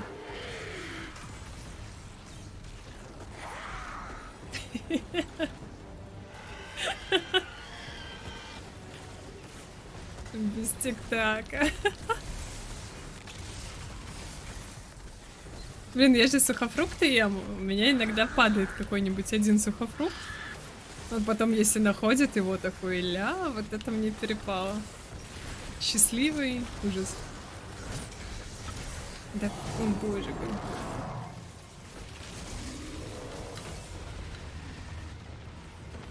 Блин, Валерман, вообще сейчас мусорки на каждом углу. Я не знаю, в какой глуши надо быть, чтобы не найти мусорку. Типа остановки, около метро, везде. Везде вы должны гулять в поле каком-то, чтобы мусорку не найти. А в парках так вообще у каждого этого.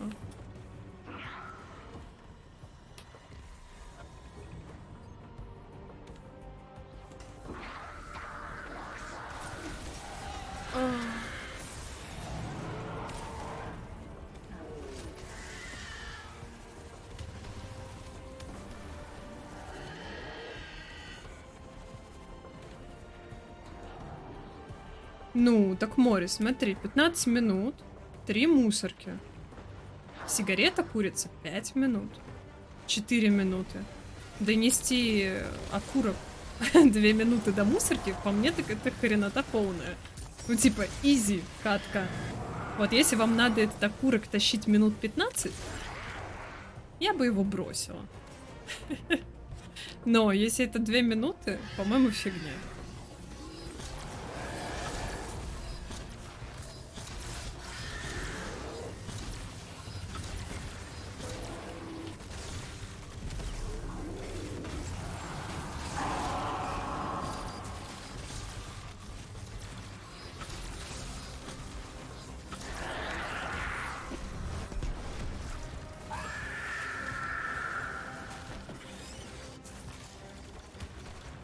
Эрис, тебе нужно отдохнуть. Это превращение. Ты знаешь, что мне это не нравится. Мне не нравится, кем ты стала. Ну, это, скорее всего, да. Я понимаю твои опасения, Кора. Но порой задаюсь вопросом. когда вы Если я так курите где-то по дороге, вы же знаете прекрасно этот маршрут.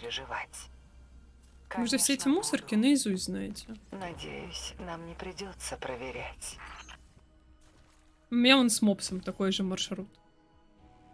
У меня есть 2 мусорки по пути, потому что куда-то надо будет выбросить его пакет. А я знаю, что у одной из них он, скорее всего, остановится.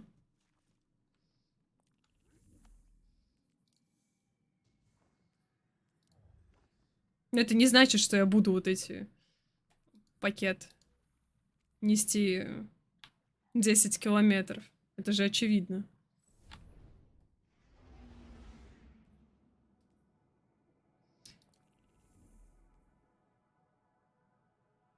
Так.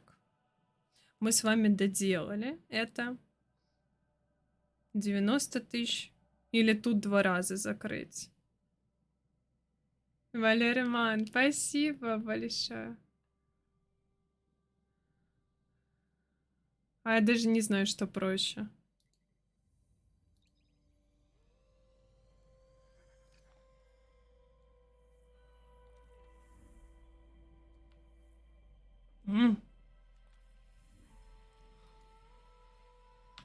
Можно мне... Спасибо.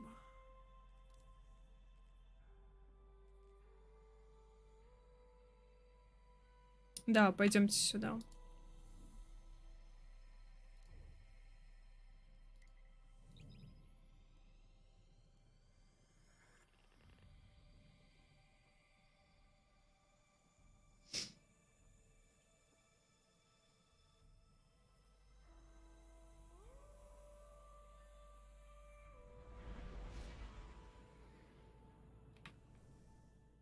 У нас, кстати, пропал баф. Можно проюзать. Блин, только не это проюзать, а... Гордиться собой еще рано. Потом. Твоя работа только начинается.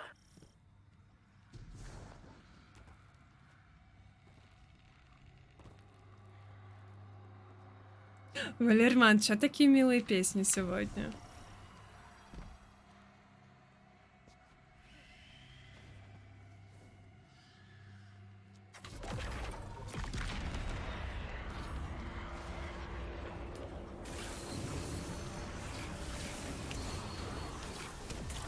Что мы там с Галифой, кстати, доделали, нет?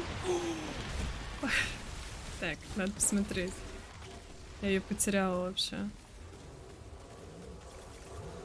А где она была? А, это вот 19 из 25. Понял. Всего 19 убил? Значит, не считается незаряженные атаки. Скорее всего. О, это труп меня обдурил. Так. А сейчас? О, тоже 19. Что такое? Что-то не работает.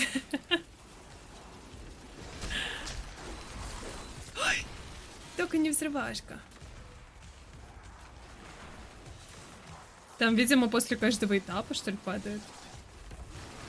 Ого, вот это купол.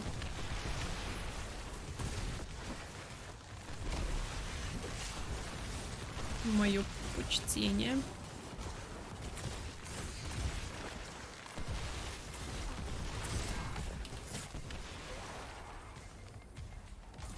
Но я же в куполе была. Не повезло.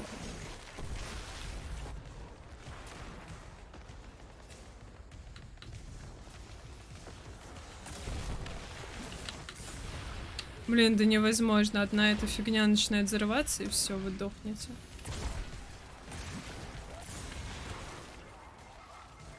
Вот это самый худший этап вот этого всего.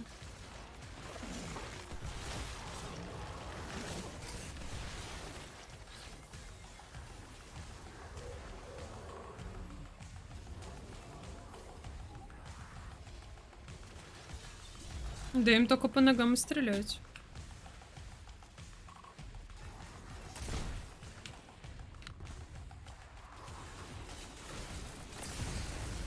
О боже, давайте раскол поставим.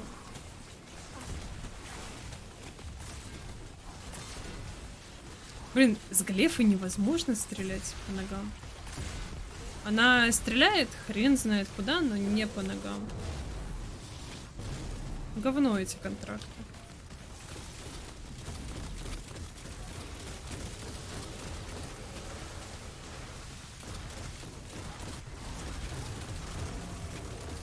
Напридумывают.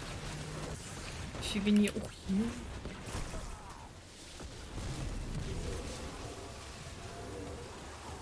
Сколько раз мы здесь сдохли? 10?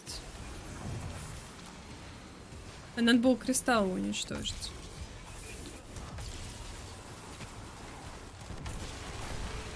Все.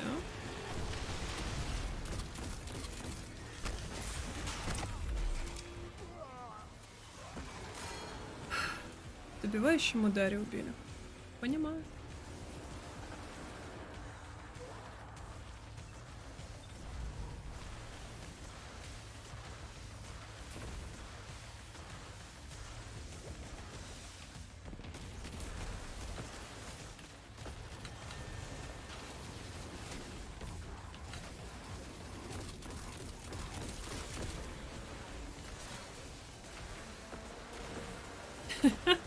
Может, просто в куполе постоять?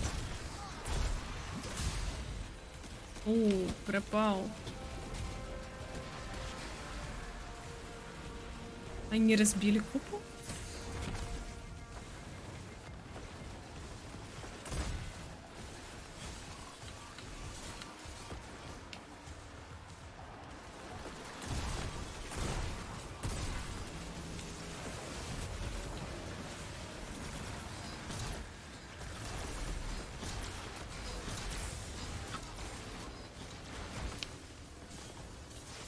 Мы успели его убить?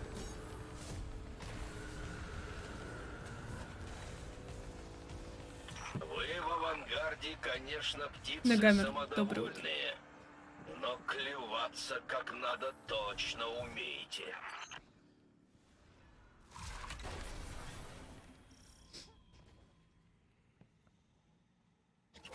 Клевый плащ на ханта.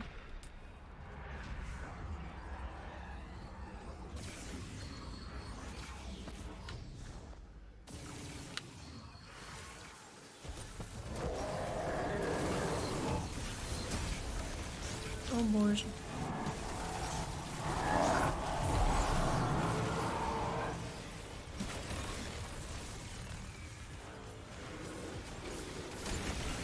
Можно в Destiny играть.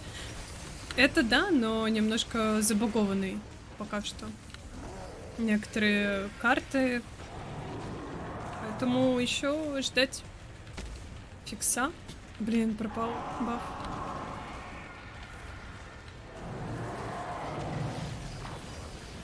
Но тогда играбельно. Все зарядили. Какие эмоции.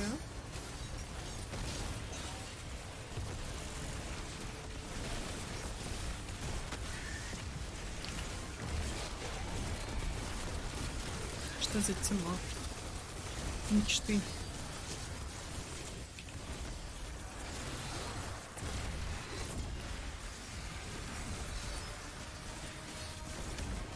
Мне кажется, зря они сюда этих ребят понаставили. рыбалку сделать. О боже, Нагамер. У тебя, получается, и новый сезон-то толком еще не наступил. Раз только старого осталось. Контента. А катализатор на пушку сделал в погружении?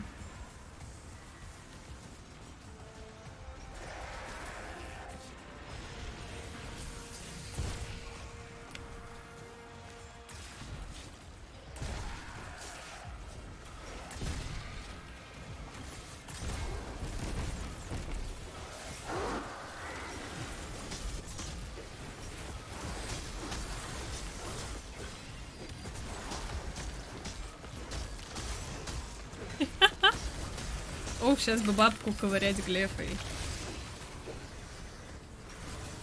Почему нет?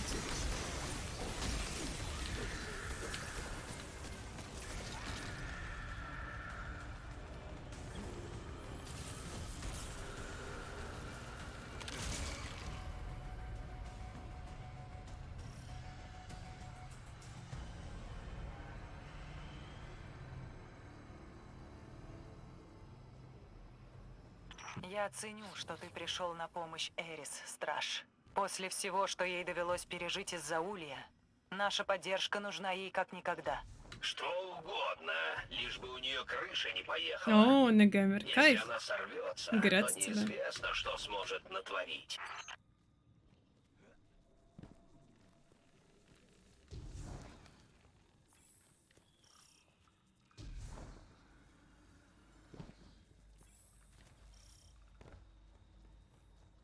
Жаль, что у нас не вышло подружиться с вексами. А теперь им пора сдохнуть. Блин, Дустан, кстати, реально не убежит. Вы можете его фармить он, когда угодно. Братишки, здесь. Не притягивайте. Что-то я не понимаю, честно говоря, как работает вот этот контракт. Какой-то он странный. 19. Он либо работает в какой-то одной активности. То есть, если я его начала делать в шпиле Саватун, видимо, там его и надо доделывать, или что?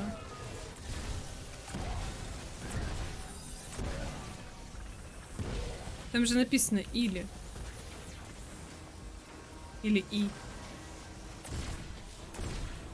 Но в любом случае можно и там, и там.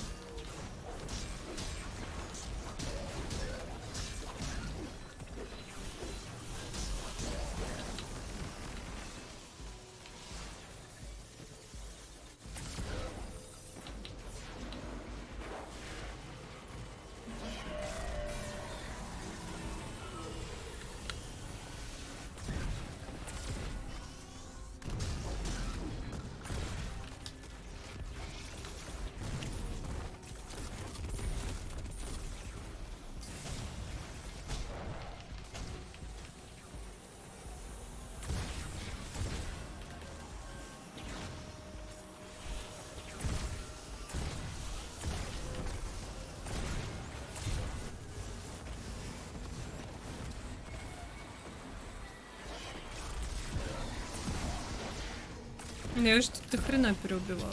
Оно бы уже давно выполнилось. Если бы это так было.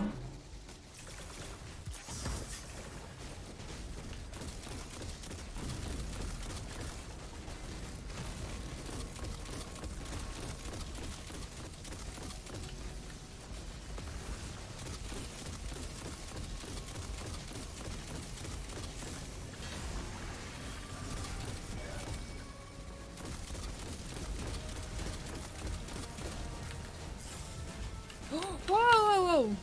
Сломали раскол.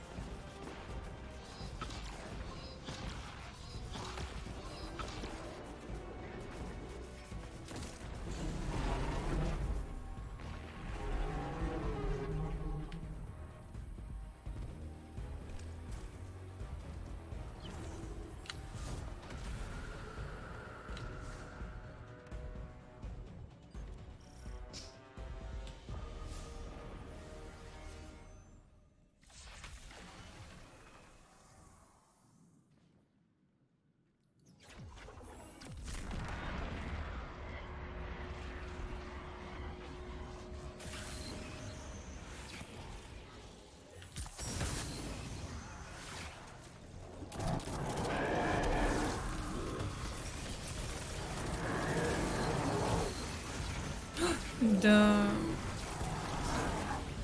Больно?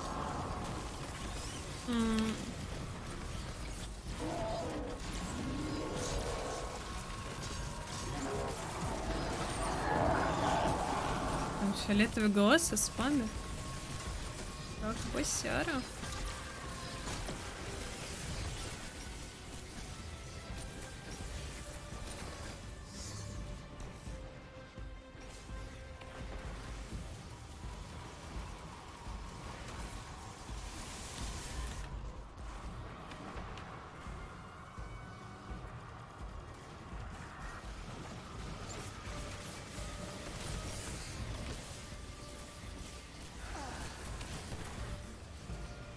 Такой спам, что даже ресая друг друга, вы все равно ложитесь оба.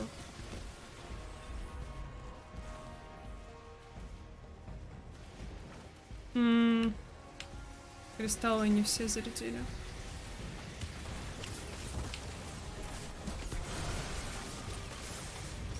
Дайте убежать.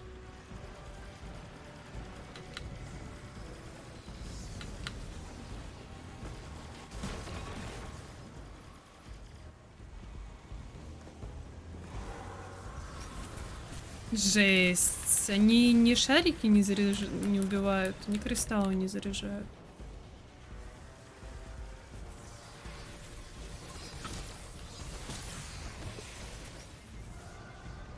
Как? Я должна его и открыть и не умереть от лагов. Джемиш, ты че не спишь? Как там Fortnite? Жив, цел? Еще 2 кристалла.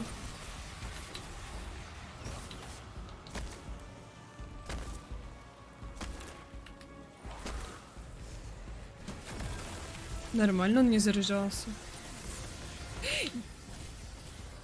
Тварь. GTA. Блин, как ты это сделал? Здравствуйте.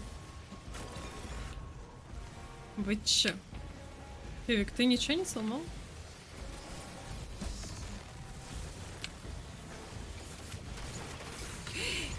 Отцепитесь, пожалуйста.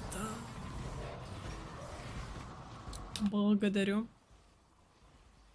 Валерман, спасибо большое.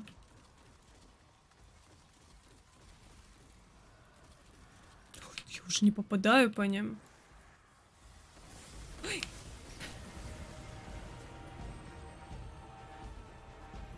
Что это?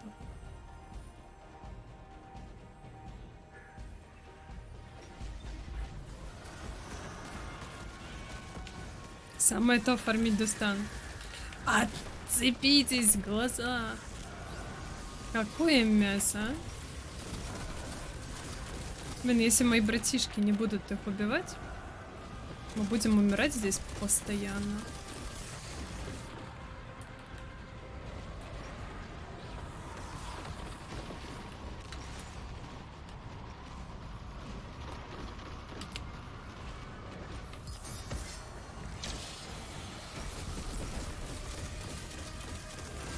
О, дело прям пошло. Это ж музычка прям. Топчик.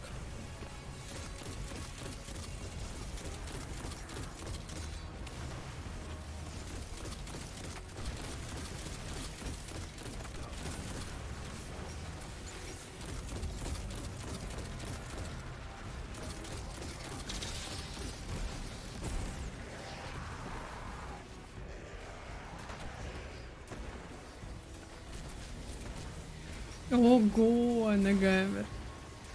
Офигеть, ты не сфоткал? Хотя, блин, какой фоткать, я бы тоже испугалась.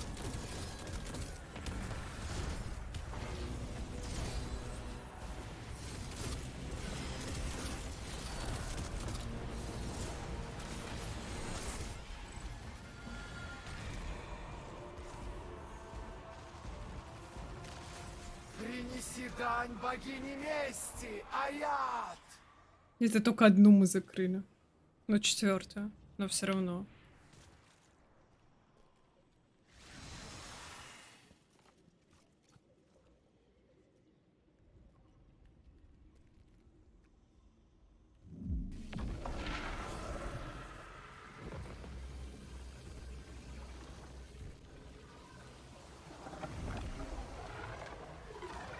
Блин, я уже представила себе запах этого леса. Как круто. Логично, что Сиву встала на сторону свидетеля. Сиву никогда не бежит от сражений, а свидетель пообещал ей целое побоище. Но свидетель хочет выиграть без боя. Пойти собрать Если бы грибы. только Сиву это поняла, то сразу же присоединилась бы к Саватун. Вот это было бы зрелищем.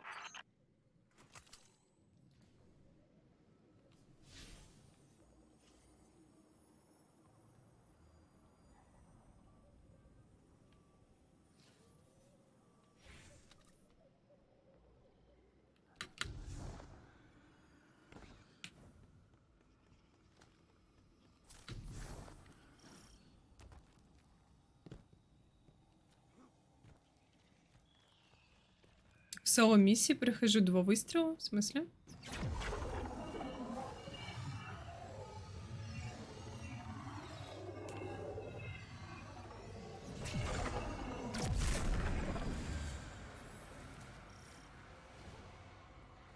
Ты вернулся.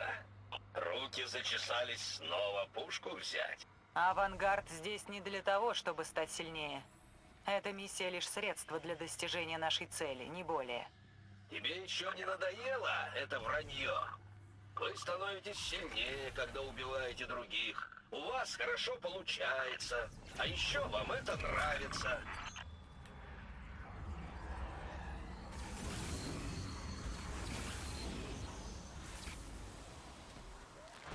Блин, Нагамер, ну вот ночью лучше, мне кажется, там не ходить, но то, что вы столько гуляете, это очень круто. И как это полезно. Кайф. У меня просто мопс столько не выдержит гулять.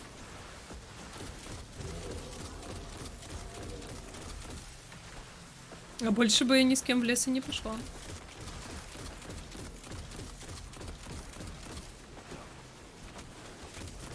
Блин, Нагамера, клещи. И вот это вот все. Не стрёмно было? Вы же видели, да, что сейчас прям что-то в сезон клещей. Слишком много их везде, даже в Москве сказали, что есть. Хотя, казалось бы, да? Откуда?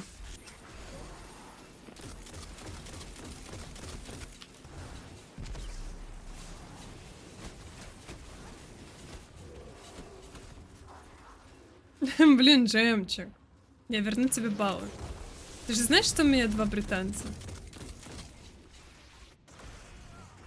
Они живут бесконечно. Да откуда ты вышел?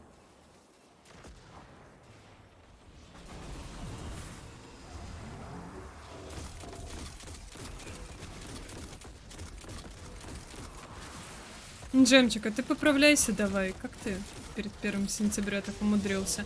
Не правую руку, кстати.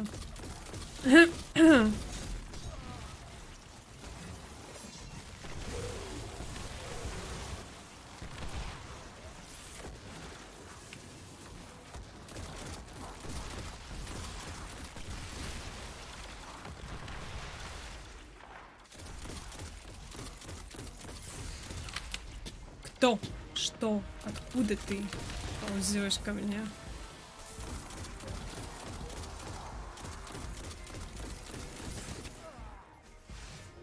Правую. Блин. Ужас. Или ты это специально сделал? Блин, желаете скорее поправиться. Это, мне кажется, ужасно. Я ни разу себе ничего не ломала, но мне кажется, это очень больно и неприятно. Плюс восстановление, вот это вот все. Валерман, спасибо большое.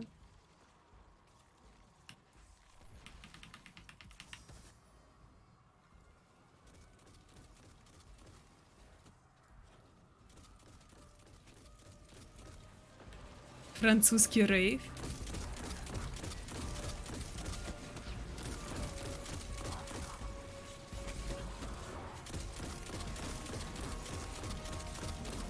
Мне кажется, я такой никогда не слышала. Но стрелять под это прям кайф.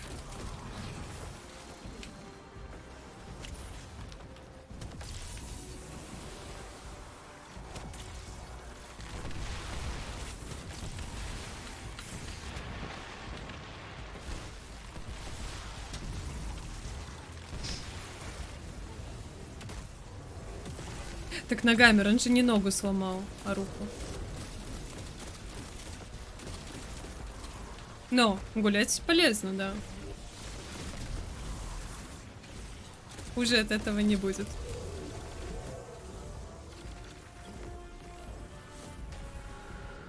Блин, как под это флексить? Очень сложно. Придется потом возиться с таким количеством громил. Думаю, хозяйка будет благодарна.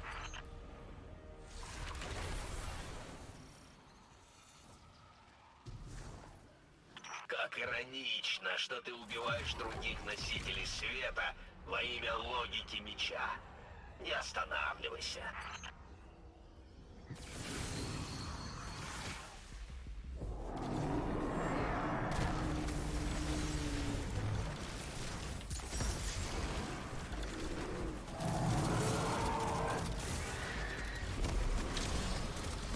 Жесть, она прям кричит на вас. Вот я такое не люблю, кстати. Чувствуете, она вас прям на эмоции, типа, выводит? Типа, давай, типа, иди, что делай там. Типа, нифига непонятно, что поет, но прям... агрит прям так. Или побуждает к чему-то. Да блин, ну вот эта темень, это просто отвратительно. Они как-то сделали это странно.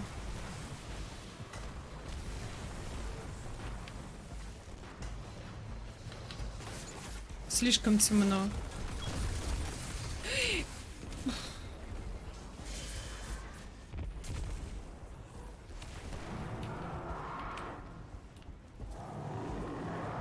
Либо она всегда была такой темная, просто давно не играла. Без понятия. Но очень темно.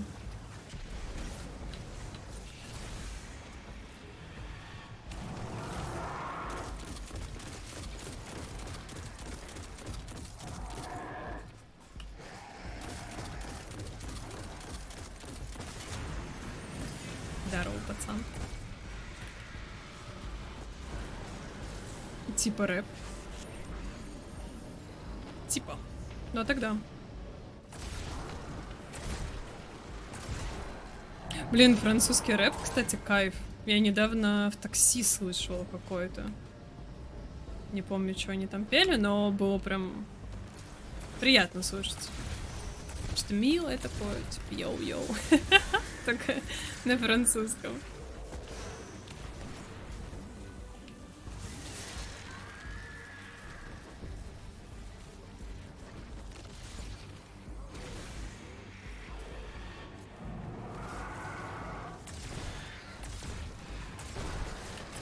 Блин, почему не считается галлефа?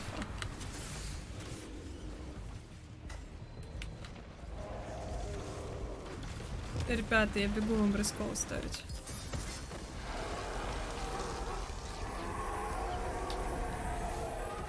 О, я успела. Вовремя.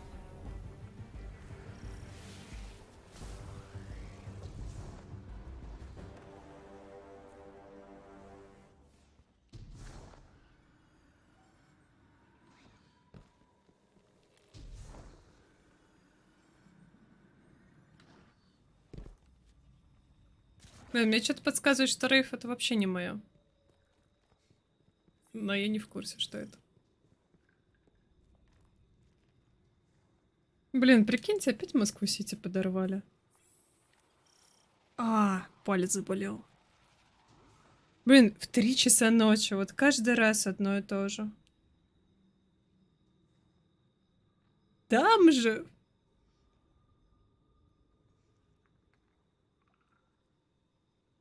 Какая жесть.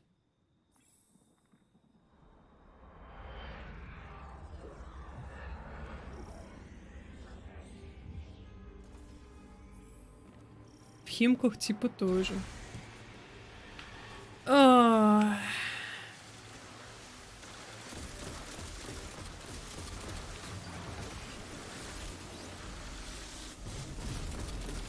Безопасность на высшем уровне, да, у нас? Что у вас стоит в пирамиде потребностей на первом уровне?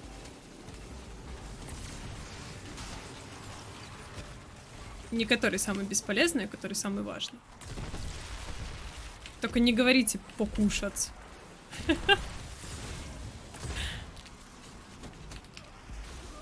Это было бы слишком странно. Джемчик. Бедный. Блин, ну кстати, рука может там стоять, потому что это твое здоровье. Блин, море. Ну-ка, давай, что у тебя стоит? Мне прям интересно стало.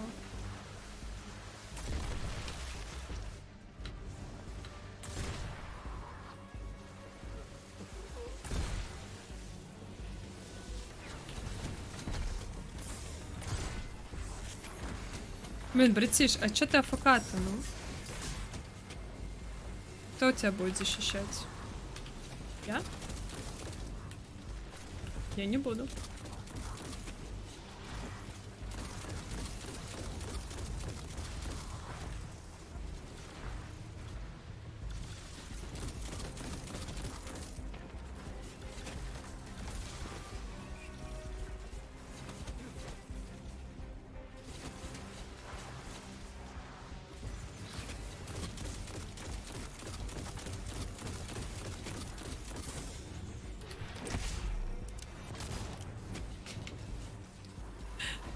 Рука.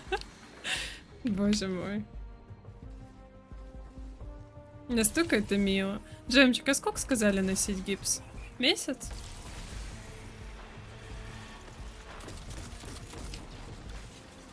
А, не взрывайся на мне.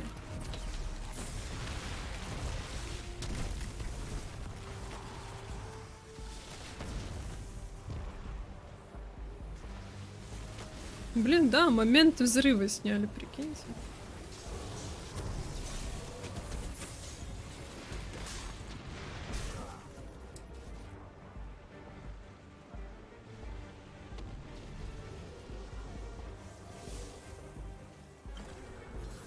Ай.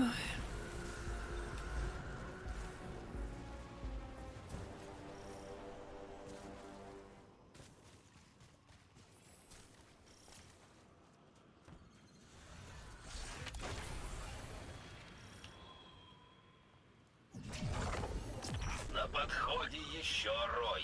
Займись любимым делом, убийца. Блин, Валерман, ты вакап плей, слушаешь песни.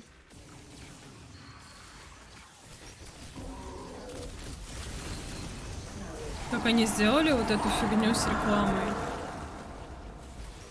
Я резко перестала слушать. Потом я перешла в Apple Music. Потом его забрали, я перешла в Spotify. Потом забрали его. Теперь Яндекс. Но его у нас не заберут.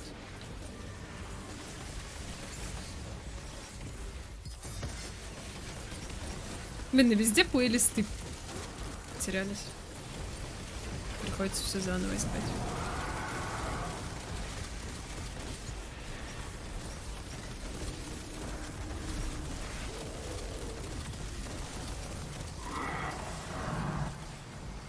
Они ломают раскол.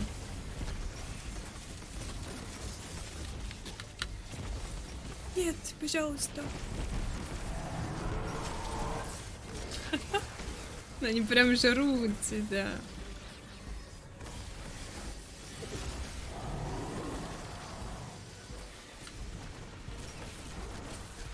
Время. Неплохо.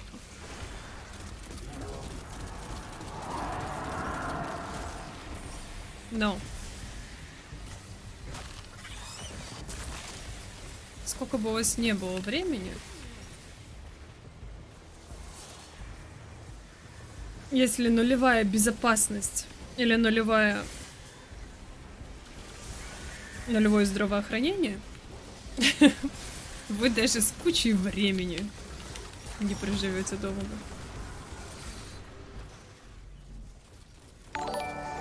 Спасибо за фоллоу.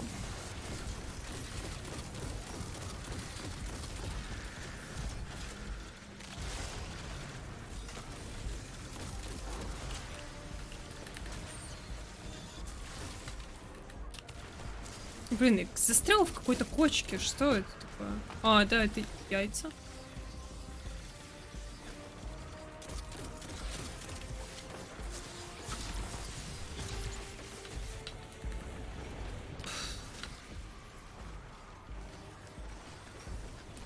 2 минуты.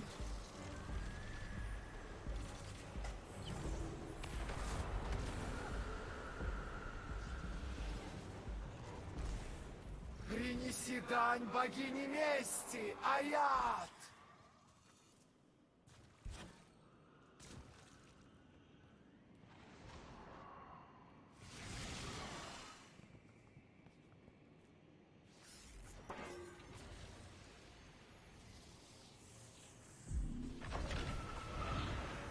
Блин, времени, по-моему, в пирамиде потребностей нету.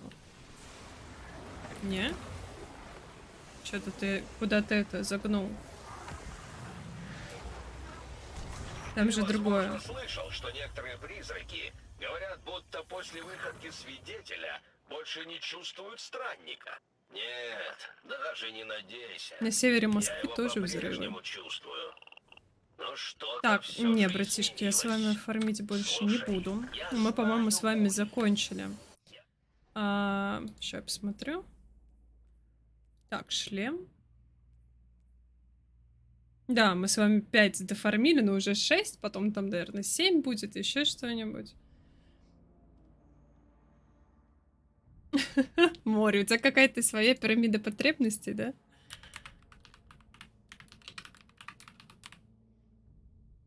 Я про масл вам говорила, пирамиду.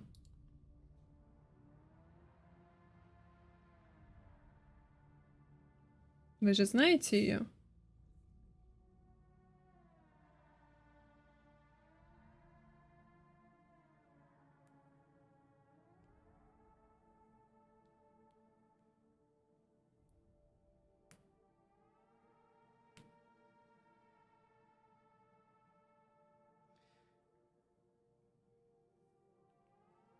Вот. Так. Хотела я посмотреть наш контракт с Глефой. Наверное, его хорошо бы тоже доделать. Кстати, он, походу, делался. Но, видимо, что-то я там не так доделала. Он, кстати, без времени, так что норм. Контракты, наверное, лучше в пачке сдать, которые у меня нет. Так, и наши эти. Ну да, тут одна у нас осталась. Карты. Гамбит я оставлю. Испытание это вместе с гамбитом доделается. Ну и все. Все сделали.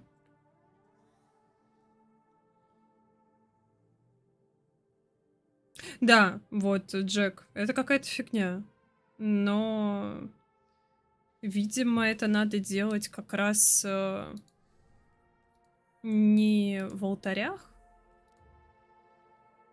Плюс не забывайте, что может быть забаговано, а в шпиле.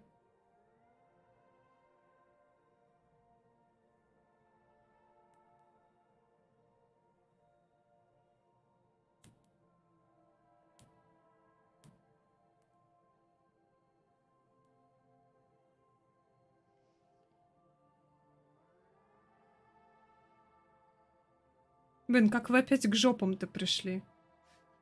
Чат, вы чё? Как вы это сделали? Слушайте, не, наверное, я пойду тогда 6-ю добью здесь. И если Глефа добьется, будет вообще хорошо.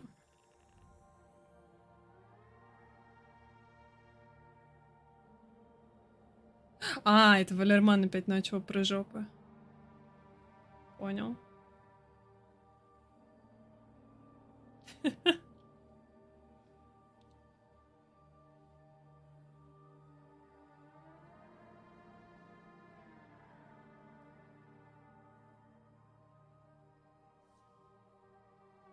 Не прожил в России дня. Ой.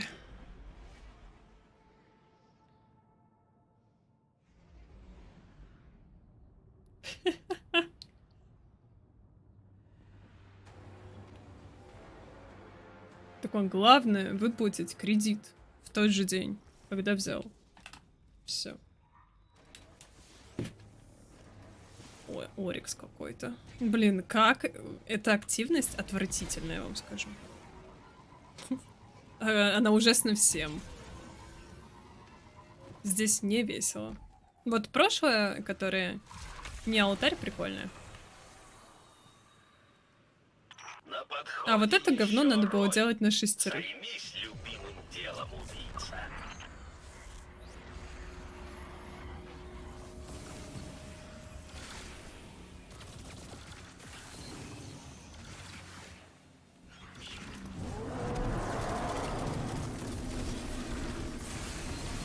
Воу. Так никто не говорит думать о высоком. Я же не говорю, что у вас на первом месте должна быть духовная нравственность. Типа, нет, не про это же.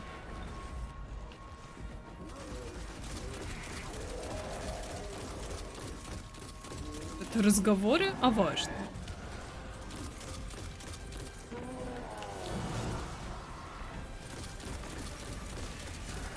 Хотите, буду с вами тоже по понедельникам разговоры о важном проводить? Я могу делать презентации для вас.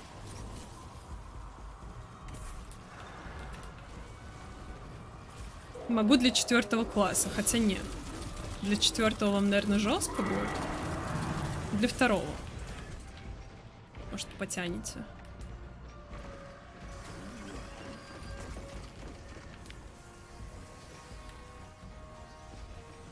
Бен Собянин там уже комментарии дал. Не спит тоже, как и мы. Работает. А чё ты вот тут в крысу спрятался? Вот этот глаз кто будет бить? Я? Блин, вообще хантам инвизником. Вот бежал, ударил и убежал. Вот как я туда буду бежать? Мне же тяжело. Я же варлок. В идеале глаз снять. Ой.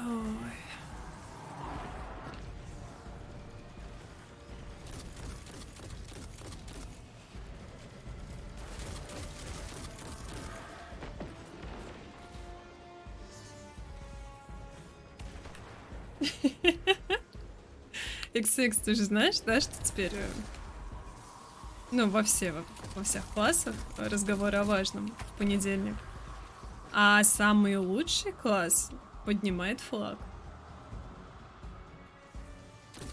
Хотели бы флаг поднимать? Это, кстати, очень престижно. Туда берут прям медалистов. Если вы какой-нибудь Вася Пупкин, вам флаг не доверят.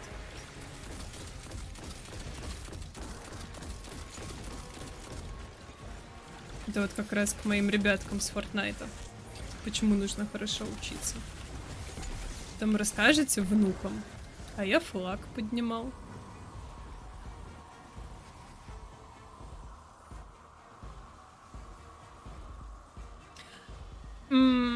XX, может быть, знаешь, если твой класс из раза в раз поднимает флаг, скорее всего, ты как педагог очень хорош. И не отметить тебя не смогут. Так что какая-нибудь премия в конце года может быть. А что в меня летит постоянно? Кстати, вчера был День флага. Вы знали? Не знали вы ничего. Я же вижу по вашим глазам.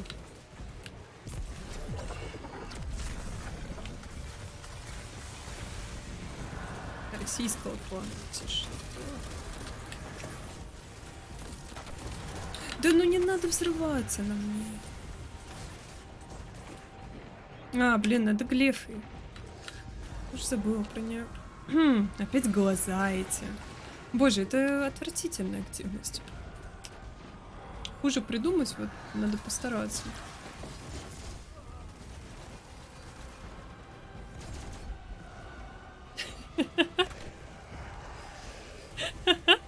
XX, твое сообщение не пропустил. Но я посмеялась. Блин, о боже.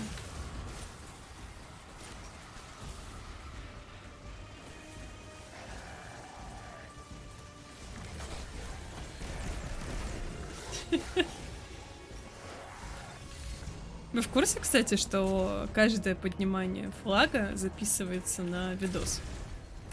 Держу в курсе.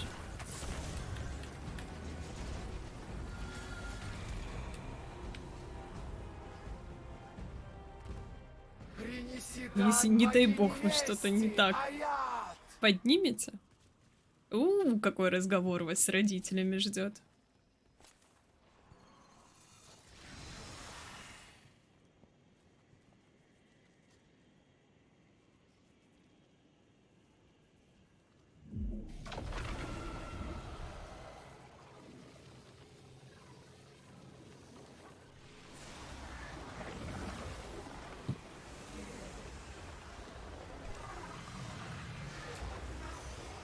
Я знаю, ты не веришь, что Саватун сражается против свидетеля.